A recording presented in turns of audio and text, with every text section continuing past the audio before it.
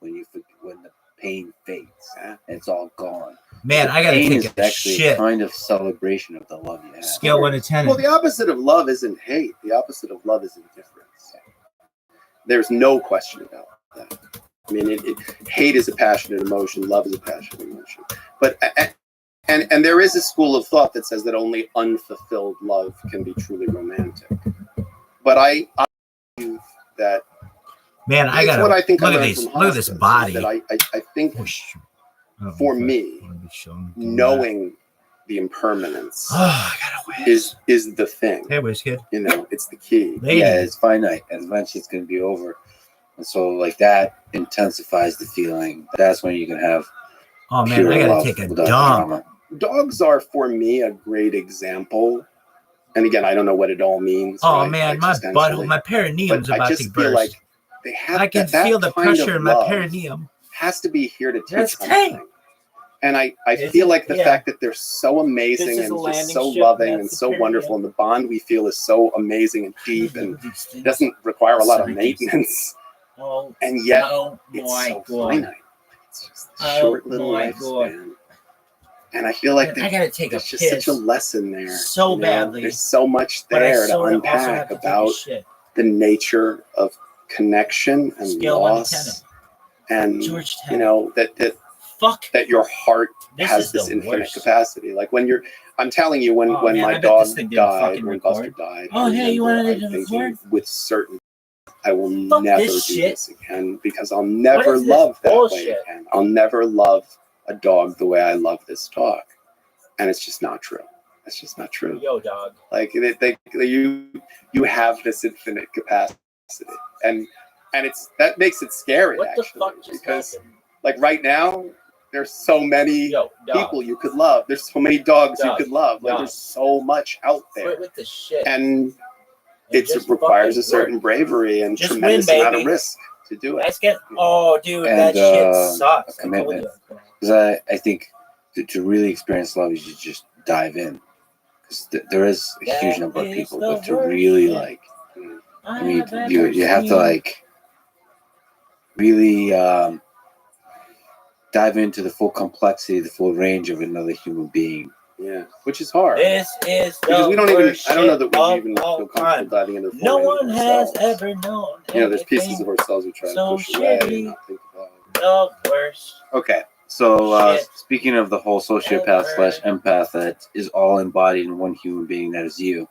Let's go back Dog, to this some is cases, perhaps, incredible. that you've Incredible. worked Like on. the piece. Just something that stands out Come to on, you. go watch What's shit, maybe man. the craziest, you most little complicated bitch. thing you've worked on? Is there something that pops to mind? Craziest would be different than most complicated. Let's go craziest. Yeah, so craziest? Like this. Gosh, That's that's a candy great cane. question. So from a chaos standpoint, I mean, I see so many bizarre fact patterns and so many variations of people cheating with people, people sleeping with the nanny, people sleeping with a relative of their spouse, people having same-sex or polyamorous relationships that the other person doesn't even Yeah, know like get it in there and then just so much craziness that you could fill 15 books.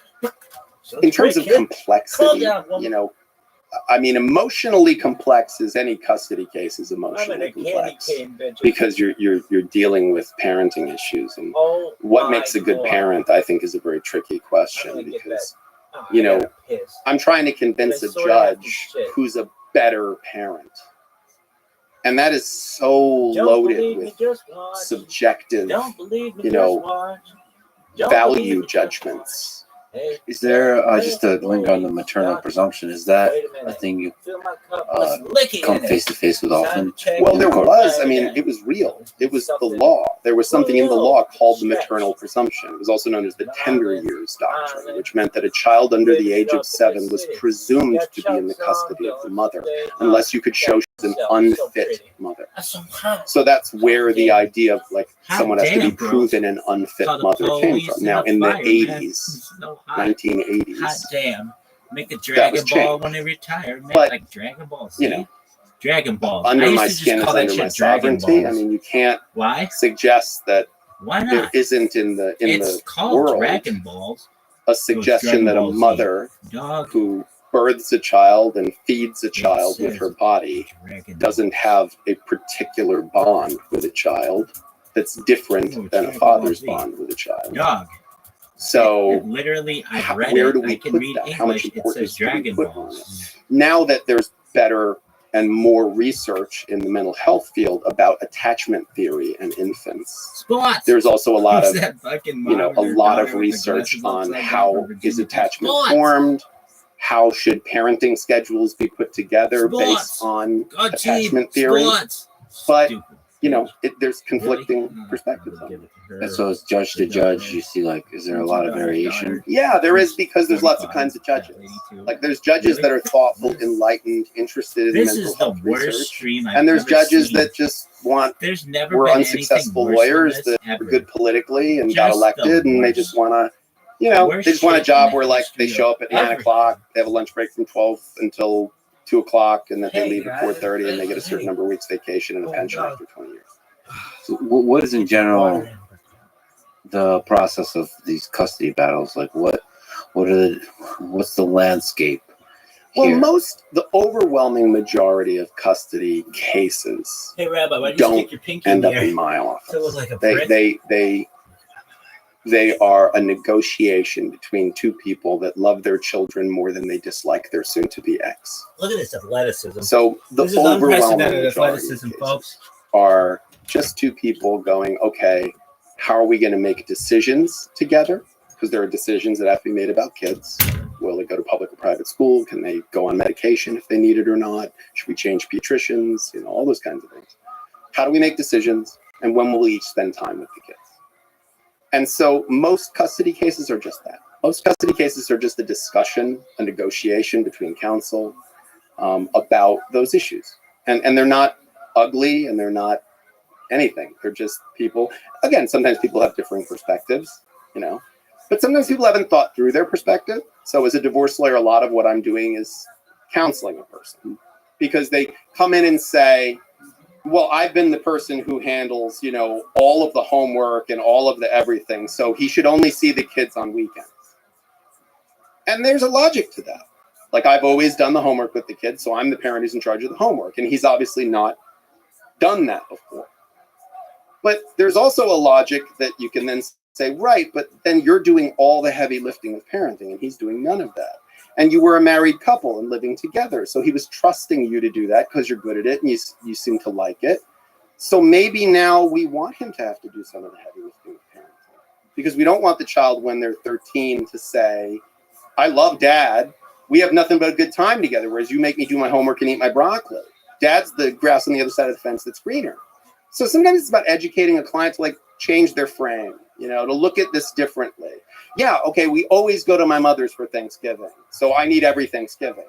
Well, you were married. So now you're going to have new traditions. Things are changing for your children. Things are changing for your family. You're both going to have new traditions. So a lot of times it's just educating people on looking at things in a different way, looking at their parenting in a different way.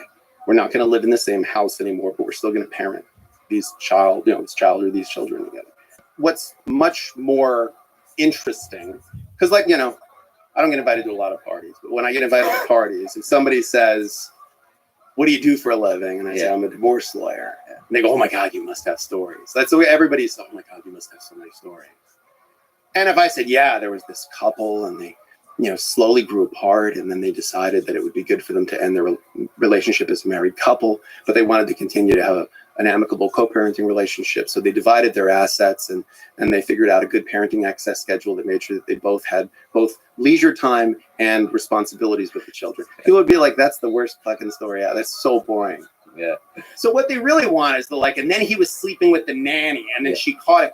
So, the truth is, people want to hear about those flame outs. And by the way, those are super interesting as a lawyer. It's super interesting. It's usually going to be infidelity. You do have a chapter called "Everybody Fucks the Nanny." Everybody's fucking the nanny. There's a nanny fascination out there. I try to explain it in the book, but I've had some great nanny stories. People run off with the nanny. People end up getting married to the nanny.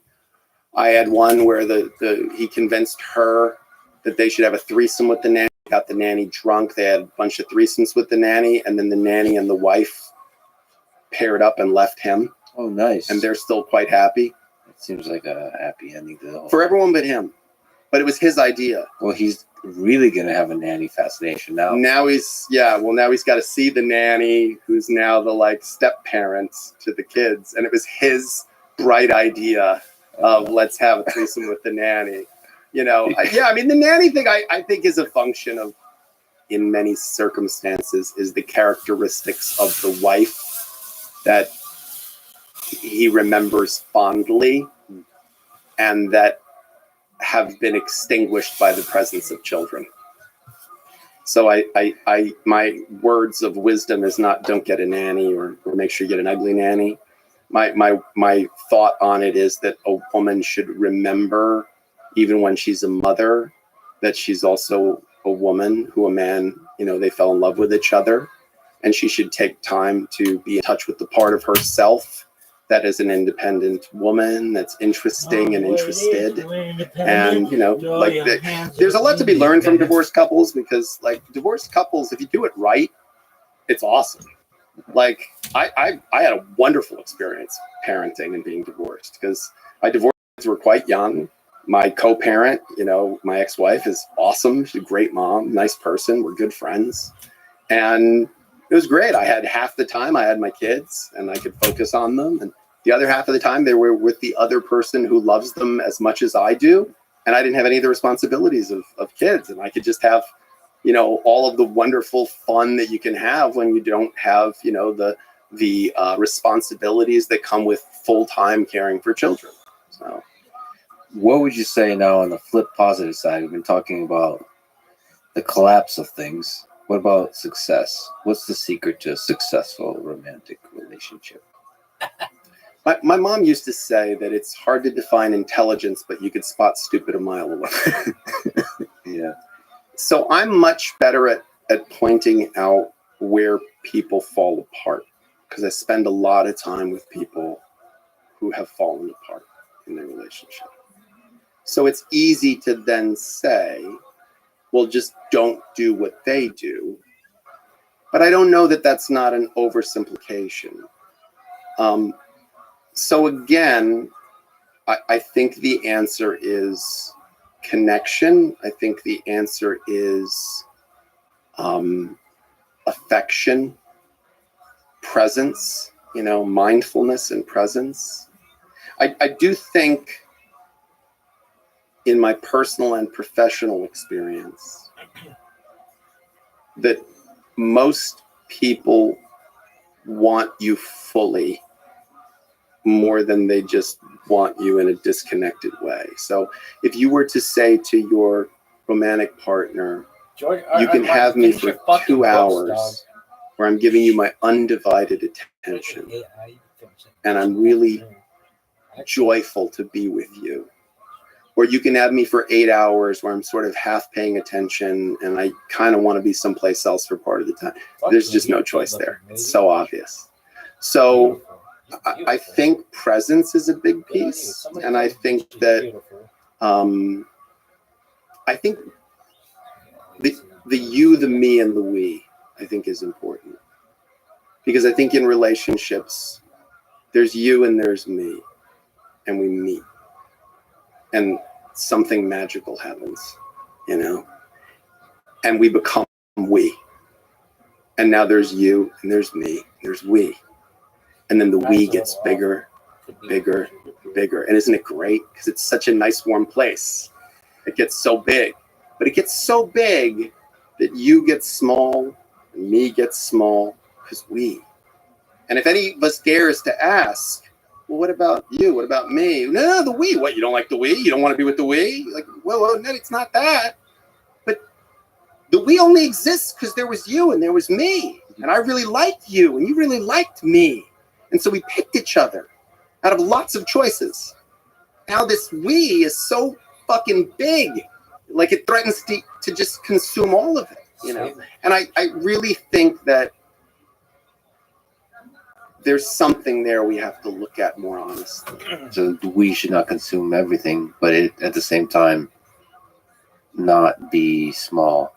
Well, the we is the you and the me. And if you mix it so much that you and me loses its components, that all that's left is we. Like, I don't think that that's the way to do it. I just think the world pulls us in that direction. Like, we get told culturally that, well, why aren't you going with this person to that? Why would you do that by yourself? And why? Like, anyone knows that there's joy in being away from each other, and there's joy being reunited together. So why don't we, speak very honestly about that? It's very, and I think some of that's our own insecurity. Well, why don't you want to be with me 24 hours a day? Aren't I wonderful? Aren't I delightful? It's like, well, wait, what? Well, but also probably people are either afraid or lazy in developing their individual selves. I mean, it's lonely going out there in the world by yourself, and it's comforting in that little cocoon of we. I mean, it can also be incredibly adventurous going Right. out into the world by yourself and then coming back to the we with a full report. Yeah. Coming back and saying, like, oh Yeah. my God, guess what I saw? Guess what I did? Oh my God, we have to go there together now. Mhm. Because all I could think about was you. Yeah. While I was there, I was like, oh my God, she would love this. Yeah. Like, that's magical. Mhm. It's amazing. Like, look what I brought you back. I went into this and I got you this present from there. Yeah. Like, there's something, and we know this. I always thought it was, like when you watch the old Westerns, or like the hero's leaving, and he's walking away from the cabin because he's going to go fight the gunfight. And she runs up and she goes, please don't go, stay here with me. And he like kisses her and then he goes. Yeah. If he goes like, yeah, you're right, I'll just stay here. It's cool. Like I didn't want to deal with that anyway. Like, he's not the hero anymore then. Yeah. Yeah, there's deep truth to that. And probably, like you mentioned, sex is probably a big part of it. Friendship.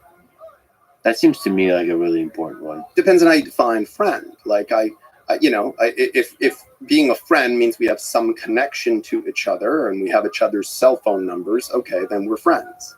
But if it's a bigger definition than that, if it's like you've picked me up at the airport, or like you're someone I could call, and it's like, dude, I gotta hide a body. Like, you get shovel in a line. I like how you escalated from airport pickup to murder. Yeah, I try to go You're the true direction. New- Well, New I have to Yorker. tell you, I define, the Ben Affleck movie, The Town. That scene, that's friendship to me.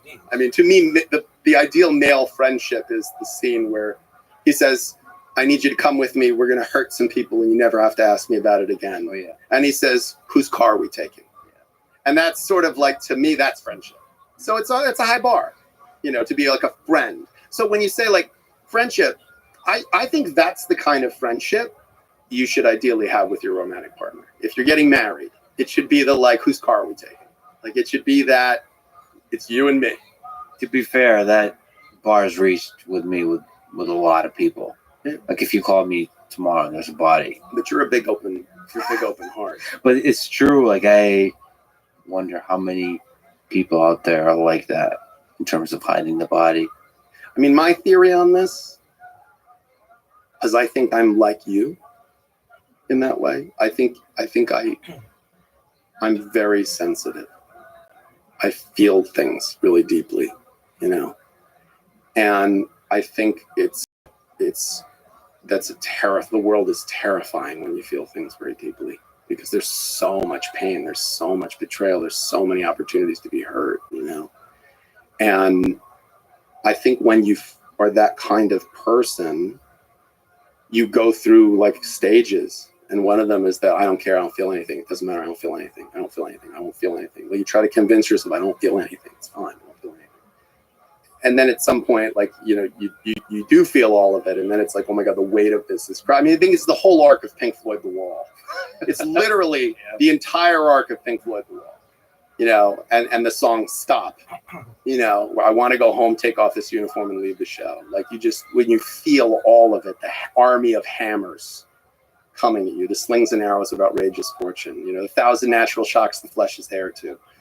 When you feel all of that deeply, it's very hard. But it can also be a superpower, because I think when you can bring that to a relationship, when you can bring that to a profession, like you've done and I've done, then there's something very magical about that. The ability to bring it out in someone, to feel it in yourself, to understand it, is a gift. It's a wonderful, wonderful gift. I'm humbled by what it brought me professionally. And I'd like to think that you and I have both found professions that enable us to use that sensitivity, that empathy in a productive and good way, and in a personally fulfilling way. And ideally in a way that does good for other people. You yourself are incredibly successful and high performer. You've dealt with a lot of CEOs and just high performers in all walks of life. What can you say about successful relationships with those kinds of folks? That's a good question. I think is it all the same stuff, or there's something special when they're busier? Well, I think when you represent high net worth individuals, but also high performing, I would make a distinction between high net worth and high performing. So I've done high net worth divorces where the person's like a trust fund kid, even though they're an adult, but they're what they did to achieve their high net worth status is their great grandfather died. Sure. So that is different than someone who is self-made, who through discipline, focus, entrepreneurship, whatever it might be, that they have found success. And there's also a difference between financial success and fame, because I've represented famous people that actually did not have that much money in the scheme of things, or much liquidity. And I've represented people that were not in any way famous and were very high performing in their field. Like in New York, we have a lot of finance people. So, and what I find is their divorces are challenging. One, on a technical level, because figuring out what they have and how to divide it is tricky. Sure. Yeah. Because when something's moving that quickly, like when your portfolio's movement, affects a market, that's challenging. Jeff Bezos' divorce for a time when it was in its early stages could affect Amazon stock. It did, so that's a real thing. There are businesses that are affected by a divorce. But in terms of being in a relationship with someone who is a high performing person, most of the high performing people I know are creatures of discipline and routine. From a Joe Rogan, we've talked about, any of these people, like they have a routine, they have a discipline, they have a focus, they have a way they like to do things, they have a type of coffee they like to drink, they have a way that they like to do. And divorce is a tremendous disruption. Divorce is fundamental things in your life are shifted out of your control. Like your spouse may be the one who has decided you are no longer going to live in that house. You will no longer see your children on these days. So to take that control away from someone is very, very hard. When someone is a high performing, high net worth person, they are used to being told yes. They are used to being able to buy their way out of a problem. But just like illness, you can hire the best doctor, but you can't cure cancer because you have a lot of money. Like you can hire the best lawyer, but you can't cure a custody case, and that's, Angelina Jolie and Brad Pitt's seemingly endless custody disputes that have been going on for years now with the best lawyers in California working on them is proof of the fact that you can't just buy a resolution to those things, that you have to go through it just like everyone else. So that lets me ask the question of how much does a divorce usually cost? It's a great question. Average divorce, it's sort of like what I always tell clients in the first consultation is I tell them the most reasonable question a person could ask me sitting in that chair across from me is two: how long is this going to take? And how much is it going to cost? And those are two questions I can't answer. And then the next thing they say is, give me a range, which is a bit like calling your doctor and saying, I have a headache. What is it? Well, I can't tell you. I'd have to do tests. Give me a range. Okay. It's a reaction to the barometric pressure, and it'll be gone in 15 minutes. Or it's a brain aneurysm, and you'll be dead in 5 minutes. There's your range. And so it didn't really help, right? So I have the least expensive divorce I've ever seen is two people who one of whom comes into my office and says, we've written down on a yellow pad what we figured out at the kitchen table. She's going to keep the house. I'm going to keep the 401k. We have a bank account at this bank. We're going to split that 50-50. I'm going to pay her this much in child support each month. And we're going to agree from time to time on what we're going to do in terms of the schedule with the kids, but they're primarily going to live with her. Can you write this up and make it legally binding? Yes. $3,500. Just as a side note, I have a friend who went through a divorce and handled it just masterfully by giving more than he's supposed to and having nothing but love in his heart and happiness with the kids, and just like, I don't know, that to me is just an inspiration. Like, not like his whole view was like, who cares about money? Like, Well, yeah. and also like he refused, like with every ounce of his being, to have anything but complete love for the other person. Yeah. I've had clients who, with a straight face, will say to me, like, well, I'm not going to quibble over a few $1 million. And they mean it. Because to them, it's numbers on a page. So I'll personalize this a bit. So I have a friendly relationship with my ex-wife, who's the mother of my sons. We're adults. And we have maintained a very good relationship. And so now it's many years divorced later, 17, 18 years later. And we were able to sort of post-game that relationship, even our co-parenting relationship. You know, we kind of post-game it when we chat with each other. And I remember once saying to her, you know, yeah, you never like screwed around with me when it came to the kids. Like, you were always so like cool, you know, like if I called you, like if I was having a really bad day at work and or like seeing just an ugly custody case, and like it just felt like I would call her and say like, hey, can I just pick the boys up and like take them out for ice cream or something tonight? I know it's not my night, but would you mind if I just like took them out for a couple hours? She'd be like, yeah, sure, come on by. You know, she was always flexible like that.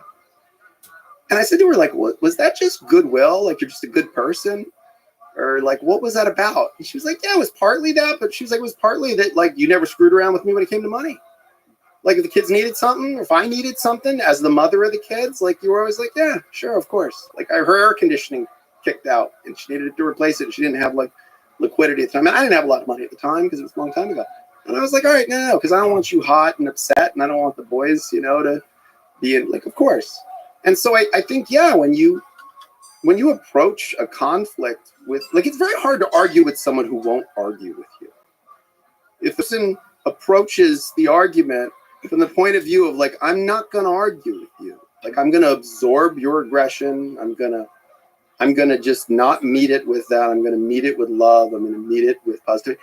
It doesn't always work, because sometimes people are so angry that they're relentless. Yeah. But But I have to tell you, like, the louder you get, the quieter I get, the more you seem irrational, you know, and that's what I always try to bring that to court proceedings. Like, I always try to bring to court, like, if I know my adversary is coming in hard, I'll come in quiet, and slow, and deliberate, because I want the volume to be turned up way too high over there. And then it looks like, what's the problem over there, you know? And I think that, I say this to clients. They got a 4-year-old, they're getting divorced, let's say. There's going to be a wedding in like 20-something years. There's going to be a wedding. And it's either going to be the wedding where they got to put these people on opposite sides of the room, because if they pass each other by the shrimp boat, they're going to kill each other. Or it's the wedding where, like, you stand there, you take some pictures, you kind of go like, yeah, we fucked up this whole marriage thing, but man, we did a good job with this kid, didn't we? You know? And the decisions you make right now, there's a straight line to that wedding. And so even if you don't like this person, even if you're mad at them, even if you're mad at yourself for the choices you made in choosing them as a co-parent, like I've, every single Mother's Day for 27 years, I have told my now longtime ex-wife, happy Mother's Day. I'm so glad that we had kids together. I'm so glad you're the mother of my kids, because they wouldn't be who they are if it wasn't that they were part me and part you. And I'm so grateful for you. And, you know, I'm always cheering for you. Like, how hard is that? How hard is that? Well, it's really hard for some people, but I don't understand why it's so hard for some people. I'll tell you, I do find that hard. There's not a lot of things that I kind of don't understand, but that's one that I kind of don't understand. Like, I put in one of the weird things I did as a divorce lawyer that caused like a little stir among my colleagues for a few years was some years ago. Like, we all steal from each other's work, divorce lawyers. Like, we're like the matrimonial mafia. Like, we all know each other. We all deal with each other over and over again, but we all have the same job. And so we're the only people that really know the unique stresses of that job. So even though we try to kill each other all day, it's like boxers, like professional fighters. Like, yeah, your job's to take each other's head off, but like nobody knows what the two of you went through, like the two of you. You know, that's why like I always get like I go like all kinds of rubbery when I see after the fight, like the two people hug each other. Yeah. Because I'm always like yeah, because you know what? They relate to each other better than anybody. They suffered, they bled. You know, the competitors, they bled, you know. So I really think divorce lawyers, we have that same kind of relationship. Like we went through this stress, you know, on opposite sides trying to take each other apart. And I find that, you know, we all steal from each other's material when it comes to separation agreements, provisions that we use for agreements. Like all the agreements are like these Frankenstein monsters of, oh, I like his estate planning provisions. Oh, I like her, you know, provisions related to maintaining a life insurance policy to secure the alimony award. And I wrote this paragraph or this section because what occurred to me is that when you have a child with someone, and let's say they're 3, 4, 5, they're old enough to know what Christmas is, but they're not old enough to go buy a Christmas present. But they're old enough to know that you get presents on Christmas and you give presents on Christmas, but they're not old enough to buy one for the parent. So someone has to do that for them. So I thought, I'm going to put in a provision that says that as long as the children are so young that they can't independently purchase a Mother's Day or a birthday present for the co-parent, that you'll take the children either to buy a small gift or to make a card, something like that. This struck me as a no-brainer. Who could disagree with this? Like, it's not for the person, it's for the kid. It's so the kid, happy birthday, Mom. I don't have a present for you, I don't have a card for you because I'm fucking 5. Yeah. Like, I'm 5. Like you can't go do that. So wouldn't you want your child, not your co-parent, who cares? Maybe you want them to have the worst birthday ever. Fine, but you don't want your child to be embarrassed. And I even put in the provision. The parties acknowledge that it is the intention of this provision to ensure that the child is not embarrassed and feels, you know, that they were able to.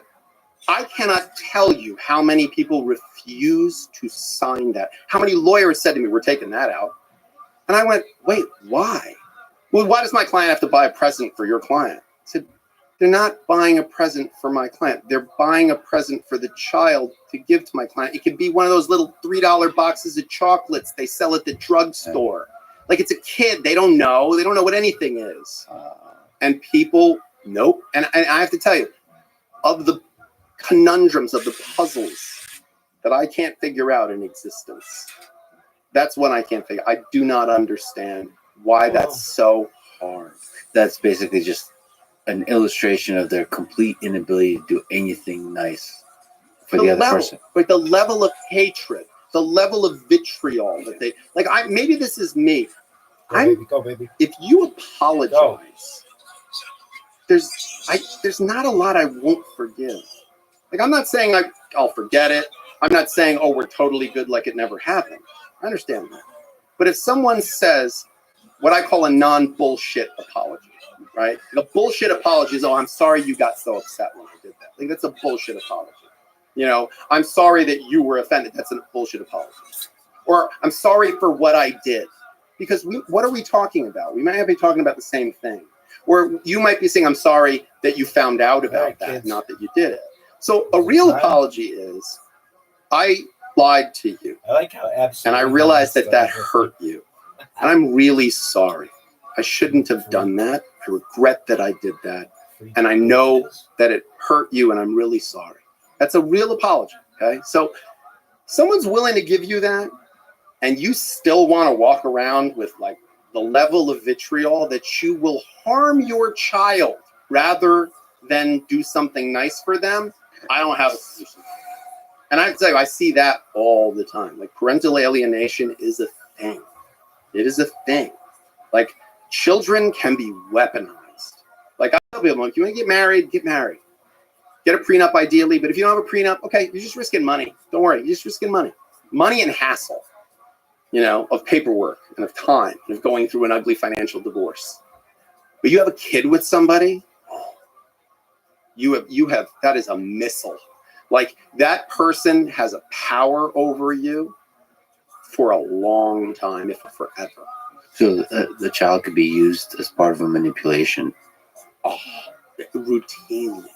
It's People heartbreaking. weaponize children all the time, and they do it. They do it with the permission of their own conscience, because they genuinely believe I'm gonna protect this person, this child, from this person who, by the way, is a bad spouse.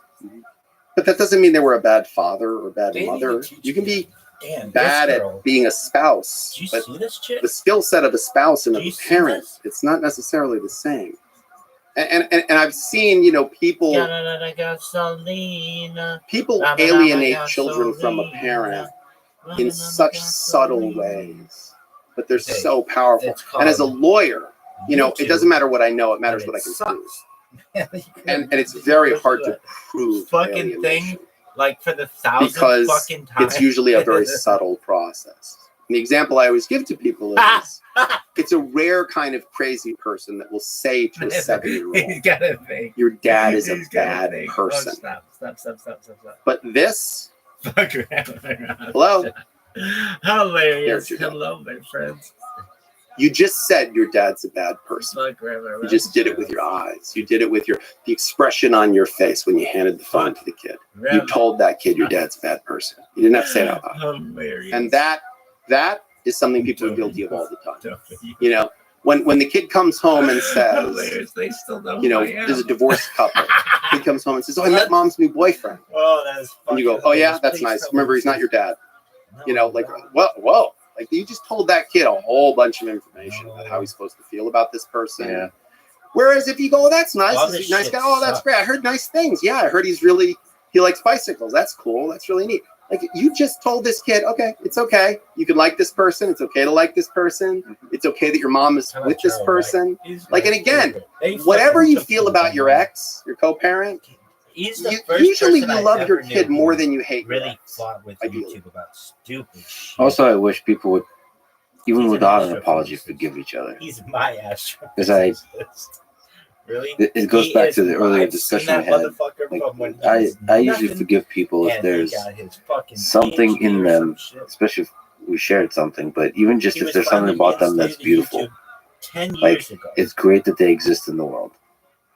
So I'm just grateful for that, and I use that as the fuel of forgiveness. I don't know. To me, like, forgiveness is very often, it's for me, like, when I let go of anger, I feel lighter. But no, I think my heart enjoys peace. I mean, partly it's because I fight for a living. dude, I made this fucking. I work in the world of conflict. Like, I jokingly used to say to my sons when they were teenagers, like, I can only argue if you pay. Like, it's not fair to the paying customers. If I argue with you for free, that's not fair. Oh, you man, know? that's amazing.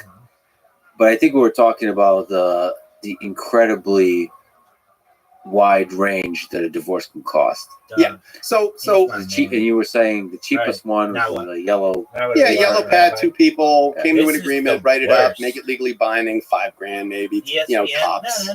But usually no. 3,500, $5,000, that kind of vibe. No, how about Most expensive, millions in counsel fees.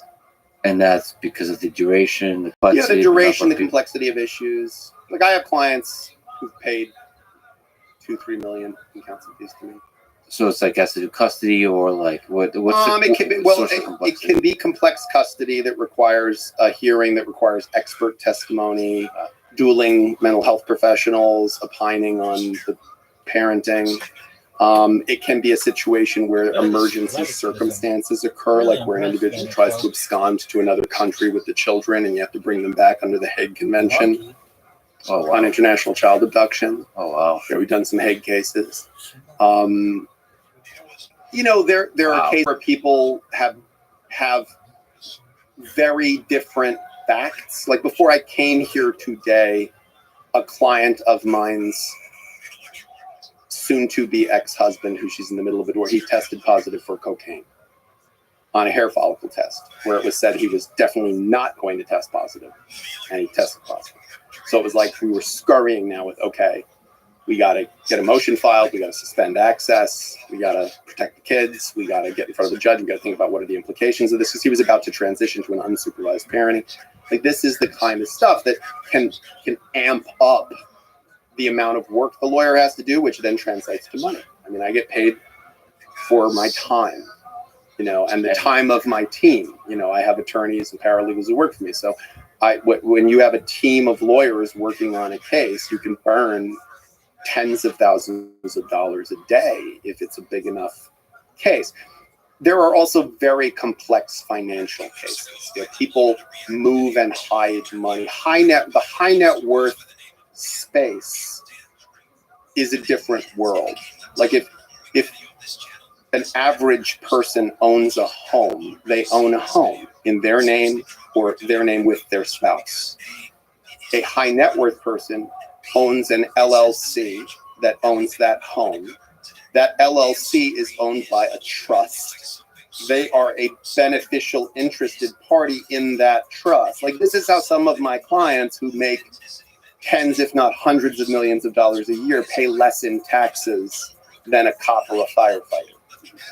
Because they have structures, and the structures that were designed for tax planning purposes, then in a divorce become very tricky to unwind and to figure out, wait, no, what is mine and what is not. Well, then that takes us to the question of prenups. What's your view on prenups, prenuptial agreements? It's not popular to court Kanye West. If you ain't no chump, holla, we want prenup. We want prenup. I mean, that's what he had to say. Meaning, so that's a prenup is a good idea. Prenup is an excellent idea. Prenup is a contract between two people that binds their respective rights and obligations in the event of a divorce when it comes to financial issues. That's all it is, and there's a lot of reasons to have them, and there really aren't any reasons not to have them other than the fact it requires an uncomfortable conversation. So, I mean, there's a few questions here. First, do they work legally in general? Yes. If they are crafted correctly, which is not that hard to do for a lawyer to do. I'm saying for a lawyer to do, because with the internet, everybody thinks, why would I spend $1,000? I can just Google prenuptial agreement and I can get one, and then it'll be, that is a bad idea. Like it is like a will. Like if you're going to have a document that binds your rights at that level, it's worth, like the most expensive prenup I've ever done was like $3,000. That's ridiculous. That's not a lot of money. Like, so there's no reason you wouldn't do it, but people will still. I've had clients that have hundreds of thousands of dollars and they did their prenup downloading something from the internet. And because of some imperfection, you know, it doesn't have the right, what's called acknowledgement, which is the section where the notary signs. And it has to say that it was duly sworn before this person on this date. And if it doesn't have that, it's invalid. It's not binding. So there are weird technicalities, but yeah, prenups are binding. As long as there's been some minimal asset disclosure, which is easily done in a prenup, and as long as there's not a language deficiency, meaning that the person who is reading it understands English to the level that they understand what they're signing, and if they don't, that at least they've acknowledged in their native language that there is some opportunity for this to be translated for them. Yeah, they're binding. They're presumptively binding. You know, we live thankfully in a culture where people are allowed to enter into contracts without money. What Like what are some prenups that you've seen that can be effective, or what that people converge towards in terms of what does that agreement look like? Because the popular conception is when there's no prenup, both sides get half. And that's generally true, that both sides get half. Equitable distribution, which is what the law is called, it's the law of equitable distribution. It's not called the law of equal distribution for a reason, because it's equitable, not equal. Now, equitable is presumed to be equal, but there are exceptions to that presumption, and that's where lawyers can get into fun and or trouble, depending on how you view it. It's where we make our money. We make our money arguing that the fair result will not be just a 50-50 split. And so there's the very generic standard prenup, which is easy. And I call that yours, mine, and ours. Like, if it's in your name, it's yours, whether it's an asset or a liability. My name, it's mine. Joint names, we split it 50-50. Simple, clean. And you go in to the marriage now, knowing what the rules are. So if you get a bonus at work and you put it in your sole name, then it's your separate property and you let you divorce. You go out and buy a boat and she doesn't support you buying the boat, but the boat, you got a big loan on this boat. You're responsible for that loan.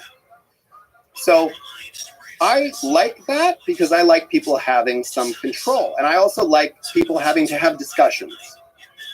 Well, why are we putting that bonus just in your bank account? Why wouldn't we put it in the joint bank account? We should have that discussion while we're married, not when we're in a divorce lawyer's office 10 years later, because we should be able to talk about this kind of thing.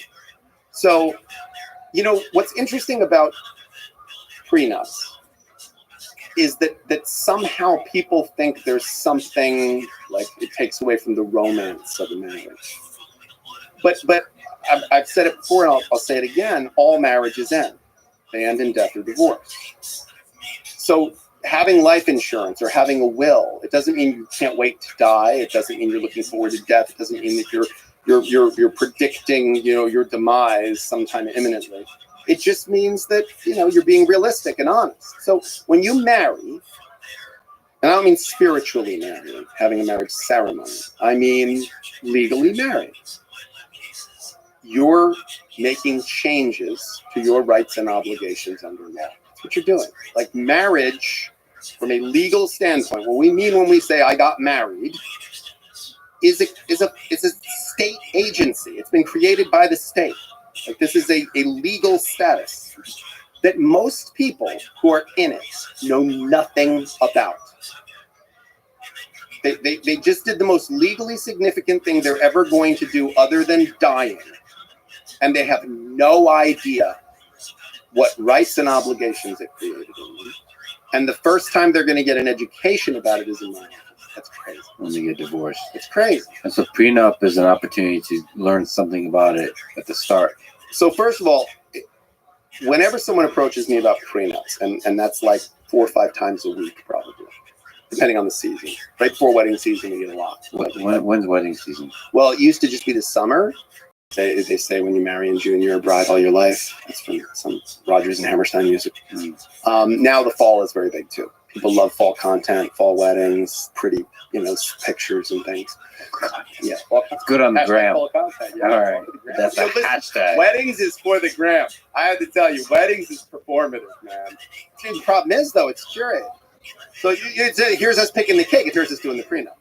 You know how many people I've done prenups for that I've watched on their social media or them being interviewed by Andy Cohen on Bravo and saying, "Oh no, we don't have a prenup." Yeah, you do. Yeah, you do. You do. It's in my office. It's in a folder. Yeah. You have prenups. No, that's beautiful. But prenups are not published anyplace. They're not filed with a court. They're maintained by the 2 people that signed it and their lawyers. That's it. So nobody has to admit that they have a prenup. Beautiful. But there's a certain problem with that insofar as a lot of people have prenups, and we need to normalize prenups. Like there's no reason not to normalize prenups. There's no reason not for until some famous people say, yeah, we have a prenup. We're crazy about each other. That's why we're getting married. But yeah, look, we're getting, I don't want to get a car accident, but I got a seatbelt. Like you have it just in case. And what do you do if you're running a company what does that have to do with the prenup? You know, you're running a $100 billion or $1 trillion company, Jeff Bezos. Mhm. I suppose his marriage was before Amazon. Yeah, his was before. But like, how does that work in a prenup? Like, Well, no, actually, it's the same. I mean, what you're doing with a prenup is you're identifying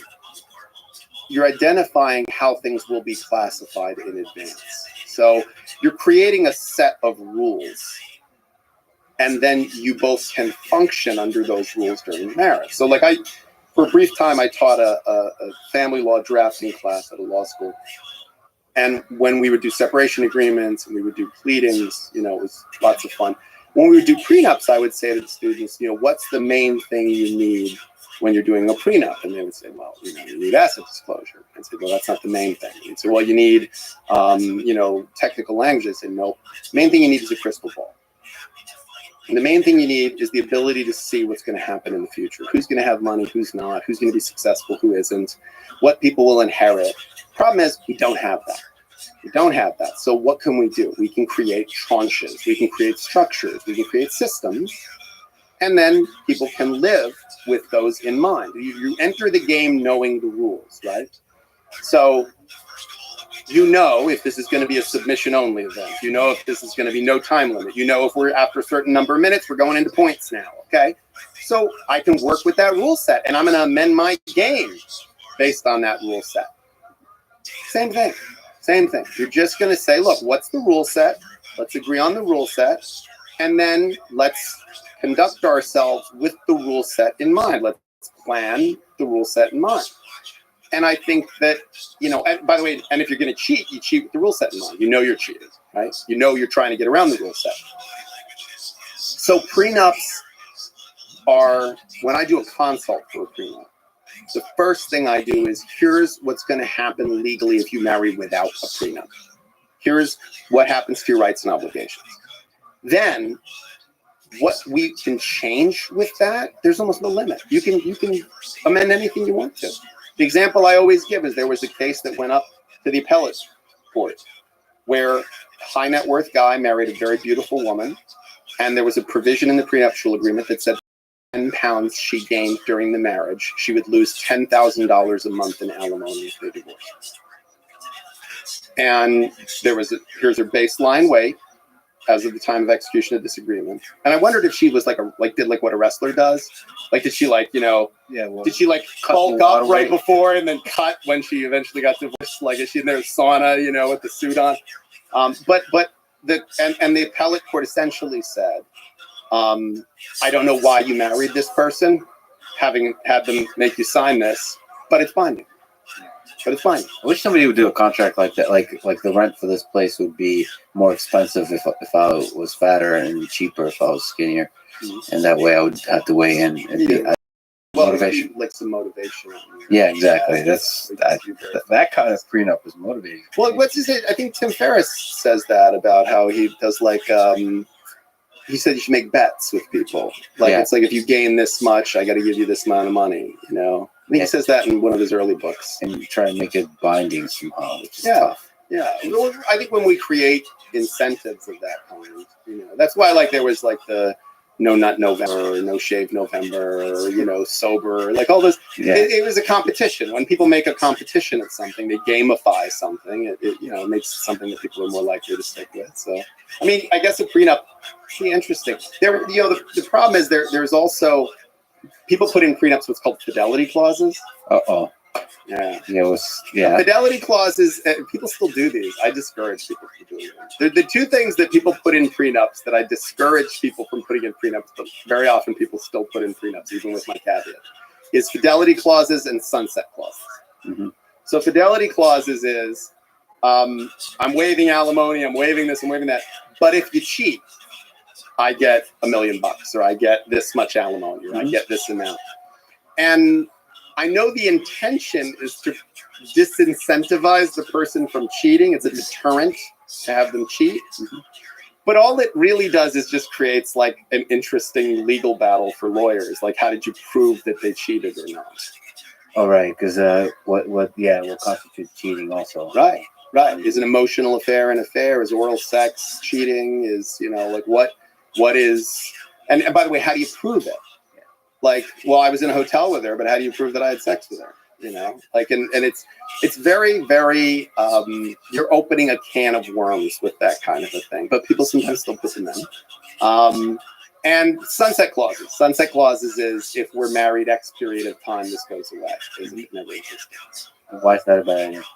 The same reason the community property law in California is a bad idea. So the community property law is after a certain number of years, I think it's 7, everything, including your premarital property, all becomes marital property.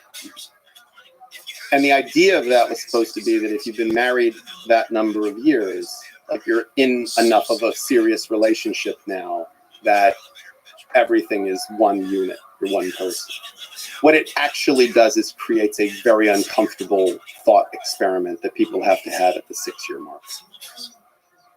Because you have to, now the honeymoon's kind of over, you might have a kid or two, and you go, okay, wait a minute.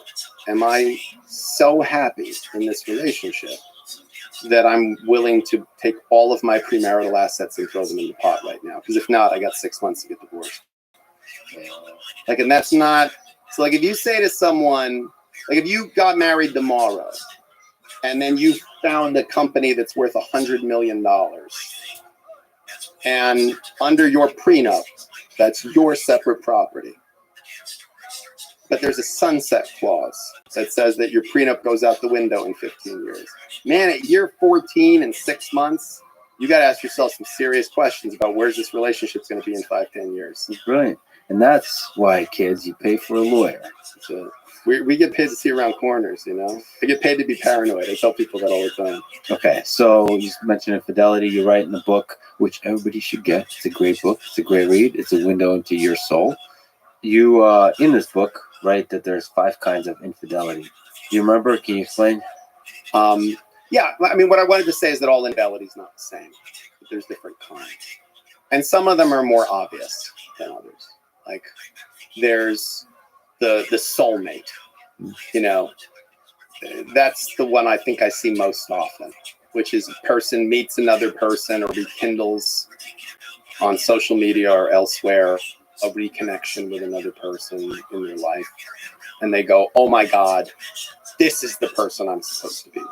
I'm in love. The heart wants what the heart wants. Like I'm leaving you for this person because I have found my true love. That's one type. And it's an incredibly common type. And there's, there are plenty of cautionary tales associated with that, where people thought that they found their someone, and then it turns out it was, no, it's just unfair, and a man who leaves his wife for his mistress just leaves a new job opportunity. And we should also mention that you talk about Facebook and Instagram. Oh yes, if we were going to invent an infidelity generating machine, it would be called Facebook. Which, by the way, is a function of the fact the book was written in 2019. I would now change it to Instagram. Oh, because you said just Facebook. Yes. But now, if I had to rewrite it, it would be, if we were going to invent an infidelity generating machine, it would be called Meta. That would be yeah, there you go. Yeah. Very tech forward. It was a function of what Facebook and I think Instagram also are, which is, it is a communication tool that has people looking into windows that I think are antagonistic to marriage. You're looking into the lives of other people. You're looking into the social lives of people that you meet casually. So there was a time where you would be at your son's soccer practice and see the attractive mom across the way, and you wouldn't really talk to her, interact with her. If you did, it would just be at practice. But now we add on social media those people, because for legitimate reasons, we need to maybe communicate about when practice is, or we want to message the person. But now it's sort of an invitation to a connection. And then it's, there's a picture of her on vacation in a bikini. That's very intriguing. And then you have a benign, oh, I saw you guys went on vacation. Where did you stay? Oh, was it good? Did you like that? Oh, that's nice. And now we're talking. And now we're having an interaction. And now this is how the spark of affairs begins.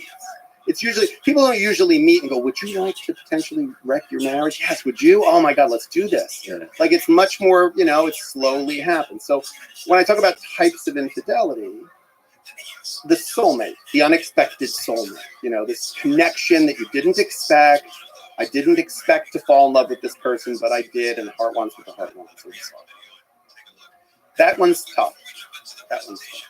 Because, you know, it's an interesting distinction between men and women to some degree. That when a man finds out his wife was cheating, the question is, did you fuck him? And when a woman finds out that a man cheated, the question is, do you love her? You know, and those are different things, you know. I feel like there could be many, and have been many books written on that. Yeah, there has been, by much smarter people than me. Yeah. But I think that the soulmate thing is very, very painful for a lot of my female clients. When a man says, listen, I found the one and it's not you. That is really, really hard to get past. Even when it turned out to be true. I mean, I've seen some people that, you know, it was an affair that turned into 20 plus year marriages, you know? So an unhappy marriage and a happy affair that turned into a very happy marriage. Like I've not seen, there's not a formula, you know, like I've been doing it long enough now that I've seen permutations I never would have expected. So that's one type of infidelity. The other is what I call the push out of the closet, which is that I think happened more often earlier in my career. There have been tremendous strides, I think, in the lesbian and gay community, where, including marriage equality, obviously, where there's a lot of change as to people accepting people as being gay or lesbian. And I think that there was a time where, you know, people were being in the closet was much more important. You were subject to professional scorn and, you know, all kinds of things if you were gay or lesbian. So people were sneaking around and having affairs with their same-sex partners, and then they get caught, and then, you know, it really was a function of the fact that they were closeted. And again, that's another kind of complicated dynamic because, you know, I haven't had that happen to me where a woman left me for a woman. But I'd like to think it would be easier for me. Yeah. Because if you left me for a man, you're saying I want one like you, but better than you. Whereas if you leave me for a woman, well, that's a whole different set of equipment. I don't have that. So like, I can't, like, okay, like it's not me, it's you. It's something you want that I can't offer. We don't serve that at this restaurant. So, you know, it's okay. Like, yeah, I get it. I mean, there's a betrayal, there's a sadness, whatever, but, you know, it's a different thing. The saddest type of infidelity, in my opinion, is the mistake, which is someone just makes a mistake. They just, people do dumb shit when it comes to sex. Like people just, in a moment, you know, they follow temptation, their impulse control is poor, you know, and they do something that doesn't reflect their morality or doesn't reflect the depth of their feelings. Like if you spend enough time in a room with people who've cheated in a relationship and are speaking candidly to you about it because you're their lawyer, they'll say to you very openly, like, no, I really love my wife. I really love my wife. Like I don't know, I was just an idiot. Like I just, you know, I saw this bright shiny object and I went for it. I really wanted to sleep with that woman. Like I wanted to fuck her. I love my wife. I make love to my wife. I love my wife, but I just want to sleep with this one. You know, and we created a culture where one of those eradicates the other. I don't, that's a whole nother discussion is, you know, or is there ethical non-monogamy? Like, is marriage about who I have sex with, or is marriage a different kind of a partnership? Is it a pair bond that's about building a life together? You know, and where does monogamy fit into that? And people like Esther Perel, and those are people who are making very intelligent discussions about that. Yeah, that's a complicated one. Just to actually just linger on that, how often have people with open marriages have been in your office? Well, let's see, and this is one of those, like, from a research perspective, this would be flawed. because I see they're in my office because their marriage is falling apart.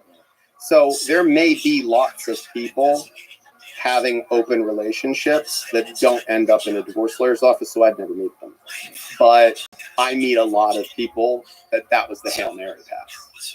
Sure. Like I meet a lot of people that they tried that, but in retrospect, it was a Hail Mary pass. It was like, look, we've just figured, let's try this. You know, like maybe this will keep the glue together on this thing, you know. And I've also seen open relationships go wrong.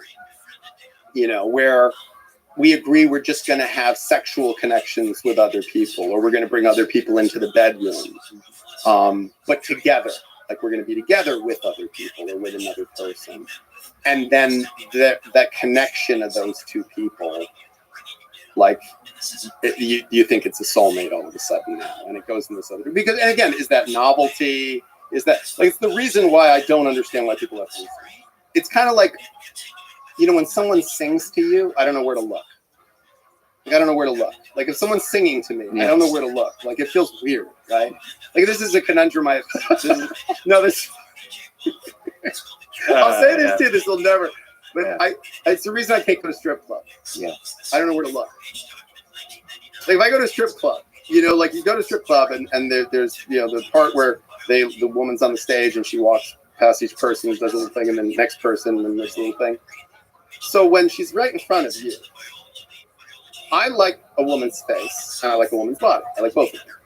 So I'm looking at the woman's face, but she's naked. And I think, oh, she's naked. I should be looking at her naked body, because obviously that's like, it's almost rude not to, because she's naked in front of me, right? Of course. So then I'm looking at her naked body, which is lovely to look at. But then I find myself going, oh my God, you're just still, like, you should look at her face, for God's sake. Yeah. And then I look at her face and find myself having this whole thing in my head where I'm going like, oh my God, where am I supposed to look? So I think a threesome with two women you don't hardly know, or you're not, that's different. But a threesome with a long-term partner who you're in a relationship with and a new person seems to me a very dangerous ground, because you're going to want to enjoy the novelty of this new person, but you're going to have to spend time with this person after. So how much attention do you spend to the new, novel, exciting thing without creating the impression that you're not interested in this, because you're my favorite person, but this is fun, so I want to just try this for a few, but then also I don't want to forget about that. Like it just seems tricky. That analogy, by the way, is brilliant, and also I guess it's tricky because the consequences of mistakes are quite high, because you're going to have to talk about it. Right, and there's an easy way to misinterpret the data, right? Like, so if I really like sleeping with my partner, but I get one chance to sleep with this other person, like, well, of course I should indulge in that, because I can do this anytime. Like, what did you know? But this person, my partner, might interpret that as, oh, so you're more interested in her than me, because that voice in my partner that would be, you know, insecure might hear that, you know. So I just, why would you open yourself up to that level of chaos? You seem to love chess in the courtrooms. It's a kind of intimate human chess of sorts. Yeah, no, that's too high risk. How do we get on threesomes? Oh, open marriages. Well, we got on threesomes. I don't know. I was wondering how people get on threesomes. I figure they like, if one is fun, two must be better. If two is better, three must be better. Yeah, I think the way that this becomes an issue is, why would you have a non-monogamous relationship? What is it about your sex life with this person that's not satisfying? And I think that is the question that's harder to ask yourself and to try to answer with your partner. I mean, you've said that this idea of soulmates is great for your business, but so like a human being in a partnership can't be everything. Is that true? I think it's unrealistic. True romance, right? Mm-hmm. The document of that we keep referencing here. I think it's wonderful to do, because sometimes now people don't get that reference anymore. Like I talk to people, when I try to teach negotiation to young lawyers who come work for me, I tell them to watch the Gary Oldman scene where he offers him the Chinese food. Yeah. Why is that scene the one that really? Because it's the best negotiating lesson I've ever heard in my life. Where he comes in, Just for the record. yeah, Gary Oldman plays a pimp. Yes. And he owns, his girl is Patricia Arquette, right? And Christian Slater's character, the protagonist, is coming in to tell Gary Oldman that he no longer owns this girl. Alabama is Alabama is going to be with him now. And Gary Oldman is a amazing performance. And he's sitting in a living room with a shotgun next to him, with armed guys around him, watching television and eating Chinese food. He's got Chinese food laid out in front of him. And Christian Slater comes in and he says, I need to talk to you about Alabama. And Gary Oldman says, do you want some Chinese food? And Christian Slater's sort of taken aback by the question. He says, no, I came to talk about Alabama. She's with me now. She's there. And he proceeds to tell him what his offer essentially is. And Gary Oldman says, you know, you fucked up, right? In sum and substance, he says, you know, if you sat down and started eating my Chinese food, I would have thought, who's this guy? Didn't have a care in the world, sitting down eating my egg foo young. But instead, you tried to be hard, and now I know you're full of shit. And so I think that scene summarizes how in negotiation, the more you enter into it with that, like anytime I deal with another lawyer and they're like, well, we'll see you in court. Like empty barrels make the most noise. Like you and I, as people who've been in the jiu-jitsu community, I know some dangerous people. I know FBI SWAT people. I know people that they know how to do things to people. And they're the calmest guys you ever meet in your life. Yeah. You scuff their sneaker, they oh yeah, it's okay. Like they're quick to apology. Like they're just chill. What were we talking about? We were talking about True Romance. Oh, The Soulmate. Yeah, Soulmate. Yeah, well, you're saying that this idea, like with that film underlying, there's this current of like they were made for each other. Yeah. I think there's a distinction between the feeling that someone is your missing puzzle piece, that you're made for this person. I think what that just means is there's a lot of overlapping, beautiful connections. I love them intellectually. I love them sexually.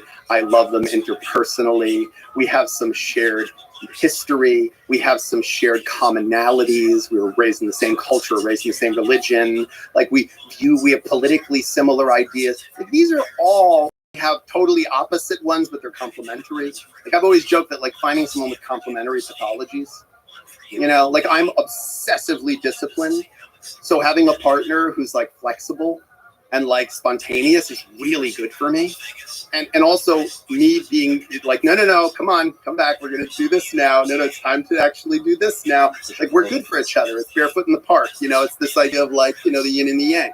So what I have an issue with is that the definition of soulmate that I think is sold to so many people now is this idea that if your partner is disappointing to you in any way, meaning they're not the perfect travel companion, they're not the perfect vocabulary companion, they're not the perfect roommate, they're not the perfect lover, they're not like the odds of someone being all of those seems crazy to me. Like it's infinitesimally small, and they don't have to be everything.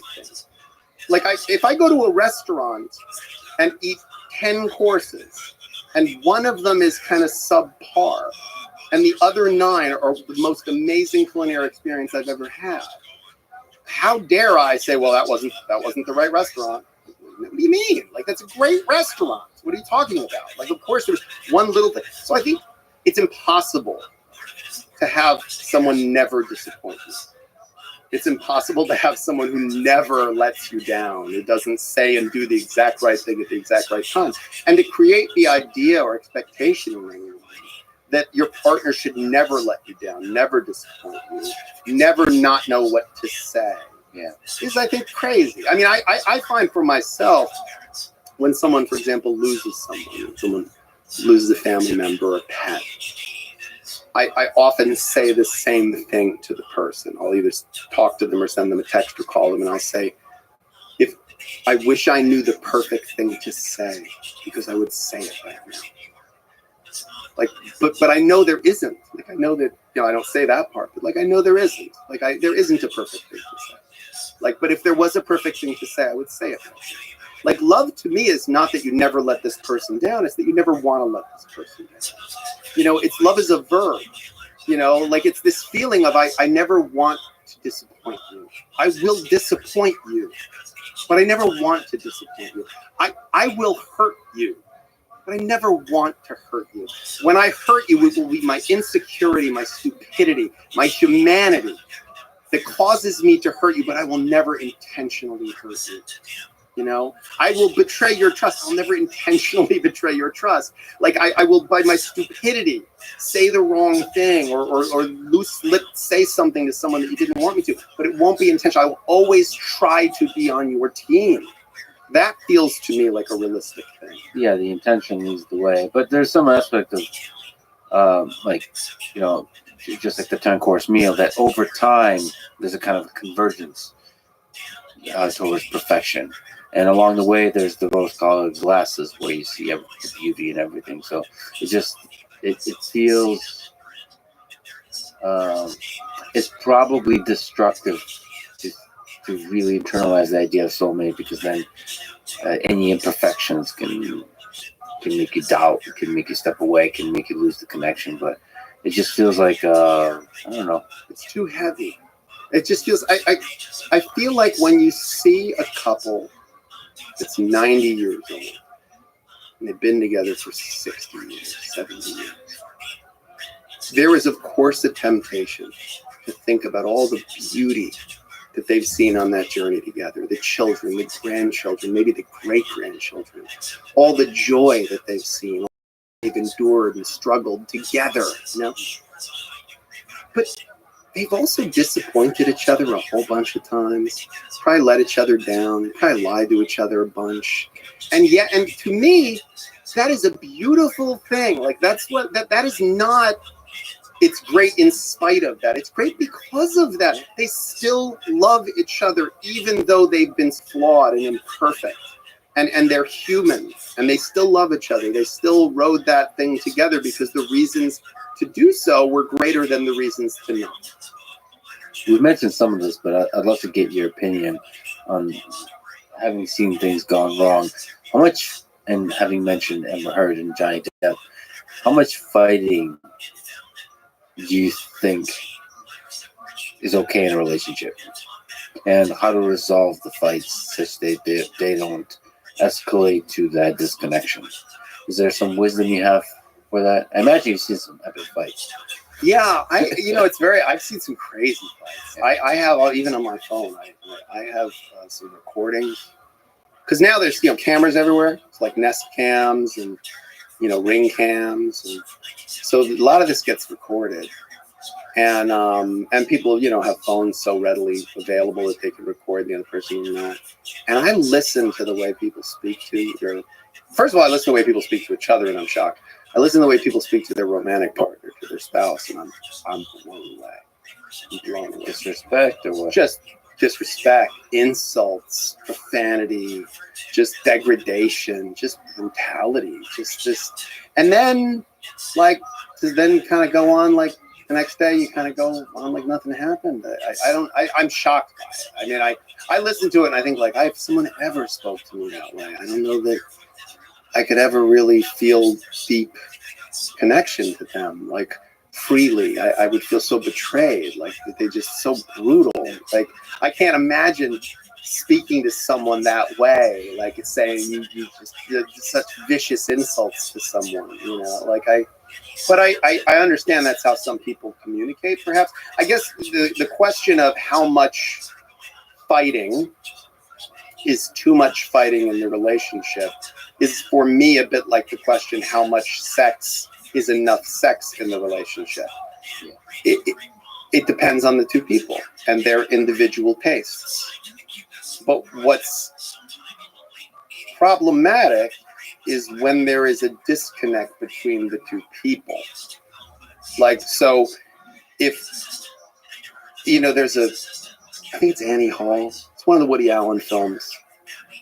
where Diane Keaton and Woody Allen are both talking to their respective therapists about the relationship, but it's like a split screen. Yeah.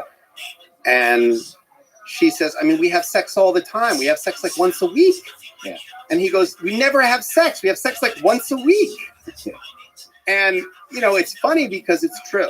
It really is this, they both know the same data, but they're interpreting that data set completely differently. And I think, the question you have to start asking is, like, what is, Steve Harvey actually once said something funny to me. He said that success is not where you are.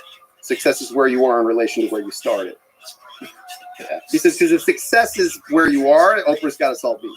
Yeah. Or maybe Elon's got a salt beef. I don't know. But if it's where you are versus where you started, because there's a lot of people that started on second and, start on third act like they hit a double. Like, well, I was given 10 million, but then I turned it into 100 million. Well, the first million is the hardest. So, come on. But I think the question of, like, how much sex were we having at the beginning of the relationship, that might be the wrong gauge, because that's like we couldn't keep our hands off each other and we're just novelty. But, like how much sex we're having post-children versus before the children, that might be worth looking at. Like, how do we compare it? Like, am I overweight compared to what? When I was 20 and running marathons, or most 50-year-old men? I don't know. I gotta, like, what do you compare it to? So I think fighting, there are some people that I think they enjoy fighting. Like, they enjoy argument.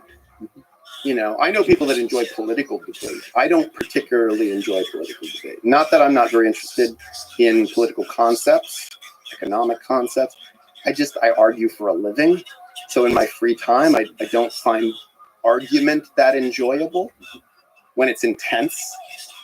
I find discussion more interesting. So interesting. You just keep the battle to your main profession, and everywhere else is like peace. Well, did you ever, Bobcat Goldthwait, the comedian, very, very funny. Had all second chapters of a director and a writer. But he has this, I saw an interview with him once where he said, he says, like, I'm a comedian. I've been a comedian a long time. People always come up to me and they're like, oh, you're a comedian. Do you want to hear a joke? Yeah. He's like, and all I can think is, oh, yeah, that'd be a real fucking treat. Yeah. Like, I haven't heard jokes all day, all night for years. That would be a real special occasion. Yes. Like, I get it, Yeah, and I mean, a sadder story, I've been reading quite a bit about Robin Williams, and his wife would talk about how quiet and introspective and thoughtful and intellectual he was, and not really that humorous in his private life. But that may be a function of, that it is enjoyable to be the other thing. Yeah. One of the things I've always thought was very funny in relationships, my own relationships, is most women I know who have a husband who doesn't wear a suit every day for a living. When their husband gets dressed up, like they're going to a wedding or something, they get like, oh my God, look at him, and I wear a suit every day. On the weekends I don't. I wear like jeans and a black t-shirt, but the rest of the time I wear a suit. And I remember, I think this has been true in every relationship I've been in since I was a lawyer, including my ex-wife. It was always like, if I had on jeans and I wasn't shaven, it was like, look at you. It's like, are you kidding me? Like I'm like, really? Like, whereas the suit, they wouldn't even notice. Wouldn't even notice. Sometimes the other thing. Well, that's what it is. It's the novelty of the other thing. So I think that if you're Robin Williams and you're like being shot out of a cannon in terms of your performative style and your energy and explosive, being quiet must be very refreshing. Like, I imagine, incredibly intelligent people must love just watching stupid humor or having a dumb. It's why some of the smartest people I know like really dumb shit. It's why, like, Rick and Morty, I think, is brilliant, because it's both smart and dumb. Yeah, it's a perfect combination. It really is. Yeah, I think it's possibly the perfect show. Is there advice you can give to somebody like me on how to interview well, how to do conversations well? Do you think there's something transferable from the courtroom to this setting with complicated people? Yeah, I think so. I think what can be learned about interviewing is the distillation, like what is most important. When I hear a story that I have to present to a judge, the totality of someone's parenting, the good of their parenting, the bad of their parenting, the good of the other parent, the bad of the other parent, I have to sort of boil down what are the best examples, because I can't lay it all out. And then what greater principle do they speak to? You know, the best jiu-jitsu teacher that I think I've had is Paul Schreiner. And Paul doesn't just teach techniques. He's teaching you ways of thinking about concepts in jiu-jitsu, and then here are some techniques that illustrate that. John Danaher, from what I can see, does a lot of that as well. I think they're like soulmates in the jiu-jitsu world. Yeah. And then there's that element that you spoke to, which is maybe considering the other side. Right? Well, kind of always. like devil's always. advocate kind of thing. Yeah, I mean, straw man, steel man stuff. You do a lot of that, and I think all the best interviewers do. But yeah, I think it's really, really important to think about I have to know the other side's case much better than my own. You know, I have to know what are their defenses, what are their strengths. I have to map out a strategy that keeps those in mind. And that's hard because early in my career, I would attribute to the other side an intelligence and strategy that sometimes wasn't applicable. Like I've learned, like, you know, there's like the simplest explanation is the accurate one, you know, the Occam's razor. I think like sextons, you know, would be never attribute to strategy that which could be attributed to stupidity or laziness. Yeah. Because I have lots of adversaries that like they'll not file a motion I thought they were going to file, and I'll go, wait, why didn't they file that? Like tactically, what are they thinking I'm going to do, and what is that about? You know, and I would go, well, if I didn't file it, why wouldn't I? And the answer is like they just didn't think to file it, or like oh, they were too lazy to draft it, or they went on vacation last week, so that's why they didn't. And I'm, you know, driving myself crazy, going, there's some tactical read, there must be. So I think you have to look honestly and don't attribute to the other side your constitution. You know, if I said that, I'd be saying it sarcastically. If you said it, maybe you weren't saying it sarcastically. Like you have to think about the fact that we're unique human beings who express themselves differently. And for you, the audience is usually the judge? Do you do It's the jury? judge. No, we don't do jury trials. That's the interesting thing about family law attorneys. Family law attorneys don't do jury trials. We do bench trials. We just persuade there's a person in a black robe. That's the only person I have to convince. Does the person in the black robe, do they have emotions? Are they human, or are they very... They are human. They are all too human. Do they impose that humanity on you? Like, do you feel it? Oh, yeah. Oh, yeah. Oh, no, you feel it. Like, they're human. Yeah. They're working their shit out. Okay. They're parents. Yeah. They're husbands boy. and wives. Yeah. You're talking about stuff they deal with. Yeah. I had a woman on the stand, an expert witness on the stand, who was talking about the emotional and physical abuse that was perpetrated on a 7-year-old. And this person had written a bunch of reports that were in evidence in this trial. We're on like day 6 or 7 of the trial. And there's all of this information in the record about this verbal abuse and mental abuse and like gaslighting, like really intense stuff that this woman was doing to this 7-year-old. And the judge was like vaguely paying attention for most of the time. And at some point, the person says, well, when a parent is abusing a child, and the judge just interrupts, she goes, well, look, you know, do you think like if a person spanks a child, that's abuse? She's like, well, like a person in general. And by the way, if my adversary asked that question, I could object, but I can't object when the judge asks the question. They get to rule on that objection. So I'm like, where's this going? She's like, well, no, I mean, spanking can be a form of abuse. She's like, right, but like, you know, are you saying like everybody who spanks? And I'm saying, what is going on in your house? Yeah. Or what went on with your parents? Like, because you're bringing some stuff here that's not what you're supposed to be. This is not your role, you know. But there are good judges and bad judges, and that's a big, big deal. Well, I've noticed that I don't have kids, so I have a certain perspective on the world. I really want to have a family and have kids, But I've noticed when I talk to people that have kids, and gender matters also, like fathers or with daughters and so on. Like, it changes the landscape of the conversation. Sure does. It's like you're no longer this intellectual that's like, well, there's this and there's this. It's more like go fuck yourself. Anything that fucks with kids can like burn it to the ground. I don't care. Yeah. I don't care what the nuance is of the little intellectual thing. Oh, you want to learn about this? Represent someone who's accused of child sexual abuse. I've had about a dozen of those cases where I've represented someone who's alleged to have perpetrated sexual abuse of a child. You are guilty until proven innocent. And let me tell you, as a lawyer, that is the toughest cases, because you put sex and kids together and everyone loses their goddamn mind immediately. There's a rush to judgment. There's a disregard for procedure. There's a confirmation bias. There's a desire to be a protector. And again, all motivated and informed by really good things, the desire to protect the innocent, the desire to protect the vulnerable.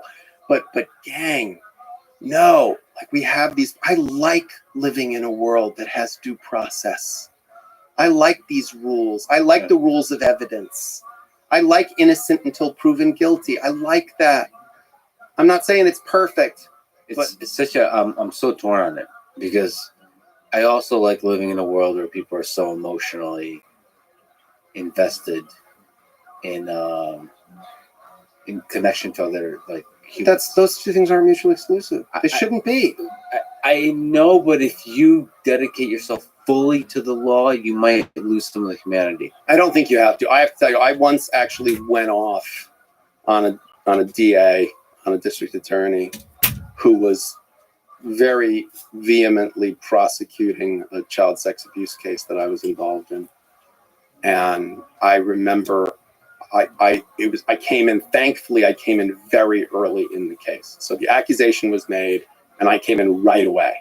Because very often you get this case, there've been 15 interviews, this person's been interviewed by police, by Child Protective Services, and it's like they're already so far down a hole they didn't even know they dug themselves into, you know. So I got in very early on, and I just kept saying, she's like, well, we're going to do this, we're going to do this. I was like, wait. We should both want this to be fair, done properly. Like, there's an expert, a well-respected expert who's a clinical psychologist who their job is, they're a validation expert. So their job is to interview a child. They record the interviews with a hidden camera so that everyone can see they didn't have suggestive questioning. There are very stringent standards that they follow to prevent like suggestive questioning or any of those kinds of things. And I was saying, listen, no one should be interviewing this child other than this person who's a neutral, qualified person. And I kept saying to the other side, like, wait, no, see, this is the problem. Like, you want to win. You're a lawyer. You want to win. I want to win too, right? But we want to win fair. Like, that's like saying, I'm going into a boxing match. I want to win. So if the referee's looking, I'm going to kick the guy in the nuts. Like, okay, then you might have won, but you didn't win boxing. You won some other thing. Like, I want to win a fair fight. Like, I want to go in with the rules set, the law, the rules of evidence. I don't want a judge who doesn't understand evidence. I don't want an adversary who plays it fast and loose with the rules. I want to go in and win a fair fight. And that's where, when it comes, our passion to protect the innocent, to emotionally connect, to feel deeply about children and protecting them, I don't think that that's antagonistic to, like, we always treat dandruff with decapitation in this culture, and I don't understand it. And that's what I like about the law. The law, there's rules, there's rules about procedure. And so that's our job, is to bring out the truth using the rules and the procedure. And I love that job. But still, there's a human being in the judge, right? That's the problem. It seems like a really hard job. Because you have to be paying attention to the whole thing. You have to pay attention to the whole thing, and everyone is trying to persuade you and lie to you. Yeah. And everyone can keep their shit together in a court appearance most of the time. Like it takes a rare kind of crazy to blow up in a courtroom. So most of the time, everybody looks really put together and like, yeah, you got to have an amazing bullshit detector. I'm not saying they don't have a really hard job. They have a really hard job. They have a way harder job than I have. What's their source of ground truth? Like, how do they sharpen the radar for bullshit? I think that they're assessing credibility, which is what you call it in the law, is something that, I think you're supposed to develop it on the job. Do you have the data of who was lying in the end or not? No, not really.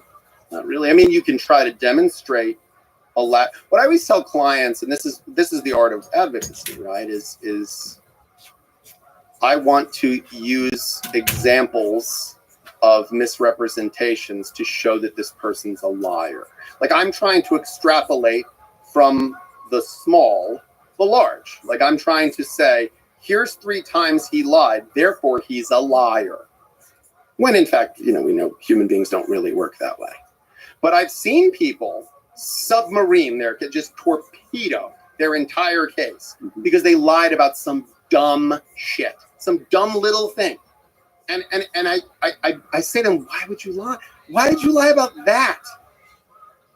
Like I had a case where a person was accused of child sexual abuse. And on cross-examination, they were asked, did you have an affair with this babysitter? And they were like, no. And then it was shown through text messages and things. They clearly had an affair with the babysitter. And I said, why did you lie? And they said, well, I didn't want that to come out. And I said, right, but now you're a liar. Like, did you molest your child? Because if the answer to that is no, and now you destroyed your credibility because you didn't want to admit that you slept with an adult woman. By the way, it would have been good for your case. It would have been good for your case for you to say, yeah, I slept with her because I like sleeping with adult women. That's how I am. I don't sleep with children, much less my own, So why would you lie? And so that concept is incredibly important. And judges, theoretically, they have to make very tough calls. I feel like it's the most impotent place to just sit there and dispassionately sort of listen and rule on objections. Like, I just would be so frustrated because I'd want to get up and, I had to do jury duty once, and it was like a horrific experience for me because I'm sitting there and I'm no power. I'm just watching these 2 lawyers. I'm like, why did you ask that question that way? I would never have asked it that way. Why would you object like that? When you object, you bring more attention to what are you doing? Like I'm watching both of them. It's like watching like a jujitsu. Probably what it feel like for like John Danaher to watch 2 white belts spar. Like, why are you doing? Wow, my God, what are you doing? Why would you grab that? What are you thinking? Like, and it's frustrating. It's frustrating to watch. And as a judge, it must just be unbelievable. So divorce lawyers sometimes get a bad rap. Is there a reason for this? I mean, no one's ever happy to be spending time with a divorce lawyer. Like, you have a criminal lawyer, they're defending you against the maelstrom of injustice and false allegations. They're protecting your freedom. And maybe you're acquitted, and then you're like, oh, that person saved me, Buy a house, that lawyer helps you get the house. You're happy about that, sign the paperwork. You do a will, like you help them make you feel secure. Like, at best, I'm a representative of a chapter in someone's life that was very unpleasant. I have a friend who's a Juilliard-trained classical pianist, and he was having a humidification system installed in his home because his piano required a certain level of humidity. And it was very expensive to install this humidification system. And we went out to dinner, and then we came back to his place, and he said, man, this is the most depressing $15,000 I've ever spent. And I said, why? And he said, because there's nothing different. Like, I spent $15,000 and I feel absolutely nothing different. My piano does, but I don't. Like, I don't have anything to show for it. Like, you finish getting divorced, you don't really have anything to show for it. Yeah. Like, at best. Yeah. At best, it's the same. It's one of the things I think that's interesting about divorce is in our increasingly performative society, you can't pretend you meant to get divorced. You can't. Like, everything everybody does. Like, well, I wrote that album for me. It didn't matter that it was not going to be popular. No, you wanted that album to be popular. Like, come on. Like, you're lying. And that's fine, but you're lying. Oh, I think my haircut came out great. I wanted it to look this fucked up. No, you didn't. You didn't. You're lying. And that's fine, because we live in a society now where everybody's just, oh, yes, I meant to do that. Okay. Divorce? Nope. You got married. you break up in a relationship, not a marriage. Okay, well, we were only going to be together for a little while. It was never serious. We were just like, we were having fun. That's all it was. It wasn't. We were never going to be happily after. No, you got married. You got married, guys. You got up there and you said forever, and it didn't go for that. So you can't bullshit anybody anymore. Like it didn't go the way you thought it was going to go. It didn't go the way you signed on for. So now that's undeniable. Like, what can we make it? What can we make it into? Like, it can be beautiful. The barn's burned down. Now I can see the moon. Like, let's make it something. And so for me, I think people look at a divorce lawyer and they just go, yeah, like, this is this horrible chapter, and I associate you with it. Also, too, listen, some of the things we do, it's difficult to simultaneously prevent and prepare for war. The things you do to protect your client sometimes look like acts of aggression, but really they're just trying to shore up a defense. And so I get paid to be paranoid, and I have to say to clients sometimes, like, well, are you sure that they're not doing this? And then they go, well, I don't know. And I go, well, let me inquire. Did she accuse me of that? No, I'm not accusing you. I'm just trying. Like, we get a reputation, divorce lawyers, as amping up conflict because we get paid for the conflict, right? It's like if you get a bullet, you're going to start a lot of gunfights, right? It doesn't really work that way with most good divorce lawyers. Like, there are plenty of people that are bad lawyers and they stoke up conflict because it jacks up fees. They usually don't do well. They don't build a successful career because you live and die by your reputation. Yes, reputation, everything. But good lawyers, like good experienced divorce lawyers, we do the whole, hey, listen, you're going to say this, I'm going to say this, you're going to do this, I'm going to do this. This way, let's skip it. We're going to end up here. We got Judge blah, blah, blah, and you know what he's going to do. He's going to go right here. So why don't we just agree right now to X, Y, Z? Sounds good. You want to minimize the number of bullets. It's like Moyamata Mashashi, it's like the two swordsmen see each other, and they just stand there at the edge, and they see the whole fight in their minds, and they know who won and who lost, and they walk away. Like, we do a lot of that. We do a lot of, okay. It's like when you watch high-level chess, and someone resigns, you go, wait, what happened? He didn't win. And you go, no, the other guy won. Yeah. It's 15 moves from now, but he won, and the other guy sees it. So now we're done. Can you speak to some recent high-profile divorces? Like the most recent I saw is Kevin Costner. Yeah, Kevin Costner's a great. I don't know him. I'm not involved in the case. By the way, Yellowstone is just so great. Oh, it's so good, right? And I hope Matthew McConaughey, who I've gotten to know, I hope he does one of these shows. He's Yellowstone or anything else. He's just born for the role, frankly. Yeah. But anyway, he'd be amazing in that. Yeah, your conversation was great.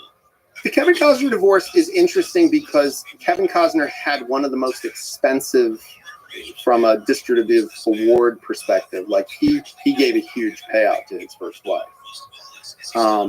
and then this time he had a prenup. So it's a very public showing of the fact that once bitten, twice shy. Like, he had a very public divorce. It cost him a lot of assets in terms of the division of assets. And now it appears by all acknowledged reports that he had a prenuptial agreement that was well crafted and enforceable. And, he's the argument now is over what is child support, what is spousal support, what's covered in the prenup and what isn't. so it seems like the prenup worked, actually. The prenup worked, in Kevin Costner's career, which has always been a steady career, I don't know that in the Hollywood stock market that people would have bet on Yellowstone. I think you would have said, hey, the best years of that guy's career are behind him. How do you get better than Dances with Wolves and Robin Hood and all these big, the Bodyguard, and then Yellowstone. And it's like, holy cow, did he knock that out of the park? And he's central to it. He knocked the skin off the ball. So I think that's why prenups are important. You don't know what your career is going to do. You don't know where it's going to go. And so he saved himself a lot of money. He also has a great lawyer. He has Laura Wasser. Laura Wasser's, LA, just a top professional, brilliant lawyer, even-tempered but intense in the courtroom, and just a smart human being. The thing I like, I haven't been following it, but saw a few comments he's made, and he like refused to comment negatively about his spouse, which is smart. But like the way he said it, it wasn't lawyer advice. It's good lawyer advice, probably. But he said it from the heart, which I always like. I like seeing that. Yeah. Like where he refuses even the drama, even the public nature of it, to throw in jazz or. Well, Laura, his lawyer, is actually notorious for like not speaking to the press about cases in an extended way. And that's a smart move. Like, I don't speak about pending cases I'm involved in publicly, and I discourage my clients from doing so. I can't always stop them, but I discourage them from doing so. I don't think there's any good to come of it. There are lawyers who try things in the court of public opinion. I think there is to take it to the broader principle you just brought up, I think there is a lot of value in talking about your ex in a favorable way. I have to say, when I first got divorced many years ago, I went out on a date with a young woman, one of my first dates as a divorced man. And she was a divorced woman. She was a beautiful woman.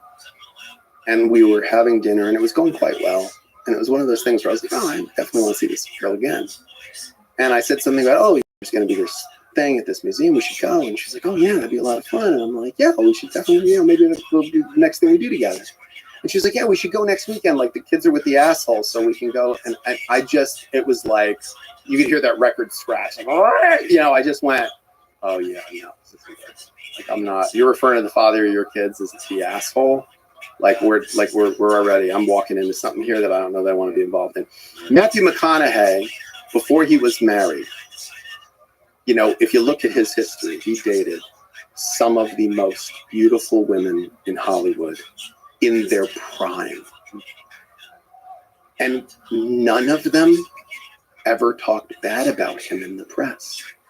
They all were like, oh my God, he's such a great guy. He's such a great guy. I always wondered, like, how do he got out of all of those relationships without a scratch on him. And when you'd watch an interview with him, they would say, like, so you dated Penelope Cruz? And he'd go, Penelope, that's just a special lady. That's just what a special lady. She's just a wonderful woman. I'm just so blessed to have the time with her. What a beautiful, wonderful woman. And I would think to myself, I'm like, you're a genius. Like, he's a genius. Because, like, he never came off as petty, spiteful, bitter, any of that. He just came off as, like, just dignified, strong, smart, self-assured. And, like, it left the viewer with the impression that, like, when he was looking off in space, like, he's probably, like, just thinking about some wonderful time he had with her. And you think to yourself, like, God, that guy, like, he just became cooler and cooler. Whereas if he got into, like, the whole, oh, yeah, that was ugly, and then, this happened, and, like, nobody wants to hear it. It's awful. The funny thing about it is having interacted with him a bunch, I don't think he's in the Logan school of thought, I think, that I don't see him ever having a fight. Now, his parents were, as he's spoken about a bunch, nonstop fighting. They got divorced and remarried and just insane. And they were volatile. Yeah, very. And he seems maybe he kind of the pendulum swinging the other way. He just seems cool as a cucumber, like always. Just lets it roll off. Yeah. But, even if it's internally not rolling off, there is value in just rising above it in your discourse. That's true. Yes. Like you lie to your children. Like, people say this to me all the time, clients. They're like, why did you tell your child that dad had an affair? Well, I'm not going to lie to my kids. Fuck you. Yes, you are. You lie to your kids all the time. Yeah. Mommy, are you going to die someday? Yes, Dad. I'm going to die, and Daddy's going to die, and then someday the earth's going to hurl into the sun, and we're all going to die. Sweet dreams. Like, that's not, you lie to your kids all the time. What's wrong with me? We don't know what's wrong with you. We're going to take you to the doctor, and hopefully it's nothing serious. You won't die. Like, you lie all the time. You tell them that Santa Claus exists when he does, whatever. So to say, I'm not going to lie to my kids, like, you lie to your kids all the time. You don't like your husband. That's okay. You don't like your ex-husband, but it's their father. So just grin. Oh, Daddy took me to meet his new girlfriend, Kiki. Oh, that's nice. You guys have a good time? Good. Oh, and she helped me do my hair, and she did my makeup. Listen, I'm sure that's burning you inside. But you go, oh, that's great. Because why? You love your family. But I mean, again, McConaughey has a way about him with that. It's like he basically says never lie, but a little bullshit is okay. Sure. Sure. Yeah. I mean, I'm very like Tom Waits was that song "Lie to Me." You gotta lie to me, baby. Honesty is a funny thing. Tom Waits also believes that God's the way on business. So. I think his words, man. And who are the ones that we left in charge? Killers, thieves, and lawyers. That's a Tom Waits song. Well, be true then. Yeah. I don't know how many limbs I have, but I would give all of them to talk to Tom. And he's a very private person. I feel like he's the musical equivalent of Cormac McCarthy. Yeah. Even if you get the interview, you're not, I don't think, going to get in there. No, I don't think you want, No. honestly, I don't think you want to. I think I've seen his public interviews over the years with Letterman, and I think he is the poetry. I would put Tom Waits, Cormac McCarthy, Maynard James Keenan. Like these are artists that I think they want the art to speak for itself. They would like to be lessened. They don't want you to. And I remember early days of Tool that he could not have been less interested in the spotlight. Yeah. To the point where I think it was almost to the detriment of the band early on. And there's no surprise that those are three artists that I think are unbelievable and in a category of their own, and that you hear their performance.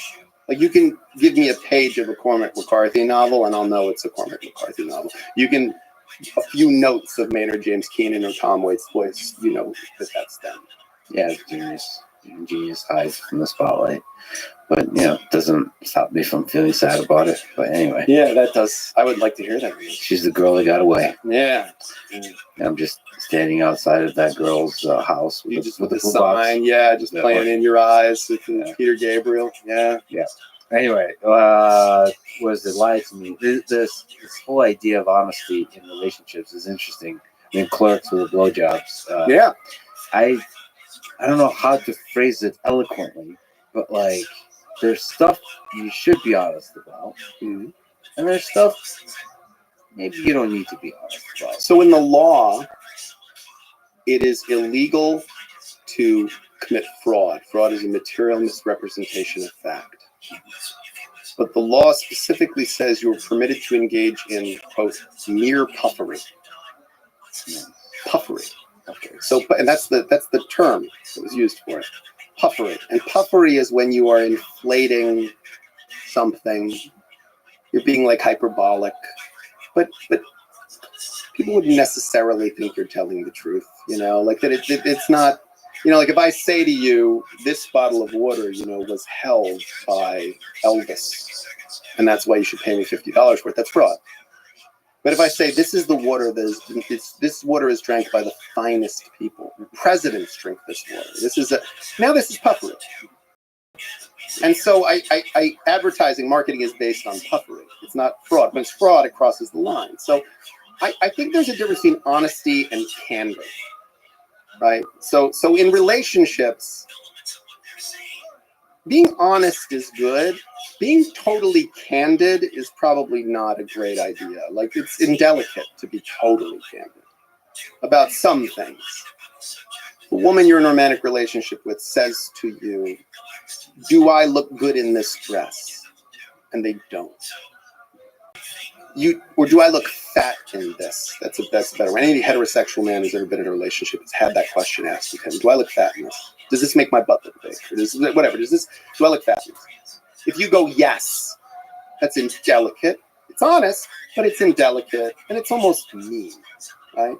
But and if you say no, but it's true, she doesn't look good in that. The concern she sees is a legitimate concern. Do you lie and go, no, you look great now, it's great. That's not a good thing either. So what do you say? that blue dress you have really complements your body, like in a way that one doesn't. You know, that the cut of that dress is such that it doesn't flatter you. I see what you're saying. Now it's the dress, it's not you, babe. You know, but I'm telling you the truth. Like, I'm addressing your concern. Like, this is the distinction. Like, don't material misrepresent the facts. Like, don't steer people down roads that they're, you know that that's not how it's going to go, right? But, you know, so it's like if the woman says, I love you, and you don't love her, don't say, I love you back. You know, you do the like, oh, you know, I have very strong feelings for you as well. Or, you know, like there has to be some middle ground. You don't just pretend you didn't hear me.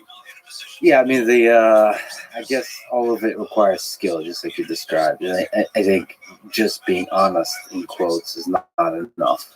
Well, it's not a specific enough instruction. I mean, that's the problem. See, when you write a relationship book, which I never intended to do, people come to you and say, you know, what are the things I should do to help my relationship? Or what is the cause of divorce? You know, well, disconnection. But like, what do you mean by that? Or like, how do I improve my relationship? Pay more attention. Make small gestures. Okay, what does that even mean? Like, what do you mean? Like acts of love. You should show your partner that you love them more often. What do you mean? Like what I say, what I do? You know, finances is one of the sources of a huge amount of stress in relationships, which is because it's about value. I mean, it's aside from having painful conversations about what you tried to do and were able to do, or what your impulse control was in terms of what you spent money on. Like there's the conversation, and then there's what's underneath the conversation. You know, there's gender stuff about men feeling the need to be a provider. There's gender stuff of men or women thinking material goods will fill the void and buying things and then creating stress on their partner. There's the very human desire to make things seem effortless so your spouse doesn't feel any stress, when in fact it's causing tremendous financial stress. And then when the dam breaks, it breaks hard. So yeah, there's a lot. Finance is tricky stuff, and you could probably be wonderful romantic and sexual partners and have very different styles of how you handle your finances. And how you handle your finances is informed by, you know, not only your individual psychology, but also how you were raised, and, you know, how your family taught you about finance and how you should conduct your finances. So, and there's interesting power dynamics in play. Tremendously, yeah. And those are very tricky, because the standard of living of a couple becomes important in a divorce. But sometimes this toxic standard of living that created toxic levels of stress is one of the causes of the divorce. And so they're asking the court to maintain a financial obligation on you that is the reason why the marriage fell apart. And that feels like a particularly insulting form of indignity. Well, you're a fascinating human being on many levels, but you're also exceptionally productive, and you've talked to me about waking up early. For you, we've met today at 11 a.m., and for you, that's what, late afternoon, I suppose. Yeah. We had to negotiate, come to an agreement, because I went to bed at 4 a.m. And I get up at 4 every day. You woke up at 4 yesterday. Well, it's 3 o'clock local time. So I woke up at 3 local time. Nice. Yeah, I wake up at 4 naturally, and my body just wakes up. Oh, and wow. It wakes That's up fascinating. full on this speed. Wow. Like my most productive writing and speaking is from 4 a.m. until noon or 1. So can you take me through a perfectly productive day? I wake up at 4 a.m. very naturally. I wish I didn't, but I do check my phone first thing, because I want to see if any emergencies came in from a client overnight. So work emergencies.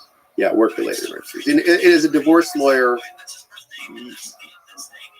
our definition of emergency can be very serious. It's people absconding with a child. It's a police being involved in a domestic violence incident. It can be like time-sensitive things. And when someone is hiring a divorce lawyer, I think, you know, they want someone responsive. My clients have my cell phone number.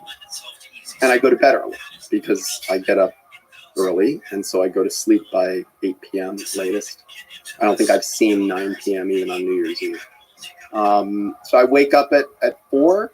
I check my phone, check my email. Usually, even if there's something that's, time sensitive, it's usually not so time sensitive that it needs to be responded to at 4 a.m. because most other normal people are asleep. I have espresso, black espresso, which I enjoy very much. And then I work out. And that's some days going to be weights. A lot of days it's just going to be cardio. I've changed my habits now that I'm in my early 50s. It used to be much more intensive weight training. I don't hardly do deadlifts. So you can still relive the past away. I do. I saw that. Some pictures. Yeah, when you talk about it, you can Photo or video of it. It's just puffing, mere puffery at that point. But I work out, and then I try to work out for like a good hour. And I do that partly because of stress. I think when I don't work out, it's difficult. I had a group of guys that I would do jujitsu with at 5 a.m. They were mostly law enforcement. They were cops who would either be starting a shift or coming off of a night shift. And we would train together, just do like an open mat. And it was at 5 a.m. till 6, and that was heaven. I love training jujitsu first thing in the morning if I can. And then I always do either a sauna or steam for 20 minutes, half an hour. And then I do a cold plunge. Or if I don't have access to a cold plunge, cold shower. And then I have breakfast. And it's usually a very uncontroversial, simple breakfast. I like to eat, I like slow carb, Tim Ferriss type style. And I get right to work. I try to do my drafting early in the day, prenups, motions, things like that. From, let's say 6 or 7 until 9:30, which is when court begins. So drafting is like writing up different documents. Right, writing prenups, writing separation agreements, writing settlement proposals, writing motions for the court pretrial matters, which is like research that I want to present to a judge that supports my arguments. I do drafting. I review documents that the attorneys who work for me have drafted and refine them. And then court is usually from 9 o'clock until noon. And if we're on trial, then it's a whole different pace because trials, the lunch break isn't really a lunch break. You're preparing the afternoon's witnesses and you're trying to do damage control on what happened in the morning. But if it's just court conferences, like most cases, there's conferences. Conferences is you go in, you make oral argument, but you don't have witnesses on the stand. You're not taking testimony. It's like everybody's just shouting allegations back and forth and making temporary arguments pre-trial. It's kind of the foreplay of the trial. Is that exhausting, by the way? It's exhausting when you're done with it. Like while you're doing it, it's exhilarating. I always say that I never sleep as poorly as the night before a trial, and I never sleep as well as the night I finished the trial. Because when I am on trial, I am speaking, listening, watching the judge closely to see what they're reacting to and when they're paying attention or not paying attention. Watching opposing counsel and the opposing party, like when is the opposing party writing a little note to their lawyer to show it to them? What is the opposing counsel objecting to? My client is trying to pass me notes half the time while I'm speaking and making my arguments. I'm trying to like adjust what I'm doing strategically based on the objections that the judge is ruling on. So I'm so hyper stimulated on trial that when you finish, you can't even talk. You're gone. Your brain is jello. Conferences is harder because at least with a trial, there's a singularity of focus. Like with a trial, it's just one case and they have all my attention. The problem is then on the lunch break, all the other cases that I've been ignoring for the last several hours while I was on trial, they all have stuff going on. So it's like, hey, where's that settlement proposal on this? Hey, she just did this. We need to file a motion. So now it's like, okay, I have an hour to eat and to answer all of this in some preliminary way, to delegate some responsibilities. And then I got to go back in and put 100% of my focus on this other case again. So you find yourself in a place, that's why I'm very disciplined. You find yourself in a place where I live my whole life, it's of an hour, to be bill intense of an hour. So everything I do, it's like 0.2, 0.4, 0.6, and I'm logging time. My son is a lawyer, my older son. He's a district attorney. And I'm very proud of him. He gets to put bad guys in jail. And he's very smart. He's doing a great job. He just, about a year ago, we were just talking about like the career in the law that he was about to embark on. And I said to him, the feeling at the end of the day when like all your homework or all your work is done and you just go, okay, it's all done now and I'm going to go home. You'll never have that feeling ever again. Ever. you're just gonna every day go, all right, it's enough. I gotta get out of here. Okay. Because you could, with every one of these cases, you could stay up 24 hours focusing just on it. So you have to have the discipline to go, yeah, no, that's it. Like I'm done for now. I've done what I could do today. And now I'm going to sit and read for half an hour. I'm going to watch this show for half an hour. I'm going to have this meal, because you it's never done, So that's a challenge. That's a hard part of this job. But I think my discipline helps with that. And then I finish my day around 5:30, 6 o'clock, and I have something to eat, and I try to wind down a little, and I'm usually in bed by 7:30 and sleep by 8. You mentioned jiu-jitsu. What your brown belt? What role has jiu-jitsu played in your life? I love jiu-jitsu. I trained martial arts from the time I was a little kid. I was 7 or 8. I took up Okinawan Goju karate, and I did judo, and it was always part of my life. And then I got to college and grad school, and I didn't have time for it, and I didn't do it so much. And then I got divorced. I was quite young still when I got divorced, and I had 2 young kids.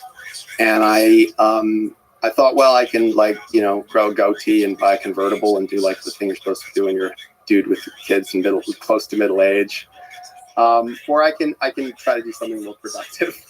And so I said, well, maybe I'll go back to martial arts. So I took up Muay Thai, kickboxing, and they had a jiu-jitsu class at the same school after the Muay Thai class. And I had been around the orbit of jiu-jitsu, having been, my kids took karate, and there was jiu-jitsu there at the Gracie Academy, and I stayed for a jiu-jitsu class, and I had a 120-pound girl ragdoll me, because I just knew nothing about grappling. And I remember just going, well, I got to learn what this is. And that was it. I just dove into it. My first professor was Lou Vintolaro in New Jersey. He's a Hoyler Gracie black belt, great teacher, taught me amazing fundamentals, took me all the way up to purple belt. And then right after I got my purple belt, I moved to the city. I moved to Manhattan. I actually chose my apartment based on its proximity to Marcelo Garcia. And I moved to West Chelsea because it was a short walk to Marcelo's academy. My core jiu-jitsu was up to purple belt. It was Lou Vintolaro, and then it's been Marcelo. And Marcelo, Paul Schreiner, who's really phenomenal at his academy, and all the people at his academy, are all phenomenal. Bernardo Hea was there for a period of time that I was there, and before he went to Boston. Marcos Tinoco was like his lasso guard stuff. He was at Marcelo's for a long time. It's based on an inability to retain the information, for very long. And for me, just one of the most reliable places I can go to humble myself. I love jiu-jitsu. I love the progressive humility that it drives home constantly. I love the impossibility of perfecting it, although Since you mentioned Gordon Ryan, so apparently some close with Gordon, there's, I'm sure in Austin, just this jiu-jitsu scene is it's like incredible. jiu-jitsu mecca. Yeah. It's the I'm actually seeing John Donaher this week. So this is like This is amazing. a truly special place. Anyway, apparently long ago, you mentioned Jersey. There's a bit of a conflict between you and Gordon. You mentioned to me offline that you love him, and how much respect you have for him as an athlete and so on. But can you explain why is this? Yeah, I'm actually glad I have that. It's funny that you bring it up. And of all the, we're talking about all these heavy topics, and this is probably the one that I find the most actually emotional. But Gordon's a very young man still. He's like probably in his 20s or early 30s. And it's hard to imagine that because he's accomplished so much as an athlete and as a business person. But there was a time, not that long ago, it was 8 or 9 years ago, where he was just a young guy on his way up. He's only, I think, a couple of years older than my oldest son. And through a series of circumstances, jiu-jitsu wasn't, it's really exploded in the last 10 years, but there were not as many people sponsoring quote unquote super fights. There really weren't like jiu-jitsu super fights being sponsored in Jersey and New York in particular. And I got involved in sponsoring some jiu-jitsu super fights. And I also got involved in sponsoring some jiu-jitsu athletes. And Gordon was a young part of the Danaher Death Squad. I was friends with Eddie Cummings. I'm still friends with Eddie. I was friends with John, still friends with John. But I didn't really know Gordon. I actually don't know that I've still ever met. I don't think I've ever met Gordon. I've been in the same room as him. But there was a fight that I had sponsored some other fights with this particular promoter. And they asked me to sponsor one. And it didn't involve anyone from Marcelo's. But it involved Gordon. He was one of the people. And I liked John very much. And I liked everybody in the Danaher Death Squad. I was watching them compete. And I thought, I think John's just brilliant. I mean, everyone at Marcelo's has such respect for John and for everyone. And the stuff they were doing, like when they were the early days of that Danaher Death Squad, like the Eddie Cummings, like his leg locks, like it just blew the whole game up. Like it just was a whole nother thing, It was like insane what they did, such innovation. And Gordon at the time was online, and I'm much older than that, I'm in my early 50s, and that's not, I guess, chronologically that much older, but generationally, I think it's quite a bit different. And Gordon was smack talking with about a guy who I was sponsor of, who I knew, and who I knew was a very good athlete and had been through difficult things in his life. And Gordon just, said some like nasty things about him, it falls into the category of totally appropriate smack talking, looking at it now, and looking at what Gordon became, which is he's someone who talks trash, it's like part of his brand is to talk trash. And I see now that that's like a Muhammad Ali thing. At the time, I just didn't see it as what it was.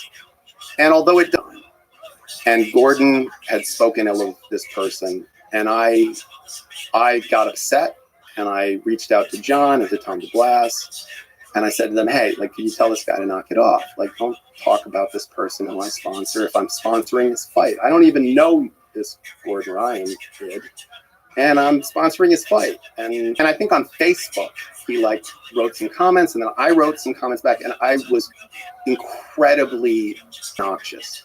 And very soon after, I felt really gross because I was an adult, and I was talking to a young person this way, who's on their way up, who's like a little older than one of my kids. And I just said these obnoxious things to him. And I felt really like, that's gross, But I never really thought much about it again. I watched his star rise, and I was who was not impressed by Gordon Ryan? And everyone at our academy was always very, thrilled to see him rise. And, I've stayed friends with John, and every time Gordon would have a big victory, I would always text John and be like, because, Gordon's victories are John's victories too. They have such a great bond. All the people in his orbit, are all people that I respect and like. And I just would say, hey, listen, congratulations, and please pass on my congratulations to Gordon. And but we don't know each other. I don't have his number. I have no way to contact him to apologize to him. But if Gordon hears this, I am profoundly sorry. I don't say that because I'm trying to get in your good graces. I don't know that we'll ever meet each other. But that was an unbelievably wrong, stupid thing to say to a young person. Well, thank you for saying that. This warms my heart in general. See, you talk to a divorce lawyer and it warms your heart. Look at that. Well, speaking of which, so what? You're a romantic, actually. What role? You've seen love break down completely. What role does love play in the human condition? It's kind of everything, right? Love is romantic love. Wars are fought for romantic love. Empires fall because of romantic love. It takes down kings.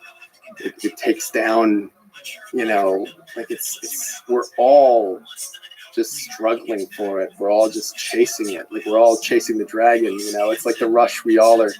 So it's huge, it's huge. I mean, sex and love, which I like to believe are in some way connected, and love and romance, which again I like to believe are in some way connected. I think it's huge. I think it's look. I've always thought most of what men do, including me, we do to get laid, on some level. Like you want to be successful. Why? So you can have money. Why? So you can have nice things so that you can attract attractive members of the opposite sex. You know, like a lot of things come down to that. And even for like men, you know, like red pilled, you know, men who are like, yeah, I don't care about women. Like, we talk about them an awful lot. Like, for someone that's not interested in women, you're sure like in the orbit of women who you're telling how much you don't care about women, which kind of feels like you're doing that to attract a certain kind of woman, which I get, you know, like more power to you. But like that, a person who worships an idol and a person who destroys an idol are both idolaters. Yes. You know? So you're if all you're talking about is how you don't need women, you're talking about women an awful lot.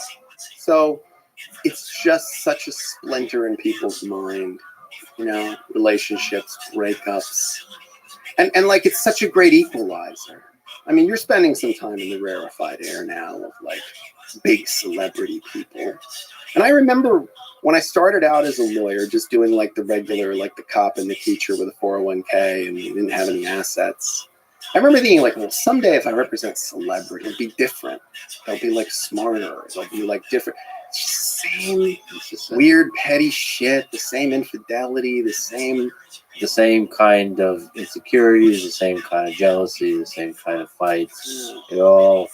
But it is, it's like, and it's all the same insecurity, sadness. It's the same like desire to be validated, like mommy issues, daddy issues, like intimacy issues, you know, and it's all the same stuff. And just because you're really good at other things, like I've represented professional athletes who are phenomenal, world class, you know, doctors, business people, and they suck at relationships, no better than like anybody else. Like there's no connection between the skills that made you a good entrepreneur and the skills that made you a good, you know, spouse or partner. I'm sure there's some overlap, like patience is good and thinking strategically is probably good.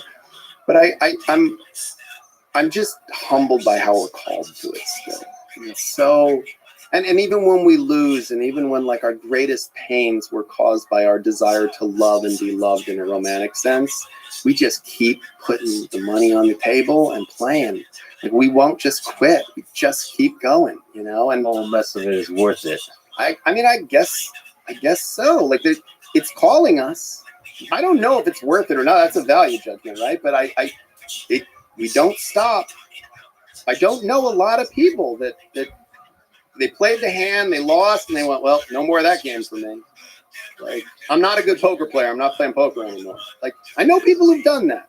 I know people that are like, listen, I don't drink. Like, you know, I'm allergic. I break out in handcuffs and hospital bills. Like, I'm not drinking anymore. But I don't know people that are like, man, that relationship, I screwed that up. Or I got screwed on that one. I'm not doing that anymore. You can say that. Everybody says that. I'm through with love. You know, I'm done.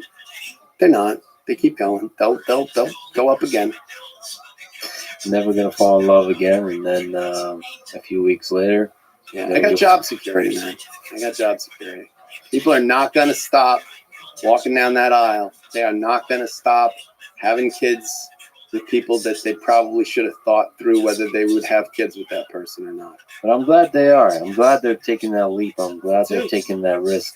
It's this whole beautiful mess that we're all a part of. It's like taking that risk, taking that leap of vulnerabilities of like this whole thing. Yeah, and what a danger if we didn't, you know? Yeah.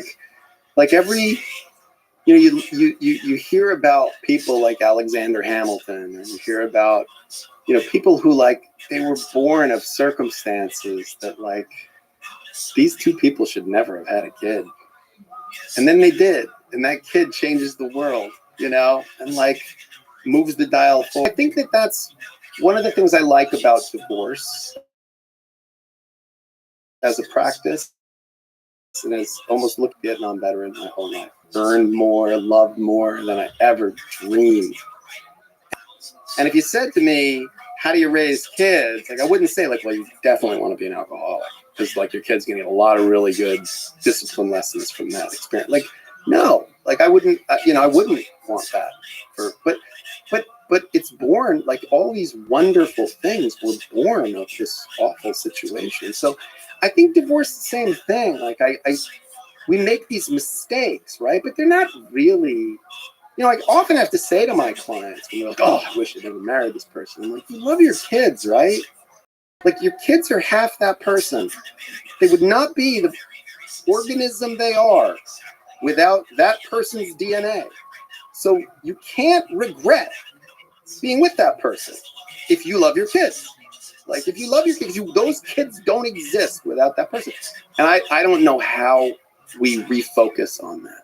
I don't know. Maybe we give anyone going through a divorce. I've actually had a theory, which I've not said out loud, but I'll say it to you because it's just us talking. I think if we could figure out a way to take a divorcing couple that is interested in potentially mediating and put them in a setting where we could give them both psilocybin, like a good dose, like 2.5, 3 grams, and have them do individual sessions with, controlled setting with a guide, right? And have them sort of do that inner work, and then have them do some kind of a session together after they've had that experience, that psychedelic experience. I actually think you could do transformative divorce work. Because I have found myself, and certainly the many people that I've talked to who've had psilocybin experiences in particular, but any psychedelic experience, many of the empathogens, right? Or even like MDMA, like MDMA, which is, is an empathogen. If we brought that space and the divorce and conflict resolution space together, that sort of psychopharmacological intervention on empathy, one's empathy receptors or one's connectivity, I think that could be radically transformed. It would be logistically an absolute nightmare. It would never get done from a legal standpoint.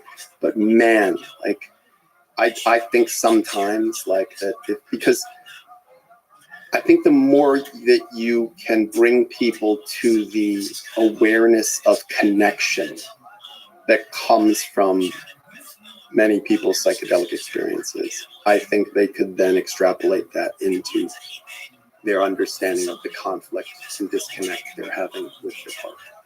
So really lean into use this brink of divorce as a kind of catalyst for doing a lot of soul searching and a lot of growth together. Well, that was what appealed to me about it. I mean, before I started doing it was this idea that this is a opportunity for radical reinvention.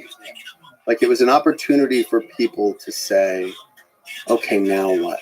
I didn't expect that. Now what? And it was to be part of the architecture of that. I didn't look at it like I'm helping demolish the building.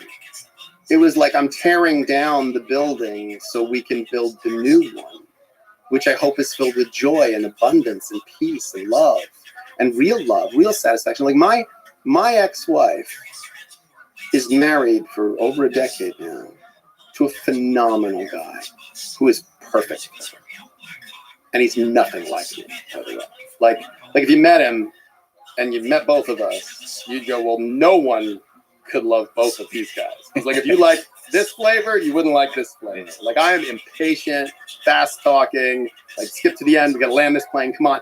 And he's therapist, he's chill, he's really patient, and they're perfect together.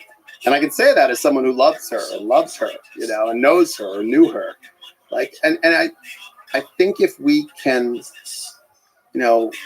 radically view honestly, like without jealousy, without the sense of like, look at it and just go, yeah, okay. Like this is the love this person needed. Like, that doesn't mean my love sucks. It just means it wasn't the right one for this person. There's a lid for every pot. Like she found her lid. I want her to find her lid. That's good, And there's billions of pots out there, and we just need to match them with the proper lid. Yeah, not hit each other over the head with them all day. Yeah, man. This is such a romantic few hours we've got to spend together. And there's even a candle burning over there. Oh, that's lovely. All right, brother. Thanks so much, James. Thank you. Thanks for having me. Thanks for listening to this conversation with James Sexton. To support this podcast, please check out our sponsors in the description. And now, let me leave you with some words from Rumi. Your task is not to seek for love, but merely to seek and find all the barriers within yourself that you have built against it. Thank you for listening, and I hope to see you next time.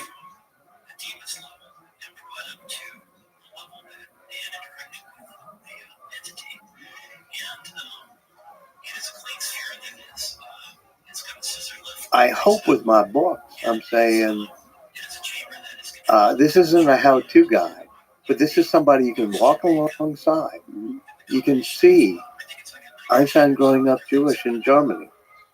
You can see Jennifer Doudna growing up, or as an outsider, or Leonardo da Vinci, or Elon Musk, in really violent South Africa with a psychologically difficult father, and getting off the train when he goes to anti-apartheid concert with his brother, and there's a man with a knife sticking out of his head, and they step into the pool of blood, and it's sticky on their souls.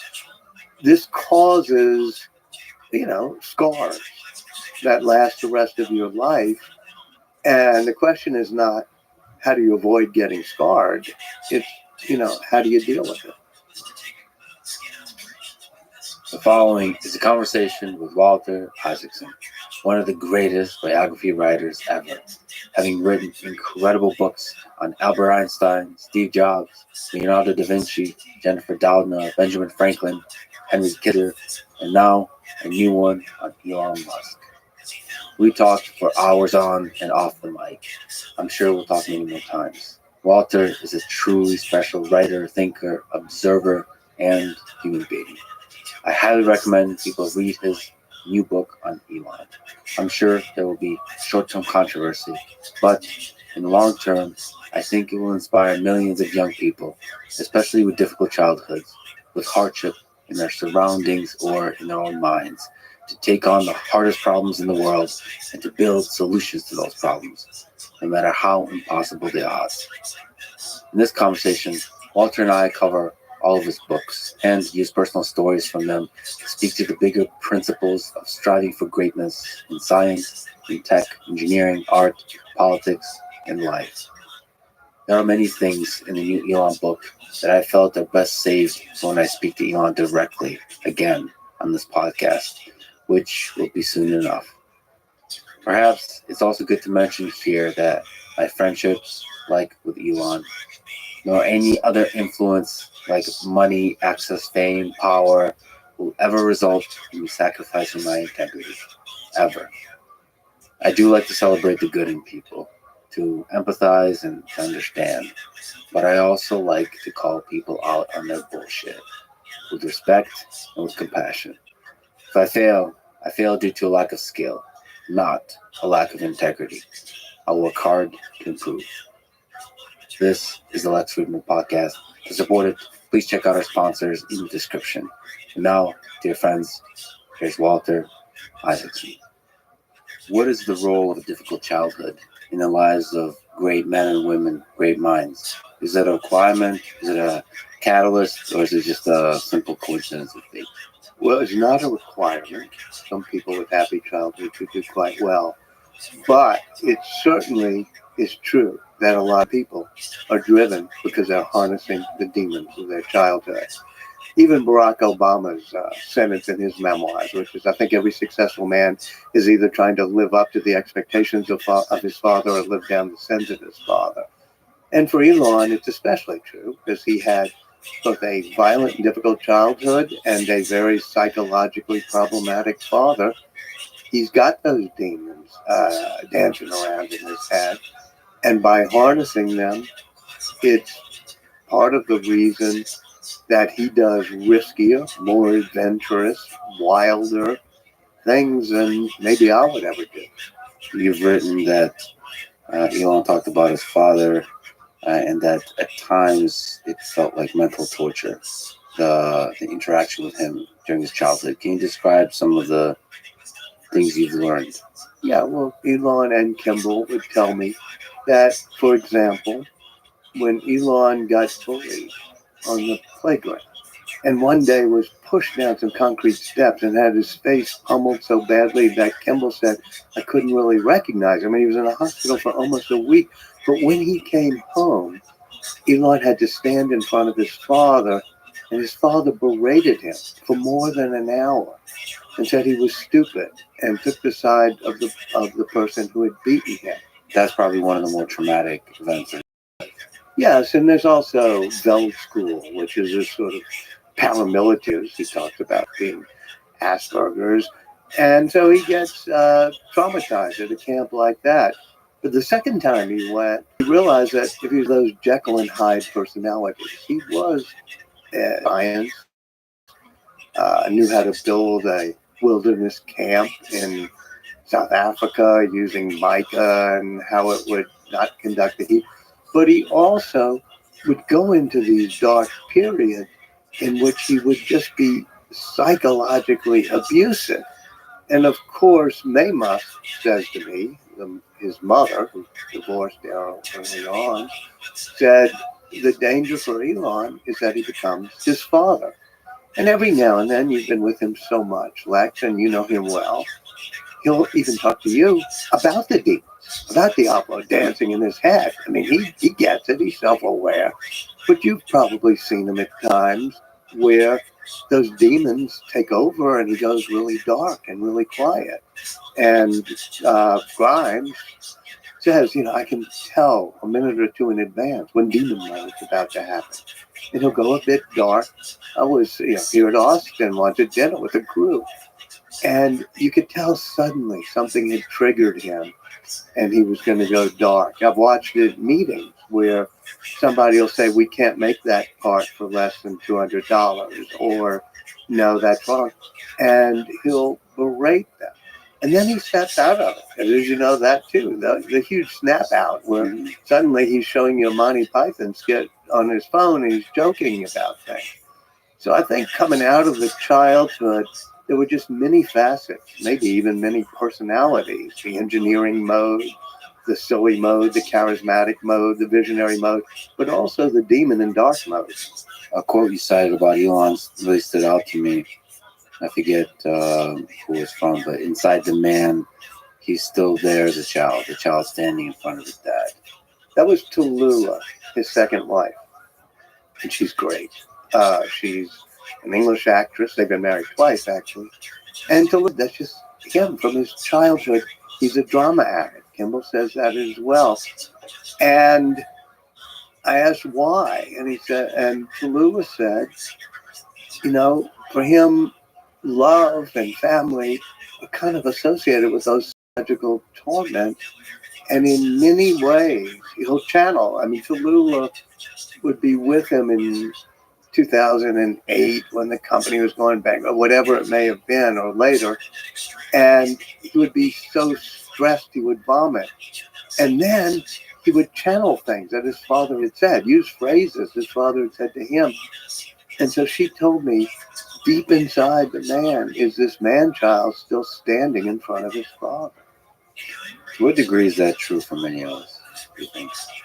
I think it's true, but in many different ways. I'll say something personal, which is I was blessed, and perhaps it's a bit of a downside too, but the fact that I had the greatest father you could ever imagine, and mother. They were the kindest people you'd ever want to meet. I grew up in a magical place in New Orleans. My dad was an engineer, an electrical engineer, and, he was always kind. Perhaps I'm not quite as driven or as crazed. I don't have to prove things. So I get to write about Elon Musk. I get to write about, Einstein or Steve Jobs or Leonardo da Vinci, who, as you know, was totally torn by demons and had difficult childhood situations, not even legitimized by his father. So sometimes those of us who are lucky enough to have really gentle, sweet childhood, we grow up with fewer demons, but we grow up with fewer drives, and we end up maybe being Boswell and not being Dr. Johnson. We end up being the observer, not being the doer. And so I always respect those who are in the arena. I don't you know, You don't see yourself as a man in the arena. I've had a gentle, sweet career, and I've got to cover really interesting people. But I've never shot off a rocket that might someday get to Mars. I've never moved us into the era of electric vehicles. I've never stayed up all night on the factory floor. I don't have quite those, either the drive or the addiction to risk. I mean, Elon's addicted to risk. He's addicted to adventure. Me, if I see something that's risky, I spend some time calculating, okay, upside, downside here.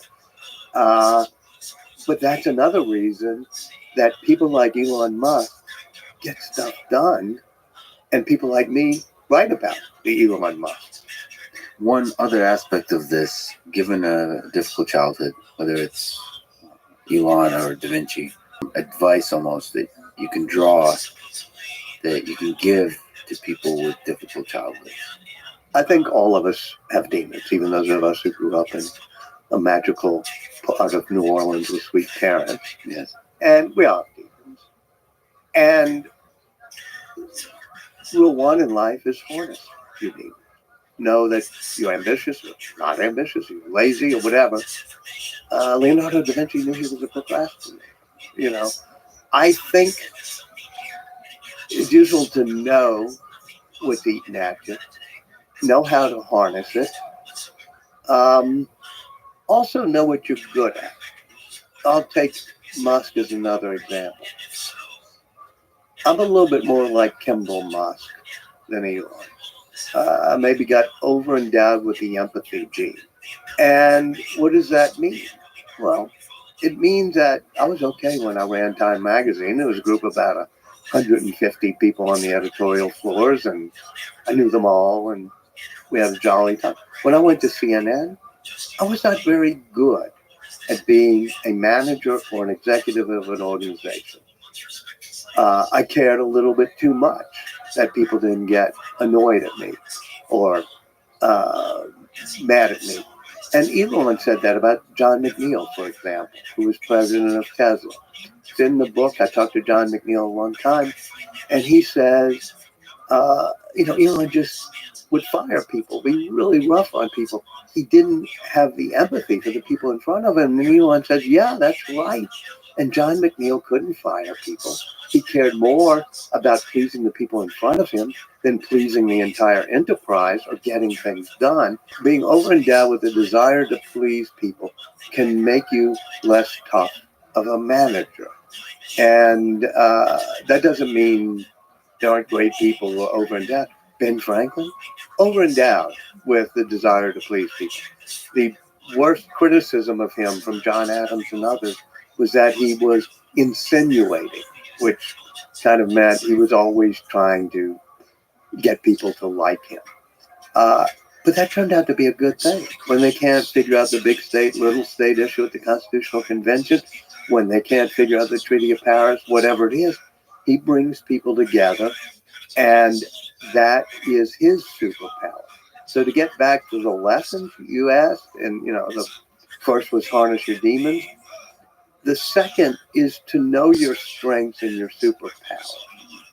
My superpower is definitely not being a tough manager. After running CNN for a while, I said, okay, I think I've proven I don't really enjoy this or know how to do this well. Do I have other talents? Yeah, I think I have the talent to observe people really closely, to write about it in a straight, but I hope interesting narrative style. That's a power. It's totally different from running an organization. It took me until 3 years of running CNN that I realized I'm not cut to be an executive in a really high intense situation. Elon Musk is cut to be an executive in highly intense situations, so much so that when things get less intense, when they actually are making enough cars and To like risk and drama, there's always a big mission above it. So I would say it's an empathy towards people in the big picture. It's an empathy towards humanity more than the empathy towards the 3 or 4 humans who might be sitting in the conference room with Gates, Larry Summers, Elon Musk. They always have empathy for these great goals of humanity, and at times they can be clueless about the emotions of the people in front of them, or callous sometimes. Musk, as you said, is driven by mission more than any person I've ever seen. And it's not only mission, it's like cosmic mission, meaning he's got 3 really big missions. One is to make humans a spacefaring civilization, make us multiplanetary, or get us to Mars. Number 2 is to bring us into the era of sustainable energy, to bring us into the era of electric vehicles and solar roofs and battery packs. And third is to make sure that artificial intelligence is safe and is aligned with human values. And every now and then I'd talk to him and we'd be talking about Starlink satellites or whatever. Or he would be pushing the people in front of him in space, or a team, or maybe it's the type of pontification you do on a podcast. But on like the 20th time I watched him, I was, okay, I believe it. He actually is driven by this. He is frustrated and angry that because of this particular minor engineering decision, the big mission is not going to be accomplished. It's not a pep talk. It's a literal frustration. An impatience, a frustration, and just probably the most deeply ingrained thing in him is his mission. He joked at one point to me about how much he loved comics as a kid, and he said, all the people in the comic books, they're trying to save the world, but they're wearing their underpants on the outside and they look ridiculous. And then he paused and said, but they are trying to save the world. And whether it's Starlink in Ukraine, or Starship going to Mars, or trying to get a global new Tesla, I think he's got this epic sense of the role he's going to play in helping humanity on big things. And like the characters in the comic book, it's sometimes ridiculous, but it also is sometimes true. When I was reading this part of the book, I was thinking of all the young people who are struggling in this way. And I think a lot of people are in different ways, whether they grow up without a father, whether they grow up with physical, emotional, mental abuse, or demons of any kind, as we talked about. And it's really painful to read, but also really damn inspiring. That if you sort of walk side by side with those demons, if you don't let that pain break you, or somehow channel it, if you can put it this way, that you can do great things in this world. Well, that's an epic view of why we write biography, which is more epic than I'd even thought of. So I say thank you, because in some ways what you're trying to do is say, okay, I mean, Leonardo, you talk about being a misfit. He's born illegitimate in the village of Vinci, and he's gay, and he's left-handed, and he's distracted, and his father won't legitimize him. And then he wanders off to the town of Florence, and he becomes the greatest artist and engineer of the early Renaissance, of that part of the Renaissance. I hope this book inspires. Jennifer Doudna, the gene editing pioneer who helps discover CRISPR, gene editing tool, which is my book, The Code Breaker. She grew up feeling like a misfit, you know, in Hawaii, in a Polynesian village, being the only white person, and also trying to live up to a father who pushed her. So if people can read the books, and I should have said about Jennifer Doudna, my point was that she was told by her school guidance counselor, no, girls don't do science. You know, science is not for girls. You're not going to do math or science. And so it pushes her to say, all right, I'm going to do math and science. Just to interrupt real quick, but Jennifer Doudna, you've written an amazing book about her, Nobel Prize winner, CRISPR developer, just incredible, one of the great scientists in the 21st century.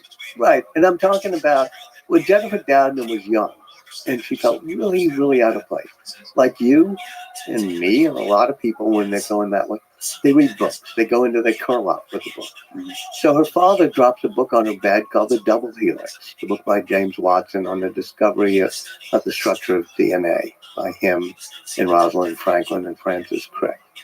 And she realizes, oh my God, girls can become scientists. My school guidance counselor is wrong.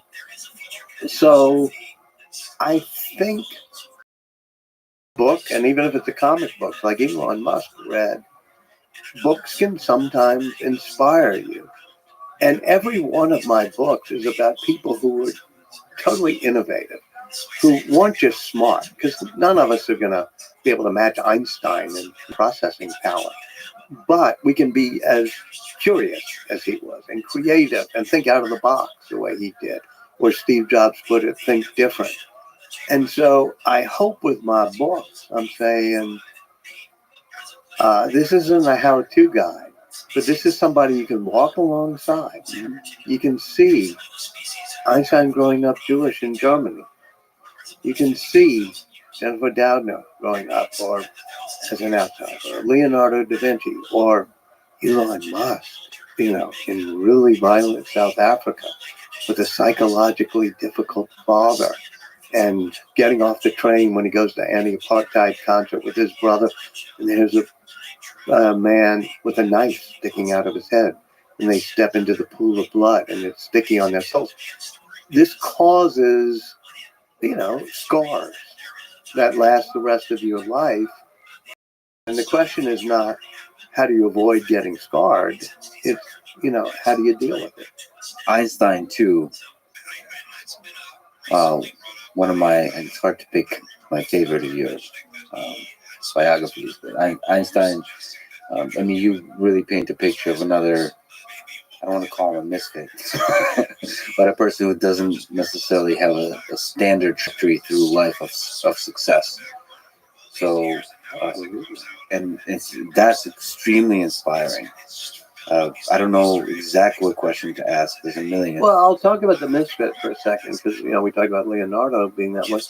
Einstein's Jewish in Germany at the time, and so it's getting difficult. He's slow in learning how to talk, and he's a visual thinker, so he's always daydreaming and imagining things. The first time he applies to the Zurich Polytech, because he runs away from the German education system because it's too much learning by rote. He gets rejected by the Zurich Polytech.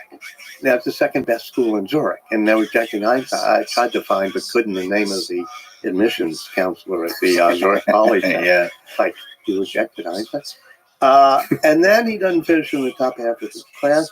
And once he does, and he goes to graduate school, they don't accept his dissertation, so he can't get a job. He's not teaching. He even tries about 14 different high schools, a gymnasium, to get a job, and they won't take him. So he's a third-class examiner in the Swiss Patent Office in 1905. Third class because they've rejected his doctoral dissertation, and so he can't be second class or first class because he doesn't have a doctoral degree. And yet he's sitting there on the stool in the patent office in 1905 and writes 3 papers that totally transform science.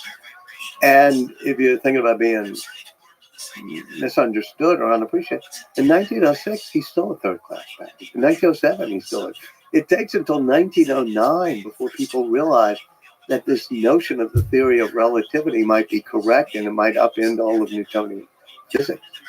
How is it possible for 3 of the greatest papers in the history of science to be written in 1 year by this one person? Is there some insights, wisdoms you draw?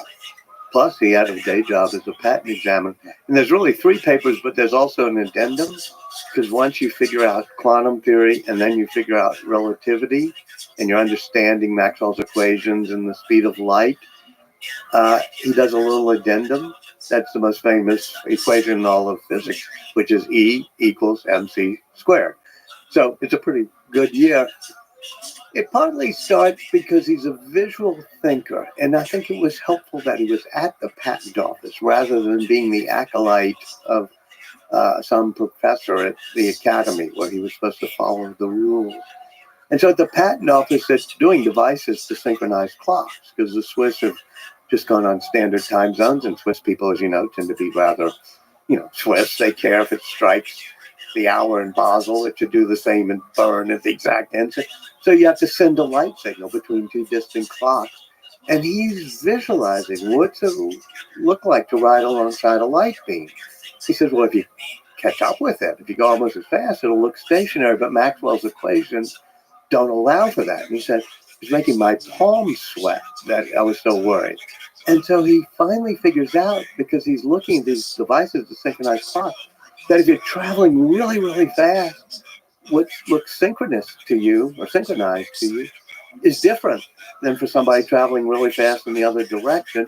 And he makes the mental leap that time, that the speed of light's always constant, but time is relative depending on your state of motion. So it was that type of out-of-the-box thinking, those leaps, that made 1905 his miracle year.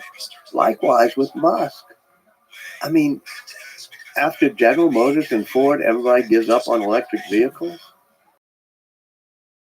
I know how we're going to have a path to change the entire trajectory of the world into the era of electric vehicles. And then when he comes back from Russia, where he tried to buy a little rocket ship so he could send a experimental greenhouse to Mars, and they were poking fun of him and actually spit on him at one point in a drunken lunch. This is very fortuitous, because on the ride back home on the plane, on the Delta Airlines flight, he's like doing the calculations of how much material, how much metal, how much fuel, how much would it really cost. And so he's visualizing things that other people would just say is impossible. It's what Steve Jobs' friends called the reality distortion field, and it drove people crazy.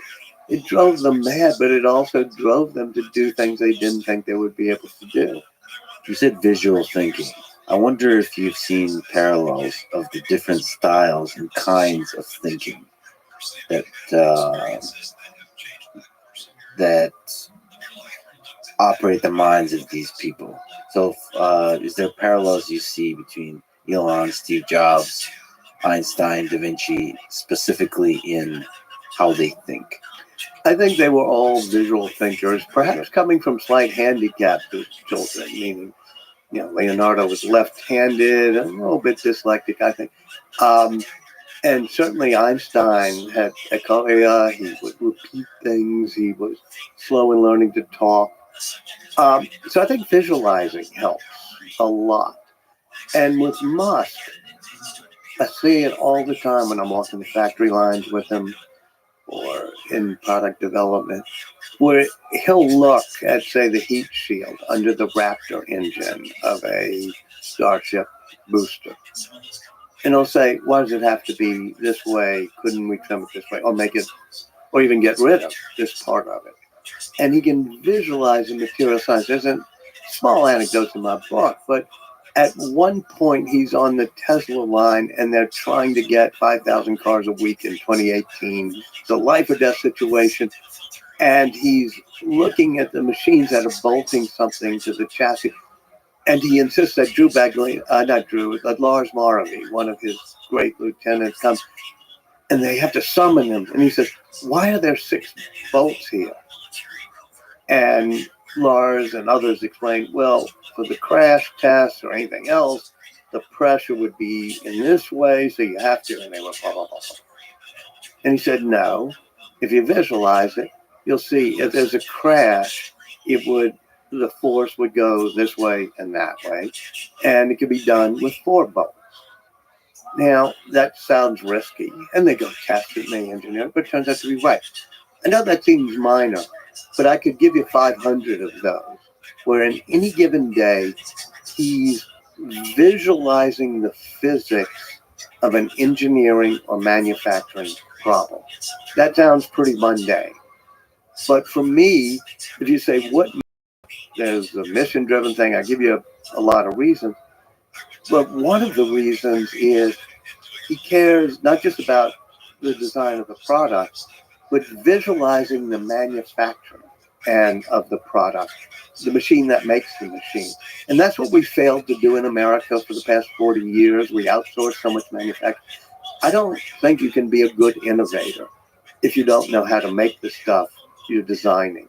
And that's why Musk puts his designer's desk right next to the assembly lines in the factories, so that they have to visualize what they drew as it becomes the physical object. So understanding everything from the physics all the way up to the software, so like end to end. Well, having an end-to-end control is important. Certainly with Steve Jobs. I'm looking at my iPhone here. It's a big deal. That hardware only works with Apple software. And for a while, the iTunes store only works, so he has an end-to-end that makes it like a Zen garden in Kyoto. Very carefully curated, but a thing of beauty. For Musk, when he first was at Tesla, and before he was the CEO, when he was just the executive chairman and basically the finance person funding it, they were outsourcing everything. They were making the batteries in Japan, and the battery pack would be at some barbecue shop in Thailand, and then sent to the Lotus factory in England to be put into a Lotus Elise chassis, and that was a nightmare. You did not have end-to-end control of the manufacturing process. So he goes to the other extreme. He gets a factory in Fremont from Toyota, and he wants to do everything in-house. The software in-house, the painting in-house, the battery. He makes his own batteries.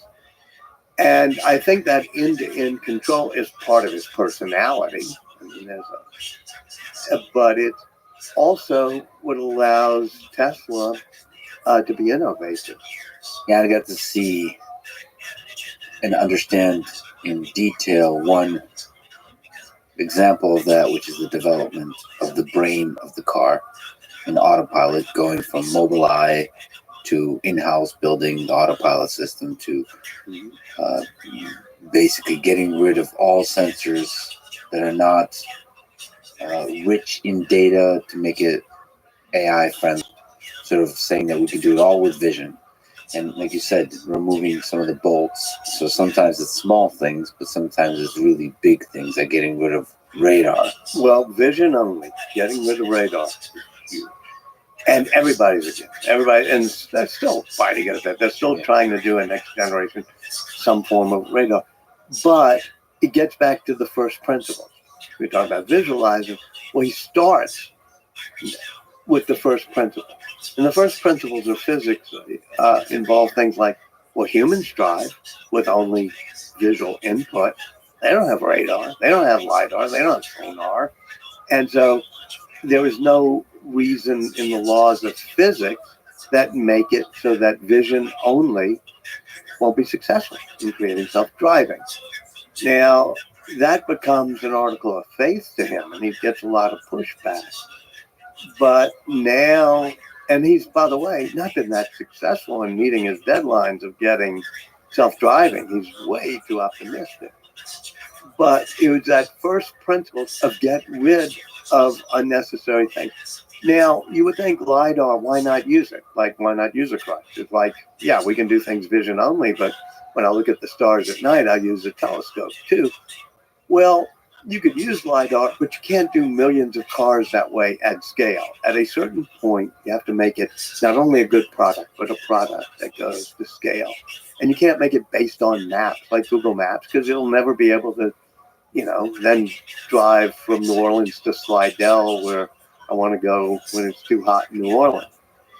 Take, for example, Full Self-Drive. He has been obsessed with what he calls the robo-taxi.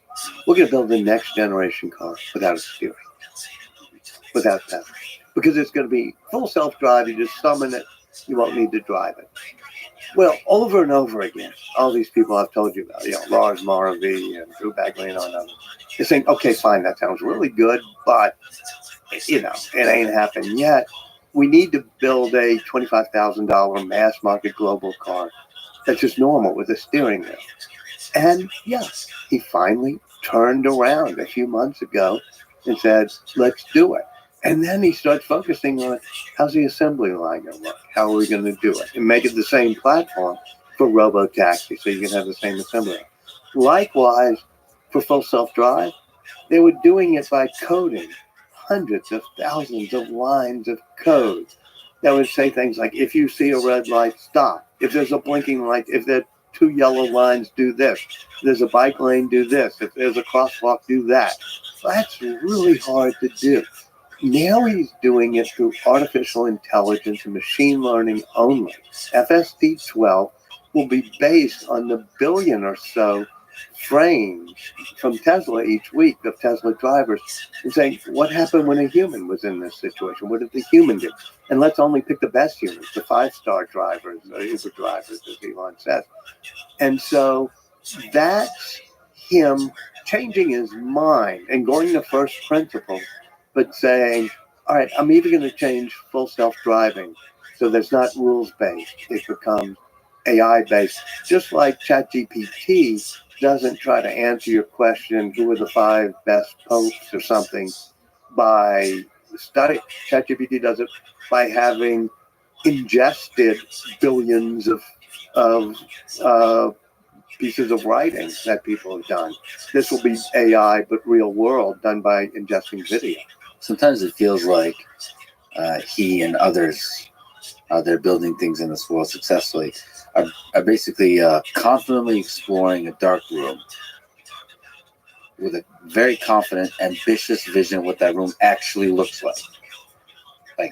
It's like they're just walking straight into the darkness. There's no painful toys or Legos on the ground. I'm just going to walk. I know exactly how far the wall is. And then very quickly willing to adjust. They step on the Lego, and their body is filled with a lot of pain. What I mean by that is there's this kind of evolution that's used to happen where you discover really good ideas along the way that allow you to pivot. Like, to me, since a few years ago when you could see with Andrej Karpathy, the Software 2.0 evolution of autopilot, it became obvious to me that this is not about the car. This is about Optimus, the robot. This is like, if we look back 100 years from now, the car will be remembered as a cool car, nice transportation. But the autopilot won't be the thing that controls the car. It'll be the thing that allows embodied AI systems to understand the world. So broadly.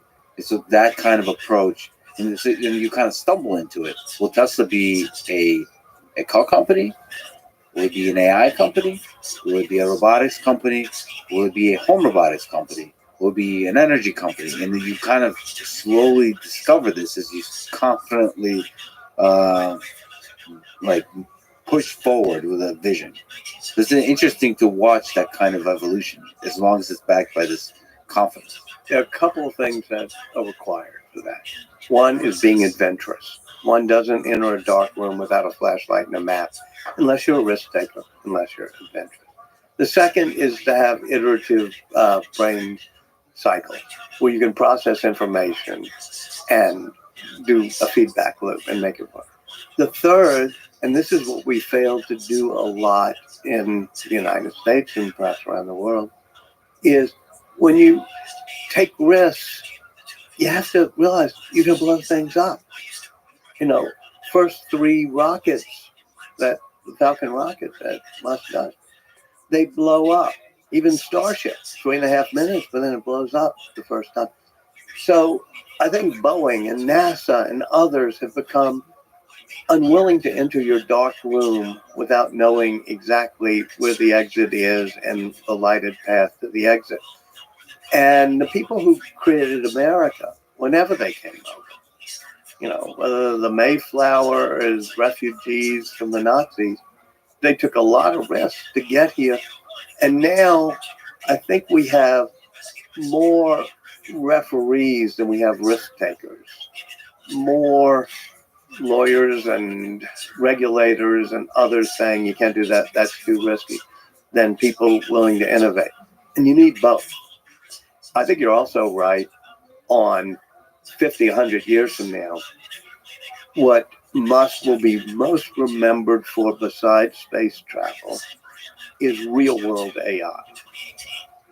Not just Optimus the Robot, but Optimus the Robot and the self-driving car. They're pretty much the same. They're using GPU clusters or Dojo chips or whatever it may be to process real world data.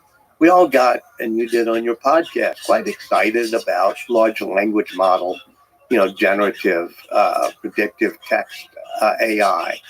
That's fine, especially if you want to chit chat with your chat bot. But the holy grail is artificial general intelligence. And the tough part of that is real world AI. And that's where Optimus the Robot or Full Self Drive are, I think, far ahead of anybody else. Well, I like how you said chit chat. I would say for one of the greatest writers ever, it's funny that you spoke about language and the mastery of language as merely chit chat. People have fallen in love over some words. People have gone to wars over some words. I think words have a lot of power. It's actually an interesting question where the wisdom of the world, the wisdom of humanity is in words or is it in visual, is it in physical? I don't really. It's in mathematics. Maybe it all boils down to math, and in the end, this kind of discussion about real world AI versus language is all the same. Maybe. I've gotten a chance to hang out quite a bit in the metaverse with Mr. Mark Zuckerberg recently, and boy, is the realism in there. But then the thing that's coming up in the future is incredible. I got scanned in Pittsburgh for 10 hours into the metaverse, and there's like a virtual version of me, and I got to hang out with that virtual version. Do you like yourself? Well, I never like myself, but it was easier to like that other guy. That was interesting. I was like you. He didn't seem to care much. That's the lack of the empathy. But that was, it made me start to question even more than before, like, well, how important is this physical reality? Because I got to see, myself and other people in that metaverse, like the details of the face, like all the things that you think, maybe if you look at yourself in the mirror, are imperfections, all this kind of stuff. When I was looking at myself and at others, all those things are beautiful. And it was like, it was real and it was intense and it was scary because you're like, well, are you allowed to murder people in the metaverse? Because are you allowed to, what are you allowed to do? Because you can replicate a lot of those things. And you start to question, what are the fundamental things that make life worth living here as we know as humans? Have you talked to Elon about his views of we're living in a simulation maybe and how you would figure out if that's true? Yes, there's a constant lighthearted but also a serious sense that this is all a bit of a game. One of my theories on Elon, a minor theory, is that he read Hitchhiker's Guide to the Galaxy once too often. And as you know, there's a scene in there that says that there's a theory about the universe that if anybody ever discovers the secrets of meanings of the universe, it will be replaced by an even more complex universe. And then the next line doesn't have Elon Musk try guide. And I really think that helps. That a fundamental aspect of a human who's running 6+ companies. Well, it's a release valve, just like video games and Polytopia and Elden Ring, a release valve. Explosive sense of humor, as you know. And the weird thing is when he makes the abrupt transition from dark demon mode, and you're in the conference room, and he has really become upset about something. And not only there dark vibes, but there's dark words emanating, and he's saying your resignation will be accepted if you die, etc. And then something pops, and he pulls out his phone and pulls up a Monty Python's, like the School of Silly Walks or whichever giant please it was. And then he starts laughing again, and things break. So it's almost as if he has different modes: the emulation of human mode, the engineering mode, the dark and demon mode, and certainly there is the silly and giddy mode. Yeah, you've actually opened the Elon book with quotes from Elon and from Steve Jobs. So Elon's quote is, "To anyone I've offended, I just want to say," this is on SNL, "I just want to say I reinvented electric cars and I'm sending people to Mars on a rocket ship. Did you also think I was going to be a chill, normal dude?" And then the quote from Steve Jobs, of course, is, "The people who are crazy enough to think they can change the world are the ones who do." So, what do you think is the role of the old madness and genius? What do you think the role of crazy in this? Well, first of all, let's both stipulate that Musk is crazy at times. I mean, and then let's figure out, and I try to do it through storytelling, not through highfalutin preaching, where that craziness works. You know, give me a story. Tell me an anecdote. Tell me where he's crazy. And, you know, the almost final example, AI, but him shooting off Starship for the first time.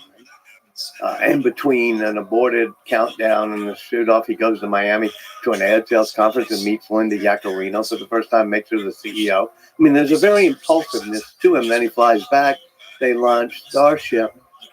And you realize that there's a drive and there are demons and there's also craziness.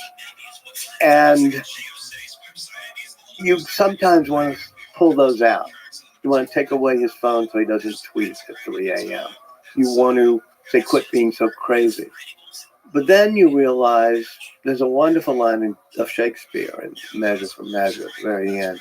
He says, even the best are molded out of faults. And so you take the faults of Musk, for example, which includes a craziness that can be endearing, but also craziness that's just like effing crazy, as well as this drive and demon mode. I don't know that you can take that strand out of the fabric and the fabric remains whole. I wonder, sometimes it saddens me that we live in a society that doesn't celebrate even the darker aspects of crazy, in acknowledging that it all comes in one package. It's the man in the arena versus the critic. And the man in the arena versus the regulator, and to make it more prosaic. Well, let me ask about not just the crazy, but the cruelty. So you've written, when reporting on Steve Jobs, Woz told you that the big question to ask was, did he have to be so mean, so rough and cruel, so drama addicted? What is this answer for Steve Jobs? Did he have to be so cruel? For Jobs, I asked Woz at the end of my reporting, because that's what he said at the beginning. We're doing the launch of, I think, the iPad 2, it may have been. Steve is emaciated because, he's been sick. And so I say to Woz, what's the answer to your question? And he said, well, if I had been running Apple, I would have been nice with everybody. Everybody got stock options. We've been like a family. And then I don't know if you know Woz, we were like a teddy bear. He paused, he smiled, and he said, but if I had been running Apple, I don't think we would have done the Macintosh or the iPhone. So, yeah, you have to sometimes be rough. And Jobs said the same thing that Musk said to me, which is, he said, people like you love wearing velvet gloves. Not that I've worn velvet gloves often, but you like people to like you. You like to sweet talk things. You sugarcoat things. He says, I'm just a working class kid. Play it. Well, Musk is that way as well. And it gets back to what I said earlier, which is, yeah, I probably would wear velvet gloves if I could find them at my habit. Bad on me, but it made me realize, okay, I'll just write about the people who can do it. Well, that thing of saying, I think probably both of them, but Elon certainly saying things like Whole Foods or something. And people, they use the word stupid really often. Yeah. And you know who else used it? Elon Musk. He kept making Elon stand in front of him and saying, that's the stupidest thing. You're the stupidest person. You'll never amount to anything. I don't know as John McNeil, the president of Tesla, said, do you have to be that way? Probably not. There are a lot of successful people who are much kinder, but it's sometimes necessary to be much more brutally honest, I would say, than people like who are win Boss of the Year trophies. Well, as you said, this kind of idea did also send a signal. This idea of Steve Jobs of A players, it did send a signal to everybody.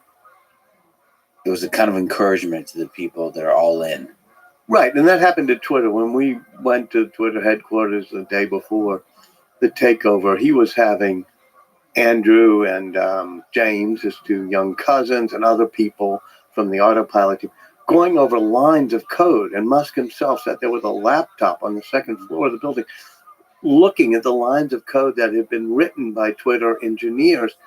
And they decided they're going to fire 85% of them because they had to be all in. And this notion of psychological safety and mental days off and working remotely, he said either, and then it came up, actually one of his, I think it was one of the cousins or maybe Ross Nordine came up with the idea of, let's not be so rough and just fire all these people. Let's ask them, do you really want to be all in? Because this is going to be hardcore. It's going to be intense. You get to choose.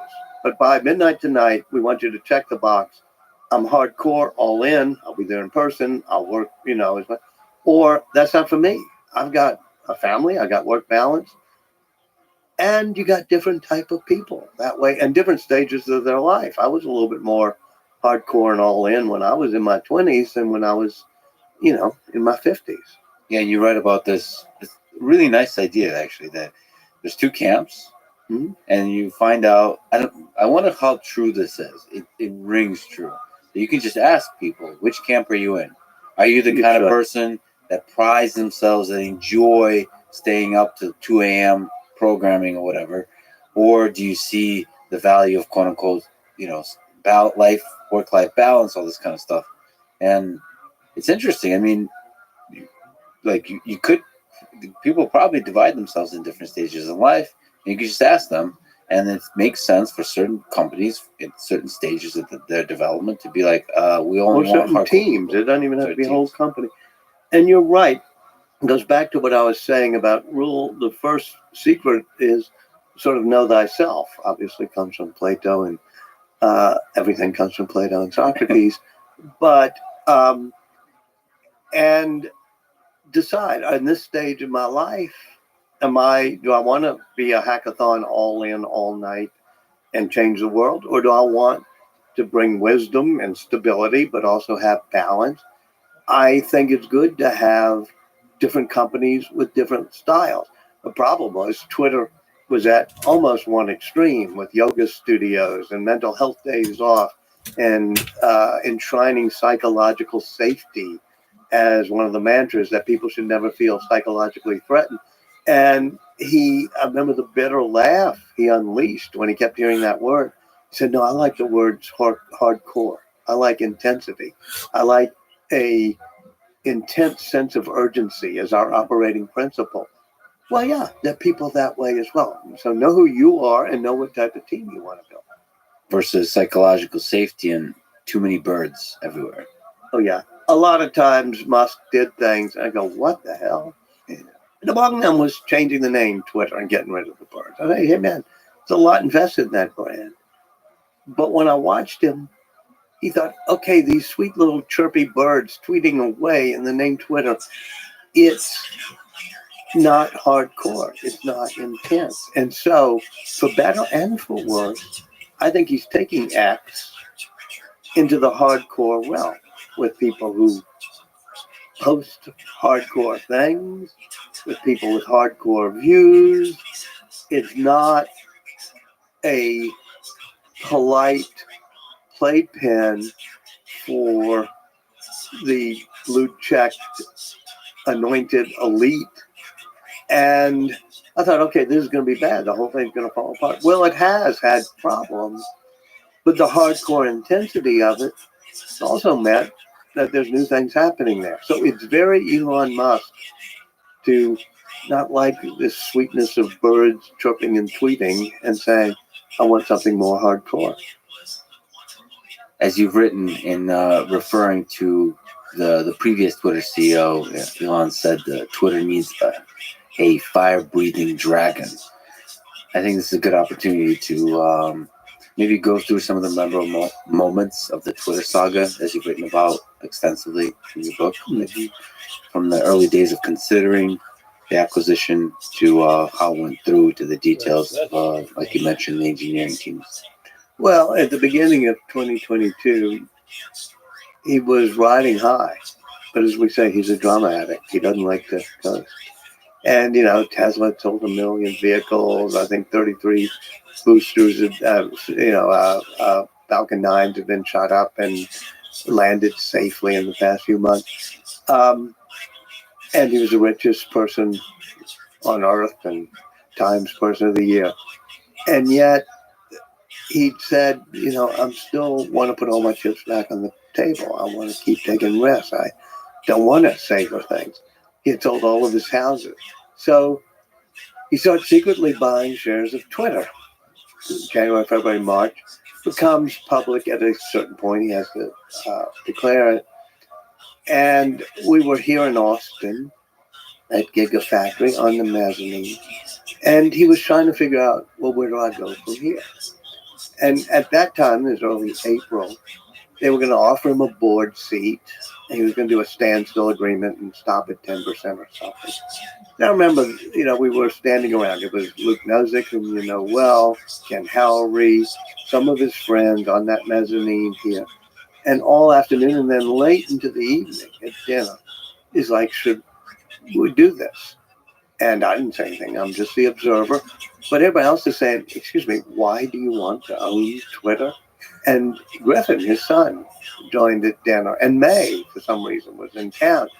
And like everybody says, no, we don't use Twitter. Why would you do that? And May said, well, I use Twitter. And it's almost like, okay, the demographics are people my age or May's age. And so it looked like he wasn't going to pursue it. They offered him a board seat. And then he went off to Hawaii to Larry Ellison's house, which he sometimes uses. He was meeting a friend, Angela Bassett, an actress.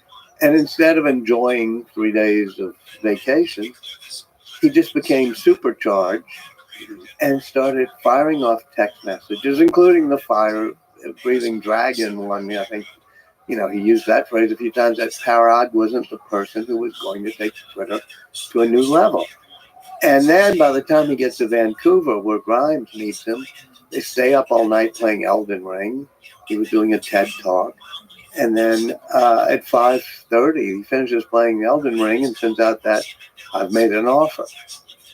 Even when he comes back, people are trying to intervene and say, excuse me, why are you doing it? And so it was a rocky period between late April and October when the deal closed. And people ask me all the time, well, did he want to get out of the deal? I said, which Elon are you talking about at what time of day? Because there'll be times in the morning when he'd say, oh, the Delaware court's going to force me to do it. It's horrible. Talk to his lawyers. You can win this case. Get me out of it. Or say to me, this is going to be great. It's going to be the accelerant to do X.com the way we thought about 20 years ago. And so it's not until they finally tell him, not only made his peace with it, he's kind of happy with it at time. Eventually, the deal is going to close on a Friday morning. I have it in the book. And we're there on Thursday, and he's wandering around looking at the Stay Woke t-shirts and psychological safety lingo they're all using. And he and his lawyers and bankers hatched a plan to do a flash close. And the reason for that was if they closed the deal after the markets had closed for the day, and he could send a letter to Parag and 2 others firing them, quote, for cause. And this will be something the courts will have to figure out. then he could save 200 million or so. And it was both the money, but for him a matter, I won't say of principle, but of, hey, they misled me about the numbers. I got forced into doing it. So I'm gonna try this jujitsu maneuver and be able to get some money out of it. Then when he takes over, it's kind of a wild scene. Him trying to decide in 3 different rounds how to get the staff down to 15% of what it was.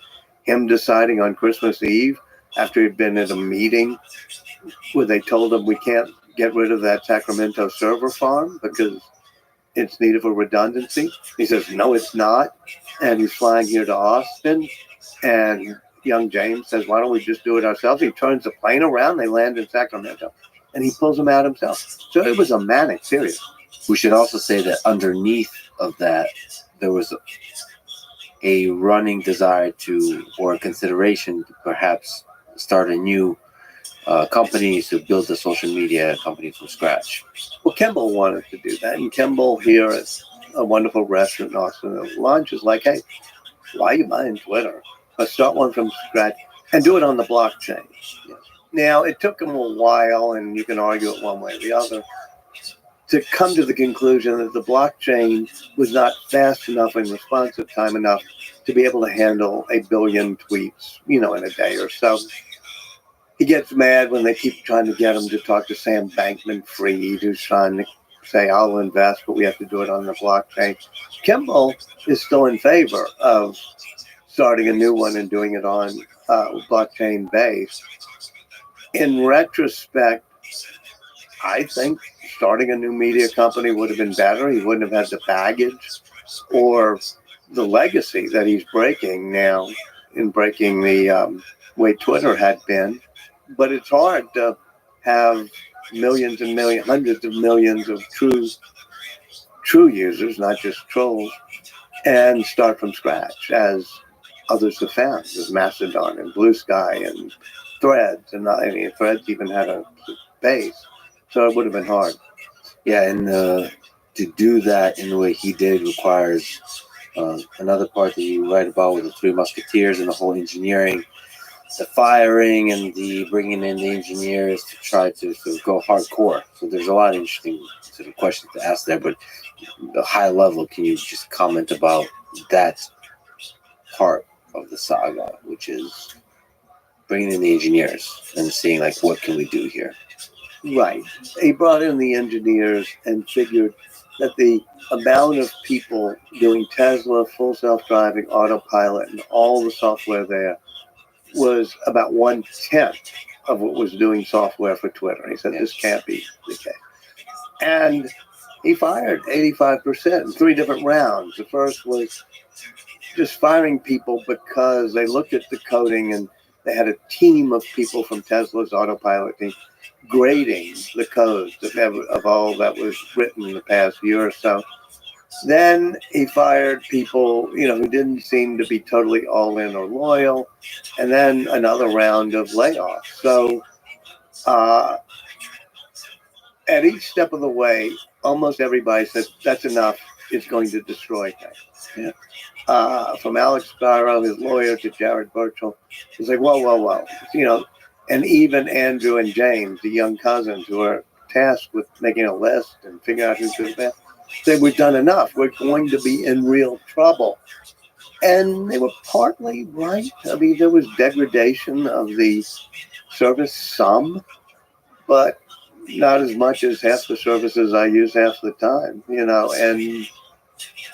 I wake up each morning and hit the app and, okay, still there. What do you think? Was that too much? I think that end up adding back 20% of what you deleted, then you didn't delete enough in the first round because you were too tempted. Well, so you asked me, did he overdo it? He probably overdid it by 20%, which is his formula. And they're probably trying to hire people now to keep things going. But it sends a strong signal. Stuff Bill Gates. It was hardcore. You say Elon's and Steve Jobs' success is the hiring and managing of great teams. When I asked Steve Jobs at one point what was the best product you ever created, I thought he'd say maybe the Macintosh or maybe the iPhone. He said, no, those products are hard. The best thing I ever created was the team that made those products. And that's the hard part, is creating a team. And he did, from Johnny Ive to Tim Cook and Eddie Q and Phil Schiller. Has done a good job bringing in people. Lynn Shotwell, obviously. Melinda Yaccarino, she's, can navigate through the current crises. Certainly stellar people at SpaceX, like Mark Juncosa, and then at Tesla, like Drew Baglino and Lars Marvey and Tom Zhu and many others. He's not as much of a team collaborator as, say, Benjamin Franklin, who, by the way, that's the best team ever created, which is the founders. And you had to have really smart people like Jefferson and Madison, and really passionate people like John Adams and his cousin Samuel, and really a guy of high rectitude like Washington. But you also needed a Ben Franklin who could bring everybody together and forge a team out of them and make them compromise with each other. Musk is a magnet for awesome talent. Magnet, interesting. But there's like the priorities of hiring of based on excellence, trustworthiness, and drive. These are things you describe throughout the book. I mean, there's a pretty concrete and rigorous set of ideas based on which the hiring is done. Oh, yeah, and he has a very good, spidey, intuitive sense, just looking at people who could, not looking at them, but studying them, who could be good.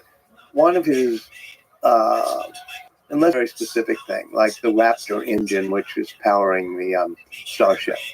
And it wasn't going well. It looked like a spaghetti bush, and it was going to be hard to manufacture. And he got rid of the people who were in charge of that. And now remember that he spent a couple of months doing what he calls skip level, which means instead of meeting with his direct reports on the Raptor team, he would meet with the people one level below them. And so he would skip a level and meet with them. And he said, and I just ask them what they're doing, and I drill them with questions. And he said, and this is how I figure out who's going to emerge. He said it was particularly difficult. I was sitting in those meetings because people were wearing masks. It was just to get the input. Sitting there, and he's a bit like you. Engineering mindset, speaks in a bit of a monotone. Musk would ask a question, and he would give an answer. And the answer would be very straightforward, and he didn't, get rattled. He was like that. And Musk said one day, called him up at 3 a.m. Well, I won't say 3 a.m., but after midnight, said, you still run Raptor? And when they're building them at least one a week, and they're pretty awesome. And that's where his talent, Musk's talent, for finding the right person and promoting them, that's where it is. And promoting it in a way where it's like, hey, here's the ball, here, catch. Yeah. And you run with it. I've interacted with quite a few folks from even just the Model X, the all throughout, where people, on paper don't seem like they would be able to run the thing, and they run it extremely successfully. And he does it wrong sometimes. He's had a horrible track record with the Solar Roof division. Wonderful guy named Brian Dow. I really liked him. And when they were doing the battery factory surge in Nevada, Musk got rid of 2 or 3 people, and there's Brian Dow. Can do. Stays up all night and he gets promoted and runs it. And so finally Musk goes through 2 or 3 people running the Solar Roof division. Finally calls up Brian Dow. I was sitting in Musk's house in Boca Chica, that little tiny 2-bedroom he has, and he offers Brian Dow the job of running Solar Roof. And, Brian there, okay, can do. And 2 or 3 times Musk insisted that they install a solar roof in one of those houses in Boca Chica. This is this tiny village at the south end of Texas. And late at night, I'd have to climb up to the top of the roof on these ladders and stand on this peaked roof as Musk is there saying, why do we need 4 screws to put in this single leg? And Brian was just sweating and doing everything. But then after a couple of months, it wasn't going well, and boom, Musk just fired him. So I always try to learn, what is it that makes those who stay thrive? What's the lesson there? What do you think? Well, I think it's self-knowledge, like an Andy Krebs or others. They say, I am hardcore. I really want to get a rocket to Mars, and that's more important than anything else. One of the people, I think it's Tim Zaman. I hope when he hears this, I'm getting him the right person. Who, took time. It was working for Tesla Autopilot, and it was just so intense. He took some time off and then went to another company. He said, I was burned out at Tesla, but then I was bored at the next place. So I called, I think it was Ashok at Tesla. I said, can I come back? He said, sure. He said, I learned about myself. I'd rather be burned out than bored. That's a good line. But can you just linger on one of the three that seem interesting to you in terms of excellence, trustworthiness, and drive? Which one do you think is the most important and the hardest to get at? The trustworthiness is an interesting one. Like, are you ride or die kind of thing? Yeah, I think that especially when it came to taking over Twitter, he thought half the people there were disloyal.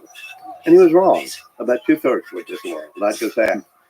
And it was, how do we weed out those? And he did something and made the firing squad, I call it, or the Musketeers, I think is my nickname for them, which is, the young cousins and 2 or 3 other people. He made them look at the Slack messages these people had posted, everybody at Twitter had posted. And they went through hundreds of Slack messages. So if anybody posted on the internal Slack, that jerk Elon Musk is going to take over, and I'm afraid that he's a maniac or something, they would be on the list because they want all-in loyal. They did not look at private Slack messages, and I guess people who are posting on a corporate Slack board should be aware that your company can look at them. But that's more than I would have done, or most people would have done. And so that was to figure out who's deeply committed and loyal. I think that was mainly the case at Twitter. He doesn't sit around at SpaceX saying who's loyal to me. At other places, it's excellence, but that's pretty well a given. Everybody is like a Mark Trinkosa, just whip smart. It's, are you hardcore and all in? Especially if you got to move to this bit of a town in the south tip of Texas called Boca Chica, you got to be all in. And that's the drive, the last piece. So you, in terms of collaborating, one of the great teams of all time, Ben Franklin, I like that. I thought it was the Beatles, but Ben Franklin was pretty good. No. I'm sorry. Yeah, Sorry to offend you. read the Constitution and read Abbey Road. Abbey Road, they're both good, but they're in a different league. Yeah, definitely. Okay, so management. Well, Musk is in a league of his own in the way he does it. First of all, Steve Jobs had to run Pixar and Apple for a while.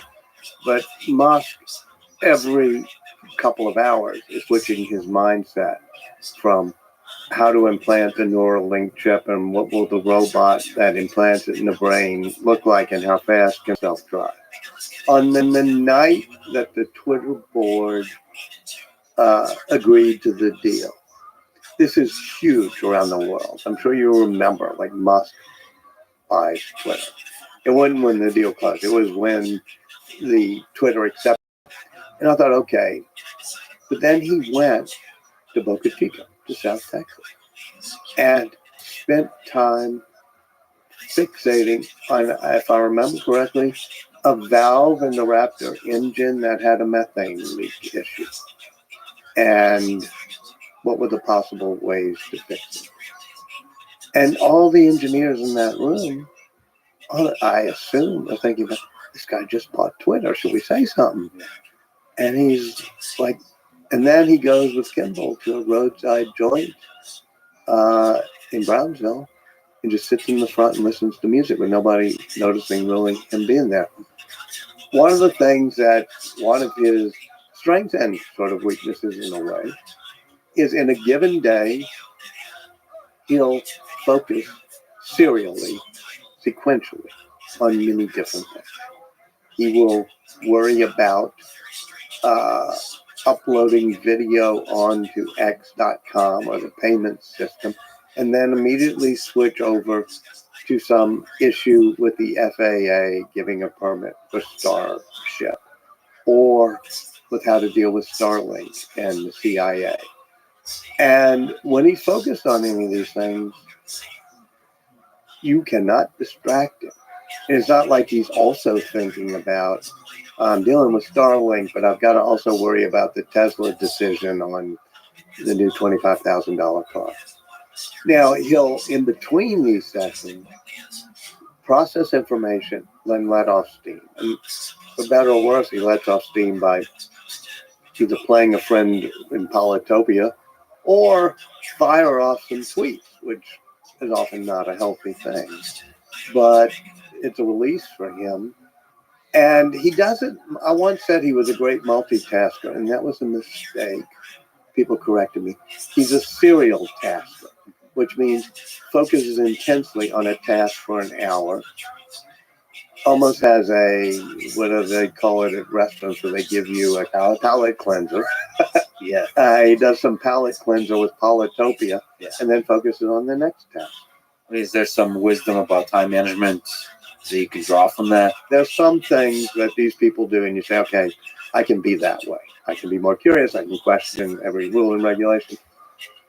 I just don't think anybody should try to emulate Musk's time management style, because it adds a certain mind that can shift, just like his movie, single tasks sequentially with a focus that's hardcore. I don't know. I think focusing like an urgency. I think the fierce, and it's sometimes ginned up. Like I say, the fierce urgency of getting to Mars. And on a Friday night at the launch pad in Boca Chica at 10 p.m., there are only a few people working night. They're not supposed to launch for another 8 months. And he orders a surge. He says, I want 200 people here by tomorrow working on this pad.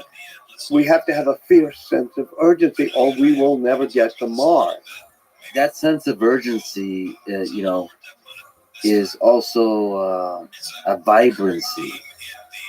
That's like really taking on life fully. I mean, to me, that's the lesson is like, even the mundane can be full of this just richness. And like, you just have to really take it in intensely. So like the switching enables that kind of intensity, because most of us can't hold the intensity in any one task for a prolonged period of time. Maybe that's also a lesson. Right. And I guess it goes back to also know who you are, meaning there are people who can focus intensely and there are people who can see patterns across many things. Look, Leonardo da Vinci, he was not all that focused. He was easily distracted. It's why he has more unfinished paintings than finished paintings in his canon. Yeah.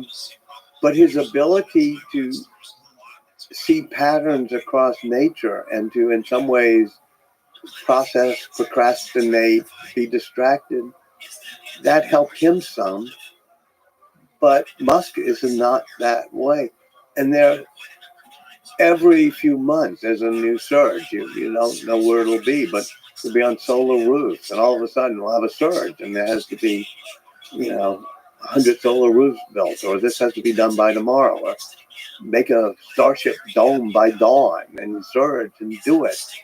And there are people who are built that way. It is inspiring, but also let's appreciate, that there are people who can be really good, but also can savor the success, savor the moment, savor the quiet sometimes. Musk's big failing is he can't savor the moment for success. And that's the flip side of hardcore intensity. In Innovators, another book of yours that I love, you write about individuals and about groups. So one of the questions the book addresses is it individuals or is it groups that turn the tides of history? When I was a professor at Harvard, I thought that his Moore and Bob Noyes, then getting Andy Grove and doing the microchip, which then comes there flows of forces and groups of people. I guess I err a little bit on the side of looking at what a Steve Jobs and Elon Musk and Albert Einstein can do. And I also try to figure out if they hadn't been around, would the forces of history and the groups of people have done it without them? That's a good historical question as somebody who loves history. And you think about special relativity, one of the 1905 papers. After he writes it, it's 4 years before people truly get what he's saying, which is it's not just how you observe time is relative, it's time itself is relative. And on the general theory, which he does a decade later, I'm not sure we would have gotten that yet. What about moving us into the era of an iPhone, in which it's so beautiful that you can't live without 1,000 songs in your pocket, email and the internet in your pocket, and the phone? There are a lot of brain dead people from Panasonic to Motorola who didn't get that, and it may have been a while. I certainly think it's true of the era of electric vehicles.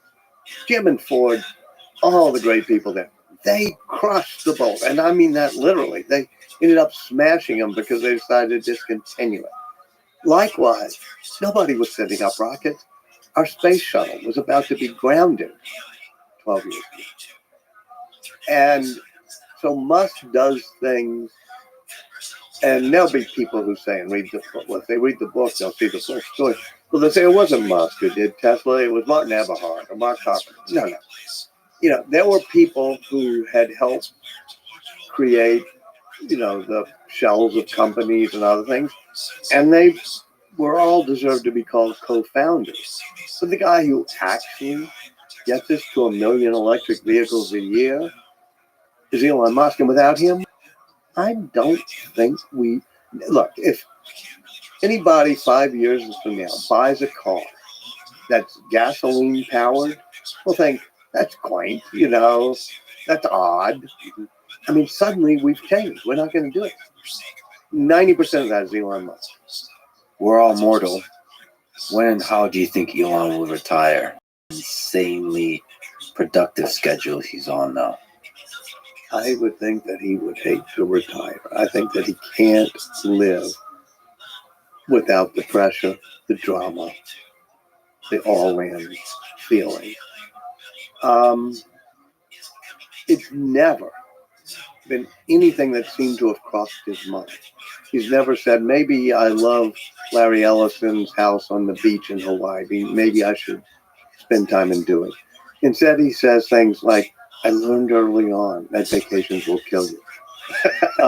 He gets malaria when he goes on he goes on vacation at one point and they oust him from PayPal. And then he goes to Africa at one point, he gets malaria. He says, I've learned vacations kill you. Lesson learned.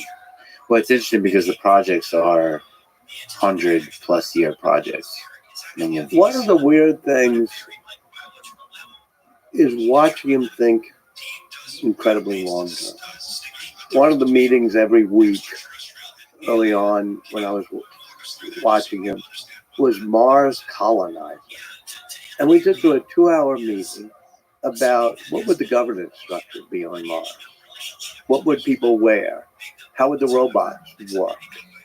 And would there be democracy, or should there be a different form of governance?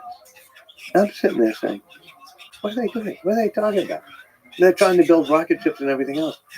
They are worrying about the governance structure of Mars. And likewise, whenever he's in a tense moment, like there's a rocket's about to be launched, he'll start asking people something in the way future, like the new LEAP engine or something. If we're going to build that, do we have enough materials ready to order? Or, I don't know, he'll just ask questions like when he's building robo-taxis. The global car, the $25,000 inexpensive global car, that's not a total passion. He was talked into doing that. His passion is robo-taxis. But his passion is, how are we going to make this factory to do 1 million cars a year? So even the robo-taxi is a longer range vision. I mean, he's been touting it since 2016, but we're not. I don't know robo taxis. I mean, there's Waymo maybe doing a little experiment, but there's not cars being manufactured without steering wheels that are going to take over the highway. Yeah, so he's always looking way into the future. Is my point. I just hope that there's a lot of Da Vinci's and Steve Jobs's and Einstein's and Elon Musk's that carry the flame forward. That's one of the reasons you write books about these people, is so that if you're a young woman in a school where you're not being told to Jennifer Doudna, you say, okay, I can be that. And when you say, oh, maybe I'll be a regulator, or you say, oh, no, maybe I'll be the person who pushes the boundaries, who pushes the lines, who pushes, as Steve Jobs said, the human race. Let me ask you about your mind, genius, your process. I'll give you 2 out of 3. All right. Take me through your process of writing a biography. I mean, it's full of it. And not just writing a biography, but understanding deeply, which your books have done, for the human story and like the bigger ideas underlying the human story. So you've written biographies both of individuals, which are hardly individuals. It's a really big, complex picture. And biographies of ideas that involve individuals. Well, step 1 for me is trying to figure out how the mind works. What causes Einstein to make that leap for Elon Musk to say stainless steel while he's looking at a carbon fiber rocket? Or how do you make the mental leap? Because I write about smart people. Smart people are a dime a dozen. They don't usually amount to much. You have to be creative, imaginative, to think different, as Fox would say. And so what makes people creative? What makes them take imaginative leaps? That's the key question you got to ask. You also ask questions like you've asked earlier, which is what demons are jangling in their head and how do they harness them into drive? So you look at all that and you try to observe really carefully the person. One of the more mundane things I do is a lot of writers try to give you a lot of their opinions and preach or whatever. As I said, this mentor said 2 people type come out, preach a storyteller, be a storyteller. I try, whenever I'm trying to convey a thought, there's 6 magic words that I almost should have written on a card pinned above my desk, which is, let me tell you a story. So if somebody says, how does Elon Musk figure out good talent, as you did? I think, well, let me tell you the story. I'll tell you the story of Jake McKenzie. Or, this is not something invented. I mean, this is where the good Lord does it in the Bible. I mean, that's the best opening lead sentence ever, in the beginning, comma, and then it's stories. And secondly, to pick up on that lead sentence in the beginning, make it chronological. Everybody in the 40th year of their life has grown from the 39th year and the 38th year. And so you want to show how people evolve and grow. I had the greatest of all nonfiction narrative editors, Alice Mayhew at Simon Schuster, who, among other things, created All the President's Men with Woodward and Bernstein.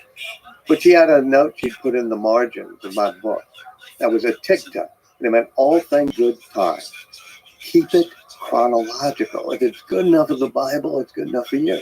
Interesting. To me, like, that's a small note, but to you, it's extremely important. Because it's the framework for how you structure things, but also how you understand things, which is, if you keep it a chronological narrative, then you're showing how a person has grown from one experience you've talked about to the next one.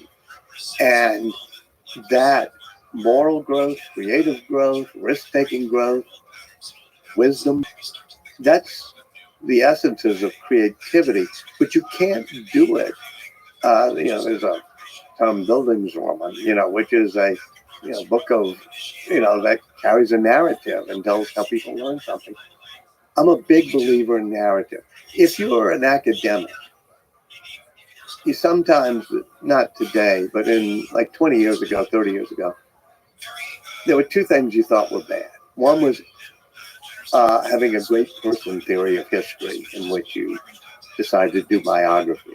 I had a great professor when I was in college. Her name was Doris Kearns. She later married Dick Goodwin. And she, when she was going for tenure at the university, wrote a biography of Lyndon Johnson and the American Dream.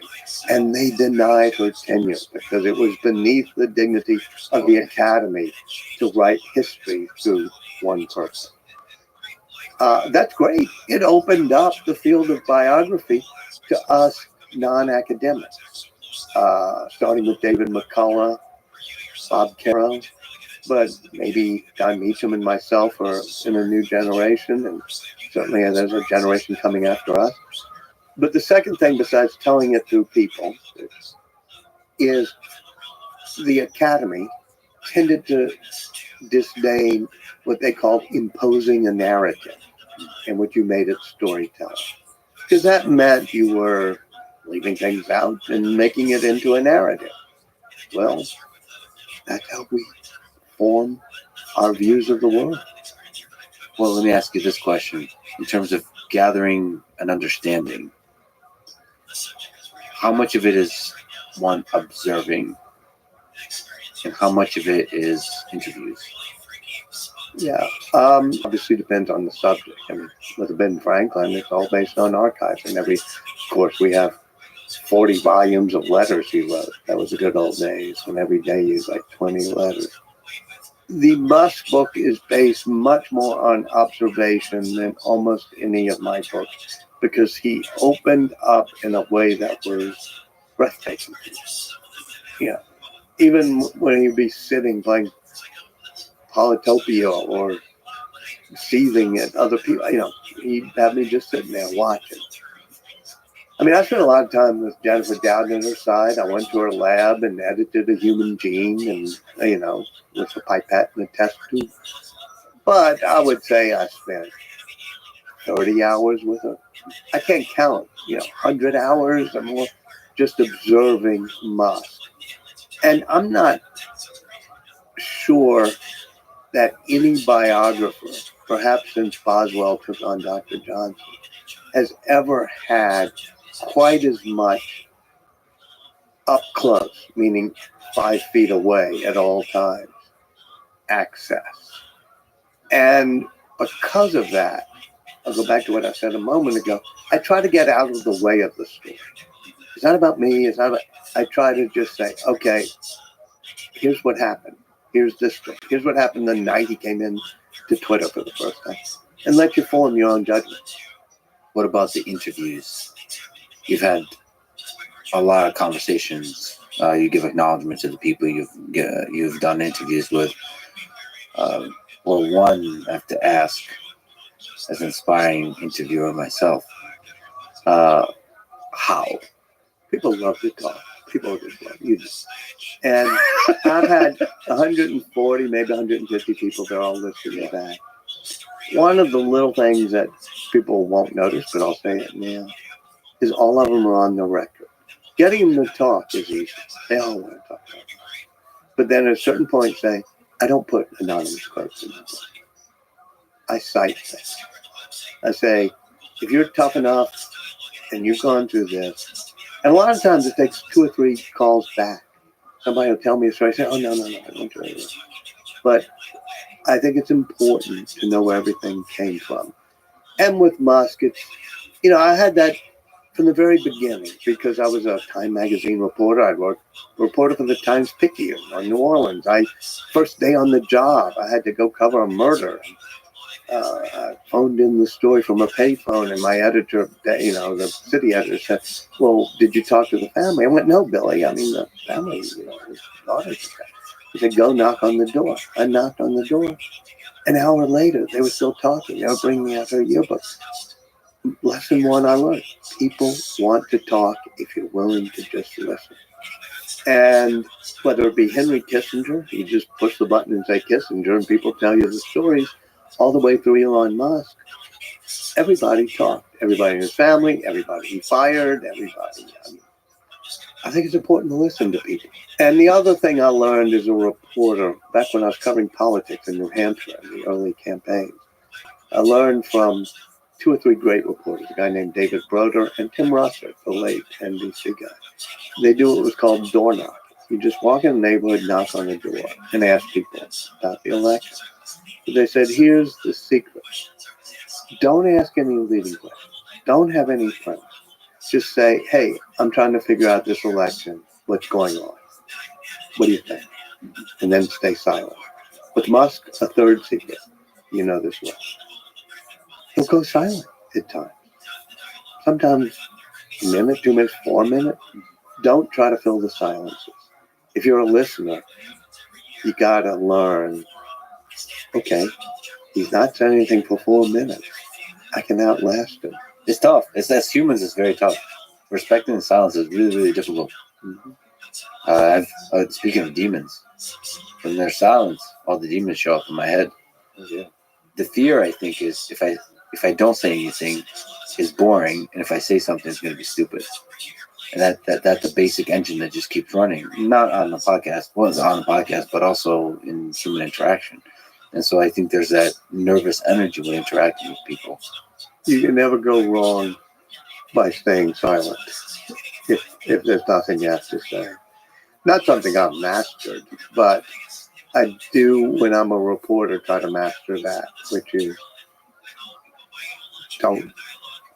don't ask complex questions, don't interject, and when somebody hasn't fully answered the question, don't say, well, let me, I haven't fully, just stay silent, and then they'll keep talking. Just give them a chance to keep talking. Even if they've kind of finished, still. Sometimes they haven't given you enough, instead of following up, I'll just nod and keep waiting. You're making it sound simple. Is there a secret to getting people to open up more? I'm somewhat lucky because, I started off working for a daily newspaper, and people back then, they wanted to talk to the newspaper reporter. But you also have a way about you. Like, I feel like you have like a cowboy in a saloon. Like, you just kind of want to talk. Like, there's a draw. I don't know what it is. Maybe it's, I don't know if it's developed or you're born with it, but it feels like I want to tell you a story of some sort. Good story. A couple of things. I did learn to be more quiet. I'm sure I know when I was younger, or even I'll see videos of me at, news things where I'm always trying to interject a question. And so you learn to be quieter sometimes. I haven't mastered it. I haven't learned it enough. You learn to be naturally curious. Many reporters today, when they ask a question, are either trying to play gotcha or trying to get a news scoop or trying to, gig something that can make a lead. And if you actually are curious and you really want to know the answer to a question, then people can tell that you asked it because you want the answer, not because you're playing a game with them. I'm sure some of them off the record, some of them on the record, you had maybe, just some incredible conversations. I was going to say some of the people that we never get to hear. So I don't know. But is there advice you can give from what you've learned to somebody like me on how to have good conversation, especially when it's recorded? Well, to be actually curious. I mean, every question you've asked me is because I think you actually want to know the answer and you've done your homework. To be open and not to have an agenda. I mean, we all suffer from there being too many agendas in the world today. Yeah, so that's just genuine curiosity. But there's something, when you talk about just one-on-one interaction, whether it's Elon or Steve Jobs, there's something beautiful about that person's mind.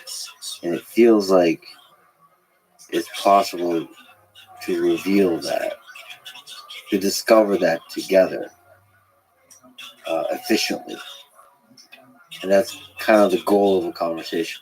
Well, I mean, look, you're amongst the top podcasters and interviewers in the world today. You have an earnestness to you.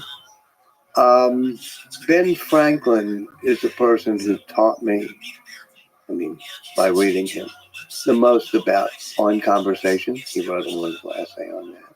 It includes On Silence. But it includes trying to ask sincere questions rather than get a point across.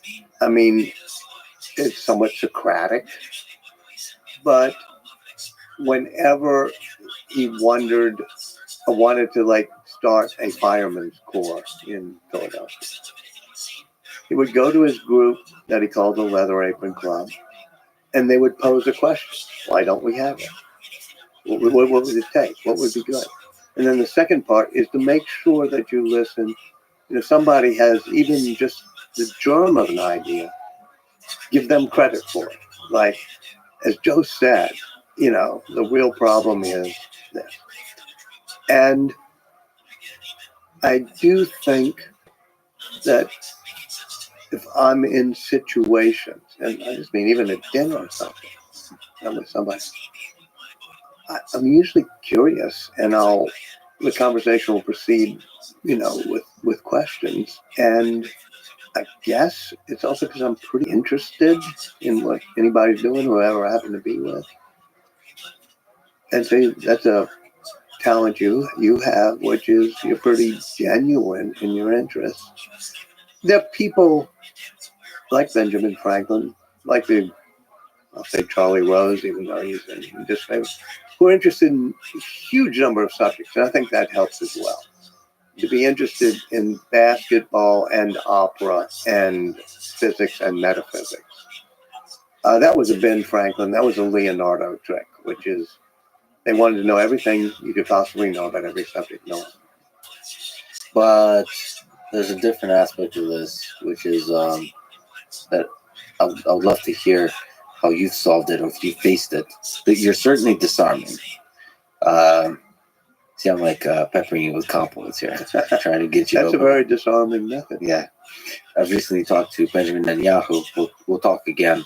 We unfortunately, because of scheduling and complexities, only had 1 hour, which is very difficult. Mm-hmm. Very difficult with a charismatic politician. I understand. Charismatic talker, which is very difficult to break through in 1 hour. But people have built up walls to break through those. I wonder if there's some advice and wisdom you've learned of how to sort of wear down through water or whatever method the walls that we've built up as individuals. I mean, you call it disarming, which I don't know that I am, but disarming basically means you're taking down their shields also. And when people have a shield. And you try to give them comfort. I had zero of that problem with Elon Musk. I mean, it was like disarming to me, which is I kept waiting to say, okay, he's not going to, they've got a shell or he won't do that. But he was almost crazily open and did not seem to want to be spinning or hiding or faking things. And I've been lucky. Doudna was that way. Steve Jobs was that way. But you have to put in time, too. In other words, you can't say, okay, there's a 1 hour interview and I'm going to break down every wall. It's like on your fifth visit. Yes. Well, actually, that's one of the things in my situation you learn. Fifth visit is very nice, but sometimes you don't get a fifth visit. Sometimes it's just the first date. Mm-hmm. And I think what it boils down to, and we said disarming, but there's something about this person that I think a lot of it just boils down to trust in some deep human way. And I think with many of the people I've spoken with, sometimes the trust happens like after the interview, which is really sad because it's like, oh, man. I've never been in your situation where I have a show. I usually have mini Second tracks at the wheel. Yeah. I'm not a first date person. Yeah. Well, you know, But then I'm lucky. I mean, I say lucky, but I mean print. You know, print a couple 1,000-year-old medium, but there are those of us who love it. well, the nature of the podcast medium is that I'm a one night stand kind of girl. Let me ask you about objectivity. You followed Elon, you follow Steve, like I mean, I don't even know if you would say your friend. You have to be careful with words like that, but there's an intimacy. And how do you remain objective? Do you want to remain objective while telling a deeply human story? Yeah, I mean, I want to be honest, which I think is akin to being objective. I try to keep in mind who am I writing for? I'm not writing for Elon Musk. As I say, I haven't sent him the book.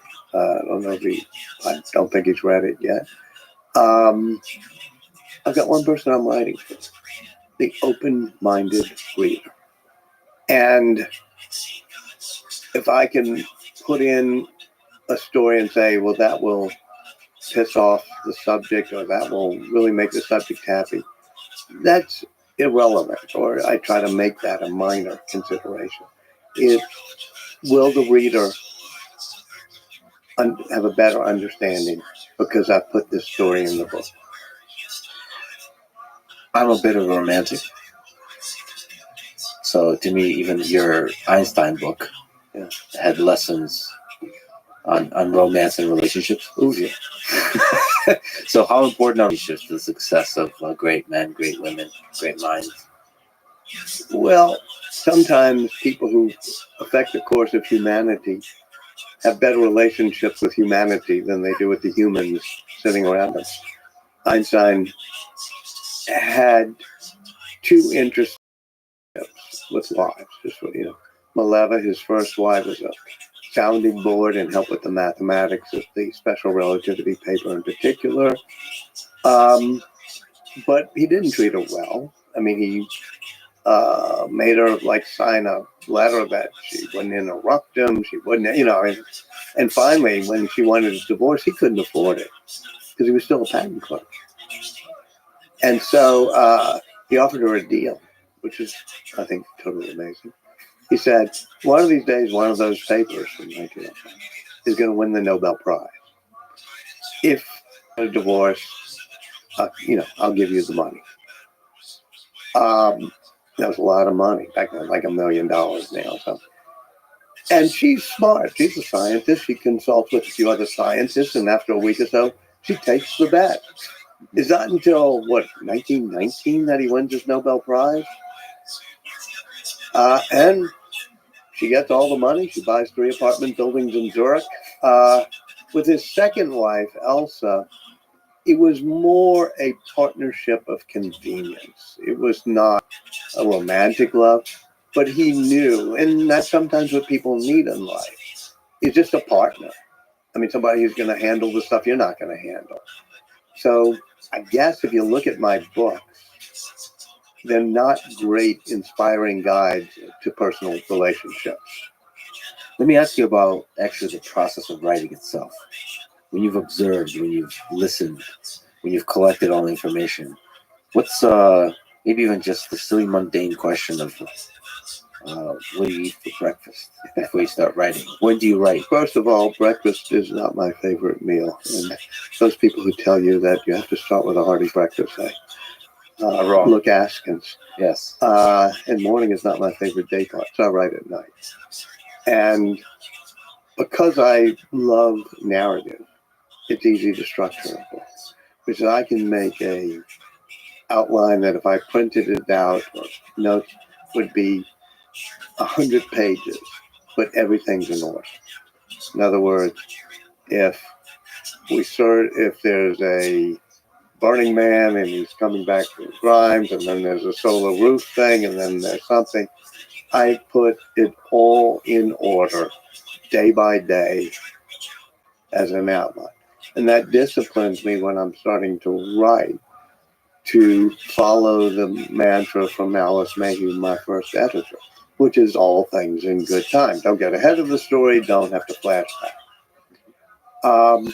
And then after you get it so that it's all chronologically, nothing, then you have to do some clustering. You have to say, okay, we're going to do the decision to do Starship or to build a factory in Texas or to whatever. And then you sometimes have the organizational problem of, and that gets us all the way up to here. Do I keep that in that chapter, or do I wait until later when it's better chronological? But those are easy. Well, what about the actual process of telling the story? Well, that's the mantra I mentioned earlier, which is whenever I get pause or I don't know how to say something, I just say, let me tell you a story. And then I find the actual anecdote, the story, the tale that encompasses what I'm trying to convey. And then I don't say what I'm trying to convey. I don't have a transition sentence that says, Elon sometimes changed his mind so often he couldn't remember whether he had changed his mind. You don't need transition sentences. You just say, all right, here's the point I need to make next. And so you start with a sentence that says, one day in January in the factory in Texas, comma. Well, one of the things I'd love to ask you is for advice for young people. To me, first advice would be to read biographies, in the sense, because they help you understand of all the different ways you can live a life well lived. But from having written biographies, having studied so many great men and women, what advice could you give to people of how to live this life? Well, I keep going back to the classics of Plato and Aristotle and Socrates. And I guess it's Plato's maxim, but he may be quoting Socrates, that the unexamined life is not worth living. And it gets back to the know thyself, which is, you don't have to figure out what is the big meaning of it all, but you have to figure out why you're doing what you're doing. And that requires something that I did not have enough of when I was young, which is self-awareness and examining every motive, everything I do. Where does the examination lead you? Is it to a shift in life trajectory? I mean, it's not for me sort of, all right, I've now decided, having been a journalist, I'll run a think tank or I'll run a network or I'll write a bio. It is actually something that's more useful on an hourly basis.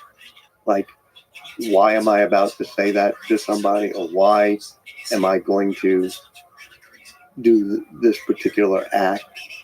What's my true motive here? And also, in the broader sense, to learn, as I did after a couple of years at CNN, my examination of my life is that I'm not great at running complex organizations. I'm not great as a manager. Given the choice, I'd rather somebody else have to manage me than me have to manage people. But it took me a while to figure that out. And I was probably too ambitious when I was young in at Time magazine. That was when I was green and, that was when I was in my salad days in Green and Judgment. And it was like chasing the next level at Time Incorporated, whatever it might be. And then one day I caught the brass ring and I became an editor and then the top editor. And after a while I realized that wasn't really totally what I'm suited to be, especially when I got put in charge of CNN. I mean, all young people are almost by definition in their salad days in Green and Judgment. But you learn what's motivating you, and then you learn to ask, well, is that really what I want? Should I be careful of what I'm wishing for? One of the big examinations you can do is the fact that you and everybody dies one day. How much you, author, I should say, think about death? Are you afraid of it? No, I don't think about it a lot, but I do think about Steve Jobs. Let me tell you a story, which is the wonderful Steve Jobs story of, I think after he was diagnosed, but before he was published. And he gave both a Stanford talk, but other things, in which he said, the fact that we are going to die gives you focus. It gives you meaning. If you're going to look, and Elon Musk has said that, which is a lot of the tech bros out in the Silicon Valley that are looking for ways to live forever. I can think, Musk says, of nothing worse. We read the myth of Sisyphus, and we know how bad it is to be condemned to eternal life. So there was in ancient Greece the person who walked behind the king and said, "Memento mori," remember you're going to die. And it kept people from losing it a bit. Do you think about legacy? The lucky thing about being a biographer is that you kind of know what your legacy is. There's going to be a shelf, and it'll be of interesting people, and you will have inspired a 17-year-old biology student somewhere to be, the next great biochemist, or somebody to start a company like Elon. And what I think more about, I won't say giving back, that's such a trite thing. I moved back to New Orleans for a reason. First of all, the hurricane hit. And after Katrina, I was asked to be vice chair of the recovery authority. And I realized everything I've got going for me, it all comes from this beautiful gem of a troubled city. The wonderful high school I went to, the wonderful streets where I learned to ride a bike, and it's got challenges. I'm never going to solve challenges at the grand global level, but I can go back home and say part of my legacy is going to be I tried to pay it back to my hometown, even by teaching at Tulane, which I don't do as a favor. I mean, I enjoy the hell out of it. But it's like, all right, I'm part of a community. And I think we lose that in America because people who are lonely because they're not part of a community. But I've got all my high school kids, they're friends, they're still in New Orleans. I've got my family, but I also have Tulane institutions in New Orleans that have been there forever. And if I can get involved in helping the school system in New Orleans, helping the youth empowerment programs, helping the Innovation Center at Tulane, I was even on the City Planning Commission, which worries about zoning ordinances for short-term rentals. Go figure. But it was like, no, immerse myself in my community because my community was just so awesomely good at allowing me to become who I became, and has trouble year by year, hurricane by hurricane, making sure that each new generation can be creative. And it's a city of creativity, from jazz to the food to the architect. So when I think of, I won't say legacy, but what am I going to do to pay it forward, which is a lower level way of saying legacy, I pay it forward by going back to the place where I began and trying to know it for the first time. That was a rip-off of the T.S. Eliot line. I don't want you to think I thought of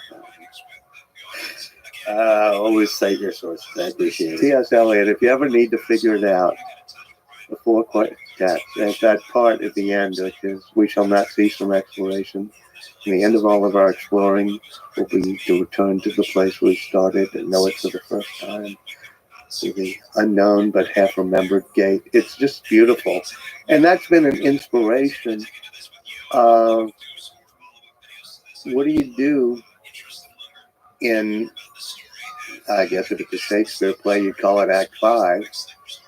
Well, you go back to the place where you came, and you don't sit there worrying about legacy, but you'll sit there saying, how do I make sure that somebody else can have a magical trajectory starting in New Orleans. Well, to me, you're one of the greatest storytellers of all time. I've been a huge That's fan. definitely not true, but it's Right. so sweet. You see, you Right. can be. Rudely interrupting. It's just, from I think probably Ben Franklin.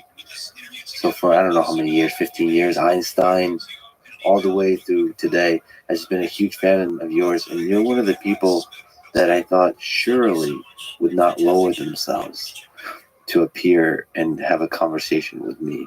And it's just a giant gift to me. Hey, I flew into Austin for this because I am a big fan, and especially a big fan because you take people seriously and you care.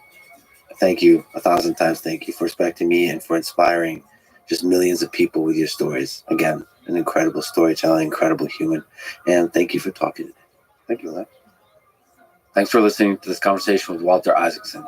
To support this podcast, please check out our sponsors in the description. And now, let me leave you with one of my favorite quotes from Carl Jung.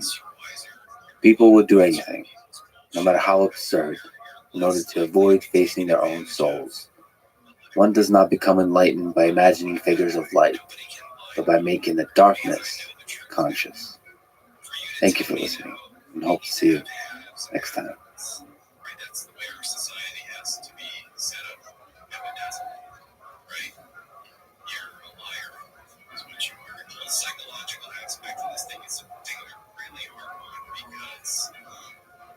Whenever we start a new project, it has to have these ingredients of simultaneous complexity. It has to be novel in terms of the synthetic biology, material science, robotics, engineering. All of these elements that are discipline-based or rooted must be novel. If you can combine novelty in synthetic biology with a novelty in robotics, with a novelty in material science, with a novelty in computational design, you are bound to create something novel. The following is a conversation with Neri Oxman, an engineer, scientist, designer, architect, artist, and one of the kindest, most thoughtful, and brilliant human beings I've ever gotten to know. For a long time, she led the Mediated Matter group at MIT that did research and built incredible stuff at the intersection of computational design, digital fabrication, material science, and synthetic biology, doing so at all scales, from the micro scale to the building scale. Now, she's continuing this work at a very new company, for now called Oxman, looking to revolutionize how humans design and build products, working with nature, not against it. On a personal note, let me say that Neri has for a long time been a friend and someone who, in my darker moments, has always been there with a note of kindness and support. I am forever grateful to her. She's a brilliant and a beautiful human being. Oh, and she also brought me a present, War and Peace by Tolstoy and Meditations by Marcus Aurelius. It doesn't get better than that. This is the Lex Friedman Podcast. To support it, please check out our sponsors in the description. And now, dear friends, here's Neri Oxman. Let's start with the universe. You ever think of the universe as a kind of machine that designs beautiful things at multiple scales? I do. And I think of nature in that way, in general. In the context of design, specifically, I think of nature as everything that isn't anthropomass, everything that is not produced by humankind. The birds and the rocks and everything in between, fungi, elephants, whales. Do you think there's an intricate ways in which there's a connection between humans and nature? Yes, and we're looking for it. I think that from the beginning of mankind, going back 200,000 years, the products that we have designed have separated us from nature. And it's ironic that the things that we designed and produced as humankind, those are exactly the things that separated us. Before that, we were totally and completely connected. And I want to return to that world. But bring the tools of engineering and computation to it. Yes. I absolutely believe that there is so much to nature that we still have not leveraged, and we still have not understood, and we still haven't. And so much of our work is design, but a lot of it is science, is unveiling and finding new truths about the natural world that we were not aware of before. Everybody talks about intelligence these days, but I like to think that nature has a kind of wisdom that we're trying to tap into through technology.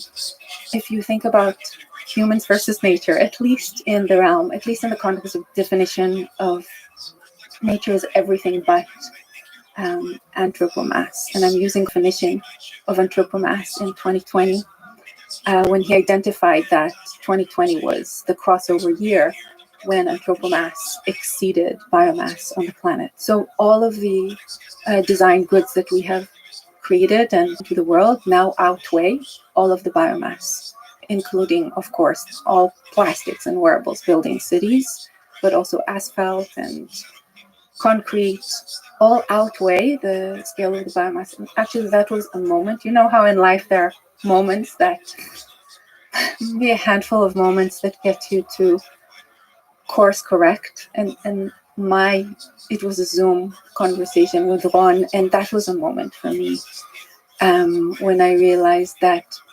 imbalance, now we've superseded the biomass on the planet from here. And you've heard the expression more phones than bones, and the anthropomass and the Anthropocene, and the technosphere sort of outweighing the biosphere.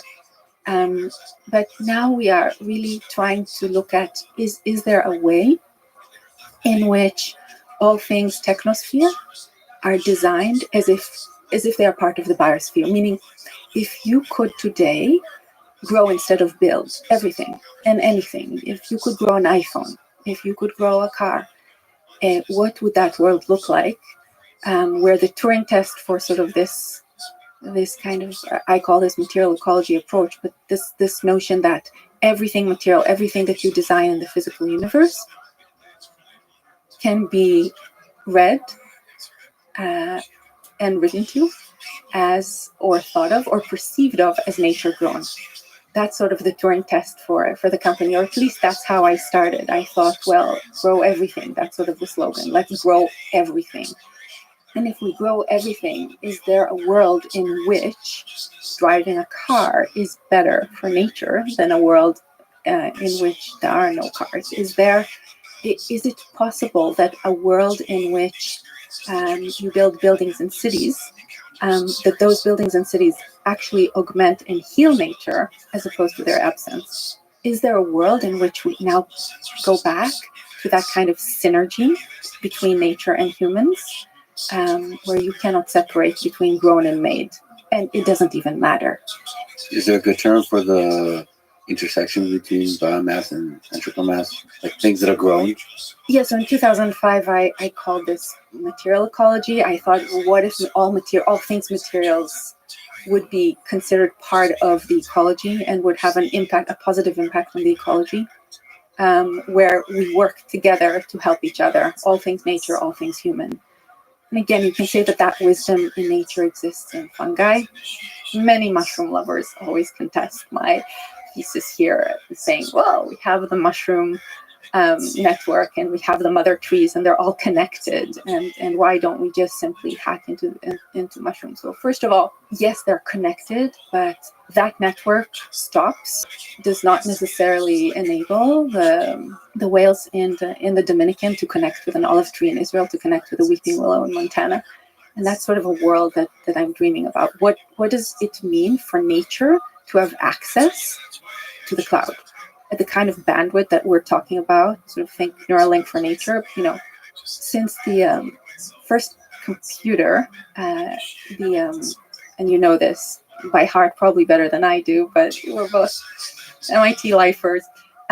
We today have computational power that is 1 trillion times the power that we had in those times. We have 26.5 trillion times the bandwidth and 11.5 quintillion times the memory, which is incredible. So humankind, since the first computer, has approached and accessed such incredible bandwidth. And we're asking, well, what if nature had that bandwidth? So beyond genes and evolution, if there was a way to augment nature and access to the world of bits, what does nature look like now? And can nature make decisions for herself, as opposed to being guided and guarded and abused by humankind? So nature has this inherent wisdom that you spoke to, but you're also referring to augmenting that inherent wisdom with something like a large language model. Exactly. So compress human knowledge, but also maintain whatever is that intricate wisdom that allows plants, bacteria, fungi to grow incredible things at arbitrary scales, adapting to whatever environment and just surviving and thriving no matter where, no matter how. Exactly. So I think of it as large molecule models.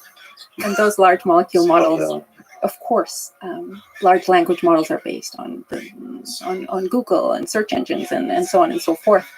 And we don't have this data currently. And part of our mission is to do just that, trying to quantify and understand the language that exists across all kingdoms of life, across all 5 kingdoms of life. And if we can understand that language, is there a way for us to first make sense of it, find logic in it, and then generate certain computational tools that empower nature to build better crops, to increase the level of biodiversity? In the company, we're constantly asking, like, what does nature want? Like, what does nature want from a compute view? If it knew what could aid it in whatever the heck it's wanting to do. Yeah, so we keep coming back to this answer of nature wants to increase information, but decrease entropy, right? So find order, but constantly increase the information scale. And this is true for what our work also tries to do, because we're constantly trying to fight against the dimensional mismatch between things made and things grown, right? And as designers, we are educated to think in X, Y, and Z, and that's pretty much where architectural education ends and biological education begins. So in reducing that dimensional mismatch, we're missing out on opportunities to create things made as if grown. But in the natural environment, we're asking, can we provide nature with these extra dimensions? And again, I'm not sure what nature wants, but I'm curious as to what happens when you provide these tools to the natural environments, obviously with responsibility, obviously with control, obviously with ethics and moral code.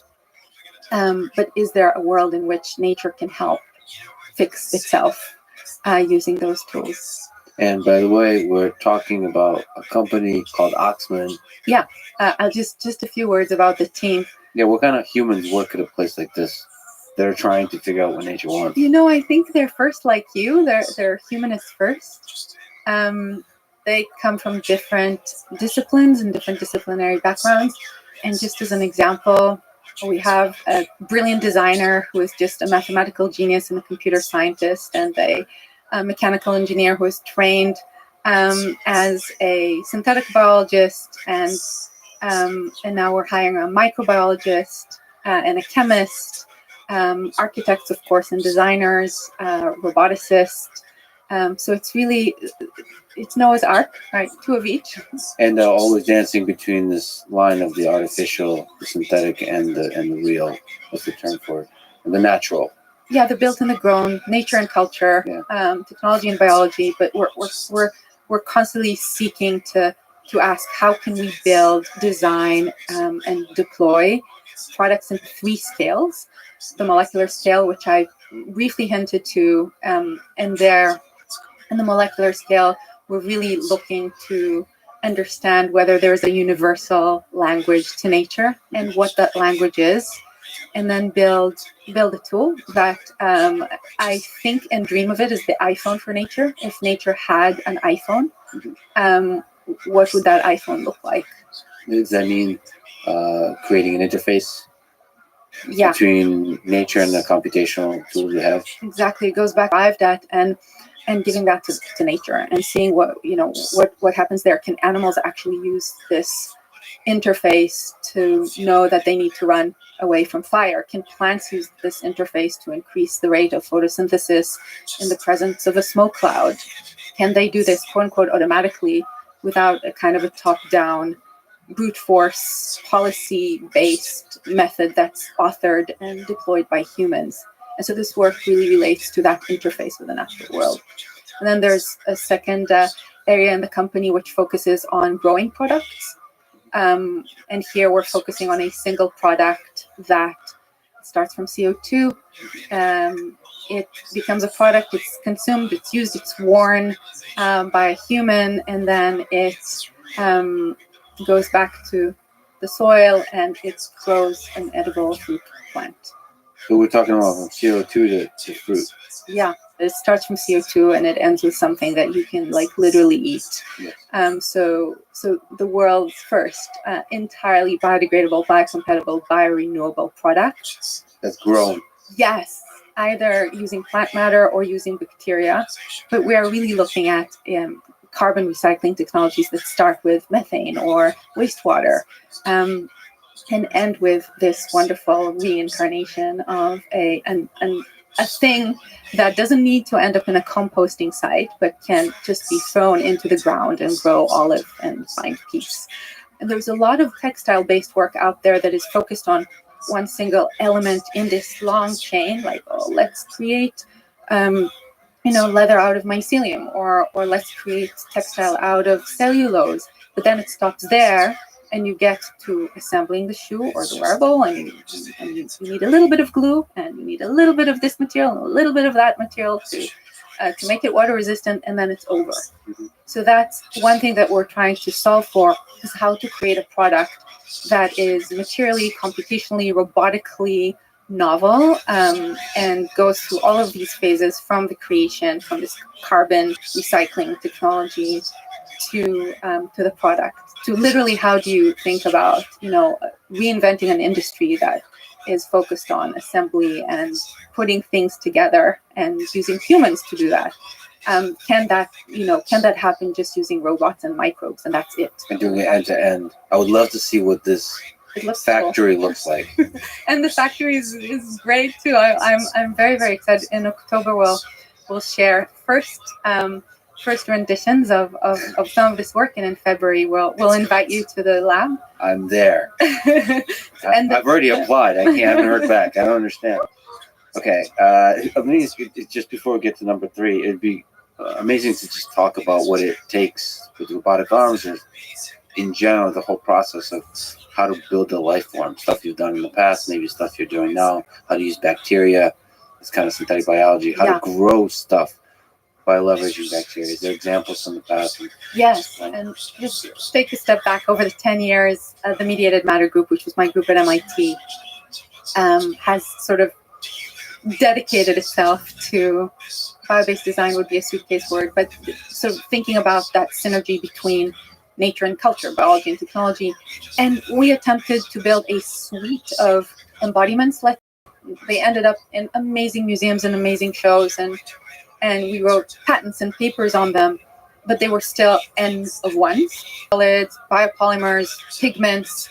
And in each of the examples, although the material was different, sometimes we used fibers, sometimes we used silk with silkworms and honey with bees, or comb as the structural material. With Vespers, we used synthetically engineered bacteria to produce pigments.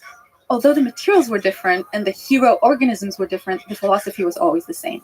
The approach was really an approach of computational templating, the templates for the natural environment, where nature and technology could duet, could dance together to create these products. So just a few examples. With Silk Pavilion, we've had a couple of pavilions made of silk, and the second one, which was the bigger one, which ended up at the Museum of Modern Art with my friend and incredible mentor, Paola Antonelli, that pavilion was 6 meters tall, and it was produced by silkworms. And there we had different types of templates. There were physical templates that were basically just these water-soluble meshes upon which the silkworms were spinning. And then there were environmental templates, which was a robot basically applying a variation of environmental conditions such as heat and light to guide the movement of the silkworm.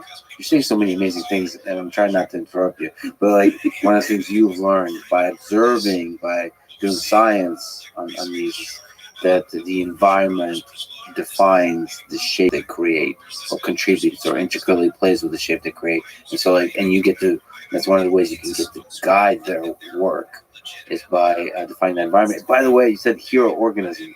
This is an epic term. So that means like whatever is the biological living system that's doing the creation. And that's what's happening in pharma and in biomaterials, and by the way, precision ag and food, new food design technologies. Is people are betting on a hero organism is the sort of how I think of it. And the hero organism is sometimes it's the palm oil or it's the mycelium. There's a lot of mushrooms around for good and bad, and it's cellulose, or it's fake bananas, or the workhorse E. coli. But these hero organisms are being betted on as like what's the one answer that solves everything?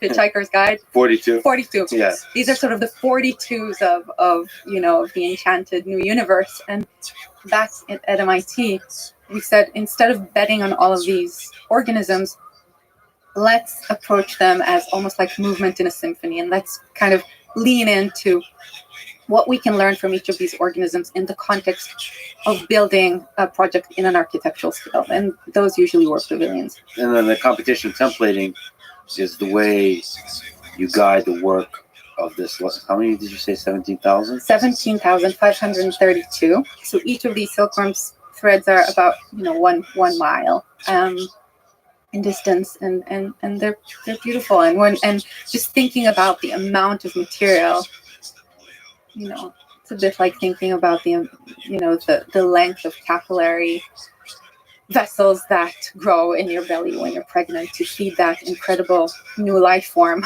It just nature is amazing. But back to the silkworms, I think I had 3 months to build this incredible pavilion, but we couldn't figure out how. We were thinking of emulating the process of how a silkworm goes about building its incredible architecture, this cocoon, over the period of 24 to 72 hours. And it builds a cocoon basically to protect itself. It's a beautiful form of architecture, and it uses pretty much just two materials, two chemical compounds, sericin and fibrin. The sericin is sort of the glue of the cocoon. The fibrin is the fiber-based material of the cocoon. And through fibers and glue, and that's true for so many systems in nature, lots of fiber and glue, and that architecture allows them to metamorphosize. And in the process, they vary the properties of that silk thread. So it's stiffer or softer depending on where it is in the section of the cocoon. And so we were trying to emulate this robotically with a 3D printer that was a 6-axis KUKA arm, one of these baby KUKAs.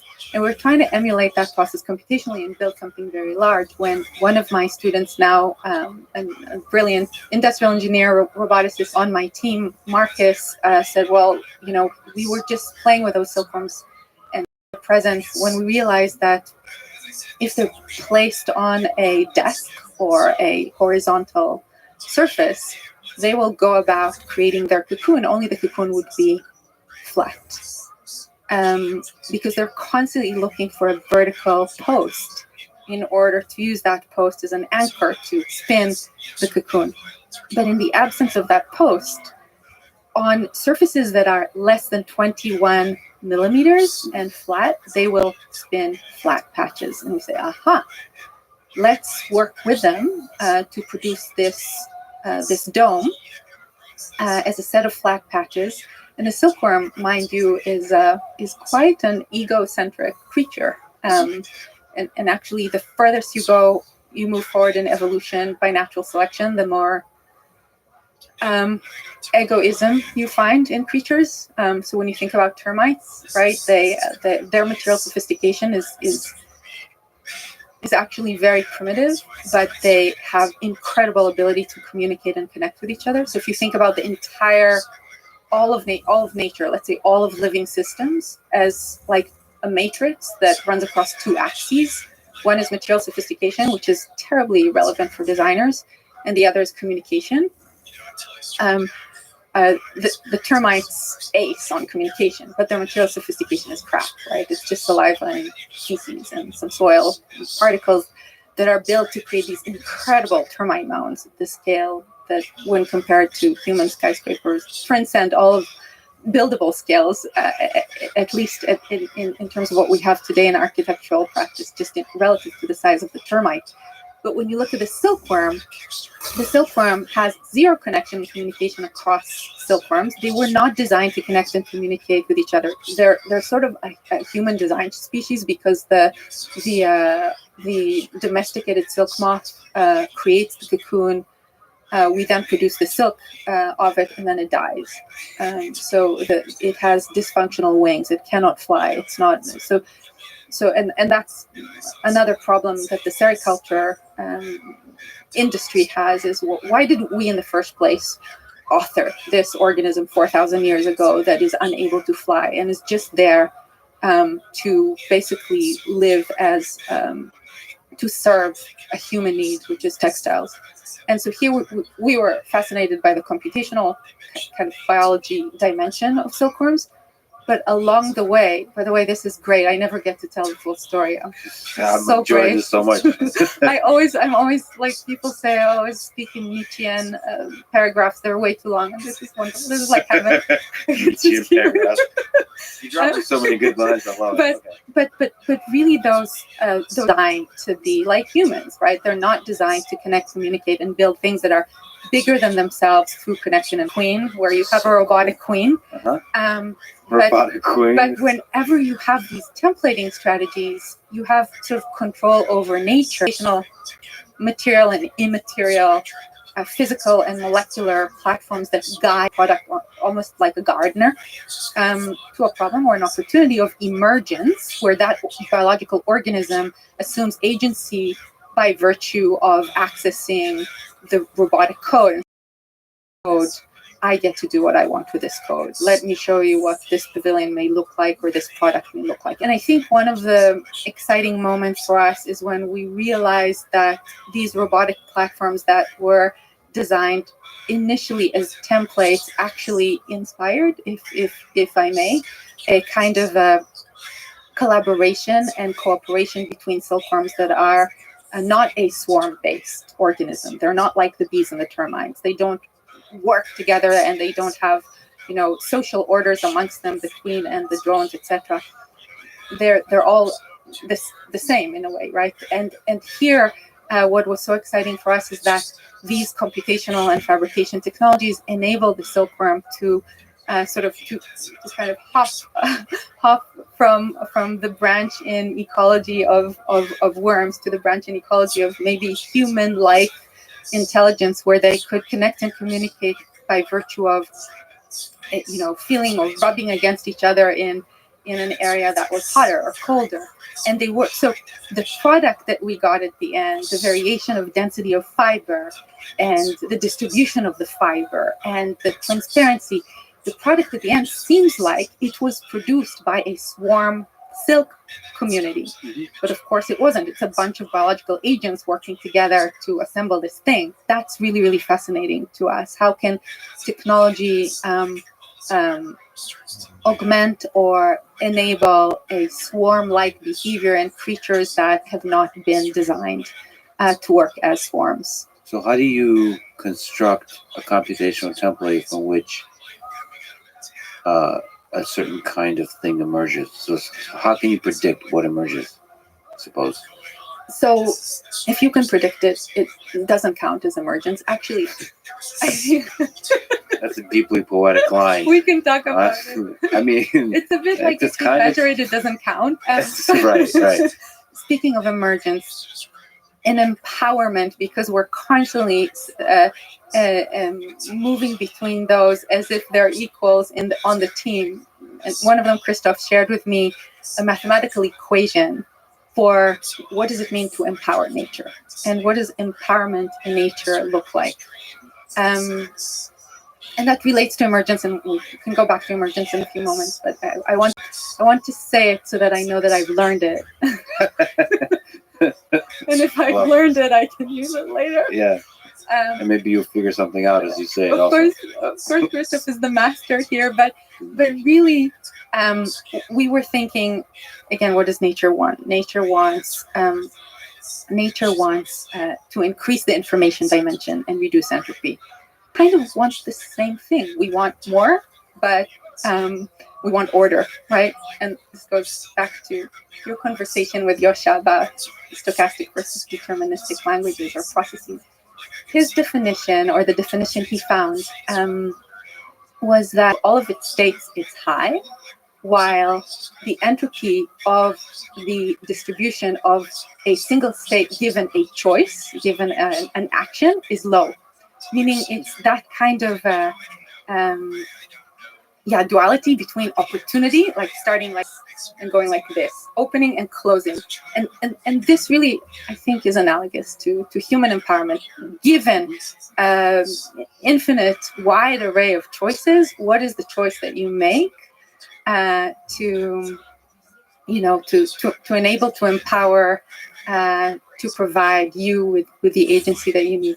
And how much is that making that choice actually control the trajectory of the system? It's really nice. So this applies to all the kinds of systems that you're talking about. Yeah, and the cool thing is it can apply to a human on an individual basis, or a silkworm or a bee, or a microbe that has agency, or by virtue of a template. But it also applies to a community of organisms like the bees. And so we've done a lot of work sort of moving from, you've asked how to grow things. So we've grown things using co-fabrication, where we're digitally fabricating with other organisms that live across the various kingdoms of life, and those were silkworms and bees. And with bees, which we've sent to outer space and returned healthily, and they were reproductive. Okay, you're gonna have to tell that story. We're gonna have to talk about the robotic queen and the pheromones. Come on. So we built what we called a synthetic apiary, and the synthetic apiary was designed as an environment that was a perpetual spring environment for the bees of Massachusetts. They go in hibernation, of course, during the winter season, and then we lose 80% of them or more during that period. We're thinking, okay, what if we created this environment where before you template, right, before you can design with, you have to design for, right? You have to create this space of mutualism, space of sort of shared connection between you and the organism. And with bees, it started as the synthetic apiary. And we have proven that curated environment where we designed the space with high levels of control of temperature, humidity, and light, and we've proven that they were reproductive and alive, and we realized, wow, this environment that we created can help augment bees in the winter season in any city around the world where bees survive and thrive in the summer and spring seasons. And could this be a kind of a new typology, an architectural typology of symbiosis, of mutualism between organisms and humans, where these are, by the way, the synthetic apiary was in a co-op in, nearby Somerville. We had robots. Our team, schlepped there every day with our tools and machines, and we made it happen. And the neighbors were very happy, and they got to get a ton of honey at the end of the winter. And those bees, of course, were released into the wild at the end of the winter, alive and kicking for bees. And then after that, we had this amazing opportunity to send the bees to space on Blue Shepard mission that is part of Blue Origin. And we, of course, said, yes, we'll take a slot. We said, okay, can we outdo NASA? So NASA in 1982 had an experiment where they sent bees to outer space. The bees returned, they were not reproductive. And some of them died, and we thought, well, is there a way in which we can create a life support system, almost like a small mini biolab of a queen and her retinue, that Blue Origin New Shepard mission in this one cell. And so that, if the synthetic apiary was an architectural project, in this case, this second synthetic apiary was a product. It was, right, so from an architect to a product scale control environment. And this biolab, this life support system for bees, was designed to provide the bees with all the conditions that they needed. And we looked at that time at the Nasanov pheromone that the queen uses to guide the other bees, and we looked at pheromones that are associated with a bee, and thinking of those pheromones being released inside the capsules the capsule that goes to outer space. Back to the Media Lab roof, and those bees were alive and kicking and reproductive, and they continued to create comb, and it ended with a beautiful Nature paper that the team and I published together.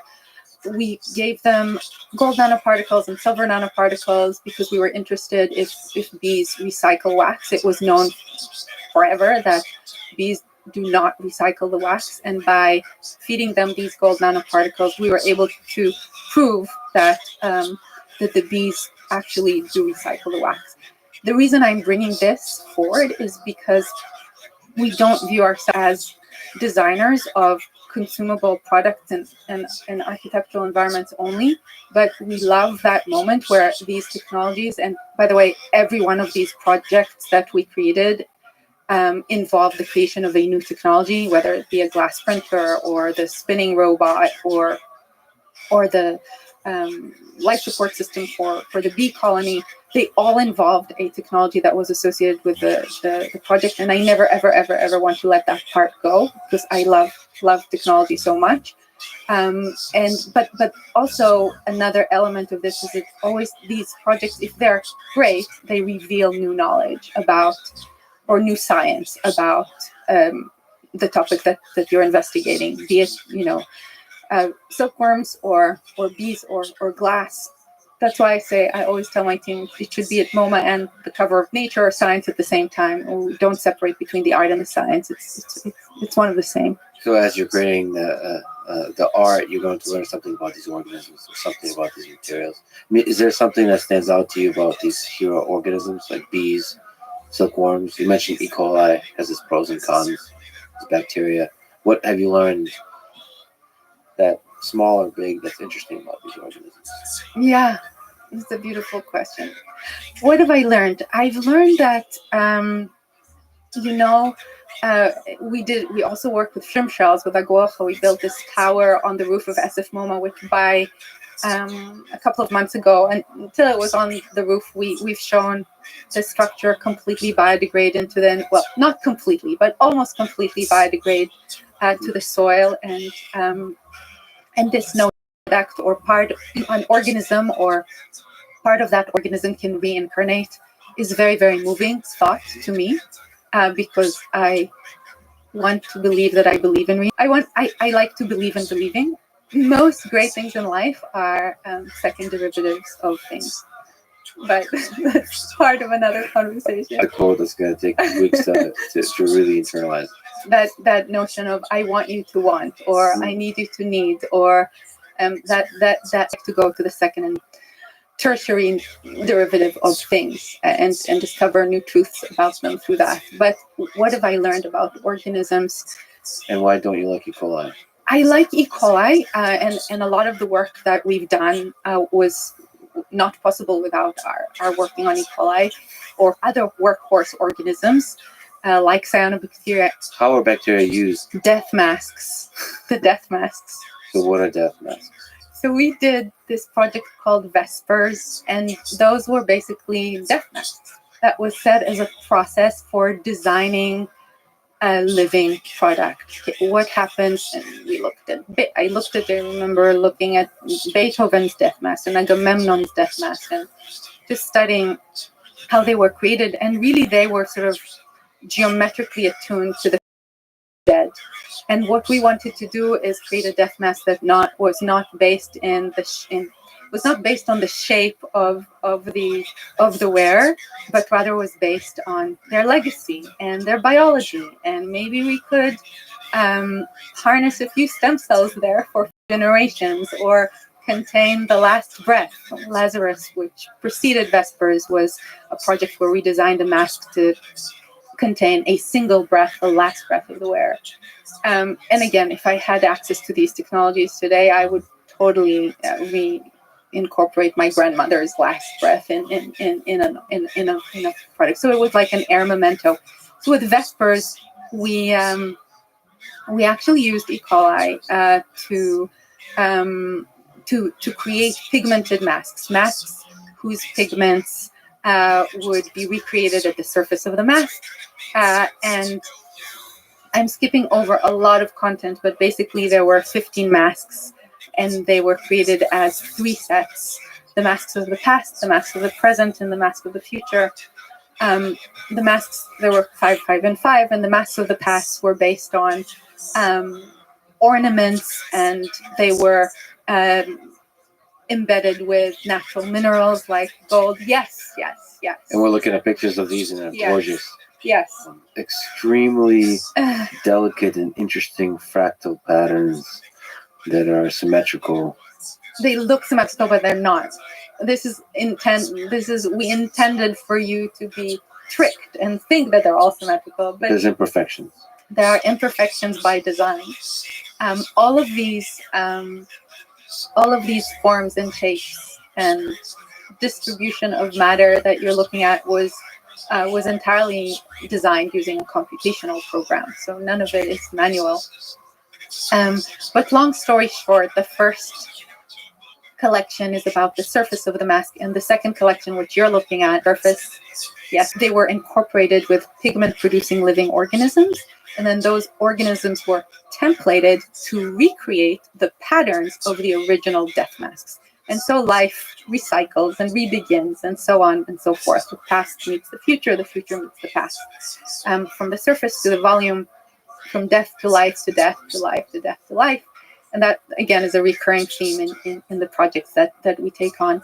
But from a perspective, what was interesting is that we basically interacted with the pigment-producing bacteria, in this case, E. coli, that were introduced on the surface of the mask. And those interactions between the chemical signals inside the resins and the bacteria at the surface of the mask at the resolution that is native to the printer, in this case 20 microns per voxel, allowed us to compute the exact patterns that we wanted to achieve. And we thought, well, if we can do this with pigments, with antibiotics, if we can do this with antibiotics, could we do it with melamine? And what are the implications? Again, this is a platform technology. Now that we have it, what are the actual real-world implications and potential applications for this technology? And we started a new area. One of my students, Rachel, her PhD thesis was titled after this new class of materials that we created through this project Vespers, hybrid living materials, HLMs. And these hybrid living materials really paved the way towards a whole other set of products that we've designed, like the work that we did with melamine for the Mandela Pavilion that we presented at SF MoMA, where, again, we're using the same principles of templating, in this case, not silkworms and not bees, but we're templating bacteria at a much more finer resolution. And now, instead of templating using a robot, we're templating using a printer. But compute is very, very much part of it. And what's nice about bacteria, of course, is that from an ethical perspective, I think there's a range, right? So at the end of the Silk Pavilion, I got an email from a professor in Japan who has been working on transgenic silk and said, well, if you did this create amazing Silk Pavilion, why don't we create, glow-in-the-light silk dresses? And in order to create this glow-in-the-light silk, we need to to apply genes that are taken from a spider to a silkworm. And this is what is known as a transgenic operation. And we said no. And that was for us a clear decision that no, we will work with these organisms as long as we know that what we are doing with them is not only better for humans, but it's also better for them. And again, just to remind you, we're I forget the exact number, but it's around 1,000 cocoons per single shirt that are exterminated in India and China, and in those sericulture industries that are being abused. Now, yes, this organism this organism was designed to serve the human species, and maybe it's time, to retire that that conception of organisms that are designed for a human-centric world or human-centric set of applications. I don't feel the same way about E. coli. Not that I'm organism agnostic, but still, I believe there's so much for us to do on this planet with bacteria. And so, in general, your design principle is to grow cool stuff as a byproduct of the organism flourishing, not using the organism. The win-win, the synergy, Win-win. a whole that's bigger than the sum of its parts. It's interesting. I mean, it just feels like a gray area where genetic modification of an organism. It just feels like, I don't know, if you genetically modified me to make me glow in the light, I kind of like I think it. you have enough of an aura. All right, thank you. I was just fishing for compliments. Thank you. I But appreciate you're it. absolutely right. And by the way, the gray area is where some of us like to live and like to thrive, and that's okay. And thank goodness that there's so many of us that like the black and white and that thrive in the black and white. My husband is a good example for that. Well, but just to clarify, in this case, you're also trying to thrive in the black and white, in that you're saying, like, the silkworm is a beautiful, wonderful creature. Let us not modify it. Is that the idea, or is it okay to modify a little bit as long as we can see that it benefits the organism as well as the final creation? So with silkworms, absolutely, let's not modify it genetically. And then some, because why did we get there to begin with 4,000 years ago in the Silk Road? And we should never get to a point. Less bacteria are pretty wonderful organisms. Yeah, for sure. Let's give bacteria all the love they deserve. We wouldn't be here without them. They were here for Sure, that dimension of agency and maybe awareness. But yeah, lots of really interesting work happening with bacteria. Directed evolution is one of them. We're looking at directed evolution, so high throughput directed evolution of bacteria for the production of products. And again, those products can be a shoe, wearables, biomaterials, therapeutics. and doing that direction computationally. Totally computationally, obviously in the lab with the hero organism, the hero bacteria, and what's happening today in ecomicrobial synthetic biology that lends itself to ecology, and again, all of these are such a wonderful time to be a designer. I can't think of a better time to be a designer in this world. But with high throughput directed evolution, and I should say that the physical space in our new lab will have these capsules which we have designed that they're designed like grow chambers or grow rooms, and in those grow rooms we can basically program top-down environmental templating or top-down environmental control of light, humidity, etc. So light, humidity, and temperature, while doing bottom-up genetic regulation. So it is a wet lab, but in that wet lab, you could do at the same time genetic modulation, regulation, and environmental templating. And then again, the idea is that in one of those capsules, maybe we grow transparent wood, and in another capsule, we transparent wood for architectural application. Another capsule, we grow a shoe, and in another capsule, we look at that language, large language model that we talked about, and there's a particular technology associated with that, which we're hoping to reveal to the world in February. And each of those capsules is basically a high throughput computational environment, like a breadboard that has, think of sort of a physical breadboard environment that has access to oxygen and nitrogen and CO2 and nutritional dispensing. And these little capsules could be stressed. They're sort of an ecology in a box.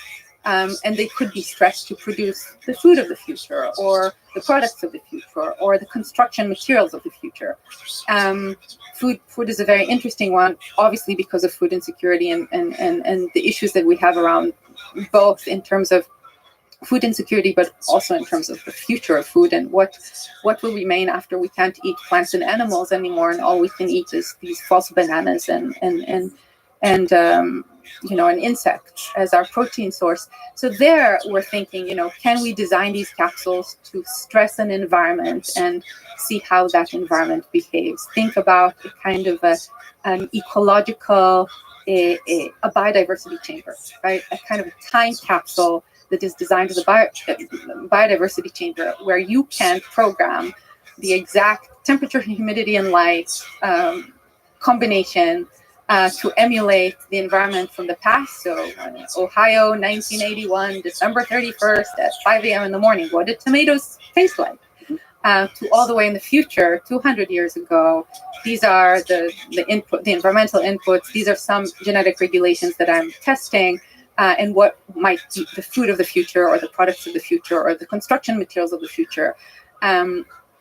Feel like, test like, behave like, etc. And so these capsules are designed as part of a lab. That's why it's been taking us such a long time to get to this point, because we started designing them in 2019, and they're currently, literally as I speak to you, under construction. How well is it understood how to do this dance of controlling the different variables in order for various kinds of growth to happen? It's not. It's never been done before, and these capsules have never been designed before. So when we first decided these are going to be environmental capsules, people thought we're crazy. What are you building? What are you making? So the answer is that we don't know, but we know that there has never been a space like this where you have basically a wet lab and a grow room at that resolution, at that granularity of control over organisms. There's a reason why there is this incredible evolution of products in the software space. The hardware space, that's a more limiting space. That's because of the physical infrastructure that we have to test and experiment with things. So we really wanted to push on creating a wet lab that is novel in every possible way. What could you create in it? You could create the future. You could transaction-driven individuals in the world. Let's say the objective function is carbon sequestration. And we weed out the bad guys, we leave the good guys, and we end up with this ideal ecology of carbon sequestering heroes that connect and communicate with each other. And once we have that model, this biodiversity chamber, we send it out into the field, and we see what happens in nature. And that's sort of what I'm talking about, augmenting plants with that extra dimension of bandwidth that they do not have. They're just last week, I came across a paper that discusses the in vivo neurons that are augmented with a Pong game, and in a dish they basically present sentience and the beginning of awareness, which is wonderful. Yeah. Like that you could actually take these circuits that enable these cells to connect and communicate, and together arrive at sort of swarm situation that allows them to act as a system that is not only perceived to be sentient, but is actually sentient. Michael Levine calls this agential material that has agency, right? So this is of interest to us because this is sort of, again, this is emergence post-templating. You template until you don't need to template anymore because the system has its own rules, right? What we don't want to happen with AGI, we want to happen with synthetic biology. What we don't want to happen online and software with language, we want for it to happen with bio-based materials, because that will get us closer to growing things as opposed to assembly and mechanically, putting them together with toxic materials and compounds. If I can ask a pothead question for a second. So you mentioned, just like the silkworms, the individualist silkworms got to actually learn how to collaborate, or actually to collaborate like, in a swarm-like way. You're talking about getting plants to communicate in some interesting way based on an objective function. Is it possible to have some kind of interface between another kind of organisms, humans, and nature? So like a human to have a conversation with a plant. There already is. You know that when we cut freshly cut grass. I love the smell, but it's a smell of leaves of grass are communicating to each other. So the grass, when it's cut, emits green leaf volatiles, GLVs. And those GLVs are basically one leaf of grass communicating to another leaf of grass. Be careful, mind you, you're about to be cut. These incredible life forms are communicating using a different language than ours. We use language models, they use molecular models.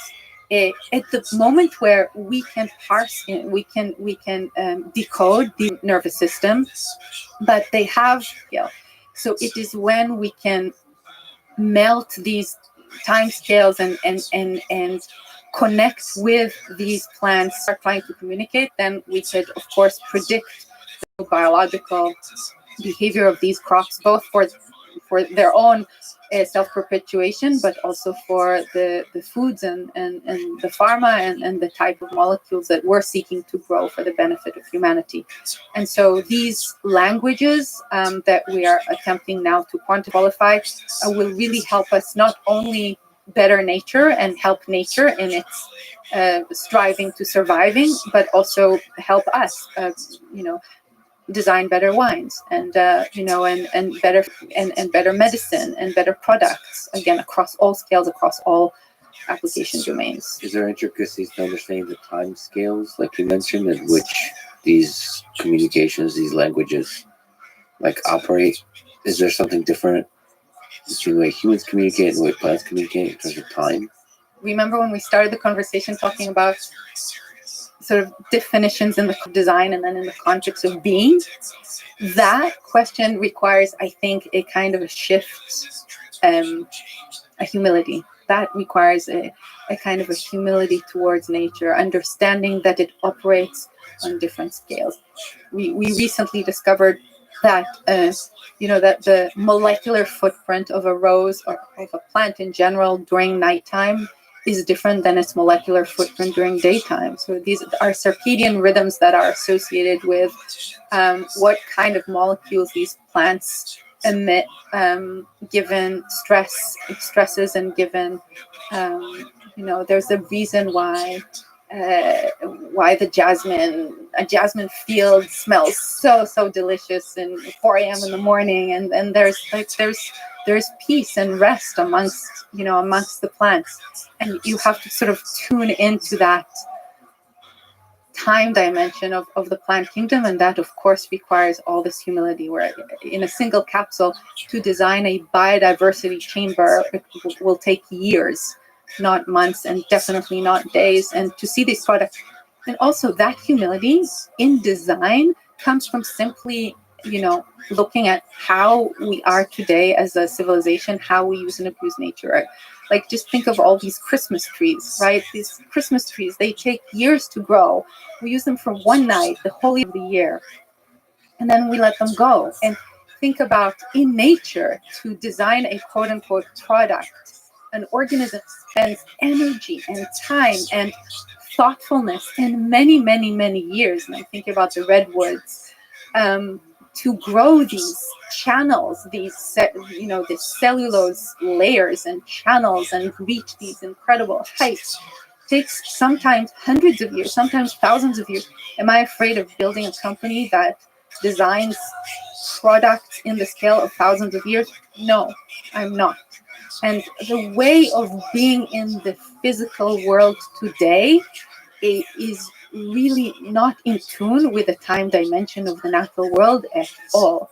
And that needs to change. And that's obviously very, very hard to do in a community of human beings that is, at least in the Western world, that is based on capitalism. And so here, the wonderful challenge that we have ahead of us is, how do we impart upon the capitalist movement?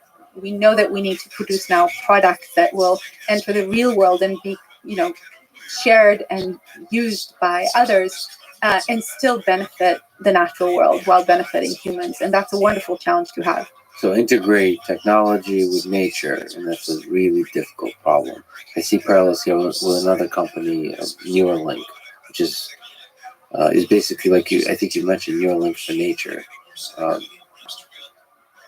there are short-term products you can come up with, but it's ultimately a long-term challenge of how do you integrate the machine with this creation of nature, this intricate, complex creation of nature, which is the human brain, and then you're speaking more generally, nature.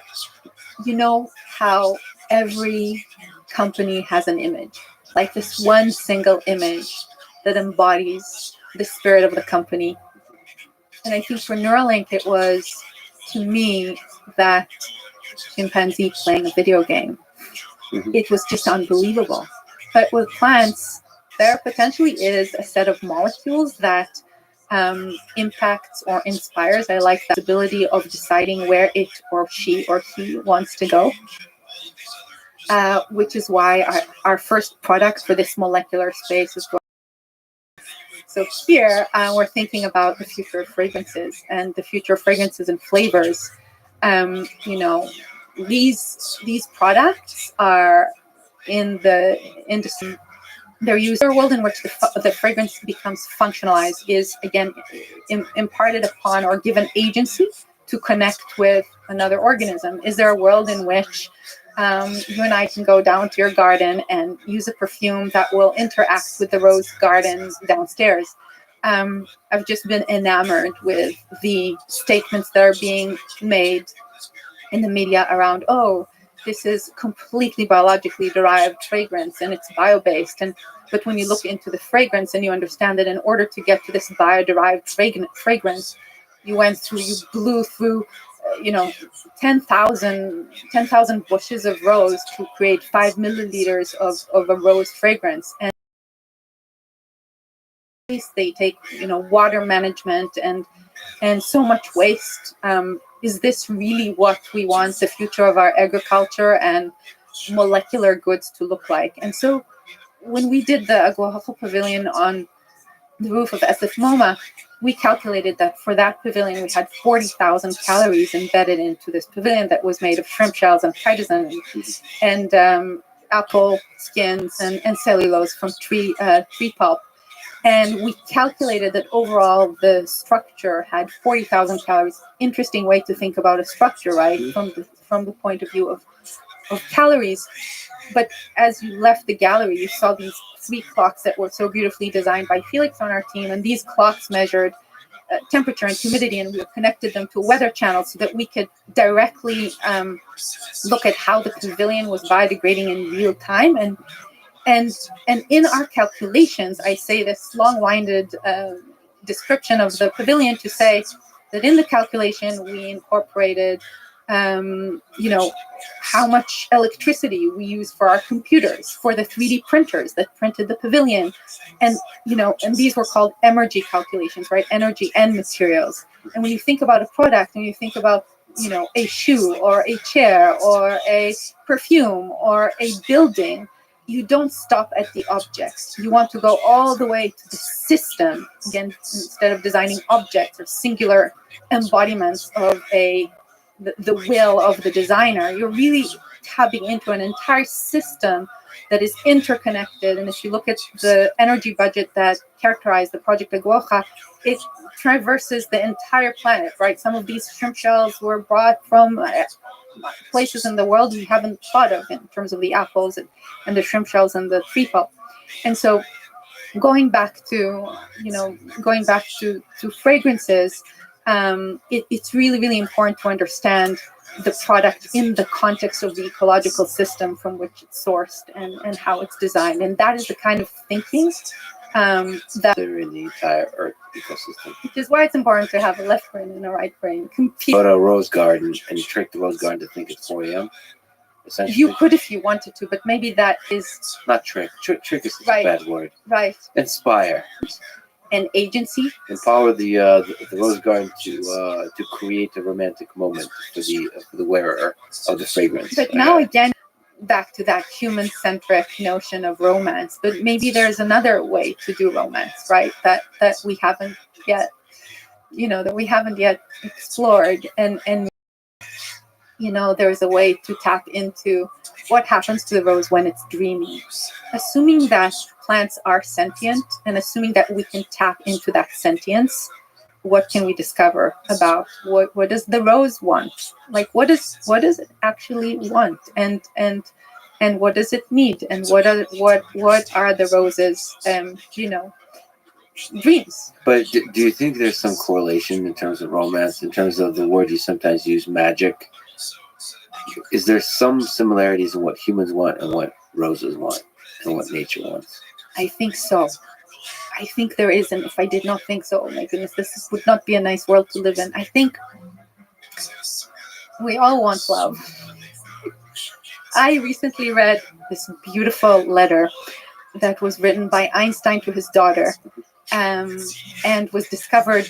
Einstein asked his daughter to wait 20 years until she reveals these letters, and so she did.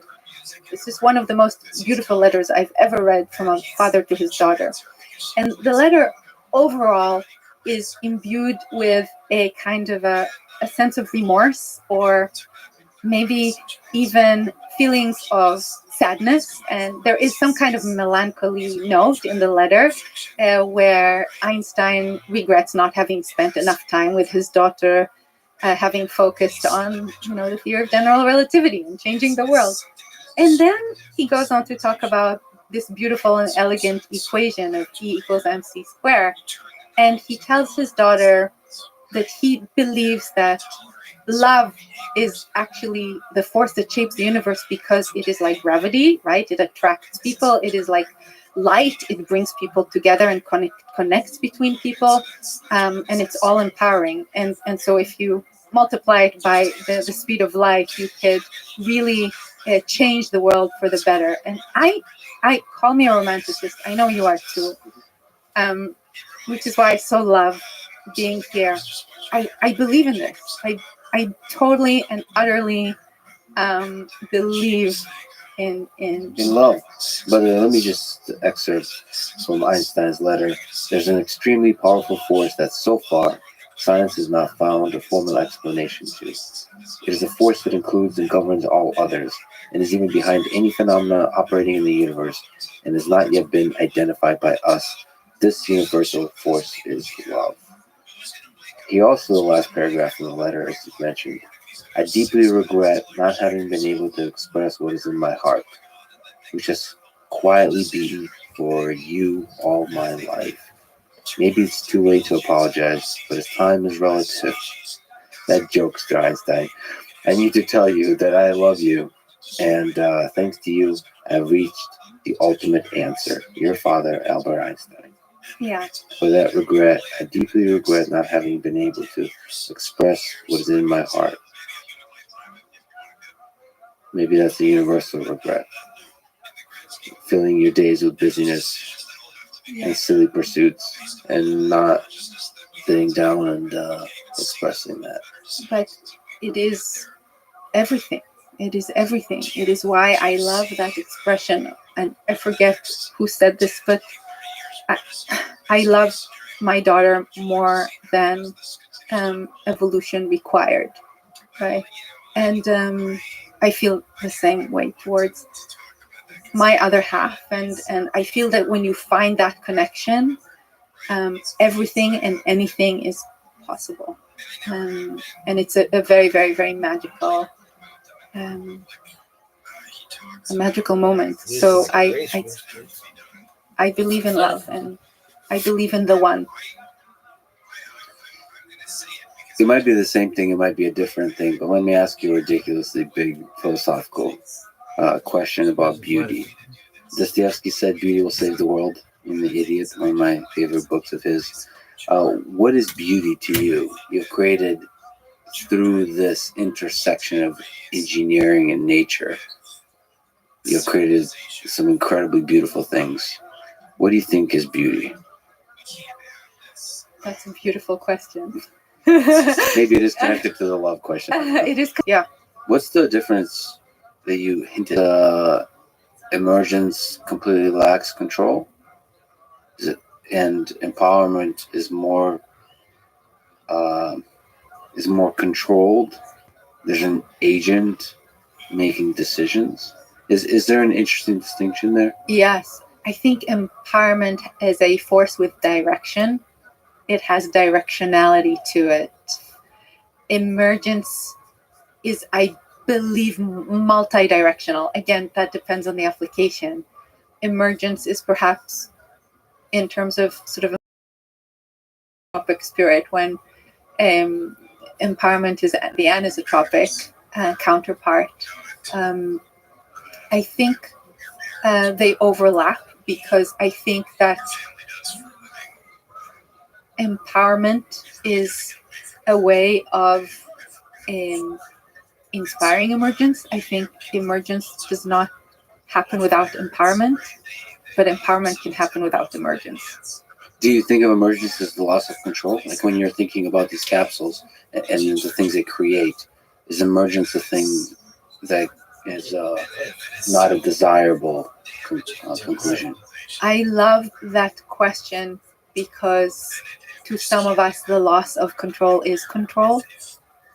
In design, we're used to like extreme levels of control over form and the shape of a thing and how it behaves and how it functions. And that's something we've inherited from the Industrial Revolution. But with nature, there's this diversity that happens without necessarily having a reward function, right? This is good or bad. Things just happen, and some of them happen to have wings, and some of them happen to have scales, and you end up with this incredible potential for diversity. So I think the future of design is in that soft control, is in the ability to design highly controlled systems that enable the loss of control, and creativity is very much part of this, because creativity is all about letting go and beginning again and beginning again, beginning again. And when you cannot let go, you cannot be creative, and you can't find novelty. But I think that letting go is a moment that enables empowerment, agency, creativity, emergence. And they're all connected. They're sort of associate themselves with definition of destiny or the inevitable. A good friend of mine shared with me elegant definition of fate, which is the ratio of who you are and who you want to be. Ratio of who you are, who you want to be. Exactly. And that sort of ends up defining you. Yeah. And those tools, I think, when you let go, you sort of find you give peace to your will, right? To a sense of will, and so I think that's very, very important in design, but also in life. You said this fate is the ratio of Who you are and who you want to who be. you want to be. Do you think there's something to this whole manifestation thing, like focusing on a vision of what you want the world to become, and in that focusing you manifest it, like Paulo Coelho said in The Alchemist, when you want something, all the universe conspires in helping you to achieve it. Is there something to that? I think so, yes. And I always think of what I do as the culmination of energy, information, and matter, and how to direct energy, information, and matter in the design of a thing or in the design of a life. I think living is very much a process of channeling these energies to where they need to go. I think that the manifestation, or part of that manifestation, is the pointing to the moon in order to get to the moon. And that's why manifestation is also directional. It has that vector quality to it that I think of agency as.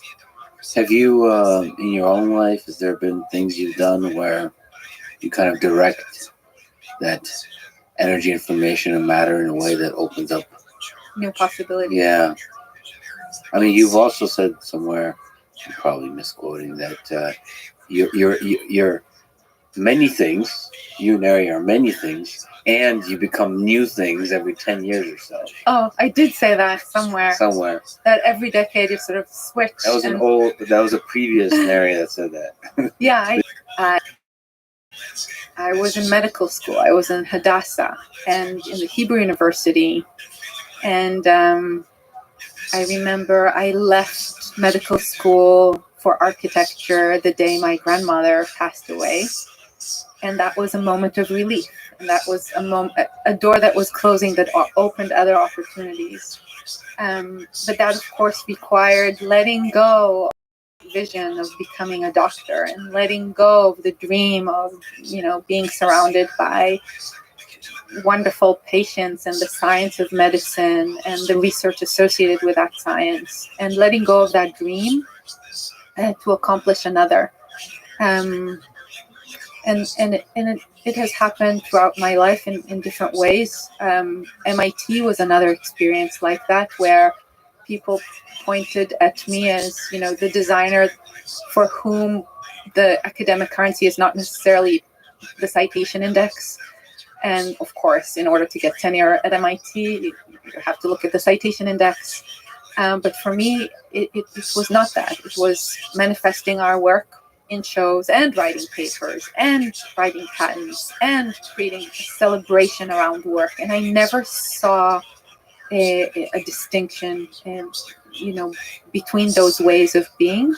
I also think that another kind of way of being, or a modality of being, that I found helpful is, and Viktor Frankl wrote this incredible book, Man's Search for Meaning After the Holocaust, and he writes different people pursue life for different reasons. According to Freud, the goal of life is to find pleasure, and according to Adler, it's to find power.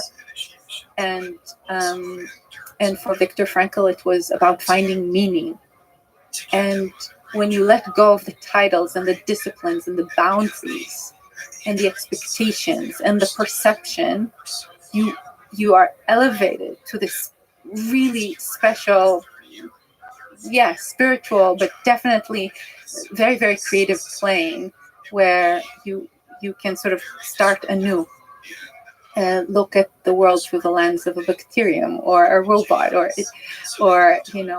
look at ecology through the lens of chemistry, and look at chemistry through the lens of robotics, and look at robotics through the lens of, microbial ecologies, and so on and so forth. And I feel that kind of rebooting, not every 10 years, but every minute, every breath, is very, very important for a creative life, and for just maintaining this fresh mind, to reboot, to begin again with every breath.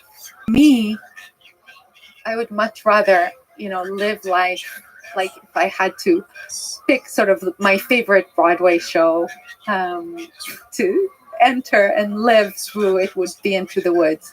It's not a specific fairy tale. It's not, the Sleeping Beauty or Little Red Riding Hood or Rapunzel. It's all of them. It's sort of moving into the forest and seeing this wander and getting close and learning. It's really about tying all of these little fairy tales together in work and also in life. Unafraid to leap into the unknown? Unafraid to leap into the unknown. Speaking of MIT, you got a tenure at MIT, and then you leaped to New York and start a new company that with a vision that doesn't span a couple of years, but centuries. I did. It was my destiny to start a company. And do I have mornings when I wake up and I ask myself, what the hell am I doing? I have those mornings. What do you do with those mornings, by the way? I embrace them, and I find gratitude, and I say to myself, thank goodness I'm so lucky to have the ability to be frustrated in this way. So I really, really embrace these frustrations, and I take them. Aware mind, and I laugh at them. I smile at them. If I could return actually to the question of beauty for a second, I forgot to ask you something. You mentioned imperfection in the death masks. Mm-hmm. What role does imperfection play in our conception of beauty? What role does imperfection play in nature?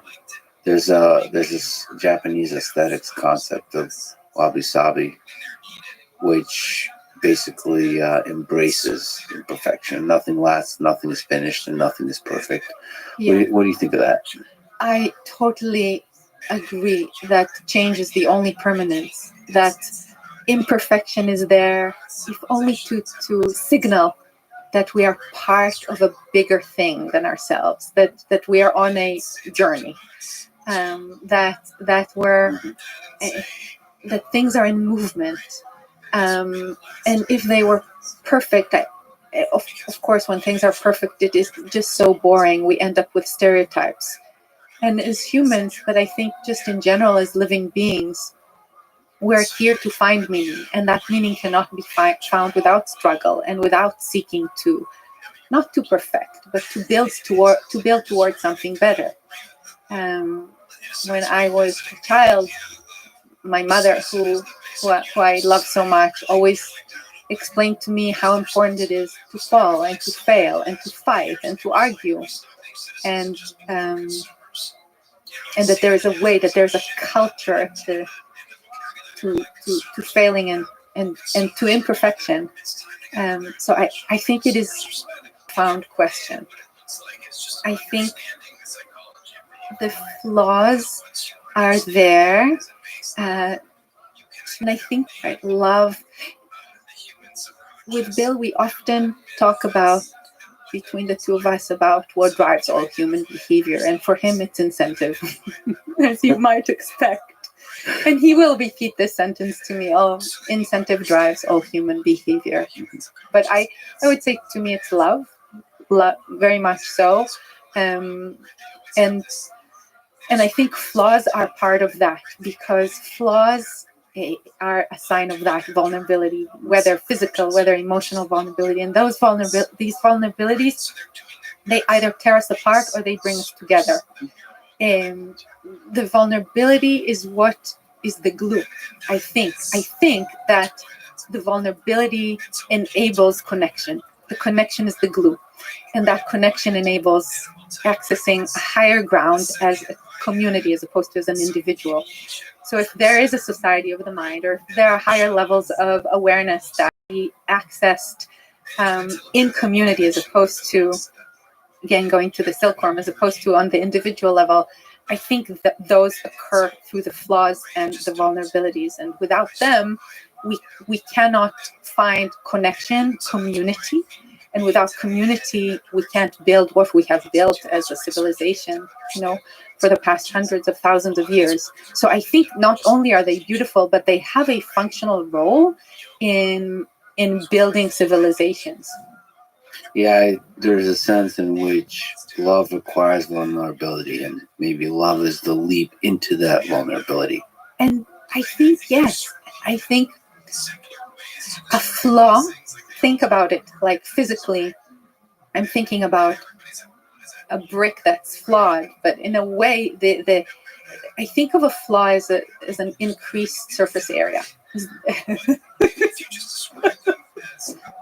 God, that's a good line. That's a good line. Right, a surface area that, like, physically or emotionally, right?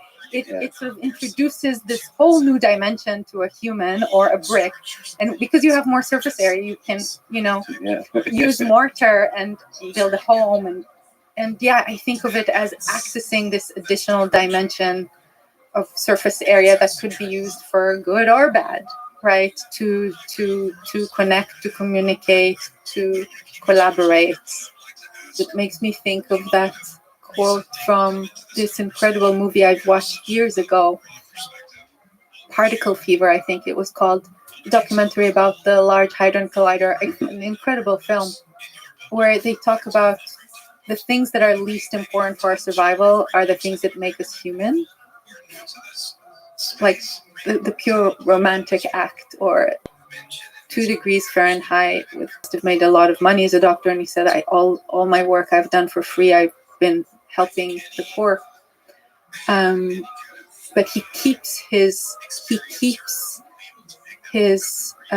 modesty, and he says the things that actually make him able to, or made him able to outlive the terrible experience in the Holocaust, was the really cherishing this moment when the sun hits his skin, or when he can eat it. A grain of rice, a single grain of rice. So I think cherishing is a very important part of living a meaningful life, being able to cherish those simple things, Like to notice them and to notice them, to pay attention to them in the moment. And I do this now more than ever. I mean, there is some Bukowski has this poem I like called Nirvana, where it tells a story of a young man on a bus going through like North Carolina or something like this, and they stop off in a cafe, and he has there's a waitress, and he talks about that he notices the magic, something indescribable, just notices the magic of it. And he gets back on the bus with the rest of the passengers, and none of them seem to have noticed the magic. And I think if you just allow yourself to pause and just to feel whatever that is, maybe ultimately it's a kind of gratitude Yes. for, I don't know what it is. It's just, I'm sure it's just chemicals in the brain, but it's just so incredible to be alive. Yes. And noticing that and Yes. appreciating that and being one in that with others. Yes. Yes. And that goes back to, to the fireplace, right? To the first technology. What was the first technology? It was fire. First technology to have built community. And it emerged out of a vulnerability of wanting to stay away from the cold and be warm together. And of course, that fire is associated with not only with comfort and the ability to form, biorelevant nutrients in our food and provide heat and comfort, but also spirits and to a moment that can only be experienced. It's a real thing. I really truly believe that we're born with an aura, surface area that is measurable. I think we're born into the world with a, with an aura, and how do we channel that is ends up sort of defining the light in our lives. Do you think we're all lonely? Do you think there's loneliness in us humans? Oh yes, loneliness is part. Yes, I think we all have that loneliness, whether we're willing to access that loneliness and look at it in the eye, or completely completely avoid it or deny it. It's like it feels like it's some kind of foundation for longing, and longing leads to this combination of vulnerability and connection with others. And it Yes, feels like that's a really important part of being human, is being lonely. we are born into this world alone. Again, being alone and being lonely are two different things, right? And you can be together but be lonely, and you can be alone but not be lonely at all. We often joke, Bill and I, that he cannot be lonely. He cannot deal with being by himself. He always needs people around him. And I strive long, must have creative solitude, must find pockets of solitude and loneliness in order to find creativity and reconnect with myself. So loneliness is a recipe for community, in my opinion. Mm-hmm. And I think those things complement each other, and they're synergetic. Absolutely, the yin and yang of togetherness, and they allow you, I think, to that ratio we talked about of who you are and who you want to be. If you go Timeless problems or concepts together with timely technologies to observe them.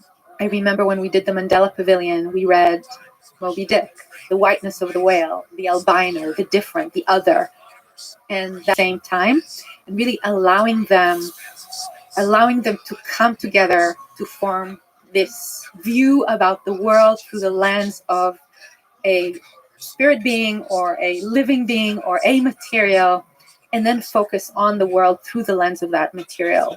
The glasswork was another project like that, where we were fascinated by glass because obviously it's superb material for architecture. But we created this new glass printing technology for the first time that was shedding light on the biomechanics of fluid glass, the math and the physics of which was never done before, which was so exciting to us.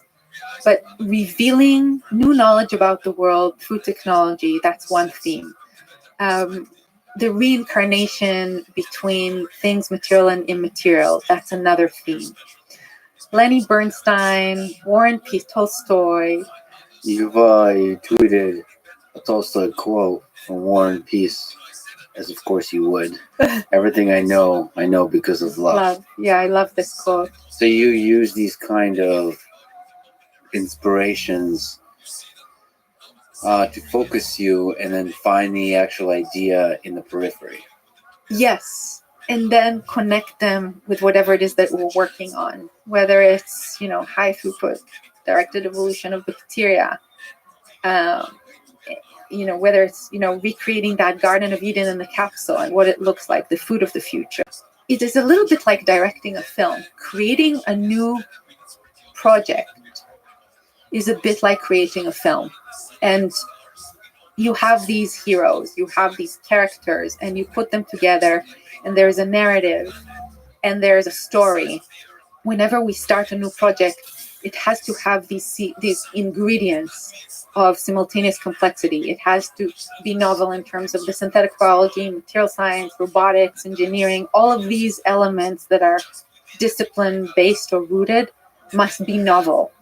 If you can combine novelty in synthetic biology with a novelty in robotics, with a novelty in material science, with a novelty in computational design, and you are bound to create something novel, period.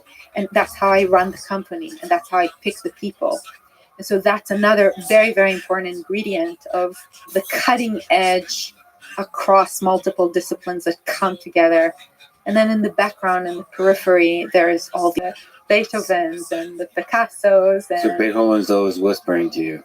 Yeah, how could one not include Beethoven in the Whisperers? I'm going to ask you about Beethoven and Evgeny Kissin. You've mentioned, because I've played piano my whole life. I obviously know a lot of Beethoven. And it's one of the private things for me. It's very, very difficult for me. And I'm sure I know it's not across multiple disciplines. And that's what you seek when you build teams or pick people you work with. Yeah. I just wanted to kind of linger on this idea of what kind of humans are you looking for in this endeavor that you're taking on, this fascinating thing that you've been talking about. One of the things somewhere else, a previous version 5.7 of Neri said somewhere that there's 4 fields that are combined to create this intersection of biology and engineering work on computational design, additive manufacturing, material engineering, synthetic biology. I'm sure there's others. How do you find these humans? Machine learning is in the mix. I manifest and they come. Yeah. There are a few approaches to Manifest. they show up. Okay. Send your message upon the water. I mean, those job descriptions that you saw, the first ones I wrote by myself, and you find interesting people and brilliant people when you look, and we talked about second derivative, when you look under and under and under, and if you look deep enough and specialized enough, and if you allow yourself to look at the cracks, at the flaws, at the cracks between disciplines and between skills, you find really, really interesting diamonds in the rough. And so I like for those job descriptions to be those messages in a bottle that bring those really interesting people our way.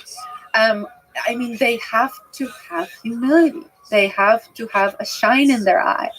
They have to be hungry and foolish, as so famously said. A friend of mine, who's a dean of a well-known architectural school, said, today architects don't want to be architects. Architects don't look up to the star architects as role models. Star architects are no longer role models. Architects want to build by virtue of not building, right? Architects want, she said, we're back in the 60s when we think about architecture, back in the hippie movement. I think that in a way, They have to be somewhat of a hippie, somewhat of a kind of a jack of all trades, master of all. And yet with humility. And yet with humility. Now that is hard to find. And that is why, when I start an interview, I talk about childhood memories, and I asked about music, and I ask about connection. And through these interviews, you can learn a lot about a person's future by spending time hearing them talk about their past. Do you find that educational back, like PhDs versus, like, what's the life trajectory? Yours is an interesting life trajectory too. Like, what's the life trajectory that leads to the kind of person that would work with you? It's, people who have ideally had industry experience and know what it's like to be in the quote unquote real world. They're dreamers that are addicted to reality, as opposed to realists that are addicted to dreams. Meaning they have that innocence in them, they have the hunger, they have the idealism without being entitled, and with understanding the systems that govern our world, and understanding how to utilize these systems as Trojan horses to bring those values into the world. There are individuals who feel comfortable in this friction between highly wondrous and dreamy and incredible fantasy renditions of what the world could be, with extremely and extremely brilliant skills in terms of their disciplinary background. So PhD with industrial experience in a certain field, or a double major in two fields that make no sense whatsoever in their combination, I love it. Yeah. are things that really, really attract me. And especially that span the technology, biology. yes, Yeah. technology, biology, nature, culture. I mean, the secret to one thing is through the lens of another. And I always believe in that kind of translational design ability, to be able to see something through the lens of another, and always allows you to think again, begin again, reestablish, redefine, suspend your disbelief, revisit. And when you revisit enough times, like 100 times or like 200 times, and you revisit the same question through the lens of any possible discipline and any possible scenario, you get to the truth. I have to ask you, because you work at the interplay of the machine and the natural world, is there a good definition for you of what is life? What is a living organism? Mm-hmm. I think like 440 million years ago, there were all these plants that the cyanobacteria, I believe, actually, that God, that was like the first extinction, right? There were 5 extinctions. We are apparently the 6th. We are in the eye of the storm. We are in the 6th extinction. We are going to be extinct as we speak. I mean, death is upon us, whether we want to admit it or not. And actually, they found in Argentina and in various places around the world, they found these spores of the first plants that existed on the planet, and they emerged out of these cyanobacteria, were the first, of course, and then they found these spore-based plants. And because they didn't have seeds, they're only spores, the spores became sort of the fossils by which we've come to know of their existence. And because of these spores, we know that this first extinction existed. But this extinction is actually what enabled plants to resurrect, right? So the death of these first plants, because they clinked to the rocks and they generated a ton of phosphorus that went into the ocean by clinging to the rocks, like 60 times more phosphorus than without them. And then all this phosphorus basically choked the oceans and made them super cold and without oxygen, aoxic. And then we lost the plant kingdom. And then because of the death of these first plants, they actually enriched the soil. And more sophisticated life as we know has become a wave, right? Where we are not alone. And we are here because of those plants, right? So I think death is very much part of life. So in the context of, the redwood tree, perhaps life is defined as 10 generations, and through the lens of a bacteria, perhaps life is defined as a millisecond, and perhaps through the lens of an AGI, life is defined as all of human civilization. So I think it really is a question of this time scale again, the time scale and the organism, the life form that's asking the question, to which we can answer, what is life? What do you think about this? Since if we think of ourselves as in the eye of the storm of another extinction, the natural question to ask here is: you have all of nature, and then you have this new human creation that is currently being termed artificial intelligence. How does your work play with the possibility of a future super intelligent ecosystem, an AGI that either joins or supersedes humans? Yeah. So I'm glad you asked this question. And are you hopeful or terrified? Both. I'm hopeful and terrified. I did watch your interview with Eliezer Yudkowsky, and I loved it.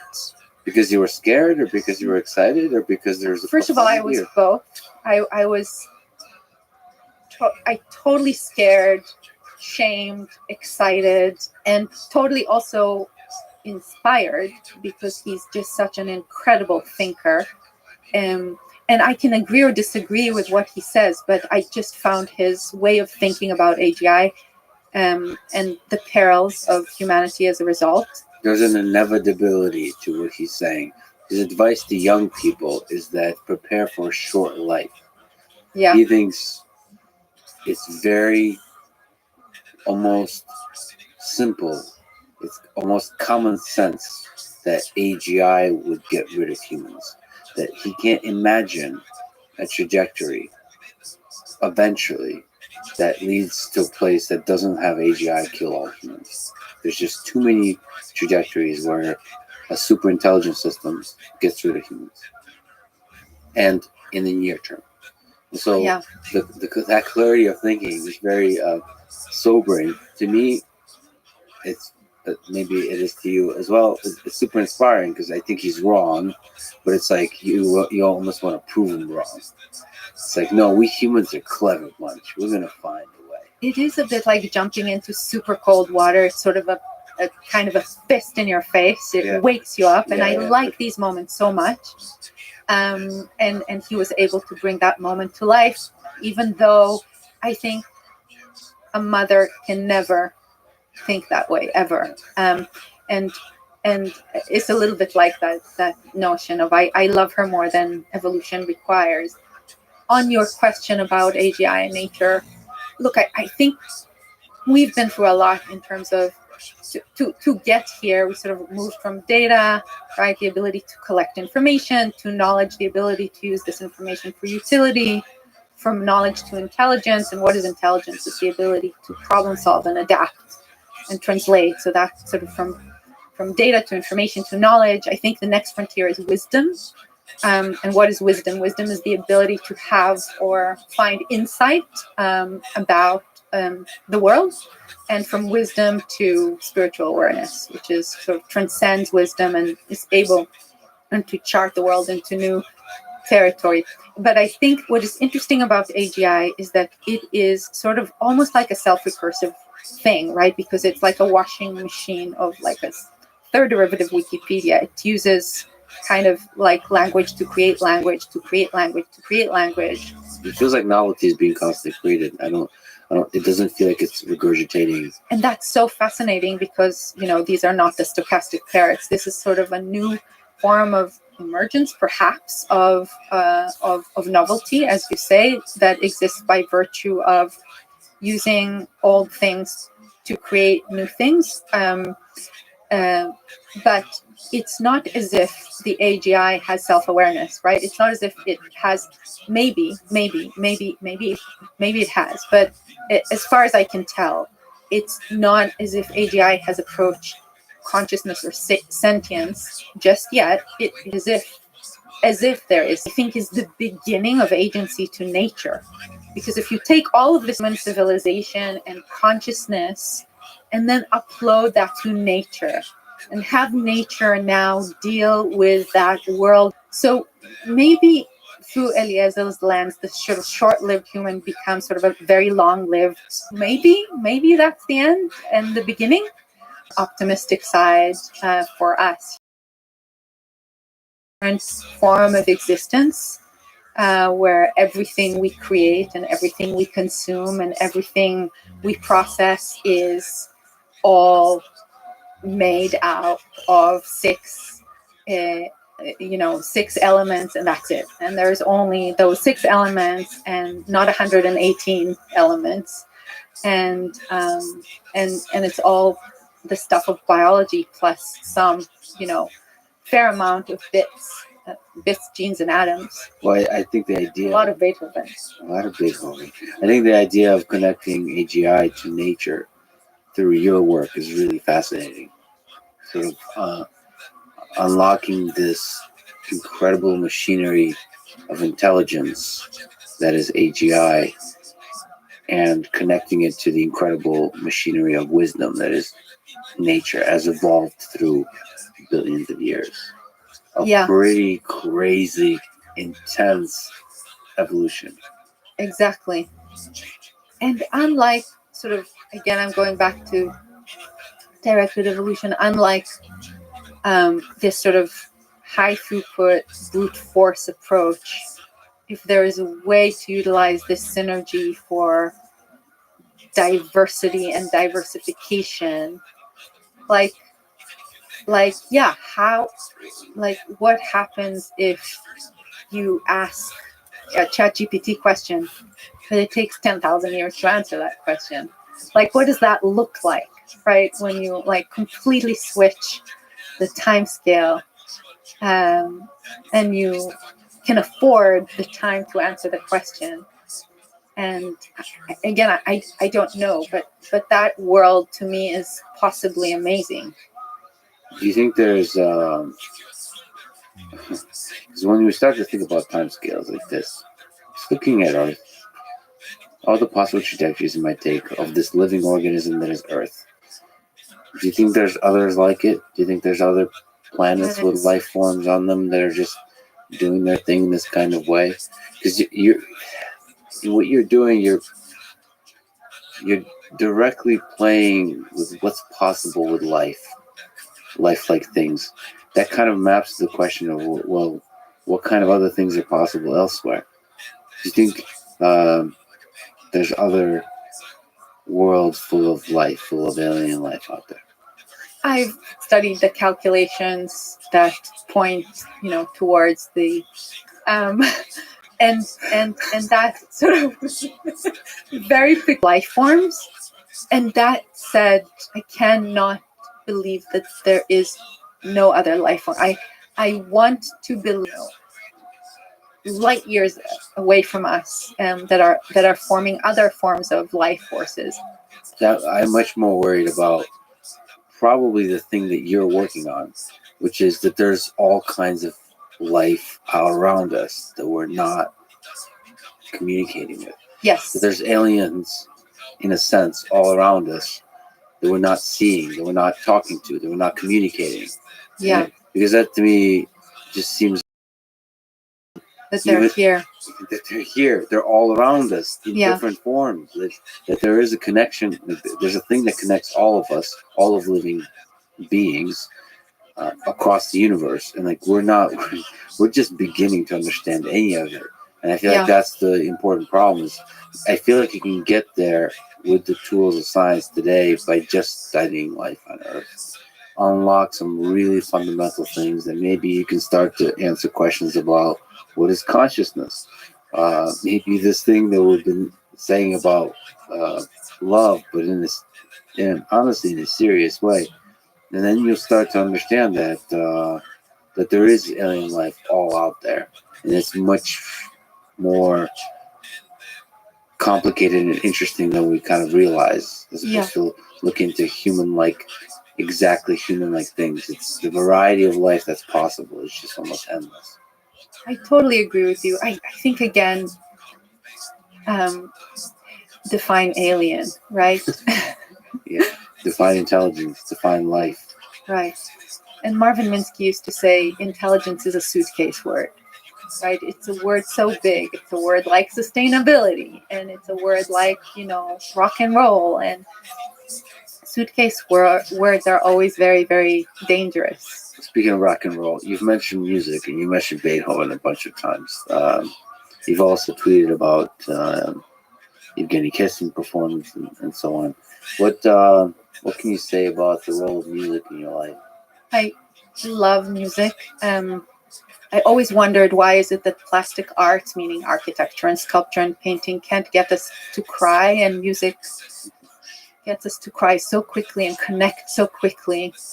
There's something about music that it is, and no wonder that plants also respond to music, but that is the top of the creative pyramid in my opinion. And it's a weird mystery that we're so connected to music. Well, by the way, to push back, a good bridge will make me cry. A good it's true. And I will say, when I visited the Sagrada Familia, I had that kind of spiritual reverence towards that spatial experience and being in that space and feeling the intention in the space and appreciating every little gesture. So it's true. It is the universal language. It's the language of waves, right? It's the language of the waves, not the language of the particles. It is the universal language, I believe, and that is definitely one of my loves. And you said that if you weren't doing what you were doing now, perhaps you would be a film director. So I have to ask, what do you think is the best film of all time? Maybe top three. Yeah, maybe The Godfather. Okay. The Godfather is definitely up there. Francis Coppola is one of my heroes. Have you met him? I have met him. Yes. I was very, very lucky. We were very lucky to work with him on his new film Megalopolis, which is coming out, I hope, in 2024. Mm-hmm. And think about the cities of the future in the context of new materials and the unity between nature and culture. Godfather is definitely up there. 2001 is up there. Mm-hmm. I would watch that film again and again and again. It's incredible. The last scene in Odyssey 2001, that's just watch the last scene of 2001, then listen to Tchaikovsky, and then go to the garden, and that's pretty much, the end and the beginning. But that scene, that last scene from 2001 is everything. It says so much with so little, and it leaves, it's sort of the embodiment, I believe, of ambivalence, and there's opportunity to believe in the beginning of humankind, the end of humankind, the planet child, star or star child of the future. Was there a death? The thing that I go back to and study, and every time there's a different reading of that scene that inspires me. Loyalty of Yes. Of values, of how different values are constructed. Yes. Loyalty and the human spirit, and how Coppola celebrates the thing of film. And with Francis, it's like an Italian feast. Just like anything, Yeah. Anything can happen at any moment in time. And just being on the set with him is an experience I'll take with me to my grave. It's A feeling in the movie. yeah. Actually, the Godfather. That makes me like emotional every time at some weird level. Yeah, it's one of these tunes, I'm sure, that has, if you play it to a jasmine, you'll get the best scent of all time. So I think with that particular tune, I learned staccato. Something very, very happy and joyous. And then made into this, stretched in time and became kind of the refrain of nostalgia and melancholy and loyalty and all of these values that ride on top of this one single tune. You can play it in all kinds of different ways. I've played it on guitar in all kinds of different ways. And I think in Godfather 3, the son plays it on guitar to the father. I think this happens in movies, but sometimes a melody, and that's a simple melody, can just like, And the Strauss melody in 2001. yeah, And when you juxtapose this these melodies with the scene, you get this, again, whole that's bigger than the sum of its parts, where you get this moment that is, I think, like, these are the moments I would send, with the next Voyager to outer space. I definitely send The Godfather in 2001 would definitely be on that golden record. you are an incredibly successful scientist, engineer, architect, artist, designer. You've mentored a lot of successful people. Can you give advice to young people listening to this, how to have a successful career and how to have a successful life? Look, I think there's this beautiful line in Sheltering Sky. How many times have you seen a full moon in your life and actually took the time to ingest and explore and reflect upon the full moon? Probably 20, I believe he says. I spend time with a full moon. I take my time with a full moon, and I pay attention to a full moon. And I think paying attention to the seasons and taking time to appreciate the little things, the simple things, is what makes a meaningful life. I was very lucky to have had, to have grown up in a home that taught me this way of being. My parents, my grandmother, who played a very important role in my growing up, and that ability to pay attention and to be present is so I could not emphasize it enough. It's so crucial. And be grateful. And be grateful. Yeah. I think gratitude and presence, appreciation, are really the most important things in life. If you could take a short tangent about your grandmother, who's played a big role in your life, what do you remember? What lessons have you learned from her?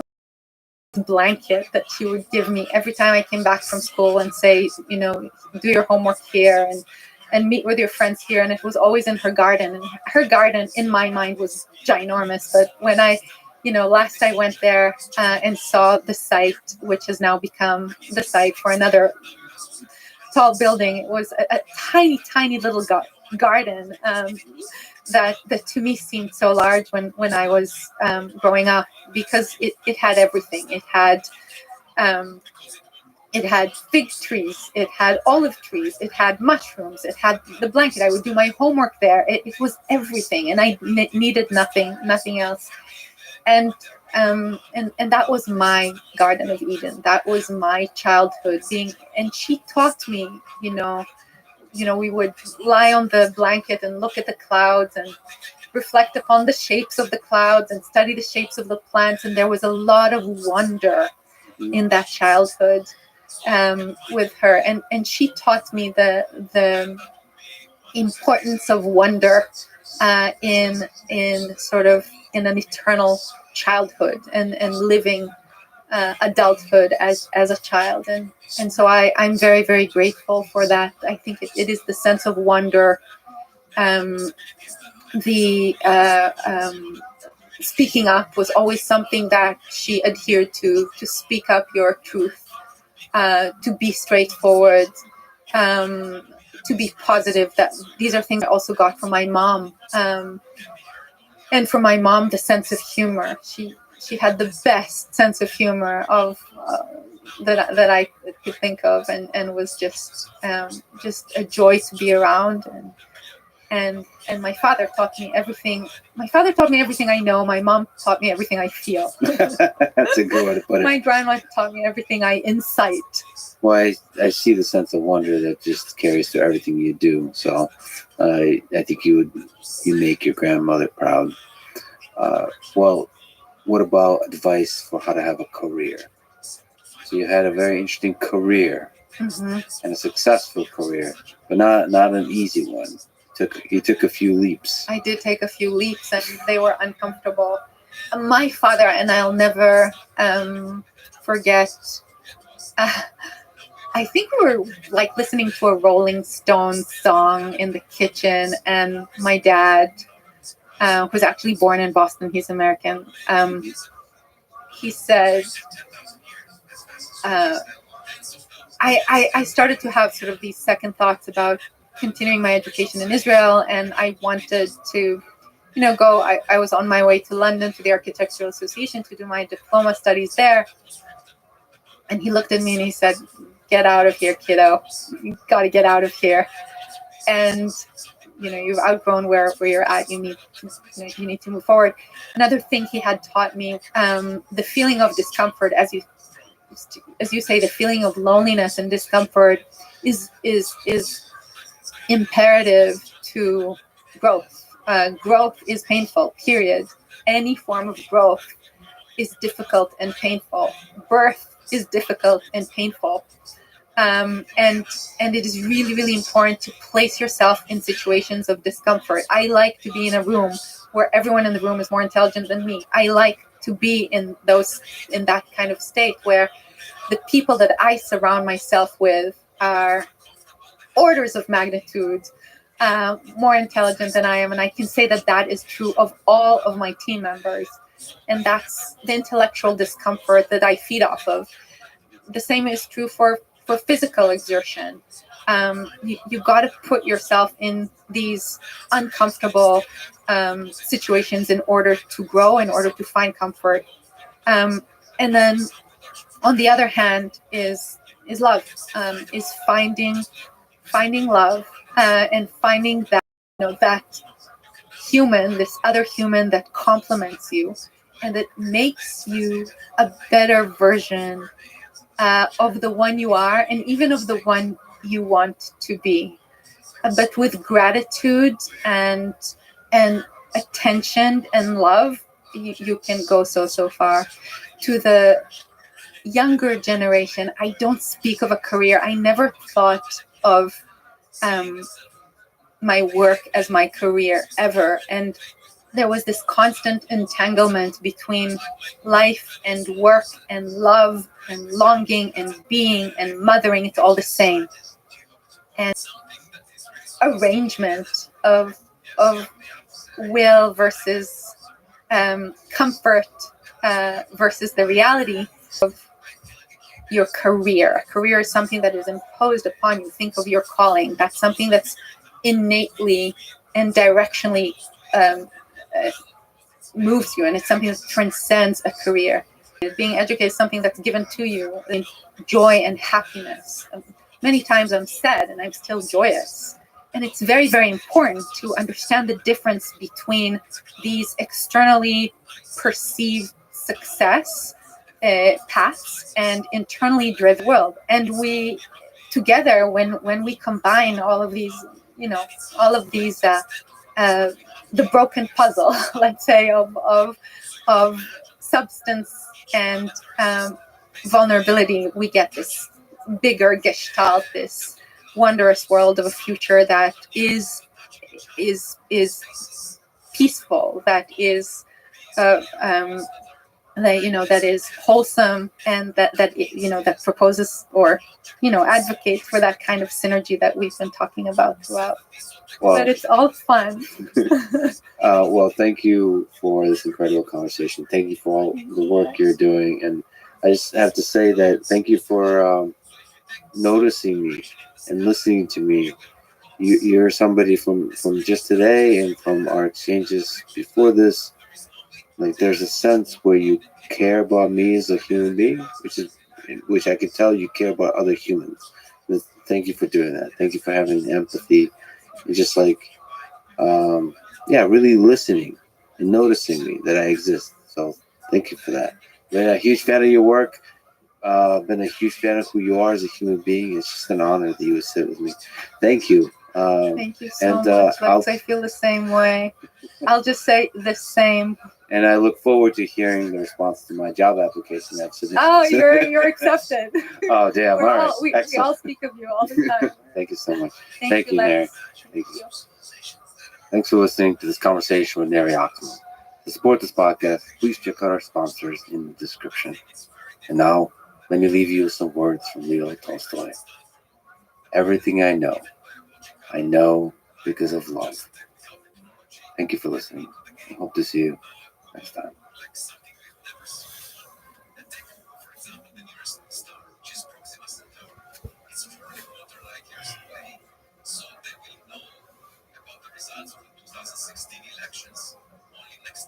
Listen, when it comes to romantic relationships, if it's not 100% in you, it ain't happening. And I've never seen a violation of that statement where it's like, yeah, it's mostly good, and they're this, and this, like the negotiations. Well, already you're it's doomed, and that doesn't mean someone has to be perfect. The relationship has to be perfect, but it's got to feel 100% inside. Like yes, yes, and yes. I decided to do a podcast last second. We literally talked for hours beforehand and a long time after, late into the night. He's one of my favorite human beings, brilliant scientist, incredible teacher, and a loyal friend. I'm grateful for Andrew. I'm grateful for good friends, for all the support and love I've gotten over the past few years. I'm truly grateful for this life, for the years, the days, the minutes, the seconds I've gotten to live on this beautiful earth of ours. I really don't want to leave just yet. I think I'd really like to stick around. Love you all. This is the Lex Fridman Podcast. And now, dear friends, here's Andrew Huberman. Trying to run a little bit more. You losing weight? I'm not trying to lose weight, but I always do the same fitness routine after like 30 years. Basically, lift 3 days a week, run 3 days a week. But one of the runs is a long run, one of them is medium, one of them is a sprint type thing. So what I decided to do this year was just extend the duration for long run. And I like being mobile. I never want to be so heavy that I can't move. I want to be able to go out and run 10 miles if I have to. So sometimes I do. And I want to be able to sprint if I have to. Sometimes I do. And lifting in objects feels good. It feels good to train like a lazy bear and just lift heavy objects. But I've also started training with lighter weights and higher repetitions, and for 3-month cycles, and it gives your joints a rest. And so I'm probably, I think it also is interesting to see how training differently changes your cognition. That's probably hormone related. Hormones downstream of training heavy versus hormones downstream of training a little bit lighter.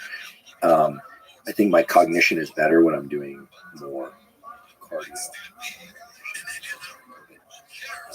higher, which is not to say that people who lift heavy are dumb, but there is because there's real value in lifting heavy. There's a lot of angry people listening to this right now. No, but lifting heavy and then taking 3 to 5 minutes rest is far and away a different challenge than running hard for 90 minutes. That's a tough thing. Just like getting in an ice bath, people say, oh, well, how is that any different than working out? Well, there are a lot of differences, but one of them is that it's very acute stress. Within 1 second, you're stressed. So I think subjecting the body to a bunch of different types of stressors in space and time is really valuable. So, yeah, I've been playing with the variables and increases for that. Well, I like long and slow for, like you said, the impact it has on my cognition. The wordlessness of it, the way it puts you in the way it seems to clean out the clutter. It can take away that hyper focus and put you more in a relaxed focus, for sure. Well, for me, it brings the clutter to the surface at first. Like all these thoughts come in there and then they dissipate. You know, I've been, because I got knee barred pretty hard. That's when somebody tries to break your knee. They try and break your knee. Yeah. Because you tap. So they. Yeah. So it's, you know, hyperextend the knee that direction. I got knee barred pretty hard. So in ways I don't understand, it kind of hurts to run. I don't understand what's happening behind there. I need to investigate this. It basically, the hamstring flex, like curling your leg hurts a little bit. Okay. And that results in this weird, dull, but sometimes extremely sharp pain in the back of the knee. So I'm working through this anyway. But walking doesn't hurt. So I've been playing around with walking recently, like for 2 hours and thinking, because I know a lot of like smart people throughout history have walked and thought. You have to like, you know, play with things that have worked for others, not just to exercise, but to like integrate this very light kind of prolonged exercise into a productive life. So they do all their thinking while they walk. It's like a meditative type of walking. It's really interesting. It really works. Yeah, the practice I've been doing a lot more of lately is I walk while reading a book. In the yard, I'll just pace back and forth or walk in a circle. Audiobook or you talking No, about a hard copy. where you just hold it? I hold in the book and I'm walking and I'm reading. Yeah, and I usually have a pen and I'm underlining. I have this whole system like underlining stars, exclamation points. It goes back to university of what things I'll go back to, which things I export to notes and that kind of thing. But from the beginning, when I opened my lab at that time in San Diego before I moved back to Stanford, I would have meetings with my students or postdocs by just walking in the field behind the lab, you know, and I'd bring my bulldog Costello, bulldog mastiff at the time, and he was a slow walker, so these were slow walks, but I could think much more clearly that way. There's a Nobel Prize winning professor at Columbia University School of Medicine, Richard Axel, won the Nobel Prize, co-won the Nobel Prize with Linda Buck for the discovery of the molecular basis of olfaction, and he walks and voice dictates his papers. And now with Rev or these other, maybe there are better ones than Rev, where you can convert audio files into text very quickly and then edit from there. So I will often voice dictate first drafts and things like that. And I totally agree on the long runs, the walks, the integrating that with cognitive work. Harder to do with sprints. And then the gym, you know, you weight train? You just seem naturally strong and like thicker jointed. It's true. Yeah, it's true. I mean, we did the one very beginner, because I'm a very beginner, jiu-jitsu class together. And as I mentioned then, but if people missed it, Lex is freakishly strong. I think I was born genetically to hug people. Like Costello. Exactly. You guys have a certain similarity. Yeah. He had wrists like, you know, it's like you and Jocko and Costello have these like wrists and elbows that are super thick, you know, and then when you look around, you see tremendous variation. You know, some people will have like the wrist width of a Whippet or Woody Allen, and then other people like you or Jocko, or, you know, there's this one Jocko video or thing on GQ or something. Have you seen the comments on Jocko? These are the best. No. The comments, I love the comments on YouTube, because occasionally they're funny. The best is when Jocko was born, the doctor looked at his parents and said, "It's a man." Like Chuck Norris type comments. Those are great. That's what I miss about Rogan being on YouTube with the full length episodes. Oh, that comment. So this is technically a birthday podcast. What do you love most about getting older? It's like the confirmation that comes from getting more and more data, which basically says, yeah, the first time you thought that thing, it was actually right, because the second, third, and fourth, and fifth time, it turned out the exact same way. In other words, there have been a few times in my life where I did not feel easy about something. I felt a signal from my body, this is not good. And I didn't trust it early on, but I knew it was there. And then 2 or 3 bad experiences later, I'm able to say, every single time there was a signal from the body informing my mind, this is not good. Now, the reverse has also been true, that there have been a number of instances in which I feel sort of immediate delight, and there's this kind of almost astonishingly simple experience of feeling comfortable with somebody or at peace with something or delighted at an experience. And it turns out literally all of those experiences and people turned out to be experiences and people that are still in my life and that I still delight in every day. In other words, what's great about getting older is that you stop questioning the signals that come from the, I think, deeper recesses of your nervous system to say, hey, this is not good, or hey, this is great, more of this. Whereas I think in my teens, my 20s, my 30s, I'm 40, almost 48, I'll be 48 next month.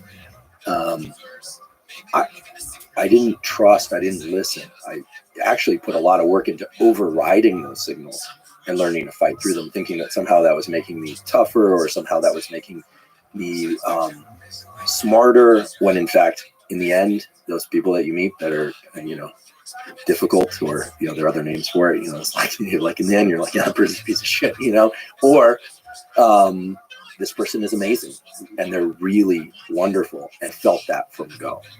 So you've learned to trust your gut versus like the influences of other people's opinions. I've learned to trust my gut versus the forebrain overanalysis, overriding the gut. Other people often in my life have had great optics. Right, I've benefited tremendously from an early age of being in a large community of what's been mostly guys, but I have some close female friends and always have as well, who will tell me that that's a bad decision, or this person not so good, or be careful, or they're great, or that's great. So oftentimes my community and the people around me have been more aligned with the correct choice than not. Really? Yes. Really? When you were younger, like Well, friends, parents, and so on? I don't recall ever really listening to my parents that much. I grew up in a, we don't have to go back to my childhood thing, but my sense was that, thank you. I learned that recently in a psilocybin journey. My first high dose psilocybin journey, which was, welcome back, done with a clinician. Thank you very much. Thank you. I was worried there for a second at one point, am I not coming back? But in any event, I grew up with some wild kids. I would say about a third of my friends from childhood are dead or in jail. About a third have gone on to do tremendously impressive things, start companies, excellent athletes, academics, scientists, and clinicians. And then about a third are living their lives as kind of more typical. I just mean that they are happy family people with jobs that they mainly serve the function to make money. They're not sort of into their career for career's sake. But so some of my friends early on gave me some bad ideas. But most of the time my bad ideas came from overriding the signals that I knew that my body, and I would say my body and brain, were telling me to obey. And when I say body and brain, is that there's this brain region, the insula, which it does many things, but it represents our sense of internal sensation, interoception. And I was talking to Paul Conti about this, who, as you know, I respect tremendously. I think he's one of the smartest people I've ever met. I think for different reasons. He and Mark Andreessen are smartest people I've ever met. But Paul's level of insight into the human psyche is absolutely astounding. And he says the opposite of what most people say about the brain, which is most people say, oh, the supercomputer of the brain is the forebrain. It's like a monkey brain with a extra real estate put on there. And the forebrain is what makes us human and gives us our superpowers. But Paul has said, and he's done a whole series on mental health that's coming out from our podcast in September. So this is not an attempt to plug that, but he'll elaborate on what I'm about to say. Wait, you doing a thing with Paul? We already did. Yeah, so Paul. Oh, nice. Yeah, so Paul Conti shot up. He and I sat down. He did a 4-episode series on mental health. This is not mental illness, mental health, about how to explore one's own subconscious, explore the self, build and cultivate the generative drive. You'll learn more about what that is from him. He's far more eloquent and clear than I am. And he provides essentially a set of steps to explore the self that does not require that you work with a therapist. This is self-exploration that is rooted in psychiatry. It's rooted in neuroscience. And I don't think this information exists anywhere else. I'm not aware that it exists anywhere else. And he essentially distills it all down to one 8.5 by 11 sheet, which we provide for people. And he says there, I don't want to give too much away because I would detract from what he does so beautifully, but if I tried, and I wouldn't accomplish it anyway. But he said, and I believe, that the subconscious is the supercomputer of the brain. All the stuff working underneath our conscious awareness that's driving our feelings and what we think are the decisions that we've thought through so carefully. And that only by exploring the subconscious and understanding it a little bit can we actually improve ourselves over time. And I agree. I think that the mistake is to think that thinking can override it all. It's a certain style of introspection and thinking that allows us to read the signals from our body, read the signals from our brain, integrate the knowledge that we're collecting about ourselves, and to use all that in ways that are really adaptive and generative for us. What do you think is there in that subconscious? What do you think of the Jungian shadow? What's there? You know, there's this idea, as you're familiar with too, I'm sure, that this Jungian idea that we all have all things inside of us, that all of us have the capacity to be evil, to be good, etc., but that some people express one or the other to a greater extent. But he also mentioned that there's a unique category of people, maybe 2 to 5% of people, that don't just have all things inside of them, but they actually spend a lot of time exploring a lot of those things, the darker recesses, the shadows, their own shadows. You know, I'm somebody who's drawn to goodness and to light and to joy and all those things like anybody else. But no, I think maybe it was part of how I grew up. Maybe it was the crowd I was with. Maybe, but then again, you know, even when I started spending more time with academics and scientists, I mean, you see shadows in other ways, right? You see pure ambition with no passion. I recall a colleague in San Diego who, it was very clear to me, did not actually care about understanding the brain, but understanding the brain was just his avenue to exercise ambition. And if you gave him something else to work on, he'd work on that. In fact, he did. He left and he worked on something else. And I realized he has no passion for understanding the brain like I assumed all scientists do. It's certainly why I went into it. But some people's just raw ambition. It's about winning. It doesn't even matter what they win. Which to me is crazy, but I think that's a shadow that some people explore, not one I've explored.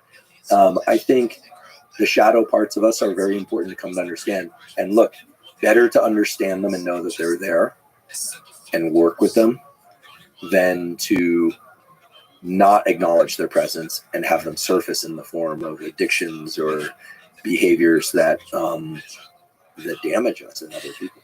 So one of the processes for achieving mental health is to bring those things to the surface. So fish the subconscious mind. Yes, and you know, Paul describes 10 cupboards that one can look into for exploring the self. There's the structure of self and the function of self. Again, this will all be spelled out in the series in a lot of detail, also in terms of its relational aspect between people, how to pick good partners and good relationships. It gets really into this from a very different perspective. Yeah, fascinating stuff. I was just sitting there. I will say this, that 4-episode series with Paul is, at least to date, the most important work I've ever been involved in all of my career, because it's very clear that we are not taught how to explore our subconscious, and that very few people actually understand how to do that. Even most psychiatrists. He mentioned something about psychiatrists. You know, if you're a cardiothoracic surgeon or something like that, and 50% of your patients die, you're considered a bad cardiothoracic surgeon. But with no disrespect to psychiatrists, there are some excellent psychiatrists out there. There are also a lot of terrible psychiatrists out there, because unless all of their patients commit suicide or half commit suicide, they can treat for a long time without it becoming visible that they're not so good at their craft. Now, he's superb at his craft. And I think he would say that, yes, exploring some shadows, but also just understanding the self, like what you know, really understand like who am I and what's important? What are my ambitions? What are my strivings? Again, I'm lifting from some of the things that he'll describe exactly how to do this. People do not spend enough time addressing those questions. And as a consequence, they discover what resides in their subconscious through the sometimes bad, hopefully all also good, but manifestations of their actions. We are driven by this huge 90% of our real estate that is not visible to our conscious awareness. And we need to understand that. You know, I've talked about this before. I've done therapy twice a week since I was a kid. I had to, as a condition of being let back in school. I found a way to, either through insurance or even when I didn't have insurance, I took an extra job writing for Thrasher magazine when I was a postdoc, so I could pay for therapy at a discount because I didn't make much money as a postdoc. I mean, I think for me, it's as important as going to the gym. And people think it's just, ruminating on problems or getting smart. No. If you work with somebody really good, they're forcing you to ask questions about who you really are, what you really want. It's not just about support, but there should be support, there should be rapport, but then it's also, there should be insight, right? Most people who get therapy, they're getting support, there's rapport, but insight is not easy to arrive at. And a really good psychologist or psychiatrist can help you arrive at deep insights that transform your entire life.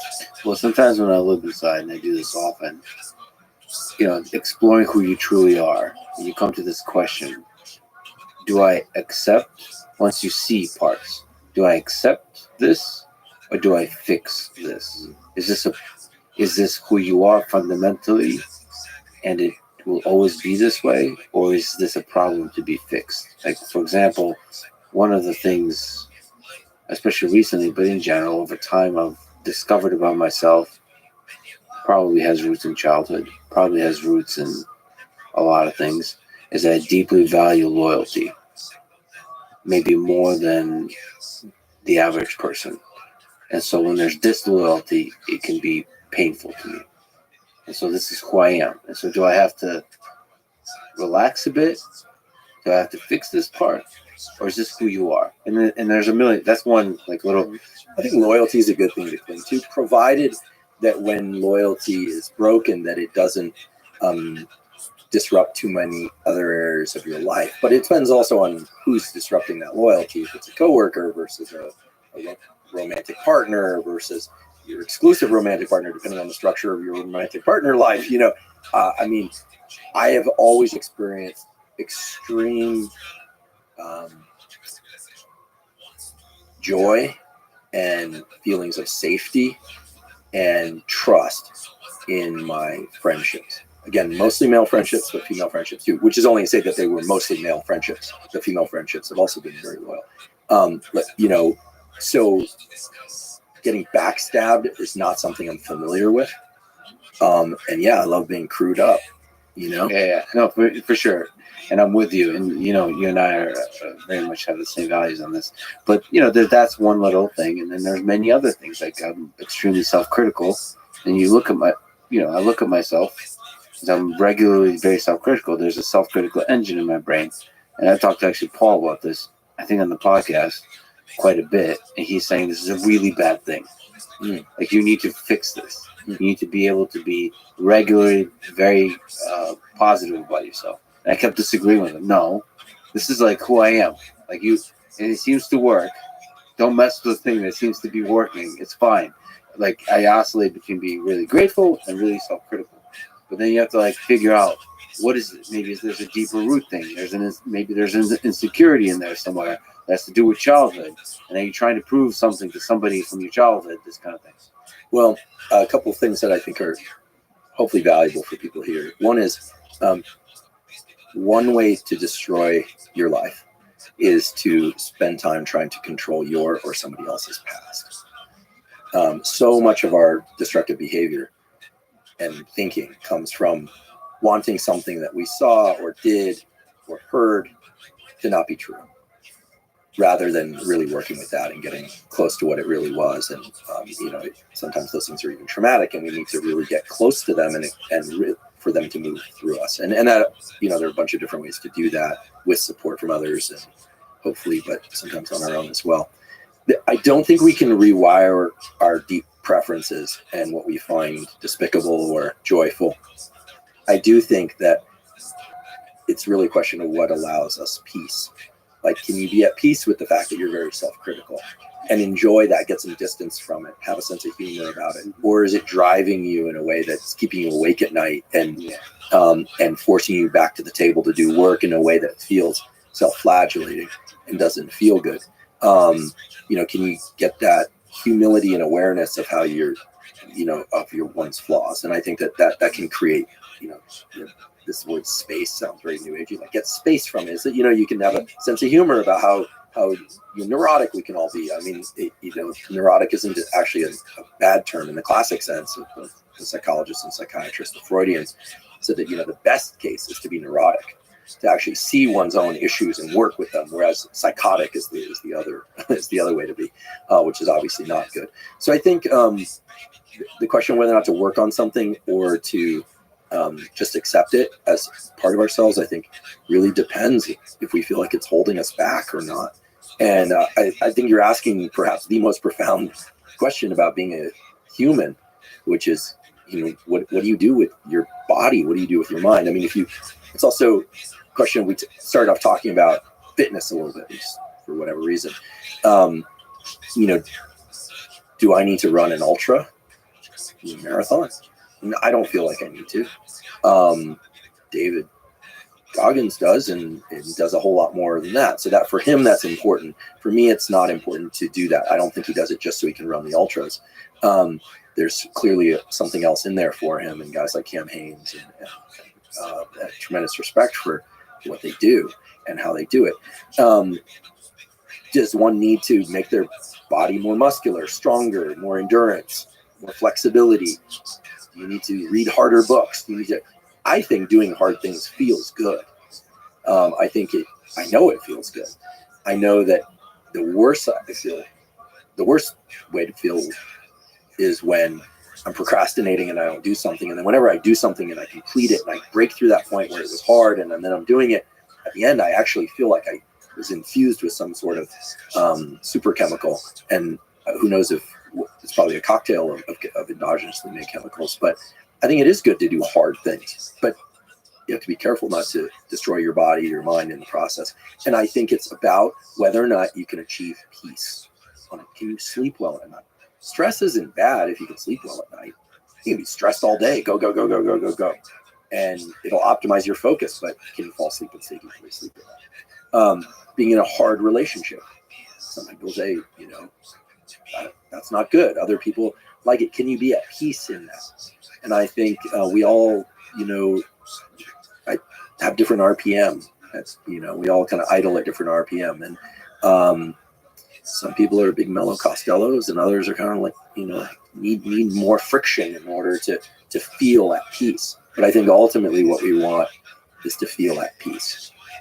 Yeah, I've been through some really low points over the past couple of years, and I think the reason could be boiled down to the fact that I haven't been able to find a place of peace, a place or people or moments that give deep inner peace.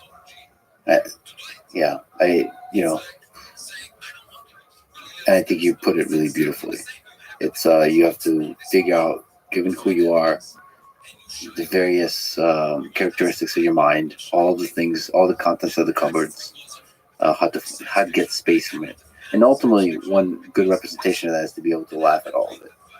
Whatever's going on inside your mind, to be able to step back and just kind of chuckle at the beauty and the absurdity of the whole thing. Yeah, and keep going. There's this beautiful, as I mentioned, it seems like every podcast lately, I'm a huge Rancid fan, mostly because I just think Tim Armstrong's writing is pure poetry, and whether or not you like the music or not, and he's written on music for a lot of other people too. Doesn't advertise that much because he's humble, but and that, by the way, I went to a show of theirs like 20 years ago. Oh yeah, I'm going to see them in Boston September 18th. I'm literally flying there where I'll take the train up from New York. I'm going to meet a friend of mine named Jim Thiebaud, who's a guy who owns a lot of companies in the skateboard industry. We're meeting there, like a couple of little kids, to go see them play. Amazing people, amazing music. Very intense, but embodies all the different emotions. That's why I love it, right? They have some love songs, they have some hate songs, they have some, but there's going back to what you said, I think there's a song, the first song on the Indestructible album. I think it's sort of, he's just talking about like shock and disbelief of discovering things about people that were close to you, and it's I won't sing it, but nor I wouldn't dare, but but there's this one lyric where that's really stuck in my mind for ever since that album came out in 2003, which is, you know, that nothing's what it seems. So I just sit here laughing and I keep going on. I can't get distracted. There is this piece of like, you got to learn how to push out the disturbing stuff sometimes and go forward. And I mean, I remember hearing that lyric and then writing it down. And, you know, that was a time where my undergraduate advisor, who was like a mentor and a father to me, you know, blew his head off in the bathtub like 3 weeks before. And then my graduate advisor, who I was working for at that time, who I loved and adored, was really like a mother to me. I knew her when she was pregnant with her 2 kids, died at 50, breast cancer. And then my postdoc advisor, you know, first day of work at Stanford as a faculty member, sitting across the table like this from him, had a heart attack right in front of me, died of pancreatic cancer at the end of 2017. And I remember just thinking like, you know, going back to that song there over and over, like, and where people would, you know, I haven't had many betrayals in life. I've had a few, but just thinking like we're seeing something or learning something about something, you just like, you can't believe it. And I mentioned that lyric off that first song, Indestructible, on that album, because it's this, like just the raw emotion of like, I can't believe this. What I just saw is so disturbing, but I have to just keep going forward. There are certain things that we really do need to push, not just into our periphery, but off into the gutter and keep going. And that's a hard thing to learn how to do. But if you're going to be functional in life, you have to. And actually, just to get at this issue of do I change or do I embrace this aspect of self? About months, it was April of this last year, I did some intense work around some things that were really challenging to me. And I did it alone, and it may have involved some medicine. And I expected to get peace through this. I was like, I'm gonna let go of it. And I spent 11 hours just getting more and more frustrated and angry about this thing that I was trying to resolve. And I was so unbelievably disappointed that I couldn't get that relief. And I was like, what is this? Like, this is not how this is supposed to work. I'm supposed to be peace. The clouds are supposed to lift. And so a week went by, and then another half week went by. And then someone whose opinion I trust very much, I explained this to them because I was getting a little concerned, like, what's going on? This is worse, not better. And they said, this is very simple. You have a giant blind spot, which is your sense of justice, Andrew, and your sense of anger are linked like an iron rod, and you need to relax. And as they said that, I felt the anger dissipate. And so there was something that I think it is true. I have a very strong sense of justice, and my sense of anger, then at least, was very strongly linked to it. So it's great to have a sense of justice, right? I hate to see people wrong. I absolutely do. And I'm human. I'm sure I've wronged people in my life. I know I have. They've told me. I've tried to apologize and reconcile where possible. Still have a lot of work to do. But where I see injustice, it draws in my sense of anger in a way that I think is just eating me up. But it was only in hearing that link that I wasn't aware of before. It was in my subconscious, obviously. Did I feel the relaxation? It wasn't, there's no amount of plant medicine or MDMA or any kind of, chemical you can take that's naturally just going to dissipate what's hard for oneself. It needs, if one embraces that, or if one chooses to do it through just talk therapy or journaling or friends or introspection or all of the above, there needs to be an awareness of the things that we're just not aware of. So I think the answer to your question, do you embrace or do you fight these aspects of self, is I think you get in your subconscious through good work with somebody skilled, or sometimes that involves the tools I just mentioned in various combinations, and you figure it out. You figure out if it's serving you. Obviously, it was not bringing me peace. It was undermining my sense of justice, was undermining my sense of peace. And so in understanding this link, now I would say that in understanding this link between justice and anger, now I think it's a little bit more of like, it's not like a Twizzler stick bendy, but at least it's not like an iron rod. Like, when I see somebody wronged, I mean, it used to just like immediately. But you're able to step back. Now, that's like, to me, the ultimate place to reach is laughter. I sit here laughing. Exactly. That's the lyric. I can't believe it. So I just sit here laughing. Like, can't get distracted. Just at some point. But the problem, I think, in just laughing at something like that gives you distance. But the question is, do you stop engaging with it? Like I experienced this. Recently I got to see how sometimes I'll see something that's just like, what? Like this is crazy, so I just laugh. But then I continue to engage in it, and it's taking me off course. And so there is a place where, I realize this is probably a kid's show too, so I want to keep it, G-rated. But at some point, for certain things, it makes sense to go, fuck that. But also laugh at yourself for saying fuck that. Yeah, and then move on. So the question is, do you get stuck or do you move on? Sure, right? Sure, but like there's a lightness of being that comes with laughter. I mean, I've gotten like as you know, I spent the day with Elon today. He just gave me this burnt hair. Do you know what this is? I have no idea. I'm sure it should be a Humor in the Lab episode on this. It's a cologne that's burnt hair, and it's like supposedly a really intense smell, and it is. So please, it's not going to leave your nose. That's okay. Well, that's okay. I'll take I'll whiff it as if I were whiffing you have a to chemical actually in the spray lab. it on yourself because I don't know if you can. So I'm reading an amazing book. Yeah. Called An Immense World by Ed Young. He won a Pulitzer for We Contain Multitudes or something like that. I think is the title of the other book. And the first chapter is all about olfaction, incredible power that olfaction has. That's terrible. It doesn't leave you. For those listening, it doesn't quite smell terrible. It's just intense, and it stays with you.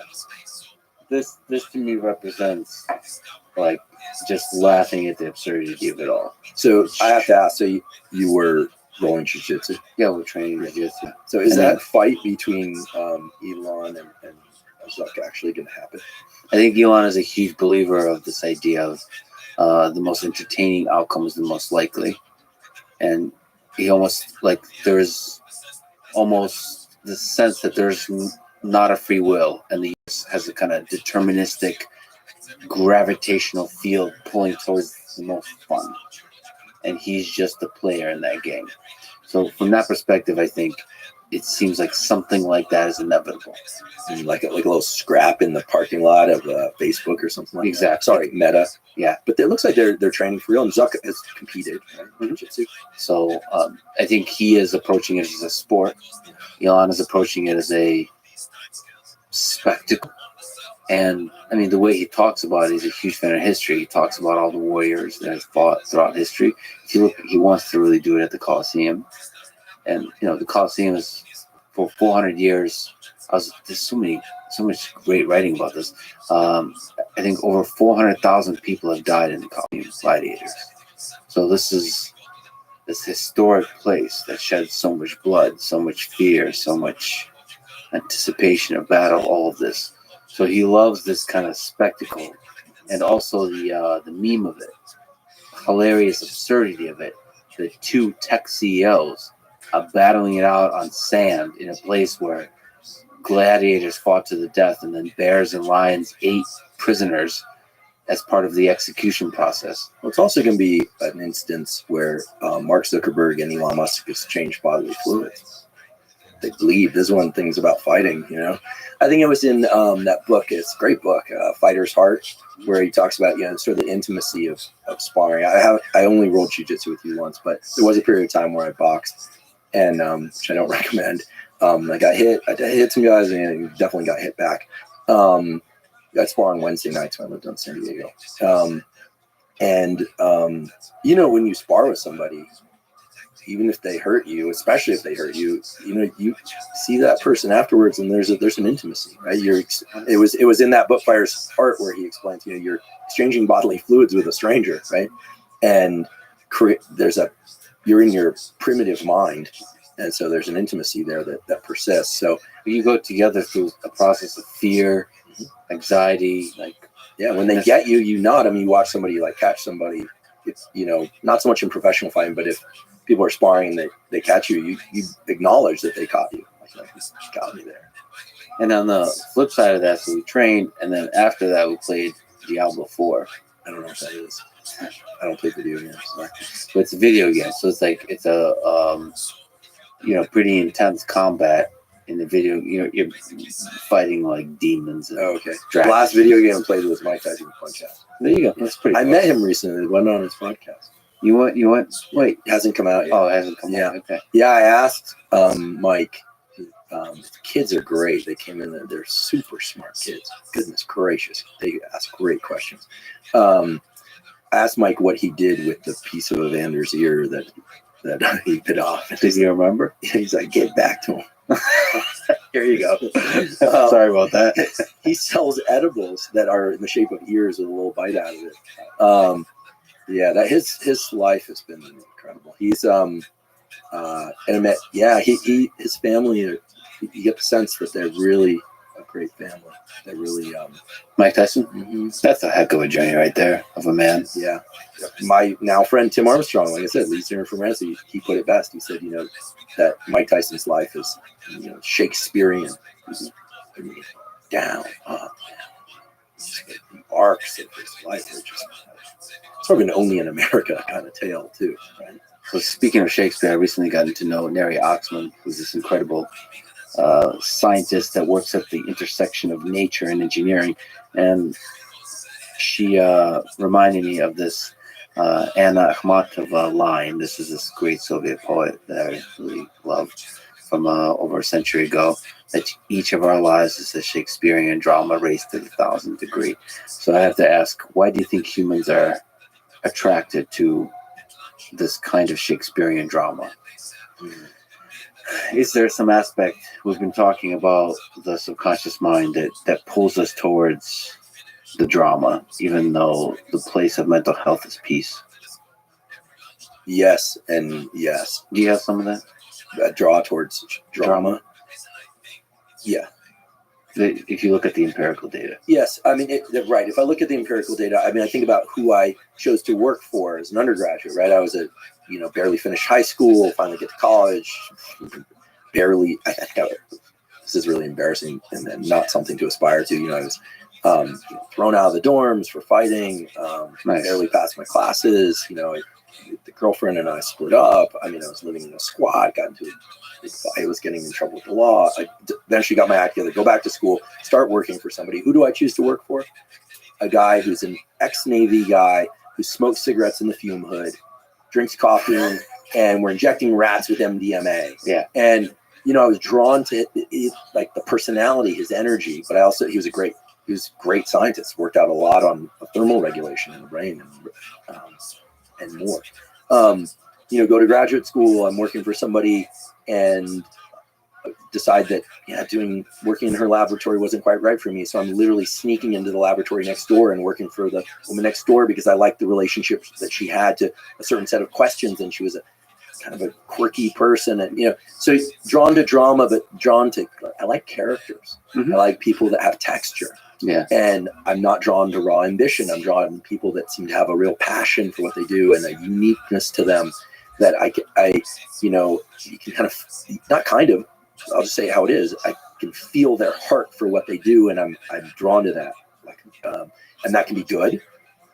The same reason I went to work for Ben Barris as a postdoc. It wasn't because he was the first transgender member of the National Academy of Sciences. That was just a feature of who he was. How he loved glia. He would talk about these cells like they were the most enchanting things that he'd ever seen in his life. And I was like, this is like the biggest nerd I've ever met, and I love him. I think I'm drawn to that. This is another elaborates on quite a bit more in the series on mental health coming out, but there are different drives within us. There are aggressive drives, not always for fighting, but for intense interaction. I mean, look at Twitter. Look at people clearly have an aggressive drive. There's also a pleasure drive. Some people also have a strong pleasure drive. They want to experience pleasure through food, through sex, through friendship, through adventure, But I think the Shakespearean drama is the drama of the different drives in different ratios in different people. I know somebody, and she's incredibly kind, has an extremely high pleasure drive, loves taking great care of herself and people around her through food and through retreats and through all these things, and makes spaces beautiful everywhere she goes, and gifts these things that are just so unbelievably feminine and incredible, these gifts to people, and kind and thoughtful about what they like. And then, but I would say very little aggressive drive from my read. And then I know other people who just have a ton of aggressive drive and very little pleasure drive. And I think, so there's this alchemy that exists where people have these things in different ratios. And then you blend in, the differences in the chromosomes and differences in hormones and differences in personal history. And what you end up with is a species that creates incredible recipes of drama, but also peace, also relief from drama, contentment. I mean, I realize this isn't the exact topic of the question, but someone I know very dearly, actually an ex-girlfriend of mine, long-term partner of mine, sent me something recently. I think it hit the nail on the head, which is that ideally for a man, they eventually settle where they find and feel peace, where they feel peaceful, where they can be themselves and feel peaceful. Now, I'm sure there's a equivalent or mirror image of that for women. But this particular post that she sent was about men. And I totally agree. And so it isn't always that we're seeking friction, but for periods of our life, we seek friction, drama, adventure, excitement, fights, and doing hard things. And then I think at some point, I'm certainly coming to this point now where it's like, yeah, that's all great. And checked a lot of boxes, but had a lot of close calls, flew really close to the sun on a lot of things with life and limb and heart and spirit. And some of, people close to us didn't make it. And sometimes not making it means the career they wanted went off a cliff, or that their health went off a cliff, or their life went off a cliff. But I think that there's also the Shakespearean drama of the characters that exit the play and are living their lives happily in the backdrop. It just doesn't make for as much entertainment. That's one other thing that's a benefit, you could say is a benefit of getting older, is finding the Shakespearean drama less appealing, or finding the joy in the piece. Yeah, definitely. I mean, I think that I think there's real peace with age. I think the other thing is this notion of checking boxes is a real thing, for me anyway. I have a morning meditation that I do. I wake up now, I get my sunlight, I hydrate, I use the bathroom, I do all the things that I talk about. I've started a practice of prayer in the last year, which is new-ish for me, which is, we could talk about in the morning. Yeah. Can you talk about it a little bit? Sure. Yeah. And then I have a meditation that I do that actually is where I think through what the different roles that I play. So I start very basic. I say, okay, I'm an animal. Like we are like biologically animals, right? Human, I'm a man, I'm a scientist, I'm a teacher, I'm a friend, I'm a brother, I'm a son. I go through this, I have this list, and I think about the different roles that I have and the roles that I still want in my life going forward that I haven't yet fulfilled. It just takes me, it's sort of an inventory of where I've been, where I'm at, and where I'm going, as they say. And I don't know why I do it, but I started doing it this last year. I think because it helps me understand just how many different contexts I have to exist in, and remind myself that there's still more that I haven't done that I'm excited about. So within each of those contexts, there's like things that you want to kind of accomplish to define that. Yeah, and I'm ambitious, so I think, I'm a brother. I have an older sister, and I love her tremendously. And I think I want to be the best brother I can be to her, which means maybe a call, maybe just, we do an annual trip together for our birthdays. Our birthdays are close together. We always go to New York for our birthdays that we've gone for the last 4 years. Really reminding myself of that role, not because I'll forget, but because I have all these other roles I'll get pulled into. I say the first one, I'm an animal, because I have to remember that I have a body that needs care. Like any of us, I need sleep, I need food, I need hydration, I need that I'm human, that the brain of a human is marvelously complex, but also marvelously self-defeating at times. And so I've been thinking about these things in the context of the different roles. And the whole thing takes about 4 or 5 minutes. And I just find it brings me a certain amount of clarity that then allows me to ratchet into the day. The prayer piece, I think I've been reluctant to talk about until now, because I don't believe in pushing religion on people. And I think that, and I'm not, it's a highly individual thing. And I do believe that one can be an atheist and still pray, or agnostic and still pray. But for me, it really came about through understanding that there are certain aspects of myself that I just couldn't resolve on my own.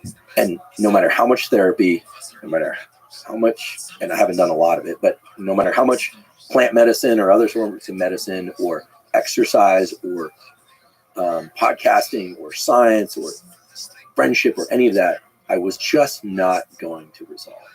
And so I started this because someone close to me said, a male friend said, prayer is powerful. And I said, well, how? And he said, I don't know how, but if you can it can allow you to get outside yourself, let you give up control, and at the same time take control.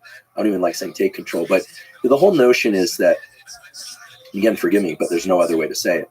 The whole notion is that like God works through us, whatever God is to you, he, him, her, whatever, life force, nature, whatever it is to you, right? That it works through us. And so I do a prayer. I'll just describe it, where I ask, I make an ask to help remove my defects, my character defects. I pray to God to help remove my character defects so that I can show up better in all the roles of my life and do good work, which for me is learning and teaching. And so you might say, well, how is that different than a meditation? Well, I'm acknowledging that there is something that bigger than me, bigger than nature, as I understand it, that I cannot understand or control, nor do I want to. And I'm just giving over to that. And does that make me less of a scientist? I sure as hell hope not. I certainly know. There's the head of our neurosciences at Stanford until recently. You should talk to him directly about it. Bill Newsom has talked about his religious life. For me, it's really a way of getting outside myself and then understanding how I fit into this bigger picture. And the character defects part is real, right? I'm a human. I have defects. I got a lot of flaws in me, like anybody, but and trying to acknowledge them and asking for help in removing them, not magically, but through right action, through my right action. So I do that every morning. And I have to say that it's helped. It's helped a lot. It's helped me be better to myself, be better to other people. I still make mistakes, but it's becoming a bigger part of my life. And I never thought I'd talk like this, but I think it's clear to me that if we don't believe in something, again, it doesn't have to be traditional standardized religion, but if we don't believe in something bigger than ourselves, we at some level will self-destruct. I really think so. And it's powerful in a way that all the other stuff, meditation, all the tools is not, because it's really operating at a much deeper and bigger level. And I think that's all I can talk about it. Mostly because I'm still working out. The scientist in me wants to understand how it works, and I want to understand. And the point is to just go, there's for lack of a better language for it, there's higher power than me and what I can control. I'm giving up control on certain things, and somehow that restores a sense of agency for right action, better action. I think perhaps a part of that is just the humility that comes with acknowledging there's something bigger and more powerful than you. And you can't control everything. You go through life as a hard driving person, forward center of mass. I remember being that way since I was little. It's like in Legos. All Legos. So it's like on the weekends, learning about medieval weapons and then giving lectures about it in class when I was 5 or 6 years old. We're learning about tropical fish and, cataloging all of them at the store and then organizing it. I think my dad drive me or my mom drive me to some fish store and then spending all my time there until they throw me out, all of that. But I also remember my entire life, I would secretly pray when things were good and things weren't good, but mostly when things weren't good, because it's important to pray. For me, it's important to pray each morning regardless. But when things weren't right. I couldn't make sense of them. I would secretly pray, but I felt kind of ashamed of that for whatever reason. And then it was once in college, I distinctly remember I was having a hard time with a number of things. And I took a run down to Sands Beach, it was UC Santa Barbara. And I remember I was like, I don't know if I even have the right to do this, but I'm just praying. I just prayed for the ability to be as brutally honest with myself and with other people as I possibly could be about a particular situation I was in at that time. I mean, I think now it's probably safe to say I'd gone off to college because of a high school girlfriend. Essentially, she was my family, frankly, more than my biological family was at a certain stage of life. And we'd reached a point where we were diverging, and it was incredibly painful. It was like losing everything I had. And it's like, what do I do? How do I manage this? I was ready to quit and join the fire service just to support us so we could move forward. And it's just, but praying, just saying, I can't figure this out on my own. It's sort of like, I can't figure this out on my own. And how frustrating that is. No number of friends could tell me, and inner wisdom couldn't tell me, and eventually led me to the right answers. And she and I are friendly friends to this day. She's happily married with a child. And, we're on good terms. But I think, it's a scary thing, but it's the best thing. And I can't control all this. And asking for help, I think, is also the piece. You're not asking for some magic hand to come down and take care of it. You're asking for the help to come through you, right? So that your body is used to do these right works, right actions. Isn't it interesting that this secret thing that you're almost embarrassed by that you did it as a child is something it's another thing you do as you get older, is you realize like those things are part of you, and it's actually a beautiful thing. Yeah. A lot of the content of the podcast is, deep academic content, and we talk about everything from, eating disorders to bipolar disorder to depression, a lot of different topics, but the tools are the protocols, as we say, right? The sunlight viewing, all the rest.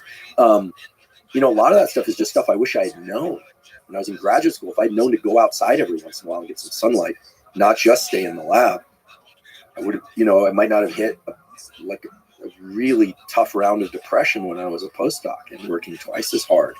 And when my body would break down or I'd get sick a lot, I don't get sick much anymore. Occasionally, about once every 18 months to 2 years, I'll get something. But,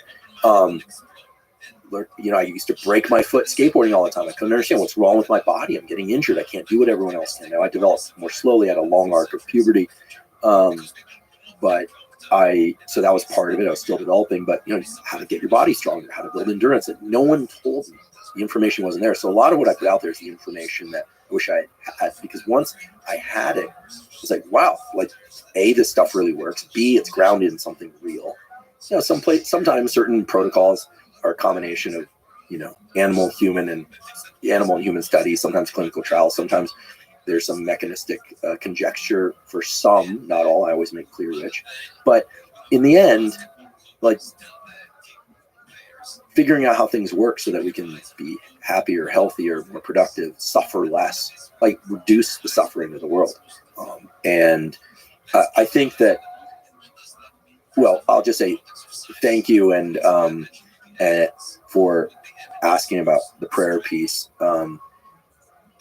Again, I'm not pushing or even encouraging it on anyone. I've just found it to be tremendously useful for me. About prayer in general, you said information and figuring out how to get stronger, healthier, smarter, all those kinds of things. Part of me believes that deeply. You can gain a lot of knowledge and wisdom through learning, but a part of me believes that all the wisdom I need was there when I was 11 and 12 years old, and then it got cluttered over. Well, listen, I can't wait for you and Conti to talk again, because when he gets going about the subconscious and the amount of this that sits below the surface like an iceberg, and the fact that when we're kids, we're not obscuring a lot of that subconscious as much, and sometimes that can look a little more primitive. I mean, a kid that's disappointed will let you know. A kid that's excited will let you know, and you feel that raw exuberance or that raw dismay. And I think that as we grow older, we learn to cover that stuff up. We wear masks, and we have to be functional. And I don't think we all want to go around just being completely raw. But as you said, as you get older, you get to this point where you're kind of go, you know, what are we really trying to protect anyway? I mean, I have this theory that, you know, certainly my experience has taught me that a lot of people, but I'll talk about men because that's what I know best, whether or not they show up strong or not, that they're really afraid of being weak. Like they're just afraid, like sometimes the strength is even a way to try and not be weak, right? Which is different than being strong for its own sake. I'm not just talking about physical strength. I'm talking about intellectual strength. I'm talking about money. I'm talking about expressing drive. I've been watching this series a little bit of Chimp Empire. Oh yeah. So Chimp Empire is amazing, right? They have the head chimp. He's not the head chimp, but the alpha in the group. Yeah. And he's getting older. And so what does he do? Every once in a while, he goes on these vigor displays. He goes and he grabs branches, starts breaking them, starts thrashing them, and he's incredibly strong. They're all kind of like watching. I mean, yeah, I immediately think of people like they're deadlifting on Instagram. I just think vigor, displays of vigor. This is just the primate showing that displays of vigor. Now, what's interesting is that he's doing that specifically to say, hey, I still have what it takes to lead this troop. Okay? Then there are the ones that are subordinate to him, but not so far behind. It seems to be that there's a very clear like numerical ranking. There is. Like it's clear who's a number 2, number 3. Oh yeah. I mean, Who gets to mate first? Who gets to eat first? This exists in other animal societies too. But Bob Sapolsky would be a great person to talk about this with because he knows obviously a tremendous amount about it, and I know just the top contour. But yeah, so number 2, 3, and 4 males are aware that he's doing these vigor displays, but they're also aware because in primate evolution they got some extra forebrain too, not as much as us, but they got some, and they're aware that the vigor displays are displays that, because they've done them as well in a different context, might not just be displays of vigor, but might also be an insurance policy against people seeing weakness. Okay, so now they start using that prefrontal cortex to do some interesting things. So in primate world, if a male is friendly with another male, wants to affiliate with him and say, hey, I'm backing you, they'll go over and they'll pick off the little parasites and eat them. The grooming is extremely important. In fact, if they want to ostracize or kill one of the members of their troop, they will just leave it alone. No one will groom it. And then there's actually a really disturbing sequence in that show of then the parasites start to eat away on their skin. They get infections. They have issues. No one will mate with them. They have other issues as well and can potentially die. So the interesting thing is number 2 and 3 start to line up a strategy to groom this guy, but they are actually thinking about overtaking the entire troop, setting in a new alpha. But the current alpha did that to get where he is. So he knows that they're doing this grooming thing, but might not be sincere about the grooming. So what does he do? He takes the whole troop on a raid to another troop and sees who will fight for him and who won't.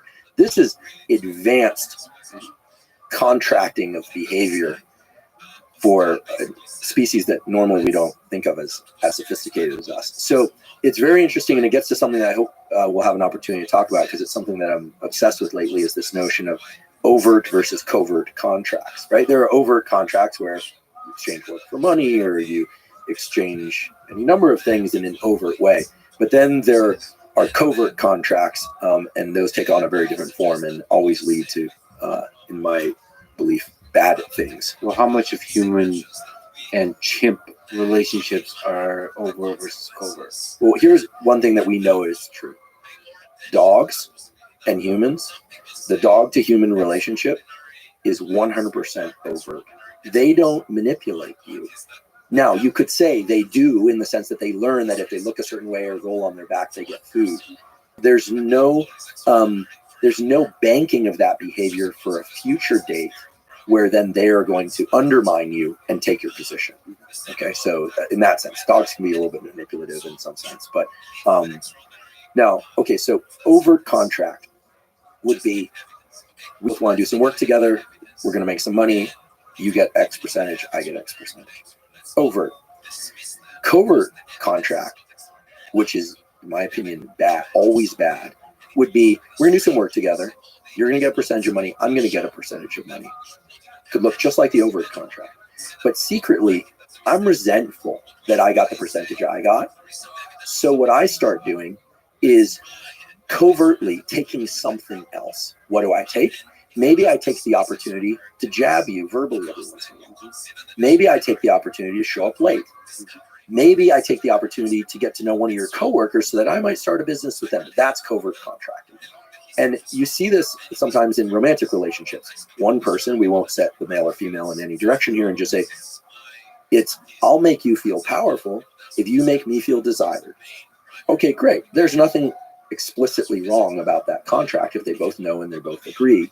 But what if it's, I'll do that, but I'll have kids with you so you feel powerful. You'll have kids with me so I feel desired, but secretly I don't want to do that. Or one person says, I don't want to do that, or both don't. So what they end up doing is saying, okay, so I expect something else. I expect you to do certain things for me, or I expect you to pay for certain things for me. Covert contracts are the signature of everything bad. Overt contracts are the signature of all things good. Yeah. And I think about this a lot because I've seen a lot of examples of this. Like anyone, we participate in these things, whether or not we want to or not. And the thing that gets transacted the most is, well, I should say, the things that get transacted the most are the overt things. You'll see money, time, sex, property, whatever it happens to be, information. But what ends up happening is that when people, I believe, don't feel safe, they feel threatened in some way. Like they don't feel safe in a certain interaction. What they do is they start taking something else while still engaging in the exchange. And I'll tell you, if there's one thing about human nature that's bad, it's that feature. Why that feature? Or is it a bug or a feature, as you engineers like to say? I think it's because we were allocated a certain extra amount of prefrontal cortex that makes us more sophisticated than a dog, more sophisticated than a chimpanzee, but they do it too. And it's because it's often harder to deal with, in the short term, to deal with the real sense of this is scary, this feels threatening, than it is to play out all the iterations. It takes a lot of brain work. So you're playing chess and Go simultaneously, trying to figure out where things are going to end up, and we just don't know. So it's a way, I think, of creating a false sense of certainty. But I'll tell you, covert contracts, the only certainty is that it's going to end badly. The question is, how badly? Conversely, overt contracts always end well. Always. The problem with overt contracts is that you can't be certain that the other person is not engaging in the covert contract. You can only take responsibility for your own contracting. Well, one of the challenges of being human is looking at another human being and figuring out their way of being, their behavior, which of the two types of contracts it represents, because they look awfully the same on the surface. And one of the challenges of being human is the decision we all make is, are you somebody that takes a leap of trust and trust other humans and are willing to take the hurt? Or are you going to be cynical and skeptical and avoid most interactions until they over a long period of time prove your trust? Yeah, I never liked the phrase history repeats itself when it comes to humans, because it doesn't apply if the people or the person is actively working to resolve their own flaws. I do think that if people are willing to do dedicated introspective work, go into their subconscious, do the hard work, have hard conversations, and get better at hard conversations, something that I'm constantly trying to get better at, I think people can change, but they have to want to change. It does seem like deep down, we all can kind of tell the difference between overt and covert. Like, we have a good sense. I think one of the benefits of having this characteristic of mine where I value loyalty, I've been extremely fortunate to spend most of my life in overt relationships. And I think that creates a really fulfilling life. But there's also this thing that maybe we're in this portion of the podcast now, but I've experienced This this. is late at night. We're talking. That's right. Certainly late for me, but I'm 2 hours. I came in today. I'm still in And California. we should also say that you came here to wish me happy birthday. I did. And the podcast is just like a fun last minute thing I suggested. Yeah, some close friends of yours have arranged a dinner that I'm really looking forward to. I won't say which night, but it's the next couple of nights. Your circadian clock is one of the most robust features of your biology. I know you can be nocturnal or you can be diurnal. We know you're mostly nocturnal certain times of the year, Lux, but there very, very few people can get away with no sleep. Very few people can get away with a chaotic sleep-wake schedule. So you have to obey a 24-hour, aka circadian rhythm, if you want to remain healthy of mind and body. We also have to acknowledge that aging isn't linear, right? So, What do you mean? well, I mean, the degree of change between years 35 and 40 is not going to be the degree of change between 40 and 45. But I will say this. I'm 48 and I feel better in every aspect of my psychology and biology now than I did when I was in my 20s. Yeah, sort of quality of thought, time spent. Physically, I can do what I did then, which is probably says more about what I could do then than what I can do now. But if you keep training, you can continue to get better. The key is to not get injured. And I've never trained super hard. I've trained hard, but I've been cautious to not, for instance, weight train more than 2 days in a row. I do a split, which is basically 3 days a week, and the other days a run. Take one full day off, take a week off every 12 to 16 weeks. I've not been the guy hurling the heaviest weights or running the furthest distance, but I have been the guy who's continuing to do it when a lot of my friends are talking about knee injuries. Hey, hey. But of course, with sport, you can't account for everything the same way you can with fitness, and I have to acknowledge that. Unless one is powerlifting, weightlifting and running, you can get hurt, but it's not like skateboarding where if you're going for it, you're going to get hurt. That's just you landing on concrete. And with jiu-jitsu, like people are trying to hurt you so that you say stop. So with a sport, it's different. And these days, I don't really do a sport any longer. I work out, stay fit. I used to continue to do sports, but I kept getting hurt. And frankly, now like a rolled ankle, I may put out a little small skateboard part in 2024 because people have been saying, we want to see the kickflip. Say, well, I'll do a heel flip instead, but okay. I might put out a little part because some of the guys that work on our podcast are from DC. I think by now I should at least do it just to show like I'm not making it up. I probably will. But I think doing a sport is different. That's how you get hurt. Overuse and doing it an actual sport. And so, hat tip to those who do an actual sport.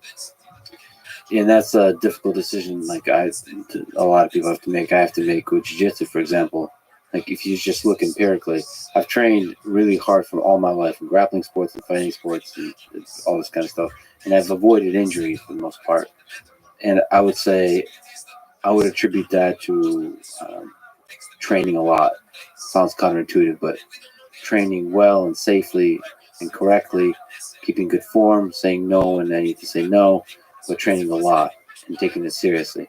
Now, when this training is kind of a side thing, I find that the injury becomes a higher and higher probability. So when you're just doing it every once in a while. Every once in a while. Yeah, I think you said something really important, that the saying no.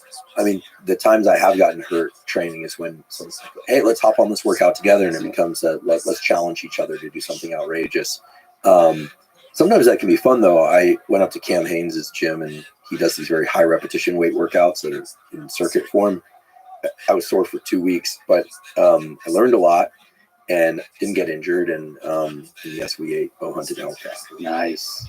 But the injury has been a really difficult psychological thing for me because so I've injured my pinky finger, injured my knee. Yeah, your kitchen is filled with splints. I'm trying to figure out. It's like if you look in Lex's kitchen, there's some really good snacks. I had some right before. He's very good about keeping cold drinks in the fridge. And all the water has element in it, which is great. I love that. But then there's a whole like hospital's worth of splints. Yeah, I'm trying to figure out. So here's the thing. You I think they like pop out like this, right? Pinky finger. I'm trying to figure out how do I splint it in such a way that I can still program, still play guitar, but protect this kind of torque motion that creates a huge amount of pain. And that's a jiu-jitsu injury. Jiu-jitsu, but it's not the kind of, it's probably more like a skateboarding style injury, which is it's unexpected and a silly It's a thing that happens in a second. I didn't break my foot doing anything important. Yeah, I broke my metatarsal stepping off a curb. Yeah. So that's why they're called accidents. You know, if you get hurt doing something awesome, that's a trophy. Yeah. That you have to work through. It's part of your payment to the universe. If you get hurt stepping off a curb or doing something stupid, it's called a stupid accident. Since we brought up Chimp Empire, let me ask you about relationships. I think we talked about relationships. Yeah, I only date Homo sapiens. It's The the morning meditation. the night is so young. You are human. No, but you are also animal. Don't sell yourself short. No, I always say, listen, any discussion on the Human Lab podcast about sexual health or anything, always the critical four is consensual, age appropriate, context appropriate, species appropriate. Species appropriate. Well, can I just tell you about sexual selection? I've been watching Life in Color with David Attenborough. I've been watching a lot of nature documentaries. Talking about inner peace, it brings you so much peace to watch nature at its worst and at its best. So Life in Color is a series on Netflix where it presents some of the most colorful animals on Earth and kind of tells their story of how they got there through natural selection. So, you have the peacock with the feathers, and it's just such incredible colors. Like the peacock has these tail feathers, the male. They're like gigantic and they're super colorful. And there are these eyes on it. It's not eyes. It's like eye-like areas, and they wiggle their ass like to show the tail. They wiggle the tails. The eye spots. The eye spots. Yes, thank you. You know this probably way better than me. I'm just quoting it. No, David please Attenborough. continue. But it's just, I'm watching this, and then the female is as boring looking as possible. Like, she has no colors or nothing, but she's standing there bored, just seeing this entire display. And I'm just wondering, like, the entirety of life on Earth, and not the entirety, post-bacteria, is like, in at least in part, maybe in large part, can be described through this process of natural selection, of sexual selection. So, dudes fighting, and then women selecting. It seems like it's just the entirety of that series shows some incredible birds and insects and shrimp. They're all beautiful and colorful. Mantis shrimp. Mantis shrimp. They're incredible. Mm-hmm. And it's all about getting laid. It's fascinating. Like I just there's nothing like watching that and Chimp Empire to make you realize we humans, that's the same thing. That's all we're doing. Mm-hmm. And all the beautiful variety, all the bridges and buildings and the rockets and the internet, all of that is this kind of, is at least in part this kind of a product of this kind of showing off for each other. And all the wars and all this. Anyway, I'm asking. Oh, well, relationships. Well, yes. right. Before you ask about relationships, I think what's clear is that every species, it seems, animal species, wants to make more of itself and protect its young.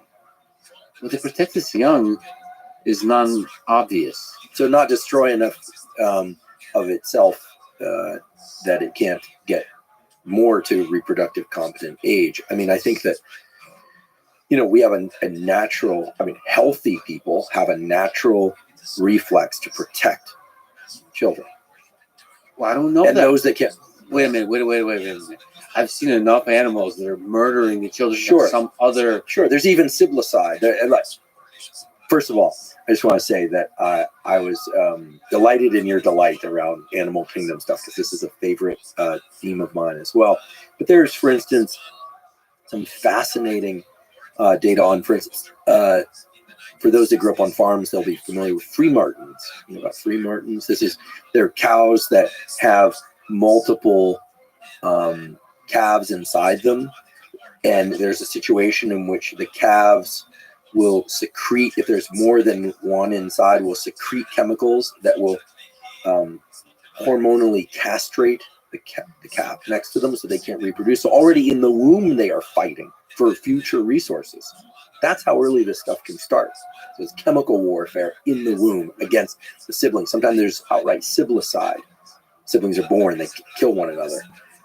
This also becomes biblical stories, right?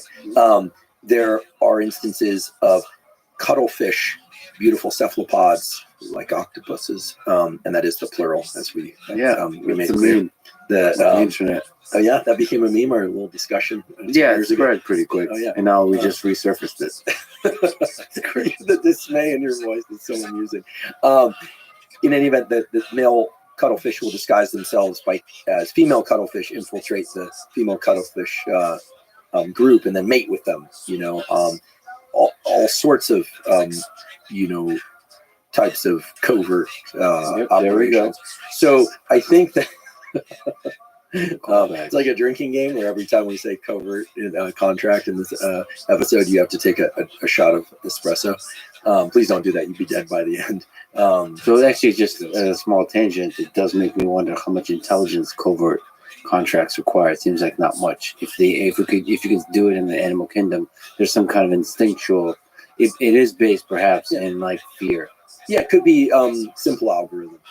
If there's some ambiguity about numbers and I'm not with these guys, and then flip to the alternate strategy. I actually have a story about this that I think is relevant. I used to have cuttlefish in my lab in San Diego.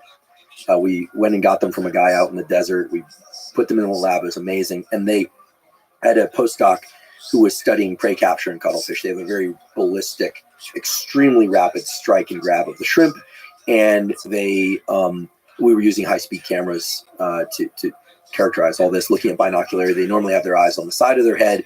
When they see something they want to eat, the eyes translocate to the front, which allows them stereopsis, depth perception, allows them to strike. We were doing some unilateral eye removals. They would miss, etc. Okay, this has to do with eye spots.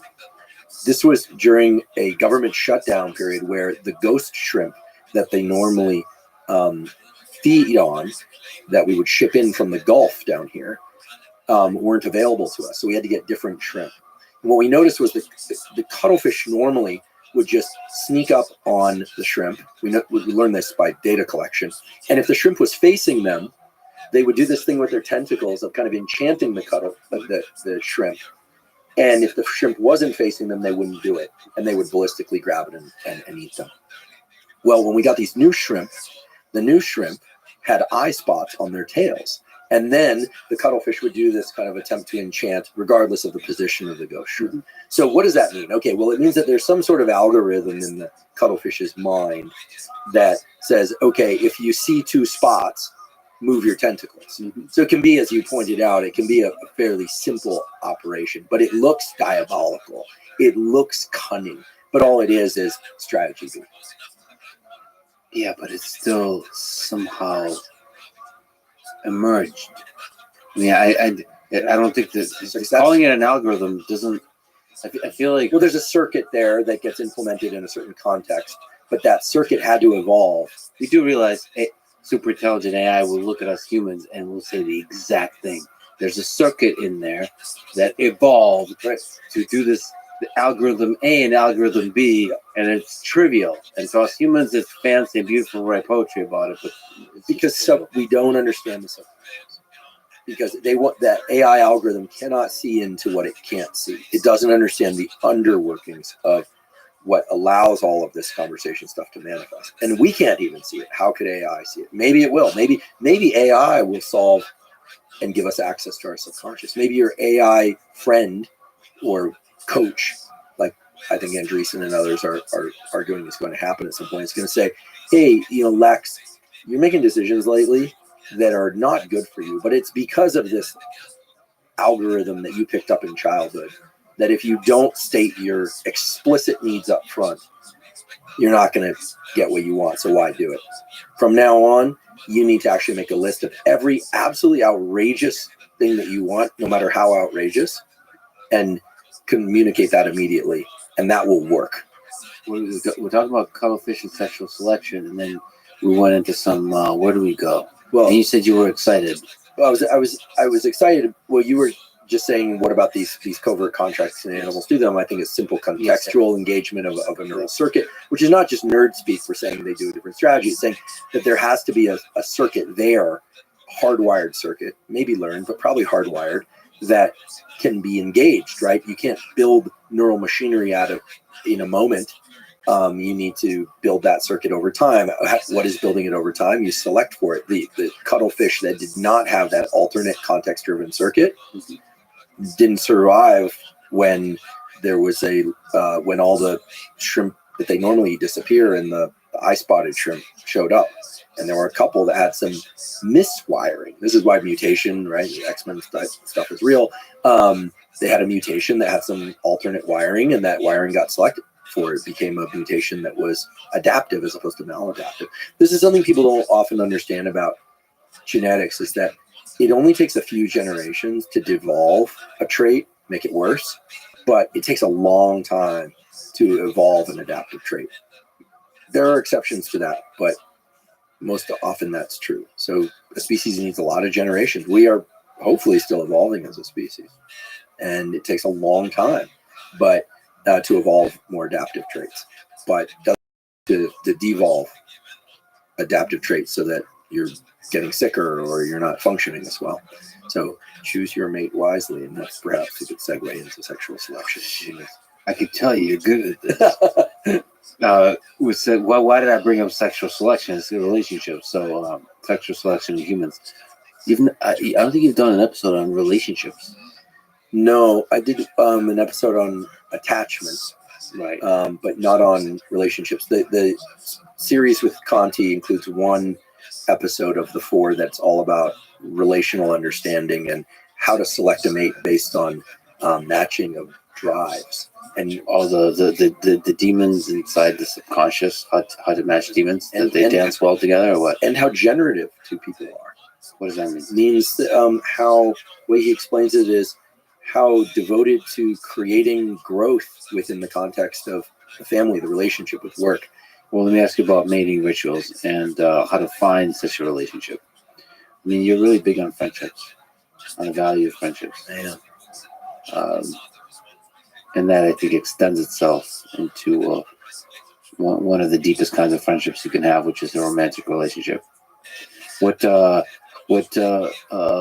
mistakes, successes, and wisdom can you impart? Well, I've certainly made some mistakes. I've also made some good choices in this realm. First of all, we have to define what sort of relationship we're talking about. If one is looking for a life partner, potentially somebody to establish family with or without kids, with or without pets, right? Families can take different forms. I mean, I certainly experienced being a family in a prior relationship where it was the 2 of us and our 2 dogs, and it was like, it was family. Like, we had our little family. I think based on my experience and based on input from friends who themselves have very successful relationships, I must say I've got friends who are in long-term monogamous, very happy relationships where there seems to be a lot of love, a lot of laughter, a lot of challenge, and a lot of growth. And both people, it seems, really want to be there and enjoy being there. Just to pause on that, one thing to do, I think, by way of advice, is listen to people who are in long-term successful relationships. That's like, it seems dumb, but like we both know and are friends with Joe Rogan, who's been in a long-term, really great relationship, and he's been an inspiration to me. So you take advice from that guy. Definitely. And several members of my podcast team are in excellent relationships. I think one of the things that rings true over and over again in the advice and in my experience is find someone who's really a great friend. Like build a really great friendship with that person. Now, obviously not just a friend if we're talking romantic relationship, but and of course sex is super important, but it should be a part of that particular relationship alongside or meshed with the friendship. Can it be a majority of the positive exchange? I suppose it could, but I think the friendship piece is extremely important because what's required in a successful relationship clearly is joy in being together, trust,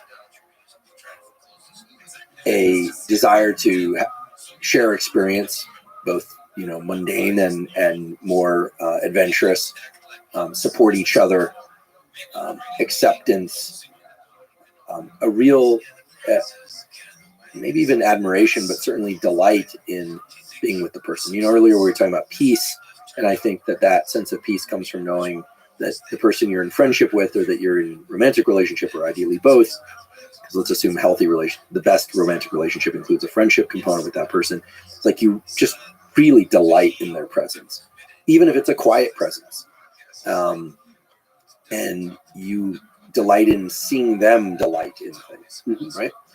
That's clear. The trust piece is huge, and that's where people start. We don't want to focus on what works, not what doesn't work, but that's where I think people start engaging these covert contracts. They're afraid of being betrayed, so they betray. They're afraid of giving up too much vulnerability, so they hide their vulnerability, or in the worst cases, they feign vulnerability. Again, that's a covert contract that just simply undermines everything. It becomes 1 + 1 = 2 - 1 to infinity. Conversely, I think if people can have really hard conversations, this is something I've had to work really hard on in recent years and that I'm still working hard on. But the friendship piece seems to be the thing that rises to the top when I talk to friends who are in these relationships. Like they have so much respect and love and joy in being with their friend. It's the person that they want to spend as much of their non-working, platonic friendship time with, and the person that they want to experience things with and share things with. And it sounds so bland and cliche nowadays, but I think if you step back and examine how most people go about finding a relationship, sort of like, oh, like, am I attracted? Of course, physical attraction is important in other forms of attraction too. And they sort of enter through that portal, which makes sense. That's the mating dance, right? That's the peacock situation. That's hopefully not the cuttlefish situation. But I think that there seems to be a history of people close to me getting into great relationships where they were friends for a while first, or maybe didn't sleep together right away. Yeah, that they actually intentionally deferred on that. This has not been my habit or my experience. I've gone the more, I think, typical, like, oh, there's an attraction, like this person, there's an interest. You kind of explore all dimensions of relationship really quickly, except perhaps the moving in part and the having kids part, which I deal with because it's a bigger step, harder to undo without more severe consequences. But I think the whole take it slow thing, I don't think is about getting to know someone slowly. I think it's about that physical piece, because that does change the nature of the relationship. And I think it's because it gets right into the more hardwired primitive circuitry around our feelings of safety, vulnerability. There's something about romantic and sexual interactions where it's almost like it's like assets and liabilities, right? Where people are trying to figure out how much to engage their time and their energy and multiple people. I'm talking about from both sides, male, female, or whatever sides, but where it's like assets and liabilities. And that's where it starts getting into those complicated contracts early on, I think. And so maybe that's why if a really great friendship and admiration is established first, even if people are romantically and sexually attracted to one another, that piece can be added in a little bit later in a way that really kind of just seals up the whole thing. And then who knows, maybe they spend 90% of their time having sex. I don't know. That's not for me to say or decide, obviously. But there's something there about staying out of a certain amount of risk of having to engage covert contract in order to protect oneself. But I do think like love at first sight, this kind of idea is in part realizing very quickly that you are great friends. Like I've had that experience of friendship recently. It's not really friendship, but like, oh, you get each other with humans, not in a romantic setting. Right, friendship. Yeah, just friendship. Well, but not. Dare I say, I felt that way about you when we met. Right. But we I was also like, this dude's cool, and he's smart, and he's funny, and he's driven, and he's giving, and he's got an edge, and like I want to learn from him, want to hang out with him. Like, that was the beginning of our friendship. Was essentially, that set of internal realizations. just keep going. Like, And a sharp dresser. Yeah, it just looks great shirtless on horseback. Yes. No. Listen, I mean, it's despite what some people might say on the internet, it's a purely platonic friendship. Somebody asked if Andrew Huberman has a girlfriend, and somebody says, I think so. And the third comment was, this really breaks my heart. Like that Alex and Andrew are not an item. We are not. We are great friends, but we are not an item. That's true. It's official. I hear over and over again from friends that have made great choices, and awesome partners, and have these fantastic relationships for long periods of time that seem to continue to thrive. At least that's what they tell me, and that's what I've observed. Establish the friendship first, and give it a bit of time before sex. And so, I think that's the feeling.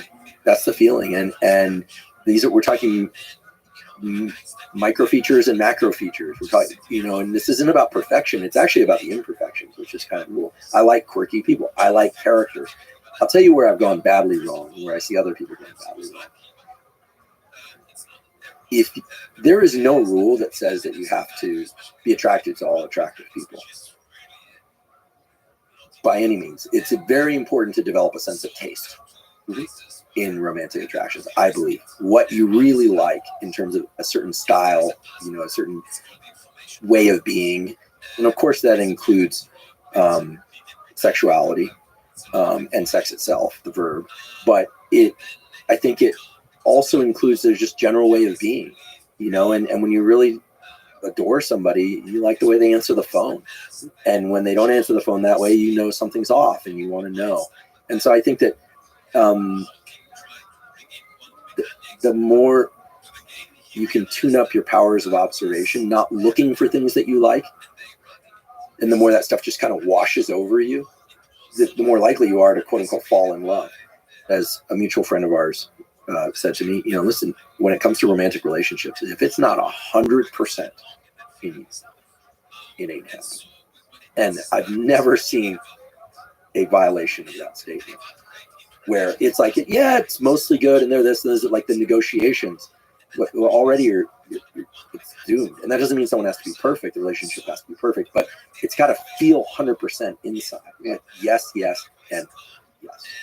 I think Diceroff, when he was on here, your podcast, mentioned something that, I think the words were, or maybe it was in his book, I don't recall, but that, love is one of these things that we story into with somebody. We create this idea of ourselves in the future, and we look at our past time together, and then you story into it. I mean, there are very few things like that. I can't story into, building flying cars. I have to actually go do something. I mean, and love is also retroactively constructed. I mean, anyone who's gone through a breakup understands the grief of knowing, this is something I really shouldn't be in for whatever reason, because it only takes one. If the other person doesn't want to be in it, they shouldn't be in it. But then missing so many things, and that's just the attachment machinery really at work. I have to ask you a question that somebody on our amazing team wanted to ask. He's happily married. Another, like you mentioned, incredible relationship. Are they good friends? Are they amazing friends? There you go.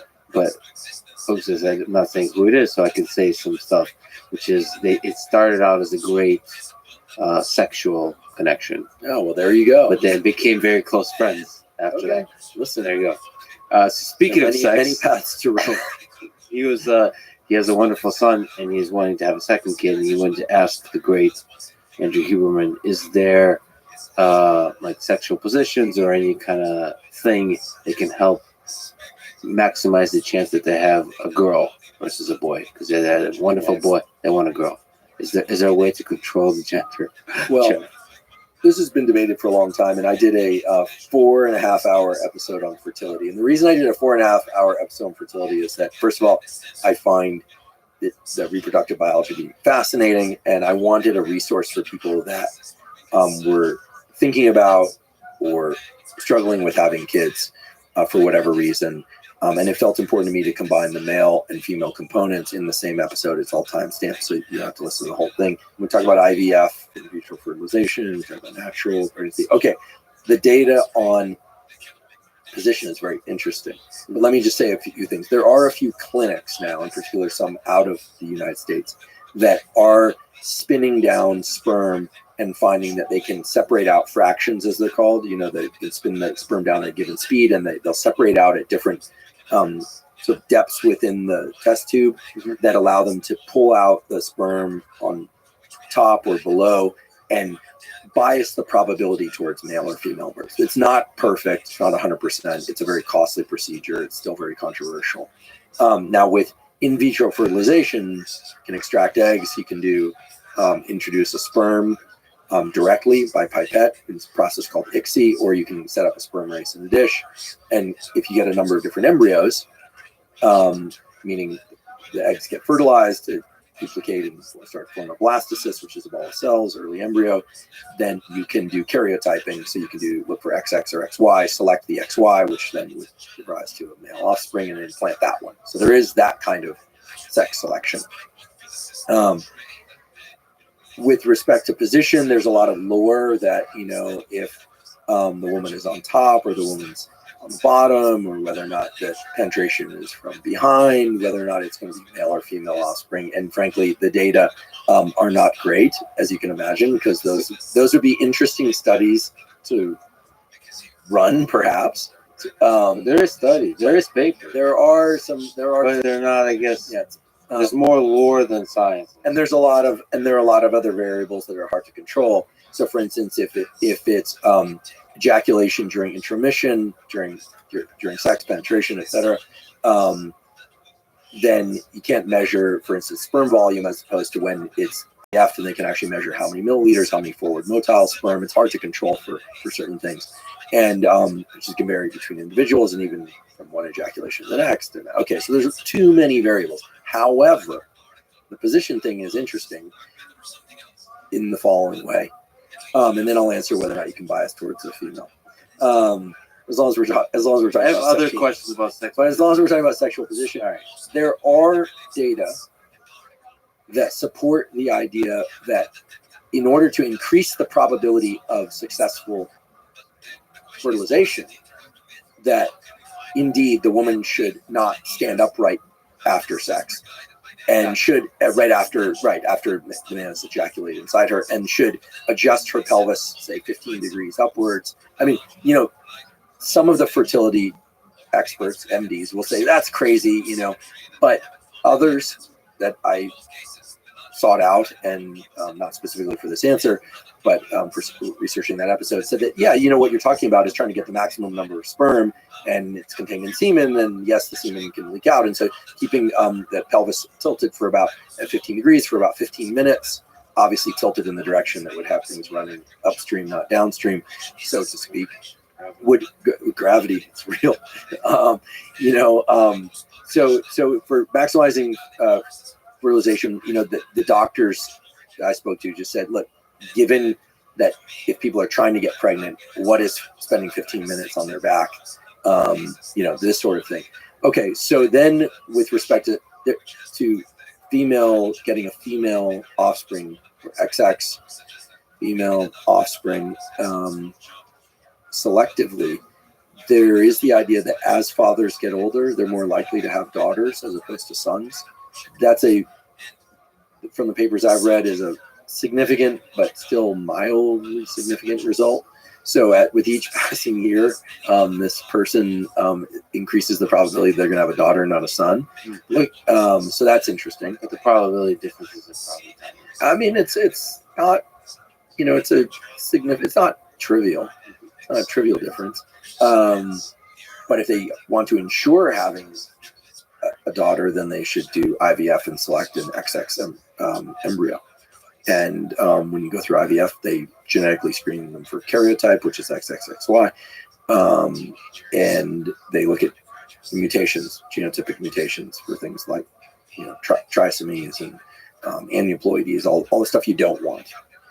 There is a lot of lore. If you look on the internet, Sure, different foods. so there are a lot of variables. There's a lot of variables, but there haven't been systematic studies. So I think probably the best thing to do, unless they're going to do IVF, is just roll the dice. And I think with each passing year, they increase the probability of getting female offspring.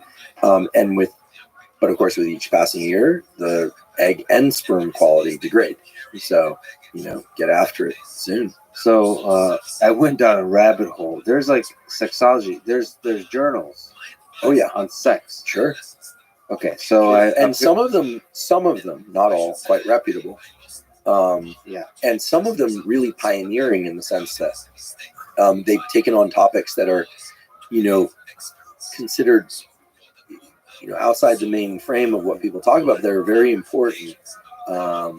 We have episodes coming out soon with, for instance, the head of male urology, sexual health, and reproductive health at Stanford, Michael Eisenberg, but also, one with the female urologist, sexual health, reproductive health, Dr. Rina Malik, who's has a quite active YouTube presence. She does these really dry, scientific presentation, but very nice. She has a lovely voice, and she'll be talking about, erections or squirting or all this. She does very kind of internet type content. But she's a legitimate urologist, reproductive health expert, and in the podcast we did talk about both male and female orgasm. We talked a lot about sexual function, dysfunction. We talked a lot about pelvic floor. One interesting factoid is that only 3% of sexual dysfunction is hormonal, endocrine in nature. It's more often related to some pelvic floor or vasculature, blood flow related, or other issue. And then when Eisenberg came on the podcast, he said that far less sexual dysfunction is psychogenic in origin than people believe, that far more of it is pelvic floor, neuro, and vascular. So, there are the myths of, it's not saying that that psychogenic dysfunction doesn't exist, but that a lot of the sexual dysfunction that people assume is related to hormones or that is related to psychogenic issues are related to vascular or neural issues. And the good news is that there are great remedies for those. And so both those episodes detail some of the more salient points around what those remedies are and could be. One of the kind of, again, factoids, but it's interesting that a lot of people have pelvic floor issues and they think that their pelvic floors are quote unquote messed up. So they go on the internet, they learn about Kegels, and it turns out that some people need Kegels. They need to strengthen their pelvic floor. Guess what? A huge number of people with sexual and urologic dysfunction have pelvic floors that are too tight, and Kegels are going to make them far worse. And they actually need to learn to relax their pelvic floor. And so seeing a pelvic floor specialist is important. I think in the next 5-10 years, we're going to see a dramatic shift towards more discussion about sexual and reproductive health in a way that acknowledges that, the clitoris comes from the same origin tissue as the penis. And in many ways that the neural innervation of the two, while clearly different, has some overlapping features that, that there's going to be discussion around kind of anatomy and hormones and pelvic floors, and in a way that's going to, erode some of the kind of cloaking of these topics, because they've been cloaked for a long time. And there's a lot of let's just call it what it is. There's a lot of bullshit out there about what's what. And now the hormonal issues, by the way, just to clarify, can impact desire. So a lot of people who have lack of desire as opposed to lack of anatomical function this could be male or female, that can originate with either things like SSRIs or hormonal issues. And so we talk about that as well. So it's a pretty vast topic. Okay, you're one of the most productive people I know. What's the secret to your productivity? How do you maximize the number of productive hours in a day? You're a scientist, you're a teacher, you're a very prolific educator. Well, thanks for the kind words. I struggle like everybody else, but I been pretty relentless about meeting deadlines. I miss them sometimes, but sometimes that means cramming. Sometimes that means starting early. But Has that been hard? Sorry to interrupt with the podcast. There's certain episodes. I mean, you're like taking just incredibly difficult topics, and you know there's going to be a lot of really good scientists listening to those with a very skeptical and careful eye. Like, how hard do you struggle with meeting that deadline sometimes? yes, we've pushed out episodes because I want more time with them. I haven't advertised this, but I have another fully tenured professor that's started checking my podcasts and helping me find papers. He's a close friend of mine. He's an incredible expert in neuroplasticity, and that's been helpful. But I research I do all the primary research for the episodes myself. Although my niece has been doing a summer internship with me and finding amazing papers. She did last summer as well. She's really good at it. Just stick that kid on the internet and she gets great stuff. Can I ask you, just going on tangents here, what's the hardest? Finding the papers or understanding what a paper is saying? Finding the best papers. Yeah. Because you have to, you read a bunch of reviews, figure out who's getting cited, call people in a field, make sure that this is the stuff. I mean, I did this episode recently on ketamine, about ketamine, on ketamine. And there's this whole debate about S versus R ketamine, SR ketamine. And I called 2 clinical experts at Stanford. I had a researcher at UCLA help me. Even then, a few people had gripes about it. That I don't think they understood a section that I was perhaps could have been clearer about. But yeah, you're always concerned that people won't get it or I won't be clear. So the researching is mainly about finding the best papers. And then I'm looking for papers that establish thoroughness of understanding, that are interesting. Obviously, it's fun to get occasionally look at some of the odder or more progressive papers that are, what's new in a field, and then where there are actionable takeaways to really export those with a lot of thoughtfulness. I mean, I think that going back to the productivity thing, I get up, I look at the sun, I don't stare at the sun, but I get my sunshine. It all starts with a really good night's sleep. I think that's really important to understand. So much so that if I wake up and I don't feel rested enough, I'll often do a non-sleep deep rest, yoga nidra, or go back to sleep for a little bit, get up, really prioritize the big block of work for the thing that I'm researching. I think a little bit of anxiety and a little bit of concern about deadline helps. Turning the phone off helps.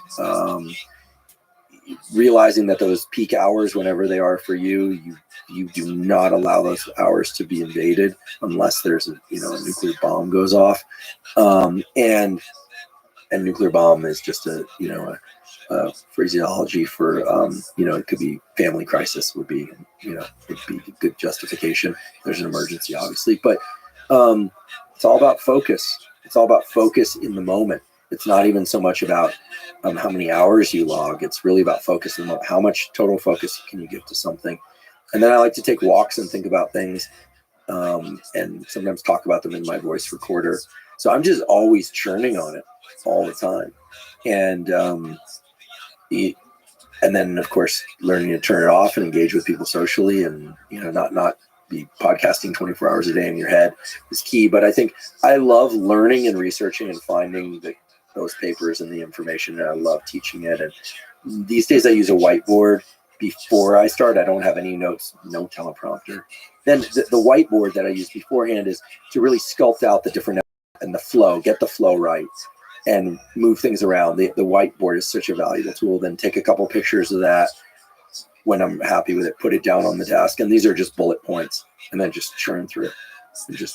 And nothing feels better than, researching and sharing information. And as you did, grew up writing papers, and it's hard. And I like the friction of can't, I want to get up. When I was in college, I was trying to make up deficiencies from my lack of attendance in high school, so much so that I would set a timer. I wouldn't let myself get up to use the bathroom even.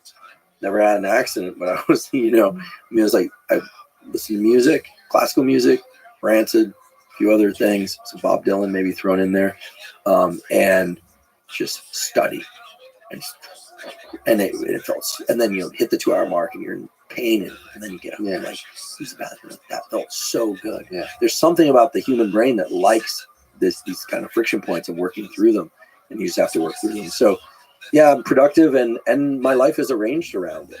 And that's been a bit of a barrier to personal life at times, but my life's been arranged around it. I've set up everything so that I can learn more, teach more, including some of my home life. And but I do still watch Chimp Empire. Still got time to watch Chimp Empire. Look, the great Joe Strummer, right? Clash, my favorite Mescaleros. He said, this famous drummer quote: "No input, no output." So you need experience. You need outside things in order to foster the process. But yeah, just nose to the grindstone, man. I don't know. And that's what I'm happy to do with my life. I don't think anyone should do that just because. But this is how I'm showing up. And if you don't like me, then scroll. What do they say? Swipe left, swipe right. I don't know. I'm not on the apps, the dating apps. So that's the other thing. I keep waiting for when listens to Lex Friedman podcast is a checkbox on like Hinge or Bumble or whatever it is. But I don't even know, are those their field? I don't know what are the apps now. I've never used an app, and I always found troublesome how little information is provided on apps. Well, they're the ones that are like a stock lake, like Raya. Like they sort of like companies will actually fill them with people that look a certain way, and Well, soon it'll be filled with AI. oh Yeah, that's the way you said. Oh, that's the heartbreak within that. Well, I'm guilty of liking real human interaction. Have you tried AI interaction? No, but I have a feeling you're going to convince me to. One day. Yeah, I've also struggled finishing projects that are new, that are something new. Like, for example, one of the things I really struggled finishing is something that's in Russian that requires translation and overdub and all that kind of stuff. The other project I've been working on for like over at least a year, and off and on, but trying to finish is something we've talked about in the past. I'm still on it. Project on Hitler and World War II. I've written so much about it, and I just don't know why I can't finish it. I have trouble, like, really. I think I'm terrified being in front of the camera. Like this. Or solo. Well, actually, no, solo. Well, if ever you want to do solo, and seriously, because we've done this before, right? Our clandestine study missions. I'm happy to sit in the corner and work on my book or do something if you want to. If it feels good, just for the feeling of somebody else. Definitely. Well, what do you? I mean, how do you? You don't seem to. You seem to have been fearless to just sit in front of the camera by yourself to do the episode. Yeah, it was weird. I mean, the first year of the podcast, it just spilled out of me. It was just, I had all that stuff I was so excited about. I've been talking to everyone who would listen, and anyone, even when they'd run away, I'd keep talking, before there was ever a camera. It wasn't on social media. 2019, I posted a little bit. 2020, as you know, started going on podcasts. But yeah, the zest and delight in this stuff. It's like circadian rhythms. I'm going to tell you about this stuff. I just felt like here was the opportunity and just let it burst. And then as we've gotten into topics that are a little bit further away from my home knowledge, I still get super excited about it. It's Music in the Brain episode I've been researching for a while now. I'm just so hyped thinking about it. It's so interesting. There's so many facets. Singing versus improvisational, music versus listening to music versus learning music. I mean, it just goes on and on. There's just so much that's so interesting. I just can't get enough. And I think, you put a camera in front of me, I sort of forget about it. And I'm just trying to just teach. Yeah, so that's that's interesting. I mean, Forget the camera. maybe I need to find that joy as well. But like for me, a lot of the joy is in the writing, and the camera. There's something. Well, the best lecturers, as you know, and you're a phenomenal lecturer, so you embody this as well. But when I teach at Stanford, I was directing this course in neuroanatomy and neuroscience and for medical students, and I noticed that the best lecturers would come in and they're teaching the material from a place of deep understanding, but they're also experiencing it as a first-time learner at the same time. So this is sort of embodying the delight of it, but also the authority over the, not authority, but the sort of mastery of the material. And it's really the delight in it that the students are linking onto. And of course, they need and deserve the best accurate material, so they have to know what they're talking about. But yeah, just tap into that energy of learning and loving it, and people are along for the ride. Or, you know, I get accused of being long-winded, but, you know, things get taken out of context. That leads to greater misunderstanding. And also, I look at, listen, I come from a lineage of 3 dead advisors. 3. All 3. So I don't know when the Reaper's coming for me. I'm doing my best to stay alive a long time, but whether or not it's cancer, or whatever, or just old age, I mean, I'm trying to get it all out there as best I can. And if it means you have to hit pause and come back a day or 2 later, like, that seems like a reasonable compromise to me. I'm not going to go longer than I need to, and I'm trying to shorten them up. But again, that's kind of how I show up. It's like Tim Armstrong would say about writing songs. I asked him, "Do you write? How often do you write?" Every day. Every day. Was Rick ever stopped creating? No. Has Joe ever stopped preparing for comedy? Are you ever stopping to think about world issues and technology and who you can talk to? I mean, it seems to me you've always got a plan inside. The thing I love about your podcast the most, to be honest, these days, is the surprise of, like, I don't know who the hell's going to be there. Yeah. It's almost like I get a little nervously excited about when a new episode comes out, because I have no idea. No idea. And, you know, I mean, I have some guesses based on what you told me during the break. I mean, you've got some people where it's just like, whoa, Lexus went there. Awesome. Can't wait. Click. You know, I think that's really cool. Like, you're constantly surprising people. So you're doing it so well. Like, it's such a high level. And I think it's also important for people to understand that what you're doing, Lex, there's no precedent for it. Sure, there have been interviews before, there have been podcasts before, there are discussions before, but it's not like, how many of your peers can you look to find out how best to do the content like yours? 0. There's one peer, you. And so, you know, that should give you great peace and great excitement, because you're a pioneer. You're literally the tip of the spear. I don't want to take an unnecessary tangent, but I think this might thread together 2 of the things that we've been talking about, which are, I think, of pretty key importance. One is romantic relationships, and the other is creative process and work. And this, again, is something I learned from Rick, but that he and I have gone back and forth on, and that I think is worth elaborating on, which is, earlier we were saying, you know, the best relationship is going to be one where it brings you peace. I think peace also can be translated to, among other things, lack of distraction. So when you're with your partner, can you really focus on them and the relationship? Can you not be distracted by things that you're upset about from their past, or from your past with them, or their, and of course the same is true for them, right? They ideally will feel that way towards you too. They can really focus. Also, when you're not with them, can you focus on your work? Can you not be worried about whether or not they're okay, because you trust that they're an adult and they can handle things, or they will reach out if they need things. They're going to communicate their needs like an adult, you know, not creating messes just to get attention and things like that, or disappearing, you know, for that matter. So peace and focus are intimately related, and distraction is the enemy of peace and focus. So there's something there, I believe, because people that have this strong generative drive and want to, you know, be productive in their home life, in the sense of have a rich family life, partner life, whatever that is, and in their work life, you know, the ability to really drop into the work and, like, okay, you might have that sense, like, I hope they're okay, or, you know, need to check my phone or something, but just know like we're good. Yeah. So peace and focus, I think, and being present are so key, and it's key at every level of romantic relationship. From certainly presence and focus. Everything from sex to listening to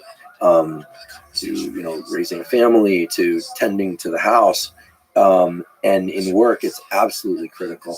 So I think that those things are kind of mirror images of the same thing, and they're both important reflections of the other.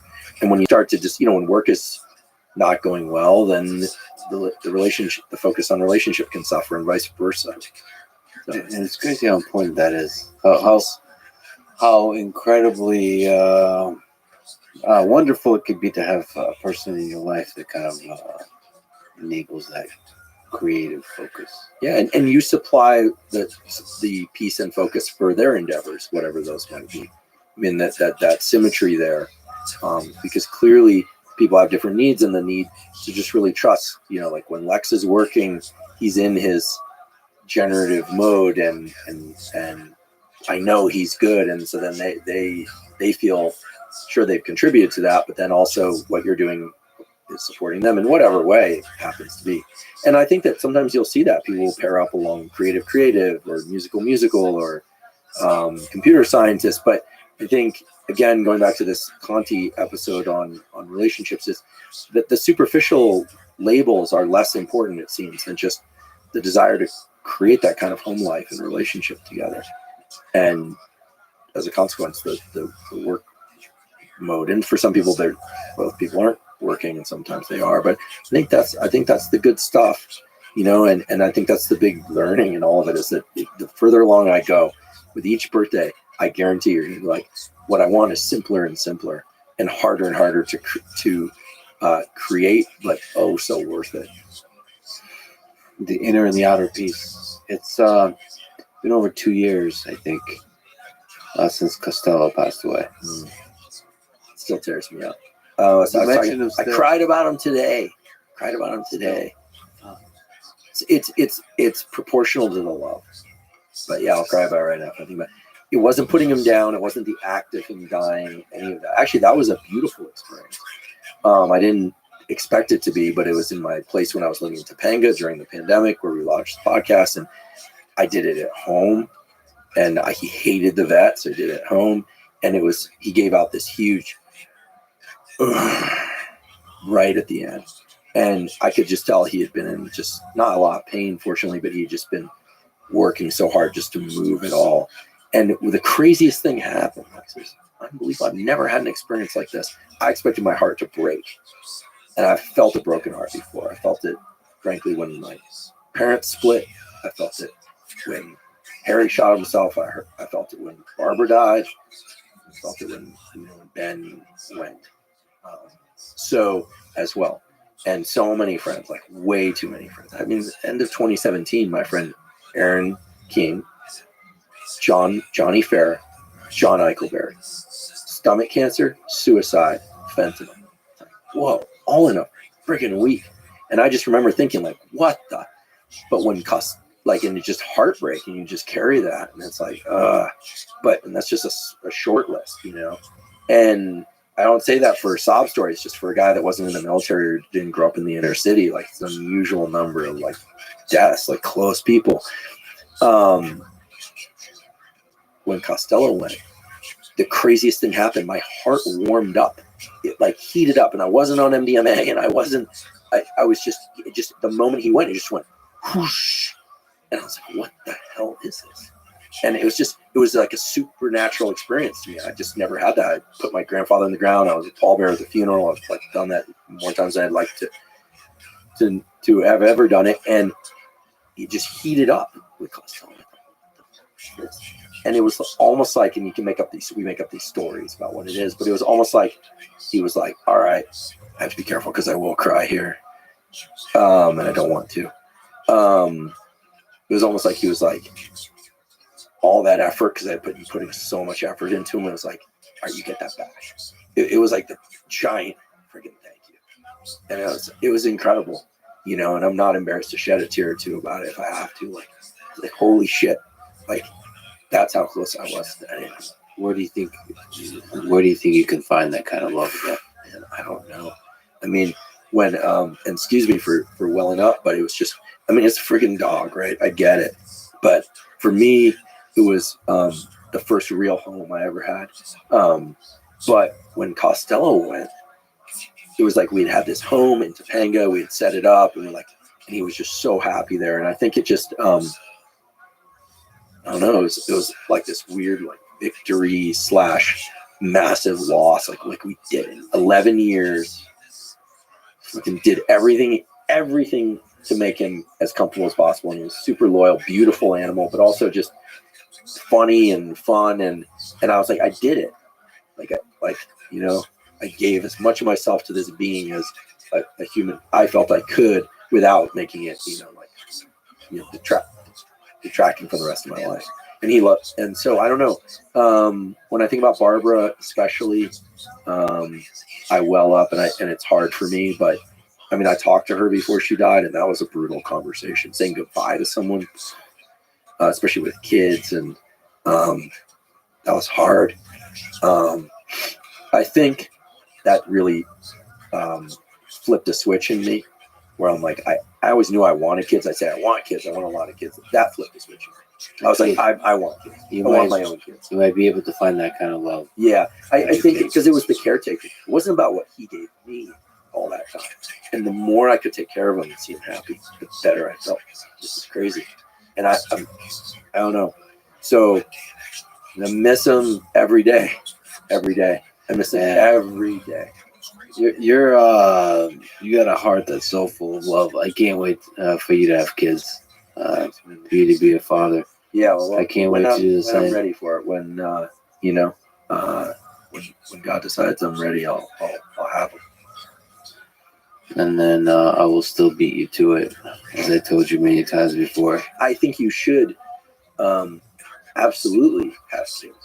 I mean, look at the people in our life, because we're kind of in case you haven't realized it already, like we're the younger of the podcasters. But like Joe and Peter and Segura and and the rest, right? They're like the tribal elders, right? And we're we're not the youngest in the crew, but we're if you look at all those guys, they all have kids. They all adore their kids, and their kids bring tremendous meaning to their life. Like we'd be morons if you didn't go off and start a family. I didn't start a family. And yeah, I think that's the goal. I mean, I think and the kids of the goals, that's one of them. The kids not only make them their life more joyful and brings love to their lives, it also makes them more productive, makes them better people. All that. It's kind of obvious. Yeah, I think that's what Costello wanted. I think I have this story in my head that he was just like, okay, like take this, like yeah, and don't fuck this test. up. And Lord knows, don't fuck this up. Andrew, I love you, brother. This is incredible. Love you too. I appreciate you.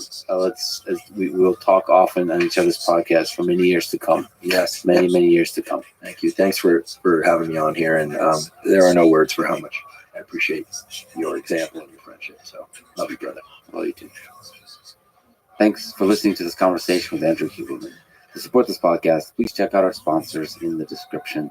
And now, let me leave you with some words from Albert Camus. In the midst of winter, I found there was within me an invincible summer. And that makes me happy, for it says that no matter how hard the world pushes against me, within me there is something stronger, something better, pushing right back. Thank you for listening, and hope to see you next time.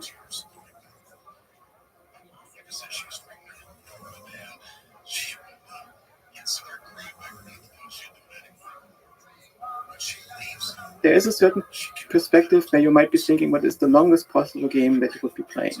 A short game is, for instance, cancer is playing a shorter game than your organism. If the cancer is an organism playing a shorter game than the regular organism, and because the cancer cannot procreate beyond the organism, except for some infectious cancers, like the ones that eradicated the Tasmanian devils,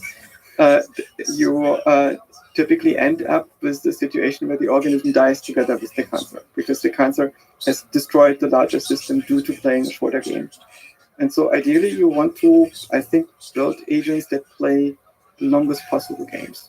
And the longest possible games is to keep entropy at bay as long as possible by doing interesting stuff. The following is a conversation with Yosha Bach, his third time on this podcast. Yosha is one of the most brilliant, fascinating minds in the world, exploring the nature of intelligence, consciousness, and computation. And he's one of my favorite humans to talk to about pretty much anything and everything. This is the Lex Friedman Podcast. To support it, please check out our sponsors in the description. And now, dear friends, here's Yosha Bach. You wrote a post about levels of lucidity. Quote, as we grow older, it becomes apparent that our self-reflexive mind is not just gradually accumulating ideas about itself, but that it progresses in somewhat distinct stages. So there's 7 of the stages. Stage 1, reactive survival, infant. Stage 2, personal self, young child. Stage 3, social self, adolescence, domesticated adult. Stage 4 is rational agency, self-direction. Stage 5 is self-authoring. That's full adult. You've achieved wisdom, but there's 2 more stages. Stage 6 is enlightenment. Stage 7 is transcendence. Can you explain each, or the interesting parts of each of these stages? And what's your sense why there are stages of this, of lucidity as we progress through life in this too short life?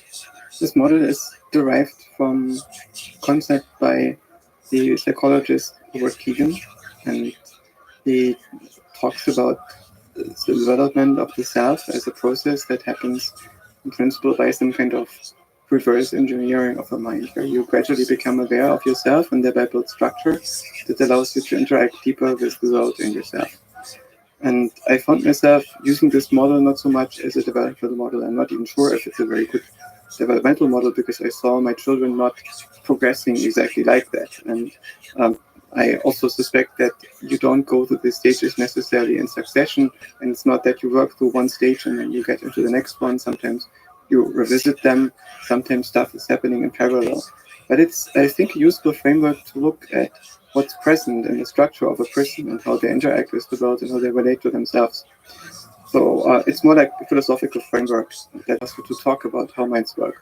And at first, when we are born, we don't have a personal self yet, I think. Instead, we have an attentional self. And this attentional self is initially in the infant tasked with building a world model and also an initial model of the self. Mostly it's building a game engine in the brain that is tracking sensory data and uses it to explain it. And in some sense, you could compare it to a game engine like Minecraft or so colors and sounds. People are all not physical objects. They are creation of our mind at a certain level of coarse training. Models that are mathematical, that use geometry and that use manipulation of objects and so on to create scenes in which we can find ourselves and interact with them. So Minecraft. Yeah, and this personal self is something that is more or less created after the world is finished, after it's trained into the system, after it has been constructed. And this personal self is an agent that interacts with the outside world. And the outside world is not the world of quantum mechanics, not the physical universe, but it's the model that is being generated in our own mind. Right? And this is us, and we experience ourselves interacting with that outside world that is created outside of our own mind. And outside of ourselves, there are feelings, and they presented our interface with this outside world that pose problems to us. These feelings are basically attitudes that our mind is computing, that tell us what's needed in the world, the things that we are drawn to, the things that we are afraid of. And we are tasked with solving this problem of satisfying the needs, avoiding the aversions, following on our inner commitments and so on, and also modeling ourselves and building the next stage. So after we have this personal self in stage 2 online, many people form a social self. And this social self allows the individual to experience themselves as part of the group. It's basically this thing that when you are playing in a team, for instance, you don't notice yourself just as a single node that is reaching out into the world, but you're also looking down. You're looking down from this entire group, and you see how this group is looking at this individual, and everybody in the group is in some sense emulating this group spirit to some degree. And in this state, people are forming their opinions by assimilating them from this group mind. Basically, gain the ability to act a little bit like a hive mind.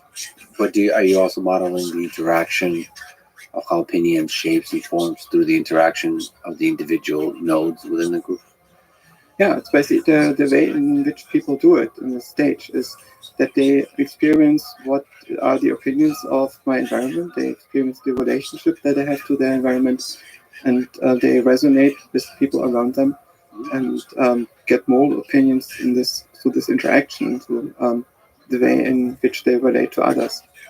And at stage 4, you basically understand that stuff is true and false independently what other people believe, and you have agency over your own beliefs in that stage. You basically discover epistemology, the rules about determining what's true and false. You start to learn how to think. Yes. I mean, at some level, you're always thinking, you are constructing things. And I believe that this ability to reason about your mental representation is what we mean by thinking. It's an intrinsically reflexive process that requires consciousness. Without consciousness, you cannot think. You can generate the content of feelings and so on outside of consciousness. It's very hard to be conscious of how your feelings emerge, at least in the early stages of development. But thoughts is something that you always control. And if you are a nerd like me, you often have to skip stage 3 because you lack the intuitive empathy with others. Because in order to resonate with a group, you need to have a quite similar architecture. And if people are wired differently, then it's hard for them to resonate with other people and basically have empathy, which is not the same as compassion, but it is a shared perceptual mental state. Empathy happens not just via inference about the mental states of others, but it's a perception of what other people feel and where they're at. Can't you not have empathy while also not having a similar architecture, cognitive architecture as the others in the group? I think, yes, but I experienced that too, but you need to build something that is like a meta-architecture. You need to be able to embrace the architecture of the other to some degree, also find some shared common ground. And it's also this issue that if you are a nerd, normies often, basically neurotypical people, have difficulty to resonate with you. And as a result, they have difficulty understanding you unless they have enough wisdom to feel what's going on there. Well, isn't the whole process of the stage 3 is to figure out the API to the other humans that have different architecture, and you yourself publish public documentation for the API that people can interact with for you? Isn't this the whole process of socializing? My experience as a child growing up was that I did not find any way to interface with the stage 3 people, and they didn't do that with me. So did you try? Yeah, of course, I tried it very hard. But it was only when I entered the mathematics school at 9th grade, where lots of other nerds were present, that I found people that I could deeply resonate with, and had the impression that, yes, I have friends now, I found my own people. And before that, I felt extremely lonely in the world. There was basically nobody I could connect to. And I remember there was one moment in all these years where I was in, there was a school exchange, and it was a Russian boy, kid from the Russian garrison station in Eastern Germany who visited our school. And we played a game of chess against each other. And we looked into each other's eyes, and we sat there for 2 hours playing this game of chess. And I had the impression this is a human being. He understands what I understand. We didn't even speak the same language. I wonder if your life could have been different if you knew that it's okay to be different, to have a different architecture. Whether like accepting that the interface is hard to figure out, takes a long time to figure out, and it's okay to be different. In fact, it's beautiful to be different. That was not my main concern. My main concern was mostly that I was alone. It was not so much the question, is it okay to be the way I am? I couldn't do much about it, so I had to deal with it. My main issue was that I was not sure if I would ever meet anybody growing up that I would connect to at such a deep level that I would feel that I could belong. So there's a visceral, undeniable feeling of being alone. Yes. And I noticed the same thing when I came into the math school, that I think at least half, probably 2/3 of these kids were severely traumatized as children growing up, and in large part due to being alone, because they couldn't find anybody to relate to. Don't you think everybody's alone deep down?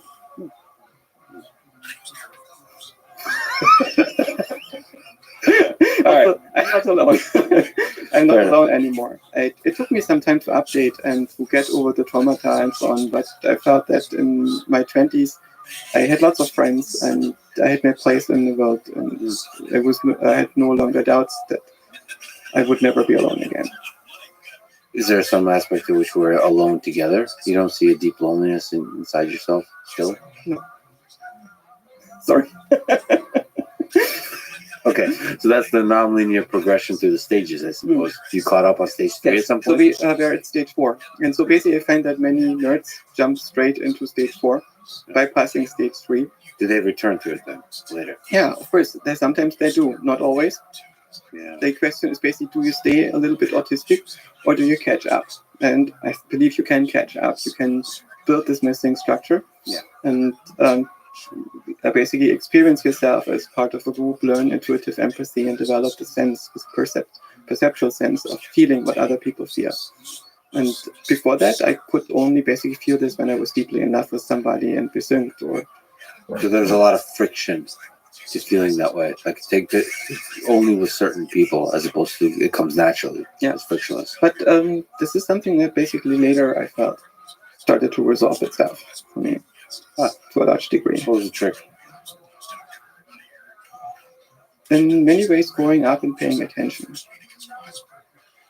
Meditation did help. I had some very crucial experiences in getting close to people, building connections, cuddling a lot in my student years. So really paying attention Yeah. to the, to this feeling another human being fully. Loving other people and being loved by other people. And so building a space in which you can be safe and can experiment and touch a lot and be close to somebody a lot. And over time, basically, at some point you realize, oh, it's no longer that I feel locked out, but I feel connected and I experience where somebody else is at. And normally my mind is racing very fast at a high frequency, so it's not always working like this. Sometimes it works better, sometimes it works less. But I also don't see this as a pressure. It's interesting to observe myself, which frequency I'm at and at which mode somebody else is at. Yeah, man, the mind is so beautiful in that way. Sometimes it comes so natural to me, so easy to pay attention to the world fully, to other people fully. And sometimes the stress over silly things is overwhelming. Mm-hmm. It's so interesting. But the mind is that roller coaster in that way. At stage 5, you discover how identity is constructed. Self-offering. Realize that your values are not terminal, but they are instrumental to achieving a world that you like and aesthetics that you prefer. Yeah. And the more you understand this, the more you get agency over how your identity is constructed. And you realize that identity in interpersonal interaction is a costume. And you should be able to have agency over that costume, right? It's useful to be a costume. It tells something to us. And it allows to interface in roles. But being locked into this is a big limitation. The word costume kind of implies that it's fraudulent in some way. Is costume a good word for you? Like No. we present ourselves to the world. In some sense, I learned a lot about costumes at Burning Man. Before that, I did not really appreciate costumes and saw them more as uniforms, like wearing a suit if you are working in a bank or if you are trying to get startup funding from a VC in Switzerland. Right, then you dress up in a particular way, and this is mostly to show the other side that you are willing to play by the rules and you understand what the rules are. But there is something deeper. When you are at Burning Man, your costume becomes self-expression, and there is no boundary to the self-expression. You're basically free to wear what you want, to express other people what you feel like this day, and what kind of interactions you want to have. Is the costume a kind of projection of who you are? That's very hard to say because the costume also depends on what other people see in the costume. And this depends on the context that the other people understand. And you have to create something, if you want to, that is legible to the other side, and that means something to yourself. Do we become prisoners of the costume? Because everybody expects us. Some people do, but I think that once you realize that you wear a costume at Burning Man, a variety of costumes, realize that you cannot not wear a costume. Right? Basically, everything that you wear and present to others is something that is to some degree in addition to what you are deep inside. So this stage, in parentheses, you put full adult, comma, wisdom. Why is this full adult? Why would you say this is full? And why is it wisdom? It does allow you to understand why other people have different identities from yours. And it allows you to understand that the difference between people who vote for different parties and might have very different opinions and different value systems is often the accident of where they are born and what happened after that to them, and what traits they got before they were born. And at some point you realize the perspective where you understand that everybody could be you in a different timeline if you just flip those bits. How many costumes do you have? I don't count, but More than one? yeah, of course. How easy is it to do costume changes throughout the day?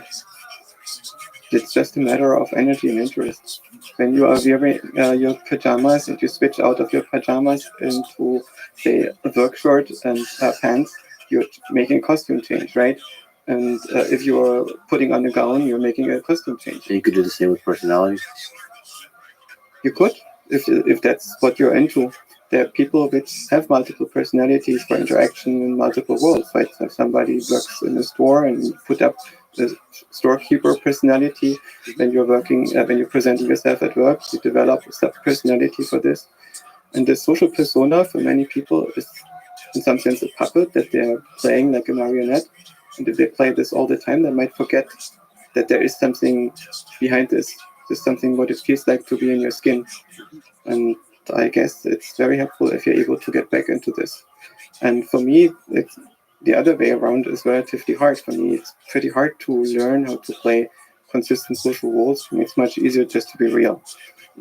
Or not real, but to have one costume. No, it's not quite the same. So basically, when you are wearing a costume at Burning Man, and say you are an extraterrestrial prince, there's something where you are expressing, in some sense, something that's closer to yourself than the way in which you hide yourself behind standard clothing when you go out in the city, in the default world. And so this costume that you're wearing at Burning Man allows you to express more of yourself, and you have a shorter distance of advertising to people what kind of person you are, what kind of interaction you would want to have with them. And so you get much earlier into medias res. And I believe it's regrettable that we do not use the opportunities that we have with custom-made clothing now to wear costumes that are much more stylish, that are much more custom-made, that are not necessarily part of a fashion in which you express which milieu you're part of and how up-to-date you are, but you also express how you are as an individual and what you want to do today and how you feel today and what you intend to do about it. Well, isn't it easier now in the digital world to explore different costumes? I mean, that's the kind of idea with virtual reality. That's the idea. Even with Twitter in two-dimensional screens, you can swap out costumes. You can be as weird as you want. It's easier. For Burning Man, you have to order things. You have to make things. There's more effort to. It's better if you make them yourself. Sure, but it's just easier to do digitally, right? It's not about easy, it's about how to get it right. And for me, the first Burning Man experience, I got adopted by a bunch of people in Boston who dragged me to Burning Man, and we spent a few weekends doing costumes together. And that was an important part of the experience where the camp bonded, the people got to know each other, and we basically grew into the experience that we would have later. So the extraterrestrial prince is based on a true story? Yeah. I can only imagine what that looks like. Okay, Stage so 6. stage 6, at some point you can collapse the division between self, personal self, and world generator again. And a lot of people get there via meditation, or some of them get there via psychedelics, some of them by accident. And you suddenly notice that you are not actually a person, but you are a vessel that can create a person. And the person is still there. You observe that personal self, but you observe the personal self from the outside. And you notice it's a representation. And you might also notice that the world that is being created is a representation. If not, then you might experience that I am the universe, I am the thing that is creating everything.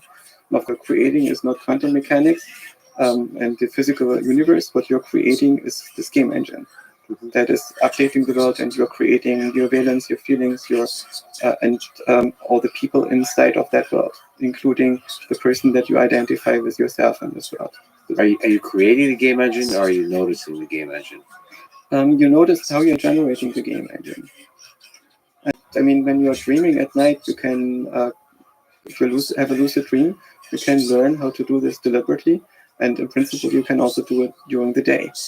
And the reason why we don't get to do this from the beginning, and why we don't have agency of our feelings right away, is because we would game it before they have the necessary amount of wisdom to deal with creating this dream that we are in. You don't want to get access to cheat codes too quickly, otherwise you won't enjoy. So stage 5 is already pretty rare, and stage 6 is even more rare. You're supposed to basically find this mostly with advanced Buddhist meditators and so on that are dropping into this stage and can induce it at will and spend time in it. So stage 5 requires a good therapist. Stage 6 requires a good Buddhist spiritual Yes, leader. so it is, for instance, could be that is the right thing to do.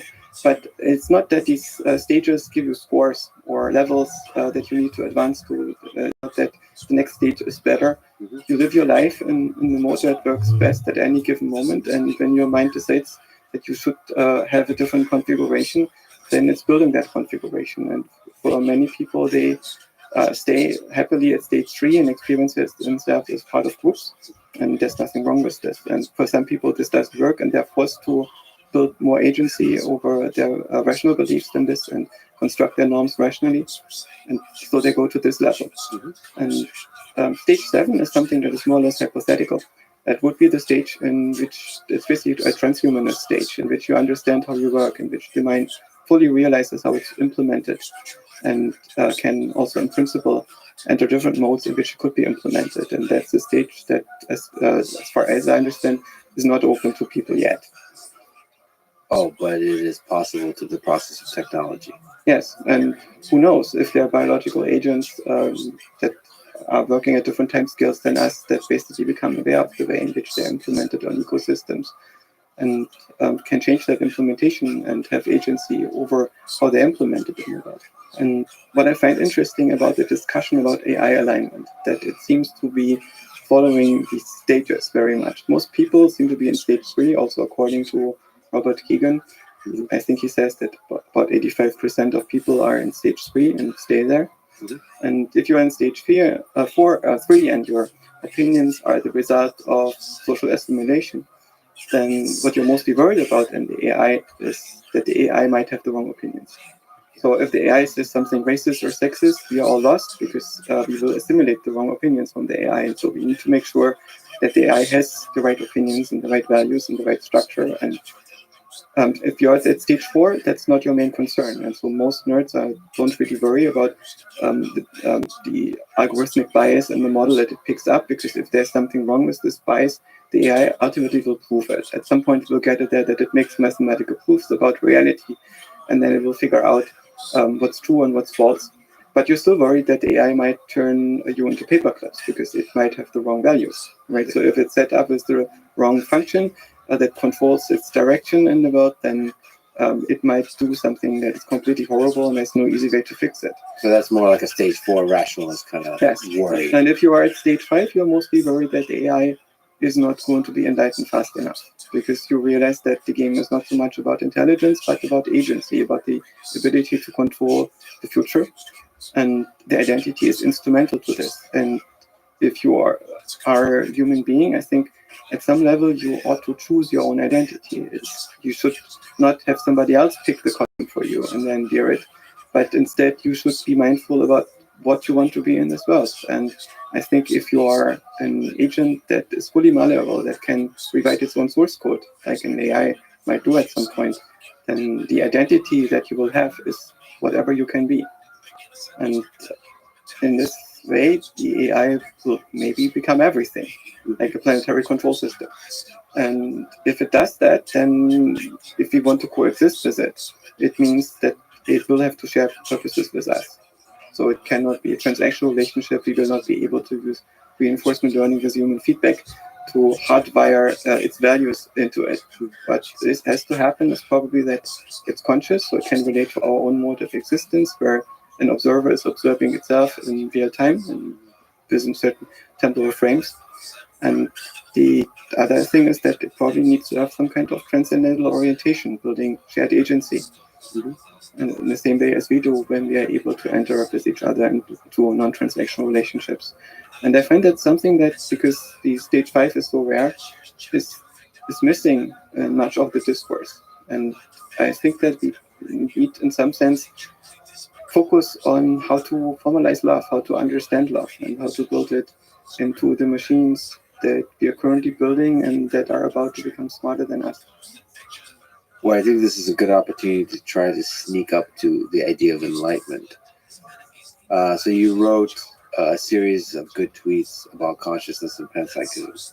So let's break it down. First, you say, I suspect the experience that leads to the panpsychism syndrome of some philosophers and other consciousness enthusiasts represents the realization that we don't end at the self, but share a resonant universe representation with every other observer coupled to the same universe.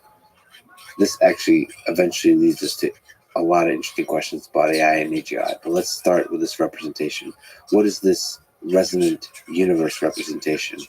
And what do you think? Do we share such a representation? The neuroscientist Grossberg has come up with a cognitive architecture that he calls the adaptive resonance theory. And his perspective is that our neurons can be understood as oscillators that are resonating with each other and with outside phenomena. So the coarse-grained model of the universe that we're building, in some sense, is resonance with objects and outside of us in the world. So basically, we take up patterns that of the universe that we are coupled with, and our brain is not so much understood as circuitry, even though this perspective is valid, but it's almost an ether in which the individual neurons are passing on chemoelectrical signals or arbitrary signals across all modalities that can be transmitted between cells, stimulate each other in this way, and produce patterns that they modulate while passing them on. And this speed of signal progression in the brain is roughly at the speed of sound, incidentally, because the time that it takes for the signals to hop from cell to cell, which means it's relatively slow with respect to the world. It takes an appreciable fraction of a second for a signal to go through the entire neocortex, something like a few hundred milliseconds. And so there's a lot of stuff happening in that time where the signal is passing through your brain, including in the brain itself. So nothing in the brain is assuming that stuff happens simultaneously. Everything in the brain is working in a paradigm where the world has already moved on when you are ready to do the next thing to your signal, including the signal processing system itself. It's quite a different paradigm than the one in our digital computers, where we currently assume that your GPU or CPU is pretty much globally in the same state. So you mentioned there the non-dual state, and say that some people confuse it for enlightenment. Yeah. What's the non-dual state? There is a state in which you notice that you are no longer a person, and instead you are one with the universe. So that speaks to the resonance. Yes, but this one with the universe is, of course, not accurately modeling that you are indeed some God entity, or indeed the universe is becoming aware of itself, even though you get this experience. I believe that you get this experience because your mind is modeling the fact that you are no longer identified with the personal self in that state, but you have transcended this division between the self model and the world model, and you are experiencing yourself as your mind, as something that is representing a universe. But that's still part of the model. Yes, So it's inside of the model. So you're still inside of patterns that are generated in your brain and in your organism. And what you are now experiencing is that you're no longer this personal self in there, but you are the entirety of the mind and its contents. Why is it so hard to get there?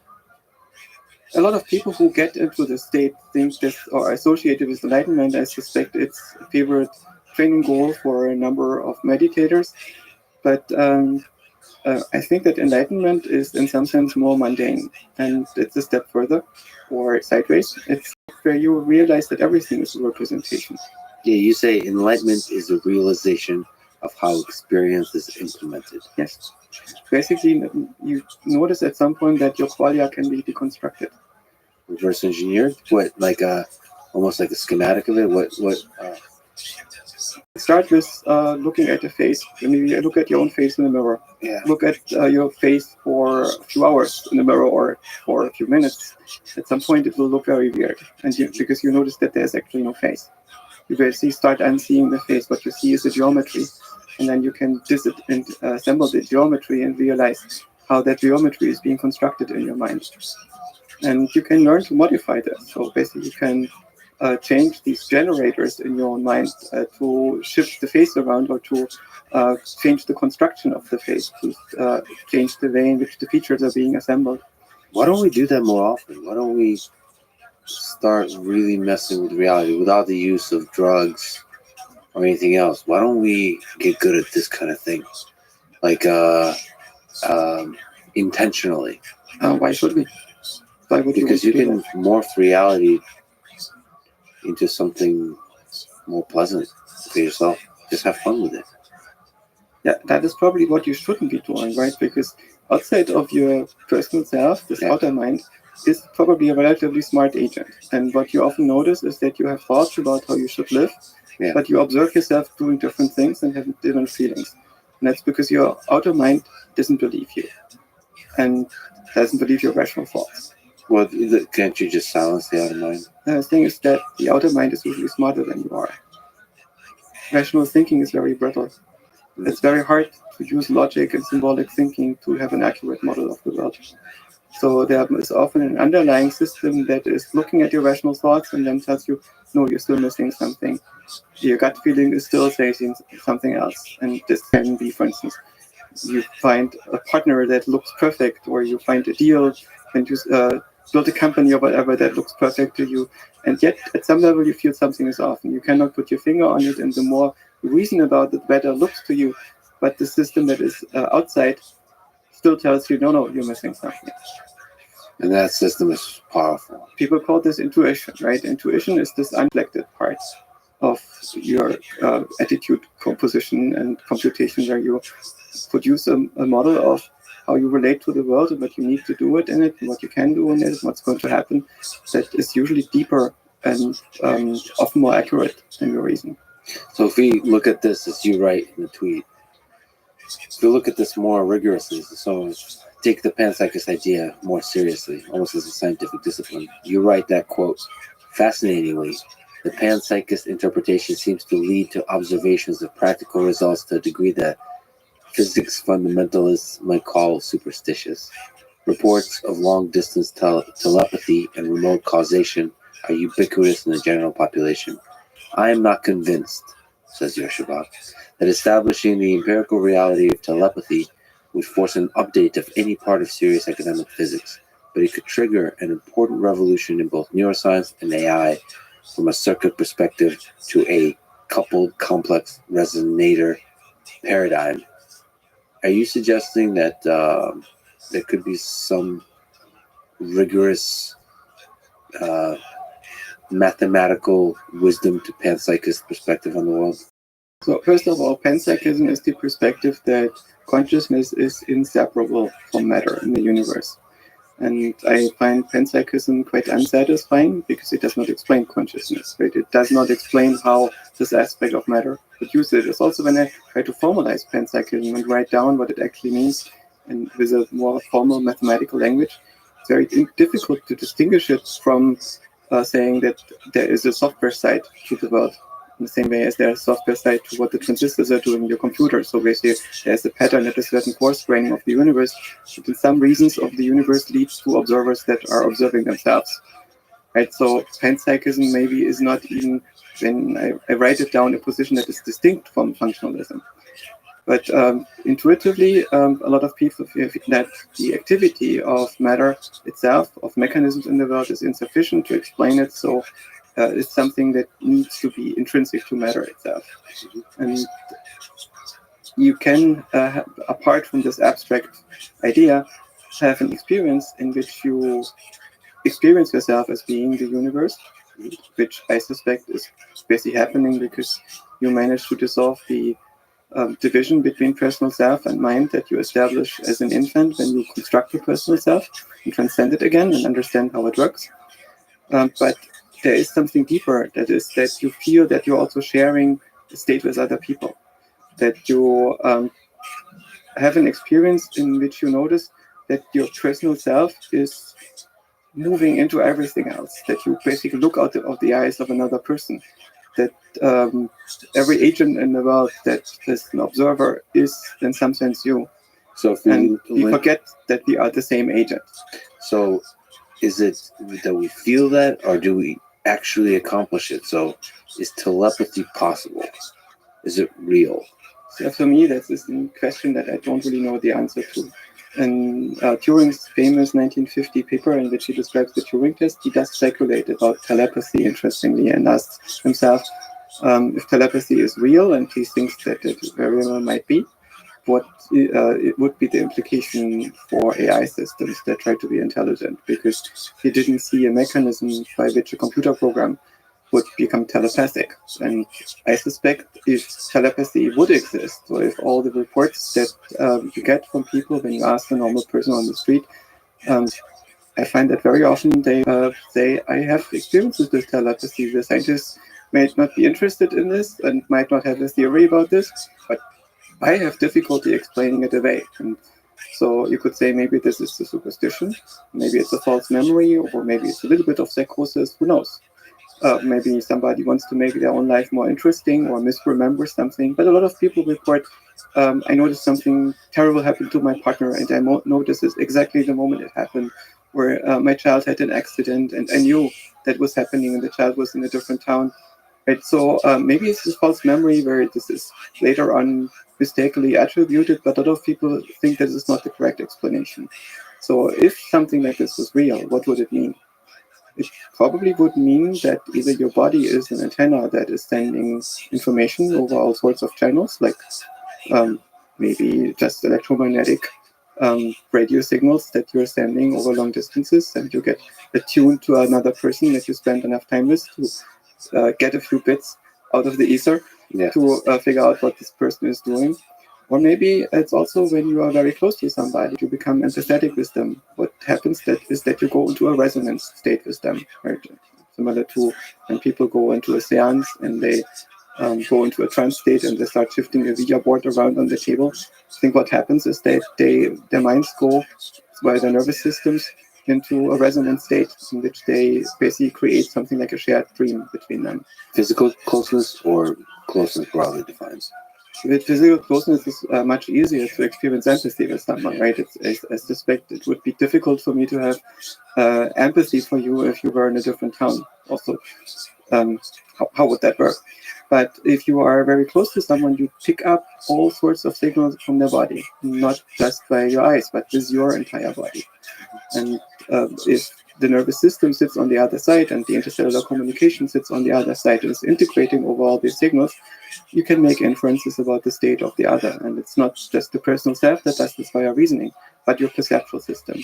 And what basically happens is that your representations are directly interacting. It's the physical resonant models of the universe that exist in your nervous system and in your body might go into resonance with others and start sharing some of their states. So you basically, by being next to somebody, you pick up some of their vibes and feel, without looking at them, what they're feeling in this moment. And it's difficult for you, if you're very empathetic, to detach yourself from it and have an emotional state that is completely independent from the environment. People who are highly empathetic are describing this. And now imagine that a lot of organisms on this planet have representations of the environment and operate like this, and they are all adjacent to each other and overlapping. So there's going to be some degree in which there is basically some chained interaction, and we are forming some slightly shared representation. And relatively few neuroscientists who consider this possibility. I think a rarity in this regard is Michael Levin, who is considering these things in earnest. And I stumbled on this train of thought mostly by noticing that the tasks of a neuron can be fulfilled by other cells as well. They can send different type chemical messages and physical messages to the adjacent cells and learn when to do this and when not, make this conditional and become universal functional approximators. The only thing that they cannot do is telegraph information over axons very quickly over long distances, right? So neurons in this perspective are specially adapted kind of telegraph cell that has evolved so we can move our muscles very fast. Our body is in principle able to also make models of the world just much, much slower. It's interesting, though, that at this time, at least in human history, there seems to be a gap between the tools of science and the subjective experience that people report, like you're talking about with telepathy. And it seems like we're not quite there.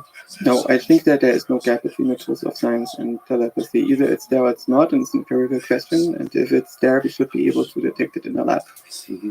So why is there not a lot of Michael Levins going on? I don't think that Michael Levin is specifically focused on telepathy very much. He is focused on self-organization in living organisms and in brains, both as a paradigm for development and as a paradigm for information processing. And when you think about how organization processing works in an organism, there is, first of all, radical locality, which means everything is decided locally from the perspective of an individual cell. The individual cell is the agent. And the other one is coherence, basically. There needs to be some criterion that determines how these cells are interacting in such a way that order emerges on the next level of structure.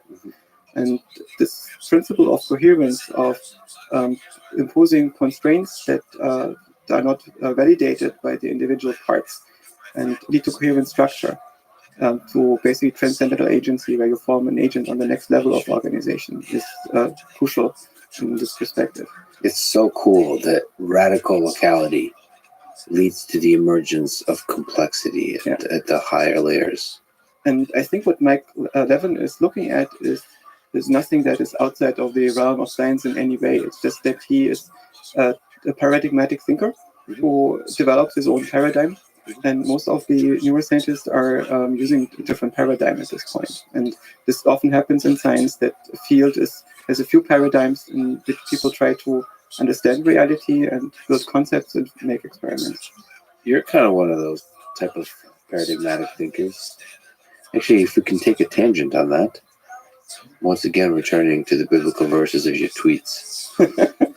You're right. My public explorations are not driven by audience service, but by my lack of ability for discovering, understanding, or following the relevant authorities. So I have to develop my own thoughts. Since I think autonomously, these thoughts cannot always be very good.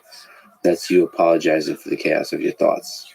Or perhaps not apologizing, just identifying. Yeah. But let me ask the question. Since we talked about Michael Levin and yourself, who I think are very kind of radical, big, independent thinkers, can we reverse engineer your process of thinking autonomously? How do you do it? How can humans do it? How can you avoid being influenced by stage 3? Well, why would you want to do that?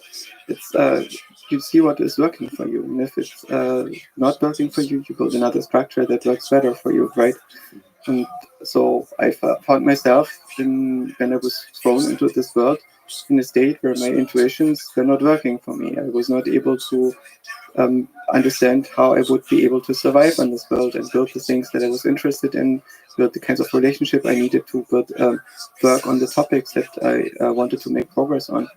And so I had to learn. And for me, Twitter is not some tool of publication. It's not something where I put stuff that I entirely believe to be true and provable. It's an interactive notebook in which I explore possibilities. And I found that when I understand how the mind and how consciousness works, I was quite optimistic. I thought there needs to be a big body of knowledge that I can just study, and that works. And so I entered studies in philosophy and computer science, and later psychology and a bit of neuroscience and so on. And I was disappointed by what I found, because I found that the questions of how consciousness and so on works, how emotion works, how it's possible that the system can experience anything, how motivation emerges in the mind, are not being answered by the authorities that I met and the schools that were around.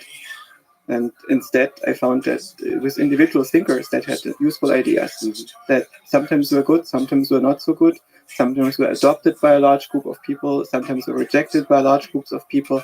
But for me, it was much more interesting to see these minds as individuals. And in my perspective, thinking is still something that is done not in groups, that has to be done by individuals. So that motivated you to become an individual thinker yourself. I didn't have a choice.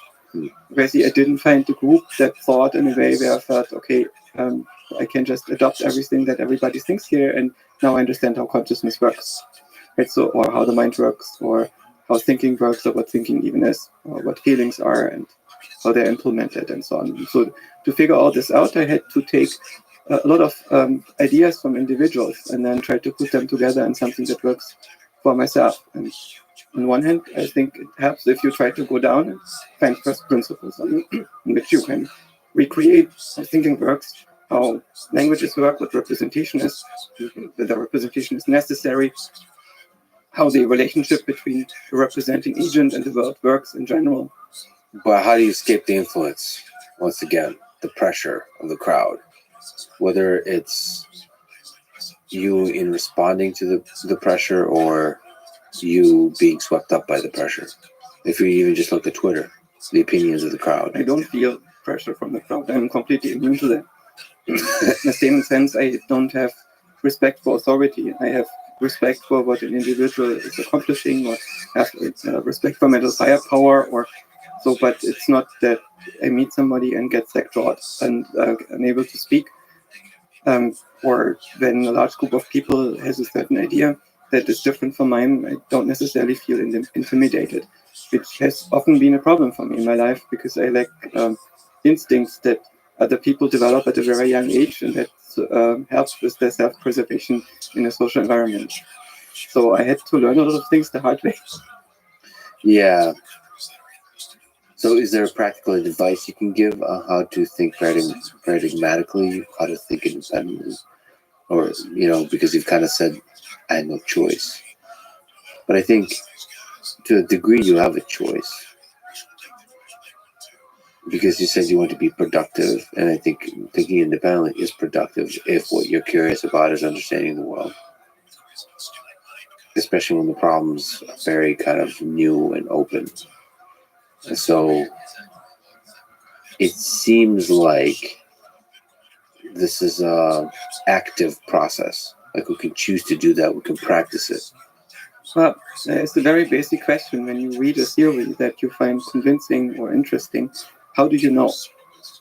It's very interesting to figure out what are the sources of that other person, not which authority can they refer to that is then taking off the burden of being truthful, but how did this authority know? What is the epistemic chain to observables? What are the first principles from which the whole thing is based?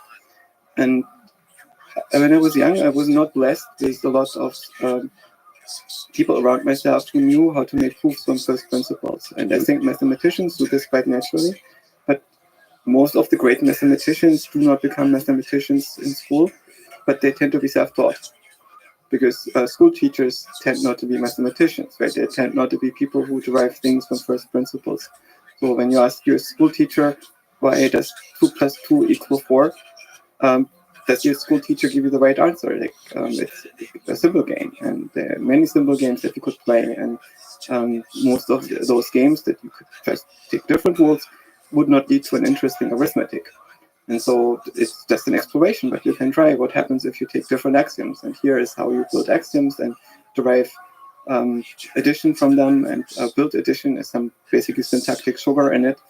And so I wish that somebody would have opened me this vista and explained to me how I can build a language in my own mind, and from which I can derive what I'm seeing, and which I can make geometry and counting and all the number games that we are playing in our life. And on the other hand, I felt that I learned a lot of this while I was programming as a child.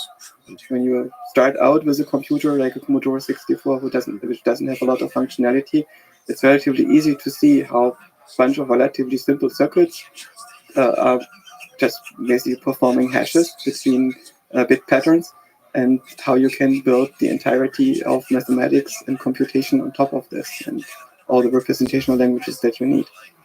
Man, Commodore 64 could be one of the sexiest machines ever built, if I say so myself.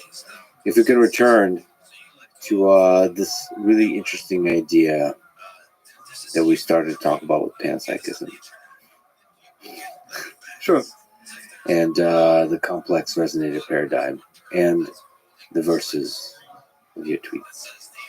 You write, instead of treating eyes, ears, and skin as separate sensory systems with fundamentally different modalities, we might understand them as overlapping aspects of the same universe, coupled at the same temporal resolution, and almost inseparable from a single shared resonant model. Instead of treating mental representations as fully isolated between minds, the representations of physically adjacent observers might directly interact and produce causal effects through the coordination of the perception and behavior of world modeling observers. So the modalities, the distinction between modalities, let's throw that away. The distinction between the individuals, let's throw that away. So what does this interaction representations look like? When you think about how you represent the interaction of us in this room, Yeah. at some level you can the modalities are quite distinct. They're not completely distinct, but you can see this as vision. You can close your eyes and you don't see a lot anymore, but you still imagine how my mouth is moving when you hear something, and you know that it's very close to the sound, that you can just open your eyes and you get back into this shared merged space. And we also have these experiments where we notice that the way in which my lips are moving are affecting how you hear the sound. And also vice versa, the sounds that you're hearing have an influence on how you interpret some of the visual features. And so these modalities are not separate in your mind. They are merged at some fundamental level where you are interpreting the entire scene that you're in. And your own interactions in the scene are also not completely separate from the interactions of the other individual in the scene. But there is some resonance that is going on where we also have a degree of shared mental representations and shared empathy due to being in the same space and having vibes between each other. Vibes. So the question, though, is how deeply intertwined is this multimodality, multi-agent system? Like how, I mean, this is going to the telepathy question without the woo-woo meaning of the word telepathy. It's like how, like what's going on here in this room right now? So if telepathy would work, how could it work? Yeah. Right. So imagine that all the cells in your body are sending signals in a similar way as neurons are doing. Right? Just by touching the other cells and sending chemicals to them, the other cells interpreting them, learning how to react to them, and they learn how to approximate functions in this way and compute behavior for the organism. And this is something that is open to plants as well. And so plants probably have software running on them that is controlling how the plant is working in a similar way as you have a mind that is controlling how you are behaving in the world. And this spirit of plants, it is something that has been very well described by our ancestors, and they found this quite normal. But for some reason, since the Enlightenment, we are treating this notion that there are spirits in nature and that plants have spirits as a superstition. And I think we probably have to rediscover that plants have software running on them. And we already did, right? We noticed that there is a control system in the plant that connects every part of the plant to every other part of the plant, produces coherent behavior in the plant. That is, of course, much, much slower than the coherent behavior in an animal like us that has a nervous system where everything is synchronized much, much faster by the neurons. But what you also notice is that if a plant is sitting next to another plant, like you have a very old tree and is building some kind of information highway along its cells, so it can send information from its leaves to its roots and from some part of the root to another part of the roots, and there is a fungus living next to the tree, the fungus can probably piggyback on the communication between the cells of the tree and send its own signals to the tree. And vice versa, the tree might be able to send information to the fungus. Because after all, how would they build a viable firewall if that other organism is sitting next to them all the time and is never moving away? And so they will have to get along. And over a long enough time frame, the networks of roots in the forest and all the other plants that are there and the fungi that are there might be forming something like a biological internet.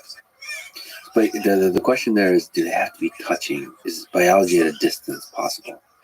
Of course, you can use any kind of physical signals. You can use sounds, you can use electromagnetic waves that are integrated over many cells. It's conceivable that across distances, there are many kinds of information pathways.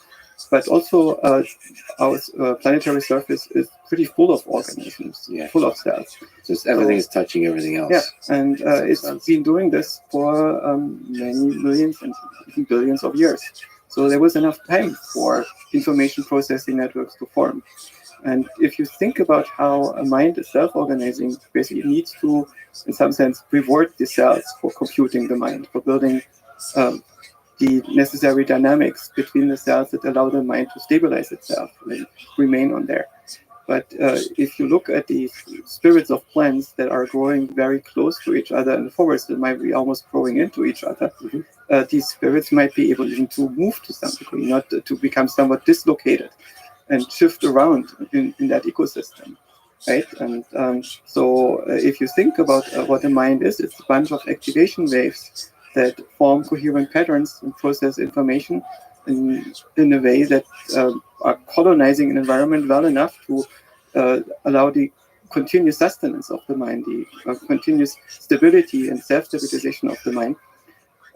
Then it's conceivable that we can link into this biological internet, not necessarily at the speed of our nervous system, but maybe at the speed of our body, and make some kind of subconscious connection to the world where we use our body as an antenna into biological information processing. Now, these ideas are completely speculative. I don't know if any of that is true. But if that was true, and if you want to explain telepathy, I think it's much more likely that that telepathy could be explained using such mechanisms rather than undiscovered quantum processes that would break the standard model of physics. Could there be undiscovered processes that don't break? Yeah, so if you think about something like an internet in the forest, that is something that is borderline discovered. There are basically a lot of scientists who point out that they do observe that plants are communicating in the forest through root networks and send information, for instance, warn each other about new pests entering the forest and things that are happening like this. So it's basically, there is communication between plants and fungi that has been observed. Well, it's been observed, but we haven't plugged into it. So it's like if you observe humans, they seem to be communicating with a smartphone thing, but you don't understand how a smartphone works and how the mechanism of the internet works. But we're like, maybe it's possible to really understand the full richness of the biological internet that connects us. An interesting question is whether the communication and the organization principles of biological information processing are as complicated as the technology that we've built. They set up on very different principles, right? They simultaneously works very differently in biological systems, and the entire thing needs to be stochastic, and instead of being fully deterministic or almost fully deterministic as our digital computers are. So there is a different base protocol layer that would emerge over the biological structure if such a thing would be happening. And again, I'm not saying here that telepathy works. I'm not saying that that is not true.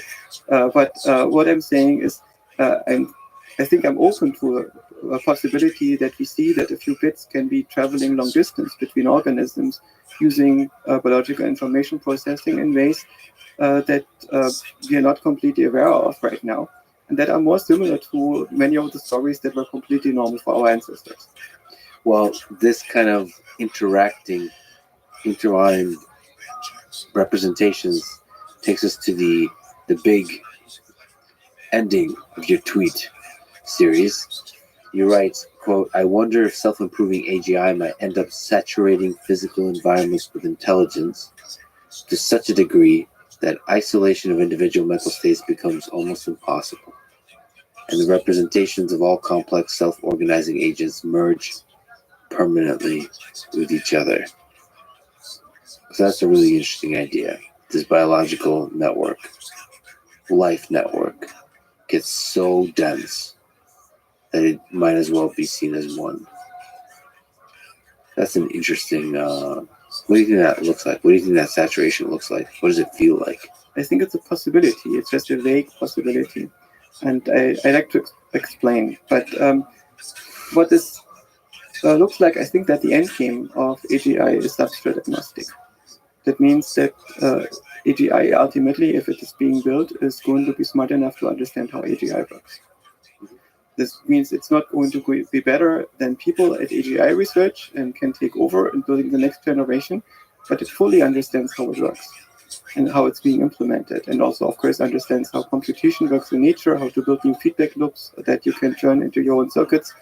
And this means that the AGI is likely to virtualize itself into any environment that can compute. So it's not breaking free from the silicon substrate and is going to move into the ecosystems, into our bodies, our brains, and is going to merge with all the agency that it finds there.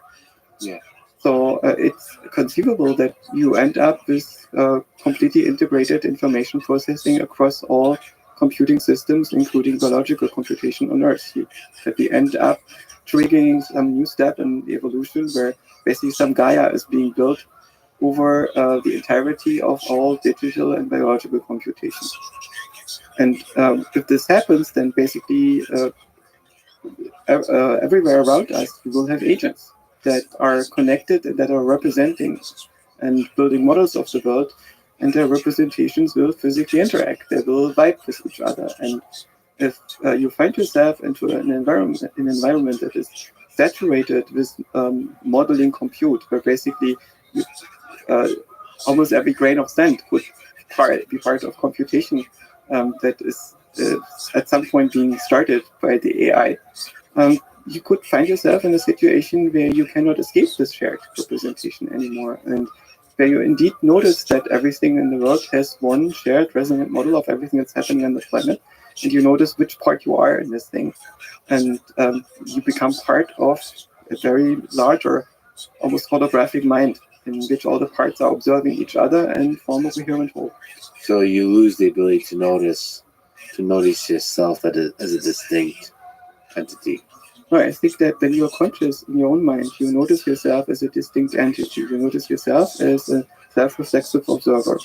And I suspect that we become conscious at the beginning of our mental development, not at some very high level. Consciousness seems to be part of a training mechanism that biological nervous systems have to discover to become trainable, because you cannot take a nervous system like ours and do stochastic gradient descent with backpropagation over 100 layers. This would not be stable on biological neurons.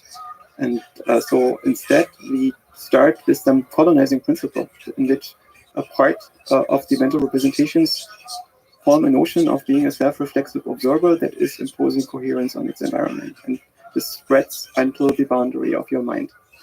And if that boundary is no longer clear-cut, because AI is jumping across substrates, it would be interesting to see what a global mind would look like. It's basically producing a globally coherent language of thought and is representing everything from all the possible vantage points. That's an interesting world.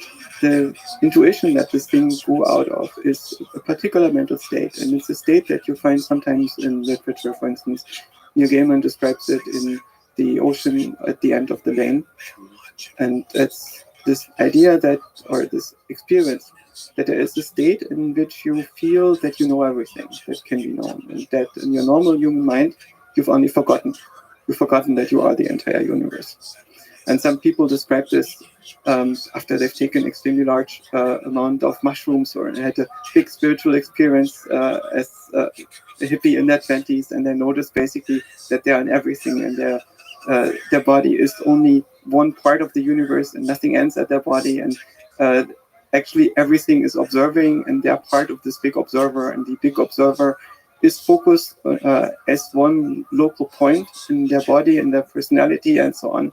But we can basically have this oceanic state in which we have no boundaries and are one with everything. And a lot of meditators call this the non-dual state, because you no longer have the separation between self and world.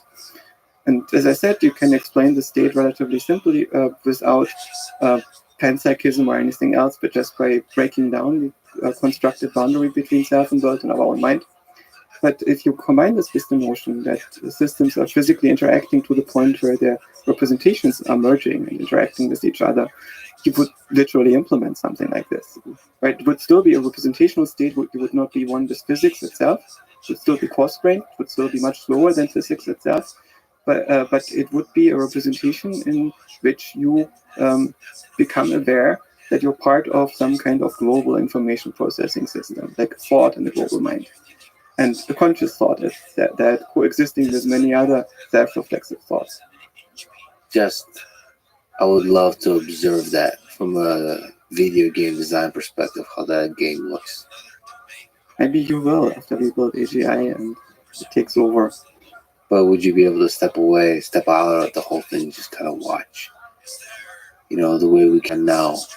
Sometimes when I'm at a crowded party or something like this, you step back and you realize all the different costumes, all the different interactions, all the different computation, that all the individual people are at once distinct from each other and are once all the same.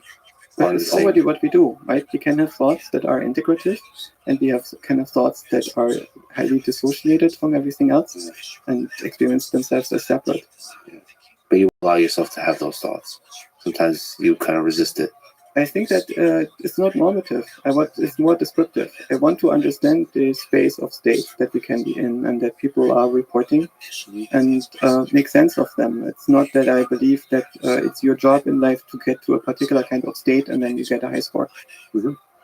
Well, maybe you do. I think you're really against this high scoring thing. I kind of like it. You're probably very competitive and I'm not. No, not competitive. Like role-playing games like Skyrim, it's not competitive. There's a nice thing, there's a nice feeling where your experience points go up. You're not competing against anybody, but it's the world saying, you're on the right track. Here's a point. That's the game saying it. It's the game economy. And I found when I was playing games and was getting addicted to these systems, then I would get into the game and hack it. So I get control over the scoring system and would no longer be subject to it. So you're not no longer playing, you're trying to hack it. I don't want to be addicted to anything. I want to be in charge. I want to have agency over what I do. Addiction is the loss of control for you? Yes. Addiction means that you're doing something compulsively. And the opposite of free will is not determinism, it's compulsion. You don't want to lose yourself in the addiction to something nice? Addiction to love, to the pleasant feelings we humans experience? No, I find this gets old. I don't want to have the best possible emotions. I want to have the most appropriate emotions. I don't want to have the best experience. I want to have an adequate experience that is serving my goals, the stuff that I find meaningful in this world.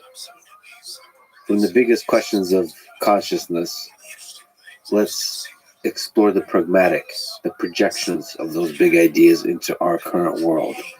What do you think about LLMs, the recent rapid development of large language models, of the AI world, of generative AI? How much of the hype is deserved and how much is not? And people should definitely follow your Twitter because you explore these questions in a beautiful, profound, and hilarious way at times. No, don't follow my Twitter. I already have too many followers. Yeah. At some point, it's going to be unpleasant. I noticed that a lot of people feel that it's totally okay to punch up, and it's a very weird notion that you feel that you haven't changed, but your account has grown, and suddenly you have a lot of people who casually abuse you. And I don't like that I have to block more than before, and I don't like this overall vibe shift. And right now it's still somewhat okay, so it's pretty much okay. So I can go to a place where people work on stuff that I'm interested in, and there's a good chance that a few people in the room know me, so there's no awkwardness. But when I get to a point where random strangers feel that they have to have an opinion about me one way or the other, I don't think I would like that. And random strangers, because of your kind of in their mind elevated position. Yes, so basically, whenever you are in any way prominent or some kind of celebrity, random strangers will have to have an opinion about you. Yeah, and they kind of forget that you're human too. I mean, you notice this thing yourself, that the more popular you get, the higher the pressure becomes, the more winds are blowing in your direction from all sides. And it's stressful, right? And it does have a little bit of upside, but it also has a lot of downside. I think it has a lot of upside, at least for me currently, at least perhaps because of the podcast. Mm-hmm. Because most people are really good, and people come up to me and they have love in their eyes, and over a stretch of like 30 seconds, you can hug it out and you can just exchange a few words, and you reinvigorate your love for humanity. Mm-hmm. So that's an upside. Yes. For a loner. I'm a loner. Because otherwise you have to do a lot of work to find such humans. And here you're like thrust into the full humanity, the goodness of humanity, for the most part. Of course, maybe it gets worse as you become more prominent. I hope not. This is pretty awesome. I have a couple handful very close friends, and I don't have enough time for them, attention for them as it is, and I find this very, very regrettable. Yeah. And then there are so many awesome, interesting people that I keep meeting, and I would like to integrate them in my life, but I just don't know how, because well, there's only so much time and attention, and the older I get, the harder it is to bond with new people in a deep way. Yeah. But can you enjoy, there's a picture of you, I think, with Roger Penrose and Eric Weinstein and a few others that are interesting figures. Can't you just enjoy random, interesting humans Very much. for a short amount of time? I'm also, I like these people, and what I like is intellectual stimulation, and I'm very grateful that I'm getting it. Can you not be melancholy? Or maybe I'm projecting. I hate goodbyes. Can we just not hate goodbyes and just enjoy the hello? Take it in, take in a person, take in their ideas, and then move on through life? I think it's totally okay to be sad about goodbyes, because that indicates that there was something that you're going to miss. Mm-hmm. But it's painful. Maybe that's one of the reasons I'm an introvert, because I hate goodbyes. But you have to say goodbye before you say hello again. I know, but that experience of loss, that mini loss, maybe that's a little death. Maybe, I don't know. I think this melancholy feeling is just the other side of love, and I think they go hand in hand, and it's a beautiful thing. And I'm just being romantic about it at the moment. And I'm not no stranger to melancholy, and sometimes it's difficult to bear to be alive. Sometimes it's just painful to exist. But there's beauty in that pain too. That's what melancholy feeling is. It's not negative. Like melancholy doesn't have to be negative. Can also kill you. Well, we all die eventually. Now, as we got to this topic, the actual question was about what your thoughts are about the recent development of large language models with ChatGPT. Indeed. There's a lot of hype. Is some of the hype justified? Which isn't? What are your thoughts? High level. I find that large language models do help with coding, right? So it's an extremely useful application that is for a lot of people taking Stack Overflow out of their life in exchange for something that is more efficient. I feel that ChatGPT is like an intern that I have to micromanage. I have been working with people in the past who were less capable than ChatGPT. And I'm not saying this because I hate people. Personally, as human beings, there was something present that was not there in ChatGPT, which was why I was covering for them. But ChatGPT has an interesting ability. It does give people superpowers. And the people who feel threatened by them are the prompt completers. They are the people who do what ChatGPT is doing right now. So if you are not creative, if you don't build your own thoughts, if you don't have actual plans in the world, and your only job is to summarize emails and to expand simple intentions into emails again, then ChatGPT might look like a threat. But I believe that it is a very beneficial technology that allows us to create more interesting stuff and make the world more beautiful and fascinating if we find to build it into our life in the right ways. So I'm quite fascinated by these large language models, but I also think that they are by no means the final development. And it's interesting to see how this development progresses. One thing that the out-of-the-box vanilla language models have as a limitation is that they have still some limited coherence and ability to construct complexity. And even though they exceed human abilities to do what they can do one shot, typically when you write a text with a language model or using it, or when you write code with a language model, it's not one shot because there won't be bugs in the program and design errors and compiler errors and so on. And the language model can help you to fix those things. But this process is out of the box not automated yet. So there is a management process that also needs to be done.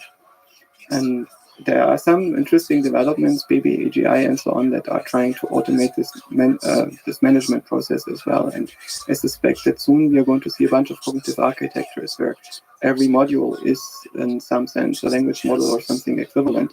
And between the language models, we exchange suitable data structures, not English, and produce compound behavior of this whole thing. To do some of the quote-unquote prompt engineering for you. Yeah. They create these kind of cognitive architectures that do the prompt engineering, and you're just doing the high level meta prompt engineering. There are limitations in a language model alone. I feel that part of my mind works similarly to a language model, which means I can yell into it a prompt and it's going to give me a creative response. But I have to do something with this response first. I have to take it as a generative artifact that may or may not be true. It's usually a confabulation, it's just an idea. And then I take this idea and modify it. I might build a new prompt that is stepping off this idea and develops it to the next level, or put it into something larger, or I might try to prove whether it's true or make an experiment. And this is what the language models right now are not doing yet. But there's also no technical reason for why they shouldn't be able to do this. So the way to make a language model coherent is probably not to use reinforcement learning until it only gives you one possible answer that is linking to its source data, but it's using this as a component in larger systems that can also be built by the language model, or is enabled by language model structured components, or using different technologies. I suspect that language models will be an important stepping stone in developing different types of systems. And one thing that is really missing in the form of language models that we have today is real-time world coupling. It's difficult to do perception with a language model and motor control with a language model. Instead, you would need to have different type of thing that is working with it. Also, the language model is a little bit obscuring what its actual functionality is. Some people associate the structure of the neural network of the language model with the nervous system, and I think that's the wrong intuition. The neural networks are unlike nervous system. They are more like 100-step functions that use differentiable linear algebra to approximate the correlation between adjacent brain states. Basically, a function that moves the system from one representational state to the next representational state. And so it's if you try to map this into a metaphor that is closer to our brain, imagine that you would take a language model or a model like DALL-E that you use, for instance, this image-guided diffusion to approximate a camera image, and use the activation state of the neural network to interpret the camera image, which in principle I think will be possible very soon.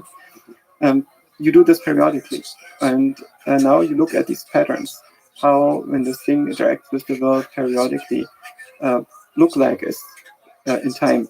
And these time slices, they are somewhat equivalent to the activation state of the brain at a given moment. How is the actual brain different? Just the asynchronous craziness?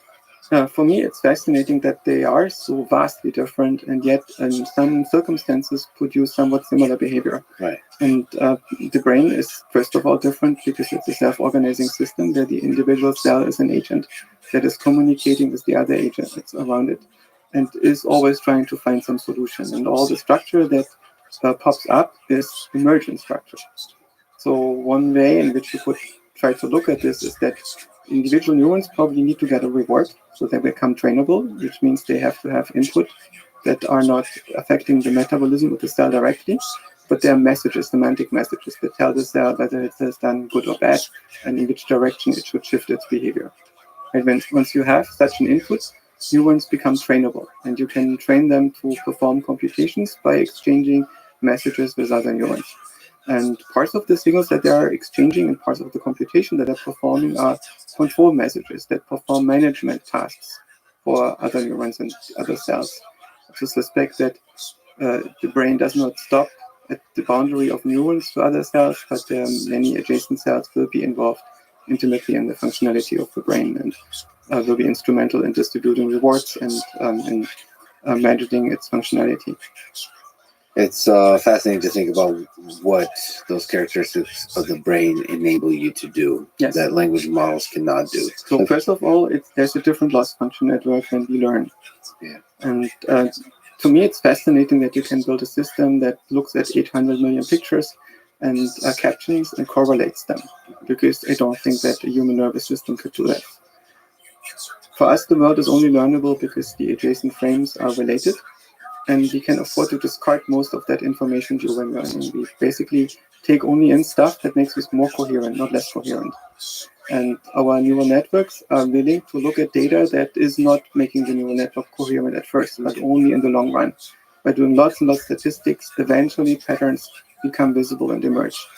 And our mind seems to be focused on finding the patterns as early as possible. Yeah, so filtering early on, yes, not later. Yes, it's a slightly different paradigm, and it leads to much faster convergence. So we only need to look at the tiny fraction of the data to become coherent. And of course, we do not have the same richness as our trained models. We will not incorporate the entirety of text in the internet and be able to refer to it and have all this knowledge available and being able to confabulate over it. Instead, we have a much, much smaller part of it that is more deliberately built. And to me, it would be fascinating to think about how to build such systems. That they would necessarily be more efficient than us on a digital substrate, but I suspect that they might. So I suspect that the actual AGI that is going to be more interesting is going to use slightly different algorithmic paradigms, or sometimes massively different algorithmic paradigms than the current generation of transformer-based learning systems. Do you think it might be using just a bunch of language models like this? Do you think the current transformer-based large language models will take us to AGI? My main issue is I think that they're quite ugly and brutalist. Which brutalist? Yes. Is that what you said? Yes, they are basically brute forcing the problem of thought. And by training this thing with looking at instances where people have thought and then trying to deepfake that.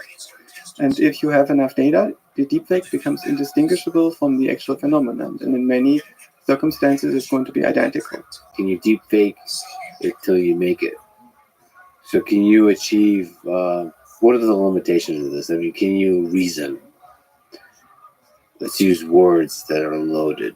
Yes, that's a very interesting question. I think that these models are clearly making some inference. Yeah. But if you give them a reasoning task, it's often difficult for the experimenters to figure out whether the reasoning is the result of the emulation of the reasoning strategy that they saw in the human written text, or whether it's something that the system was able to infer by itself. On the other hand, if you think of human reasoning, if you want to become a very good reasoner, you don't do this by just figuring out yourself. You read about reasoning. And the first people who tried to write about reasoning and reflect on it didn't get it right. Like even Aristotle, who thought about this very hard and came up with a theory of how syllogisms works and syllogistic reasoning, has mistakes in his attempt to build something like a formal logic and gets maybe 80% right. And the people that are talking about reasoning professionally today read Tarski and Frege and built on their work. So in many ways, people, when they perform reasoning, are emulating what other people wrote about reasoning, right? So that it's difficult to really draw this boundary. And when François Chollet says that these models are only interpolating between what they saw and what other people are doing, well, if you give them all the latent dimensions that can be extracted from the internet, what's missing? Maybe there is almost everything there. And if you're not sufficiently informed by these dimensions and you need more, I think it's not difficult to increase the temperature in the large language model to the point that is producing stuff that is maybe 90% nonsense and 10% viable, and combine this with some prover that is trying to filter out the viable parts from the nonsense in the same way as our own thinking works, right? When we're very creative, we increase the temperature in our own mind and we create hypothetical universes and solutions, most of which will not work. And then we test. And we test by building a core that is internally coherent. And we use reasoning strategies that use some axiomatic consistency by which we can identify those strategies and thoughts and sub-universes that are viable, can expand our thinking. So if you look at the language models, they have clear limitations right now. One of them is they're not coupled to the world in real time in the way in which our nervous systems are. So it's difficult for them to observe themselves in the universe and to observe what kind of universe they're in. Second, they don't do real-time learning. They basically get only trained with algorithms that rely on the data being available in batches, so it can be parallelized and runs efficiently on the network and so on. And real-time learning would be very slow so far and inefficient. That clearly is something that our nervous systems can do to some degree. And there is a problem with these models being coherent. And I suspect that all these problems are solvable without a technological revolution. We don't need fundamentally new algorithms to change that. For instance, you can enlarge the context window and thereby basically create working memory in which you train everything that happens during the day. And if that is not sufficient, you add a database and you write some clever mechanisms that the system learns to use to swap out in and out from its prompt context, right? And if that is not sufficient, if your database is full in the evening, overnight you just train. If the system is going to sleep and dream and is going to train the stuff from its database into the larger model by fine-tuning it, building additional layers and so on. And then the next day it starts with a fresh database in the morning with fresh eyes, has integrated all this stuff. And you know, when you talk to people and you have strong disagreements about something, which means that in their mind they have a faulty belief or you have a faulty belief with a lot of dependencies on it, very often you will not achieve agreement in one session, but you need to sleep about this once or multiple times before you have integrated all these necessary changes in your mind. So maybe it's already somewhat similar. Yeah, right? There's already a latency even for humans to update the model, yeah. retrain the model. And of course, we can combine the language model with models that get coupled to reality in real time and can build multimodal model and bridge between vision models and language models and so on. So there is no reason to believe that the language models will necessarily run into some problem that will prevent them from becoming generally intelligent. But I don't know that. It's just, I don't see proof that they wouldn't. My issue is I don't like them. I think that they're inefficient. I think that they use way too much compute. I think that given the amazing hardware that we have, we could build something that is much more beautiful than our own mind. And this thing is not as beautiful as our own mind, despite being so much larger. But it's a kind of proof of concept. It's the only thing that works right now, right? So it's not the only game in town, but it's the only thing that has this utility with so much simplicity. There's a bunch of relatively simple algorithms that you can understand in relatively few weeks that can be scaled up massively. So it's the deep blue of chess playing. Yeah, it's ugly. Yeah, Claude Shannon had this, when he described chess, suggested that there are two main strategies in which you could play chess. One is that you are making a very complicated plan that reaches far into the future and you try not to make a mistake while enacting it. And this is basically the human strategy. And the other strategy is that you are brute forcing your way to success, which means you make a tree of possible moves where you look at, in principle, every move that is open to you, all the possible answers, and you try to make this as deeply as possible. Of course, you optimize, you cut off trees that don't look very promising, and you use libraries of end game and early game and so on to optimize this entire process. But this brute force strategy is how most of the chess programs were built. And this is how computers get better than humans at playing chess. And I look at the large language models, I feel that I'm observing the same thing. It's basically the brute force strategy to thought by training this thing on pretty much the entire internet, and then in the limit it gets coherent to a degree that approaches human coherence. Yeah. And on the side effect, it's able to do things that no human could do. Right? It's able to sift through massive amounts of text relatively quickly and summarize them quickly, and it's never lapses in attention. And I still have the illusion that when I play with ChatGPT, that it's in principle not doing anything that I could not do if I had Google at my disposal and I get all the resources from the internet and spend enough time on it. But this thing that I have an extremely autistic, stupid intern in a way that is extremely good at drudgery, and I can offload the drudgery to the degree that I'm able to automate the management of the intern, is something that is difficult for me to overhype at this point, because we have not yet started to stretch the surface of what's possible with this. But it feels like it's a tireless intern. Maybe it's an army of interns. And so you get to command these slightly incompetent creatures. And there's an aspect, because of how rapidly you can iterate with it, it's also part of the brainstorming, part of the kind of inspiration for your own thinking. So you get to interact with the thing.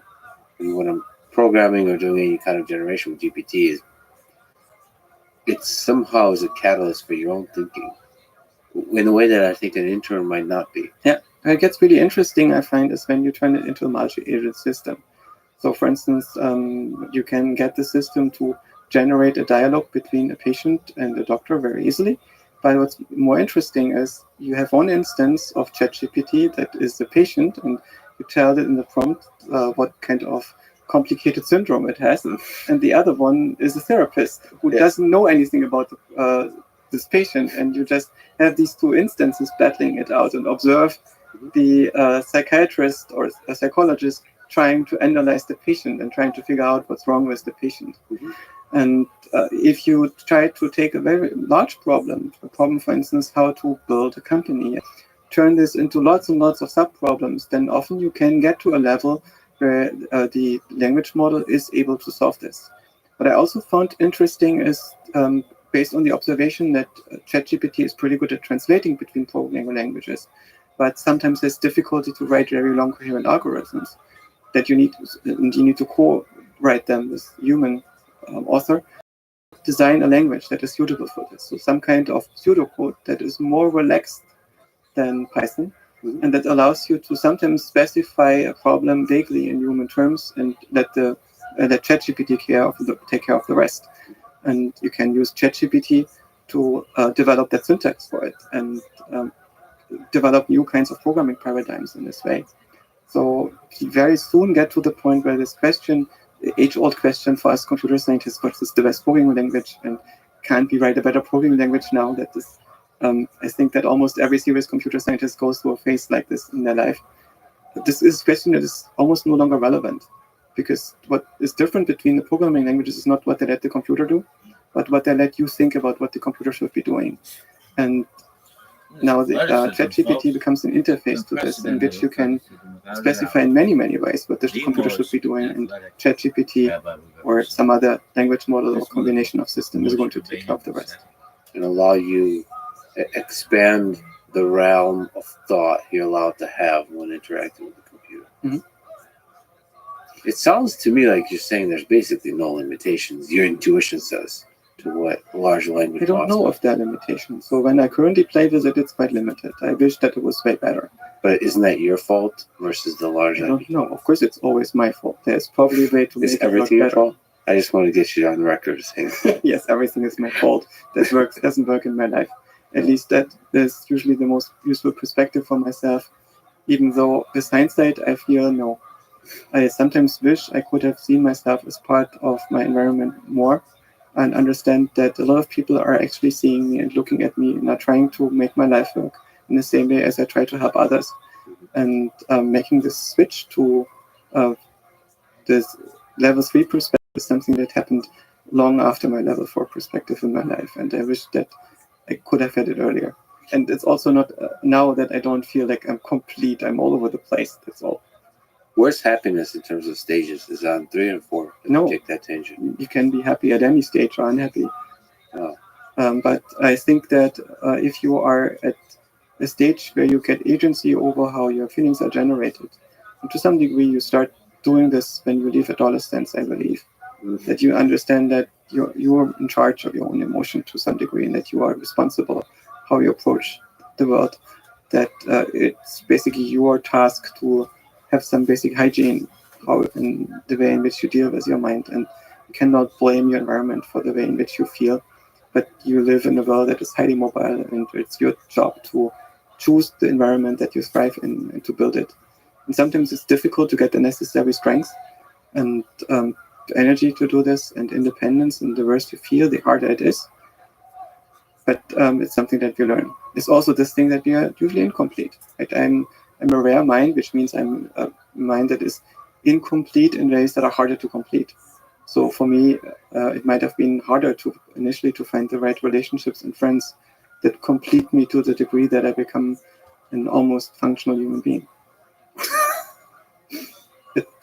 Oh man, the search space of humans that complete you is an interesting one, especially for Yoshabak. That's an interesting, because talking about brute force search in chess.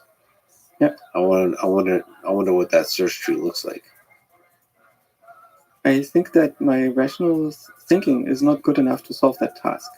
A lot of problems in my life that I can conceptualize as software problems, and the failure modes are bugs, and I can debug them and write software that take care of the missing functionality.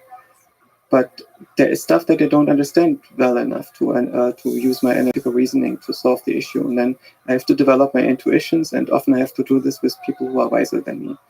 And that's something that's hard for me because I'm not born with the instinct to submit to other people's wisdom. Yeah. So what kind of problems are we talking about? This is stage 3, like love? I found love was never hard. What is hard then? Fitting into a world where most people work differently than you and have different intuitions of what should be done. So empathy. It's also aesthetics. When you come into a world where almost everything is ugly, and you come out of a world where everything is beautiful. I grew up in a beautiful place as a child of an artist, and in this place it was mostly nature. Everything had intrinsic beauty, and everything was built out of an intrinsic need for it to work for itself. And everything that my father created was something that he made to get the world to work for himself, and I felt the same thing. And when I come out into the world and I am asked to submit to lots and lots of rules, I'm asking, okay, when I observe these stupid rules, what is the benefit? And I see the life that is being offered as a reward. It's not attractive. When you were born and raised an extraterrestrial prince in a world full of people wearing suits, so it's a challenging integration. Yes. But it also means that I'm often blind for the ways in which everybody is creating their own bubble of wholesomeness, almost everybody, and people are trying to do it. And for me to discover this, it was necessary that I found people who had a similar shape of soul as myself. So basically where I felt, these are my people that treat each other in such a way as if they're around with each other for eternity. How long does it take you to detect the geometry, the shape of the soul of another human, to notice that they might be one of your kind? Sometimes it's instantly and I'm wrong, and sometimes it takes a long time. Do you believe in love at first sight? Yes, but I also noticed that I have been wrong. So sometimes I look at a person and I'm just enamored by everything about them. And sometimes this persists and sometimes it doesn't. And I have the illusion that I'm much better at recognizing who people are as I grow older. But that could be just cynicism? No, it's not cynicism. It's often more that I'm able to recognize what somebody needs when we interact and how we can meaningfully interact. So It's you're not better- cynical at all. You're better at noticing. Yes, I'm much better, I think, in some circumstances at understanding how to interact with other people than I did when I was young. So that takes us Doesn't to, mean that I'm always very good at it. so that takes us back to prompt engineering of noticing how to be a better prompt engineer of an LLM. A sense I have is that there's a bottomless well of skill to become a great prompt engineer. It feels like it is all my fault whenever I fail to use ChatGPT correctly. That I didn't find the right words.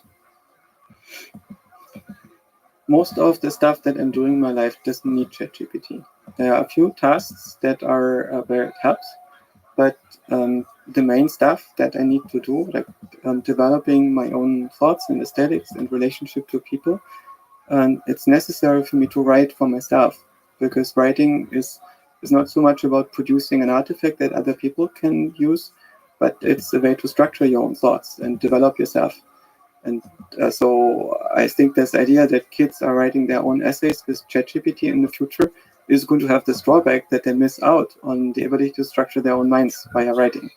And I hope that these schools that our kids are in will retain the wisdom of understanding what parts should be automated and which ones shouldn't.